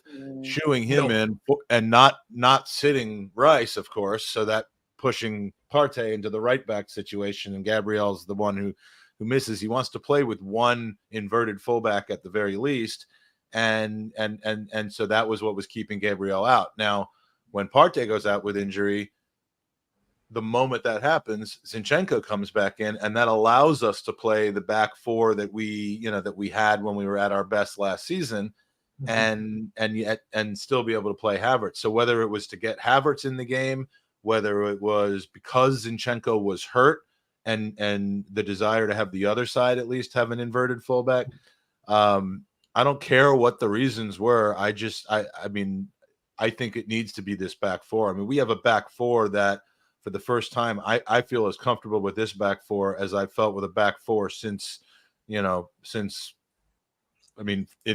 my perspective, because I wasn't, again, I had my kind of unplugged years where I was in school and stuff, where the back four of the Invincibles and the haven't double had it team. since Highbury, Mike. We haven't had it since Highbury. Let's be honest. That's what I'm saying. Like, I'm talking Bold, Winterburn, Bold, Adams, and Dixon. I mean, that I feel more comfortable with this back four than I have with any back four since Keown, when even like the Keown, Sol Campbell, Keown. Well, that's what I'm saying. That's yeah. during my kind of dead zone, so I can't have that perspective. But and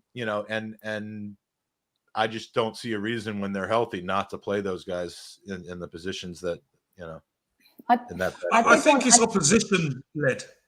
think it's opposition led. And I think, Mike, you're going to see more rotation because Champions League, Carabao Cup. I think you have to see more rotation. Listen, I put in the chat earlier on, Mike, didn't I, about the fan base have to understand is the squad is more important than the first 11. Yeah. When Gabriel wasn't playing, you saw everybody talking about, why not we just revert back to the 11 we had? No, because the 11 last season couldn't get it done. This is more of a squad thing now where we've got to be able to trust the adjustments. We have to, because we want to win silverware. If we want to win silverware, we've got to trust the manager and the adjustments that he makes. Yeah, well One put. second. Yeah, so I don't know what happened to that button there. So You are watching. Let me do a Sophie announce, go on. because I always admire how you find the time and remember to do this. So we have 181 people in the live chat. Is Tammy Steele's here? I saw her earlier. She's counting numbers. Our chief like officer. I appreciate you lending Tammy to us for the day. Well, it is the Highbury squad, Mike. There she is, and please hit that like button, caress that like button, love it, be with it, lie with it, nut it, lay You're with just it. missing Vinny. Yeah, I don't have the Vinny thing. I mean, we got to share each other's soundboards, Rocket. I will never forget the time that you threatened to bruck my neck because I tried to do the accent and the Kevin. That made my day. What do you mean and threaten? scared He did bruck it. He totally bruck it in half. Yeah. He even made the sound. He went. But we got 179 in live chat. We have our 19 out of 27 going on right now. No, actually, sorry, our 18 out of 27 going on right now. No, it's our 19. I'm doing something wrong on my little sheet here, but and we are now at a total funds raised for the summer at 26,515, which breaks down to 11,215 for the Pod-A-Thon. I am in love with my fellow Gooner family right now for this. So we do have a lot of listener questions. So most of the second half of the hour, I'd love to be able to have you answer some questions. Some of them are left over from Smudge, but can be answered by you as well. Again, go to goonersvcancer.com, enter the raffles by donating. You can donate using your credit card. It goes directly to Leukemia Lymphoma Society to help cure and support families dealing with blood cancers. And that's what Gooners versus Cancer is all about. We've got Super Kevin Campbell in the house. We've got Queen Sophie Nicolau in the house. And we decided this was before you came on. Someone asked if Sophie's the queen, who's the king? And I have deferred to Tom Canton because he'll obviously have that crown much longer than I would, given my advanced age. So now what Kev's answer to that question is, I think Fergus wrote in Thierry Henry's the king, so that settled that. Yeah, that sounds like Fergus to me. But so can we go to some user questions here? Do it. I'm muting myself. Here we go. You don't have to mute yourself. I want you to, to be able to come in. So, all right, this was one that's left over from Alan Smith, so we have to modify it slightly. What was your favorite Arsenal goal you scored? And it says, including the Euro Cup Winners' Cup 1. You obviously played a massive part in getting to that game. But what was your favorite Arsenal goal that you ever scored? From Marcus Comfort. The first one, Magic. The first one. No, against Nottingham Forest in front of the North Bank. You never beat Des Walker. You remember that shout? Do you know the name of the steward that you hugged afterwards? Did you ever No, but reunite? you I want do. to do a podcast with you and that person. If God forbid, I mean, I hope they're still living, but I'll never forget. You went over and basically kind of ran into / hugged the steward, right? After the goal, you remember that? Yeah. High five, everything. And I've got to find the video somewhere of me reenacting that goal. And we're gonna do it again when you come and visit at Highbury. Most important goal, Magic, was in the semi-final of the European Cup. Totally, 100. Yes, super. Against a really good PSG side. You know, George Weah, Ginola, Valdo, Le Guin. They were a good side. But we took them out at Highbury. Yeah, we took them out at Highbury to get to a final. And if you'd have told me that would be the last European trophy, I'd have said you're crazy. Yeah, but that just goes to show how hard it is to win. It's hard to win. Kev, we won the League Cup the last time you played. Your team we haven't won the League Cup since 93. Haven't won it. Yeah. I've prepared and curated some questions for John Harkes a little bit later on today that hopefully will not. Hopefully, I won't. I'm going to spend the first half of the podcast sucking up to him because of all the things that he's done. He went to the same university that I did. He went to DC United. He was the guy who basically led the charge for top flight English football for America. I mean, look, I'm a huge fan of John Harkes, but I got to mention the two cup finals. He's worse. The worst time ever for John and Sheffield Wednesday. If you're available between come rub it in, Kev. If you're available between 6 and 7 o'clock tonight, come on. I mean, come on. You know the way back in, but I would love nothing more than to drag him through that again in a very loving and embracing way. But yeah, so of course, Magic Mike. Yeah, of course. We have a question from Aditya, who has been here for the vast majority, if not all, of the podcast, and he's tuned in from India right now. So the hours haven't always been easy for him. But who will be our top goal scorer this season, other than Kai Havertz? Because he's obviously. I tell you who we need it to be. We need it to be Jesus. Yeah. Yeah. We really need it to be Jesus, Aditya. Yeah, nice. I think that's a good call. I mean, and because that means his health will have been good, and he's got to get firing. I mean, the way he started off, he's providing cutting edge, and he's providing a cutting edge. That's what we need. Beautiful. All right, and let's see. We have. Oh, this is a good one. I like this. Like Kevin says. This is Kevin Says right here. Kevin Says live fan Q&A right here on the Gooners podcast. Get stuck in. That's right. I love to get stuck in. Geeks of Muckleby. Get stuck into the Geeks of Muckleby. Past or present. I could answer this question. Answer it for me, Soph. It's the bruised banana. Gotta be. All day long.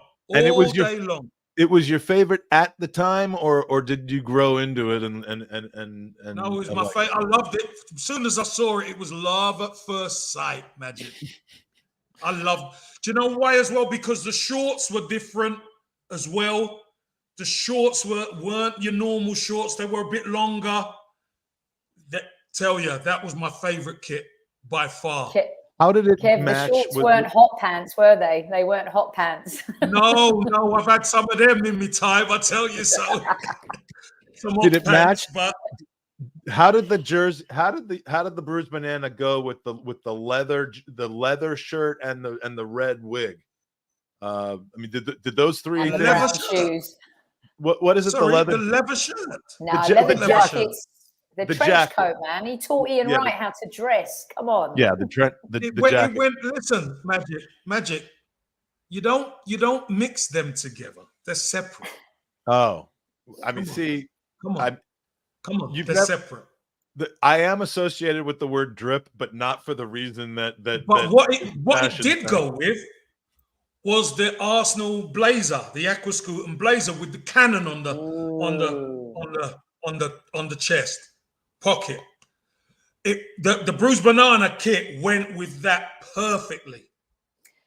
Kev, do you know what was epic at the time? Go on, what you got there, Magic? Let's. What Oh are no, your- no, What no. are your feelings about this, Kevin? My eyes. Listen, I don't mind it. I don't mind it at all. I don't. I don't either. I'll love it Tell even them what you more told me, Kev. if we're successful in it. Tell them what you told me about that. Because when the Bruised Banana came out, it was not popular. Right. Big time. Neither was the white marble hall one with the red marble thing, and then it grew on people. Yeah, you know, a lot of the time, a fan base looks at the kit first and goes, "No, not for me." But the moment you do well in it, and you start to win, it becomes more popular. And that's what happened with the Bruised Banana. I remember the lads in there said, "Oh my God, that's like, whoa." The brothers were loving it. You know what I mean? The brothers are loving it. A lot of the boys are, and then all of a sudden you start to win in it and you start to enjoy it. Next minute, you see more of it when you're traveling away. You see more of the tops around. So it's all about success, Magic. If you're successful, fans will resonate to it. Yeah, I think that's true, and you know, I just realized I missed a trick, and I'm going to incorporate this next season. But I should have brought like wardrobe changes, like because we've just had you and Smudge back to back. I've got the JVC shirts. I should have just did a little bit of a wardrobe change, and you know what? The other one, what was a nice kit? You know the free stripe Arsenal yellow with the blue. That was that was cool. Yeah, that was cool as well. That was a good kit. That Bruised Banana couldn't have been, you know, after a Tuesday club night. You know what I mean? Like it was a bit loud, maybe for the hangovers. Maybe that's why the other boys didn't like it as much. Super Kev. You want something a little more bland. Mark saying I'd wear Mike's old XL clothes if it meant we win games. Dude, I'm in an XL now. I was in a 4XL before. So, but yeah,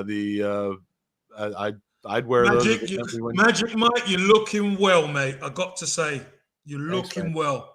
You know, I'm just trying to do my thing and stick around for a little while. And you're smashing it. That's the name of the game. Health is wealth, my man.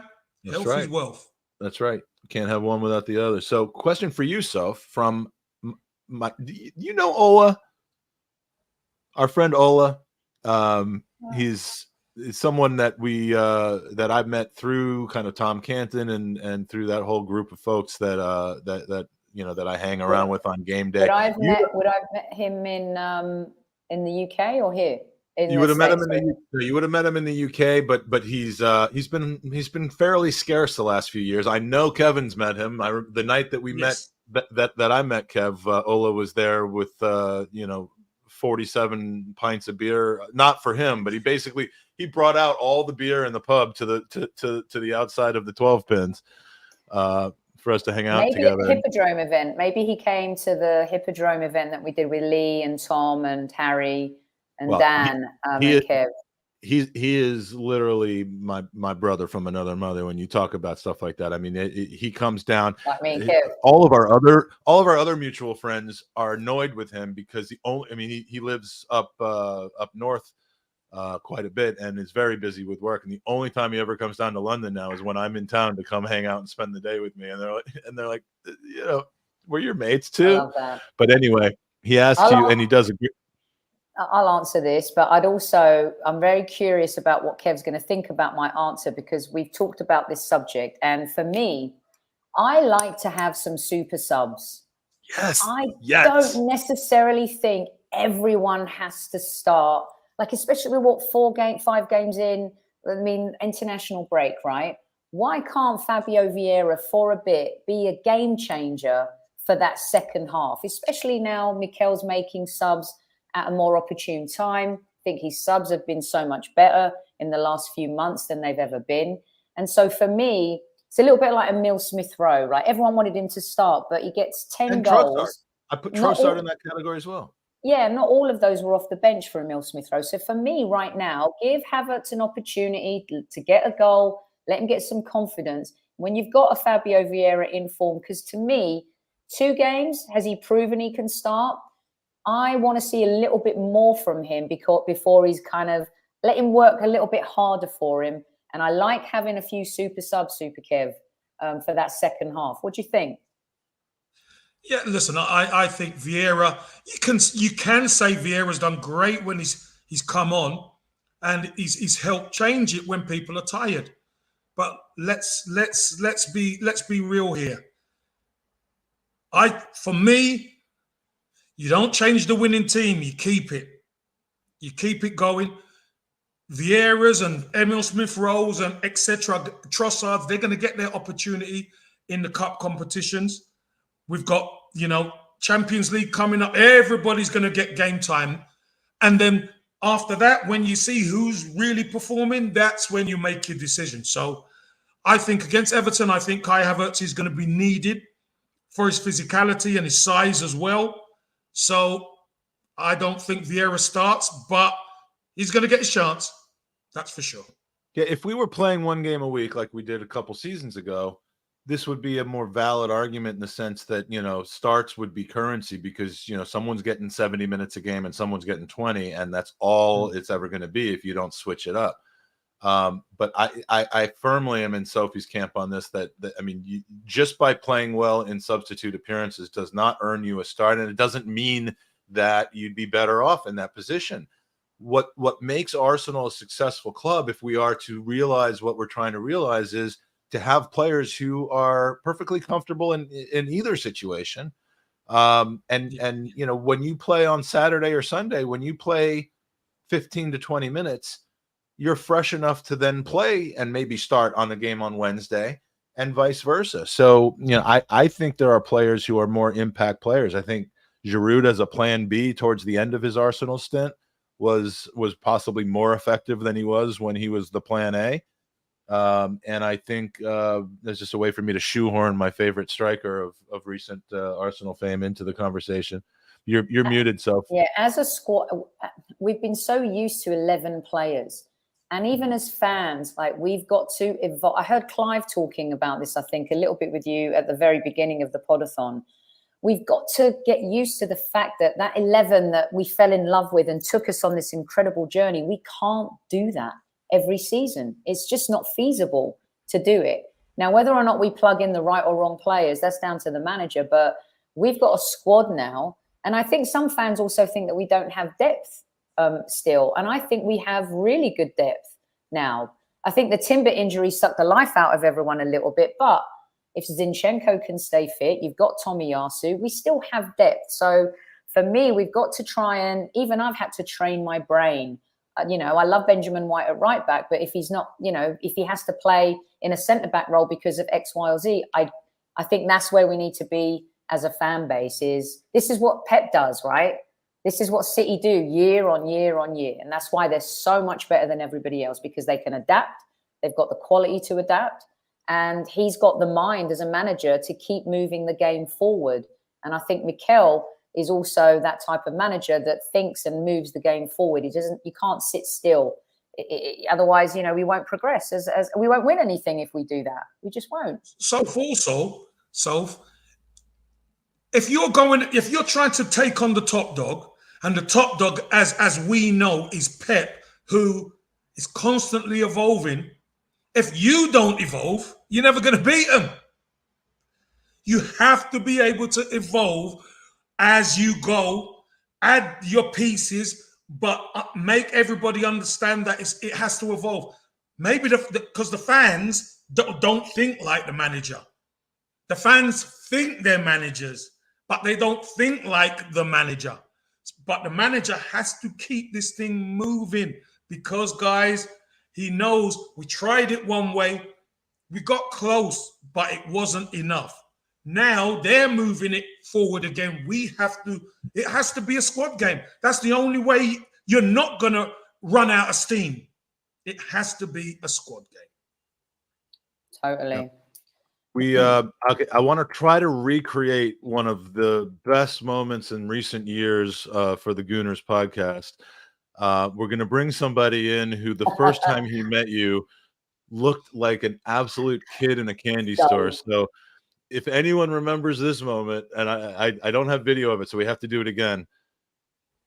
Here we go.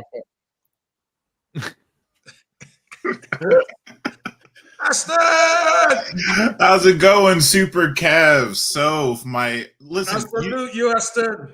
Thank you so much. You know what I love about Soph, by the way, and I thank you so much for everything that you've done for the podcast today. But Soph is kind of like the Arsenal bigger sister. You know what I mean? Like that older sister that gets you your first drink, gets you into your first party, but will set you straight if you kind of go off the path. That's Soph.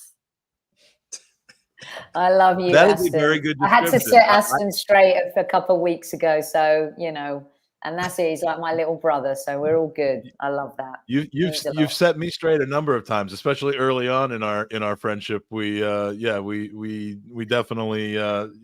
But I she set does Tom Canton straight as well. I think Harry too. Kev, I've done.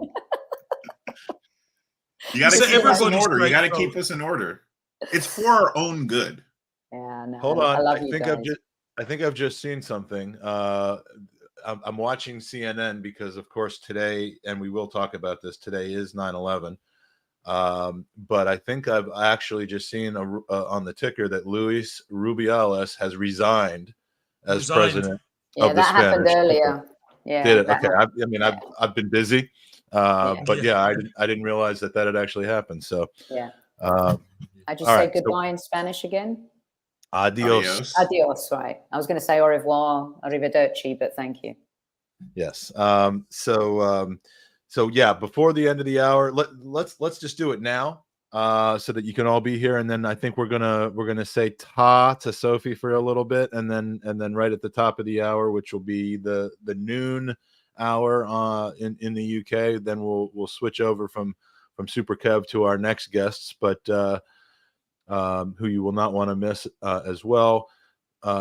And so let's do a prize draw, and we're giving away, and Kev, I may be presumptuous here, but we're giving away a Super Kev signed Arsenal retro kit. Can I count on you for that?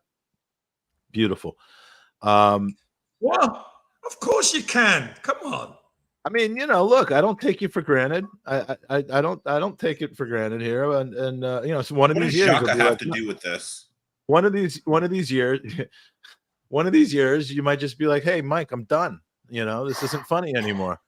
No, but the winner of the Super Kev signed retro shirt with personal message is gonna be picked in just a minute. Tom. I'm vamping. Okay. Oh. The winner. You can all see this now? Okay. The winner of the Super Kev shirt is Peter London. Peter London, an appropriately named gentleman. Peter London has won the kit. Wow. Does Peter live in London? Let's find out. Peter London lives in Chicago. So congratulations. Town. That's all right. So good. It's so good. Congratulations to Peter. Well done, Peter. Well done. Well done, Peter. Thank you for your donation. Thank you to everybody for your donation so far. We're killing it, and we've got another 1, 2, 3, 4, 5, 6, 7, 8, 9, 10 hours. No, we've got 3, 6, 9 hours left after this one to continue to give away some amazing prizes. Kev, thank you for your participation and all that. We're not done with you yet, though, because we're still 6 minutes No, I'm away. going nowhere. It's all right. Our next guests are not here. Soph, do you are you sticking around till noon or noon UK, or do you need to go? 4 minutes. You got the and then 2 spectacular guests are going to come in, and I'm looking forward to seeing them too. And you got Super another Kev dynamic here. duo. Yep. So so let's. I'm sure Aston's got a question for Kev. Hold on, Aston. Yeah, Aston, what's your thoughts on the Arsenal so far? You know, it's kind of, I echo a lot of what everyone here is saying, right? Because here's the thing. We've been not good for so long that, like, the fact that we're complaining when Arteta doesn't have his set 11 yet, we're experimenting, inverting Partey at the right, we're doing all these crazy things, and we're still beating Manchester United. We're still having 70% possession per game. If this is our new floor, boy, I can't wait for that ceiling. That's just my take on it. Personally, I think that I think that there are a lot of players that are still kind of adapting to the new team too. I think there's a little shyness going on. I think by the time that we look around, if you remember last year, what did they say about City all the way up until January? Oh, they don't look quite right. Pep doesn't know what his starting 11 is. Is he starting a Kanji, or is he going to be starting John Stones or whoever in defense? All of that stuff now applies to us, and we need to start remembering this is a big club thing. We're not a small club that has one identity, that has one plan that maybe or may not work. We're the mighty Arsenal. We need to develop all of our plans, and we need to start walking around with the swagger and arrogance that we used to in the past. I mean, we just slapped United. I mean, did you see their faces when they scored their first goal against the run of play? Rashford, beautiful goal, and everyone thought that they were doing something just to get them slapped. How many times have we gone to City and that's happened to us? How many times have we gone to Liverpool that's happened to us? Played well FC, right? And meanwhile they come in with their class and their better players, and we're like, oh man, if things didn't go this way, we wouldn't have lost 6-0. That was Manchester United on Sunday. Every single one of their fans was coping all the way up to Gary Neville. So I'm happy. I don't know about y'all. I love the start to the season. I'm so excited to see what's happening next. And especially with Champions League around the corner, bring on the Bayerns, bring on the PSGs. It's time to test our mettle. Love that, Aston. Love it. Love it. Clip it. Clip it, ship it, get it done. Listen, what about you? Does everybody is everybody super? So for me, I think, is everybody comfortable with all the players, with the temperature, like who's starting and who's not starting? I know you guys were talking about Ware and Kai Havertz earlier. Is anybody worried about Emile Smith-Rowe? No, I'm not. Worried? Smith-Rowe will get his minutes. But Aston, this is one thing I will say. Sophie and I have discussed it. When you get your chance, you got to perform. That's the level now. Because you know what? When everybody's calling your name, I want ESR to get a chance. Then when he gets a chance, if he don't perform, you know what they're going to say? One of two things. He doesn't get game time and he needs more time. We don't have time to be giving players more time. That's why you got to be putting the work in training. That's why you've always got to be ready. Always. That's the name of the game at Arsenal now. Be ready if you are not picked. And so I want to ask you this, and this will be interesting. Has there any, because we always want to pick apart like how bad we've been or whatever, but has there anything in particular that's impressed you this season that you maybe didn't see before? I tell you what, having seen us capitulate in games, we go 1-0 down, it becomes 2, 3, sometimes it was 4. We get a goal back, give us hope, whatever.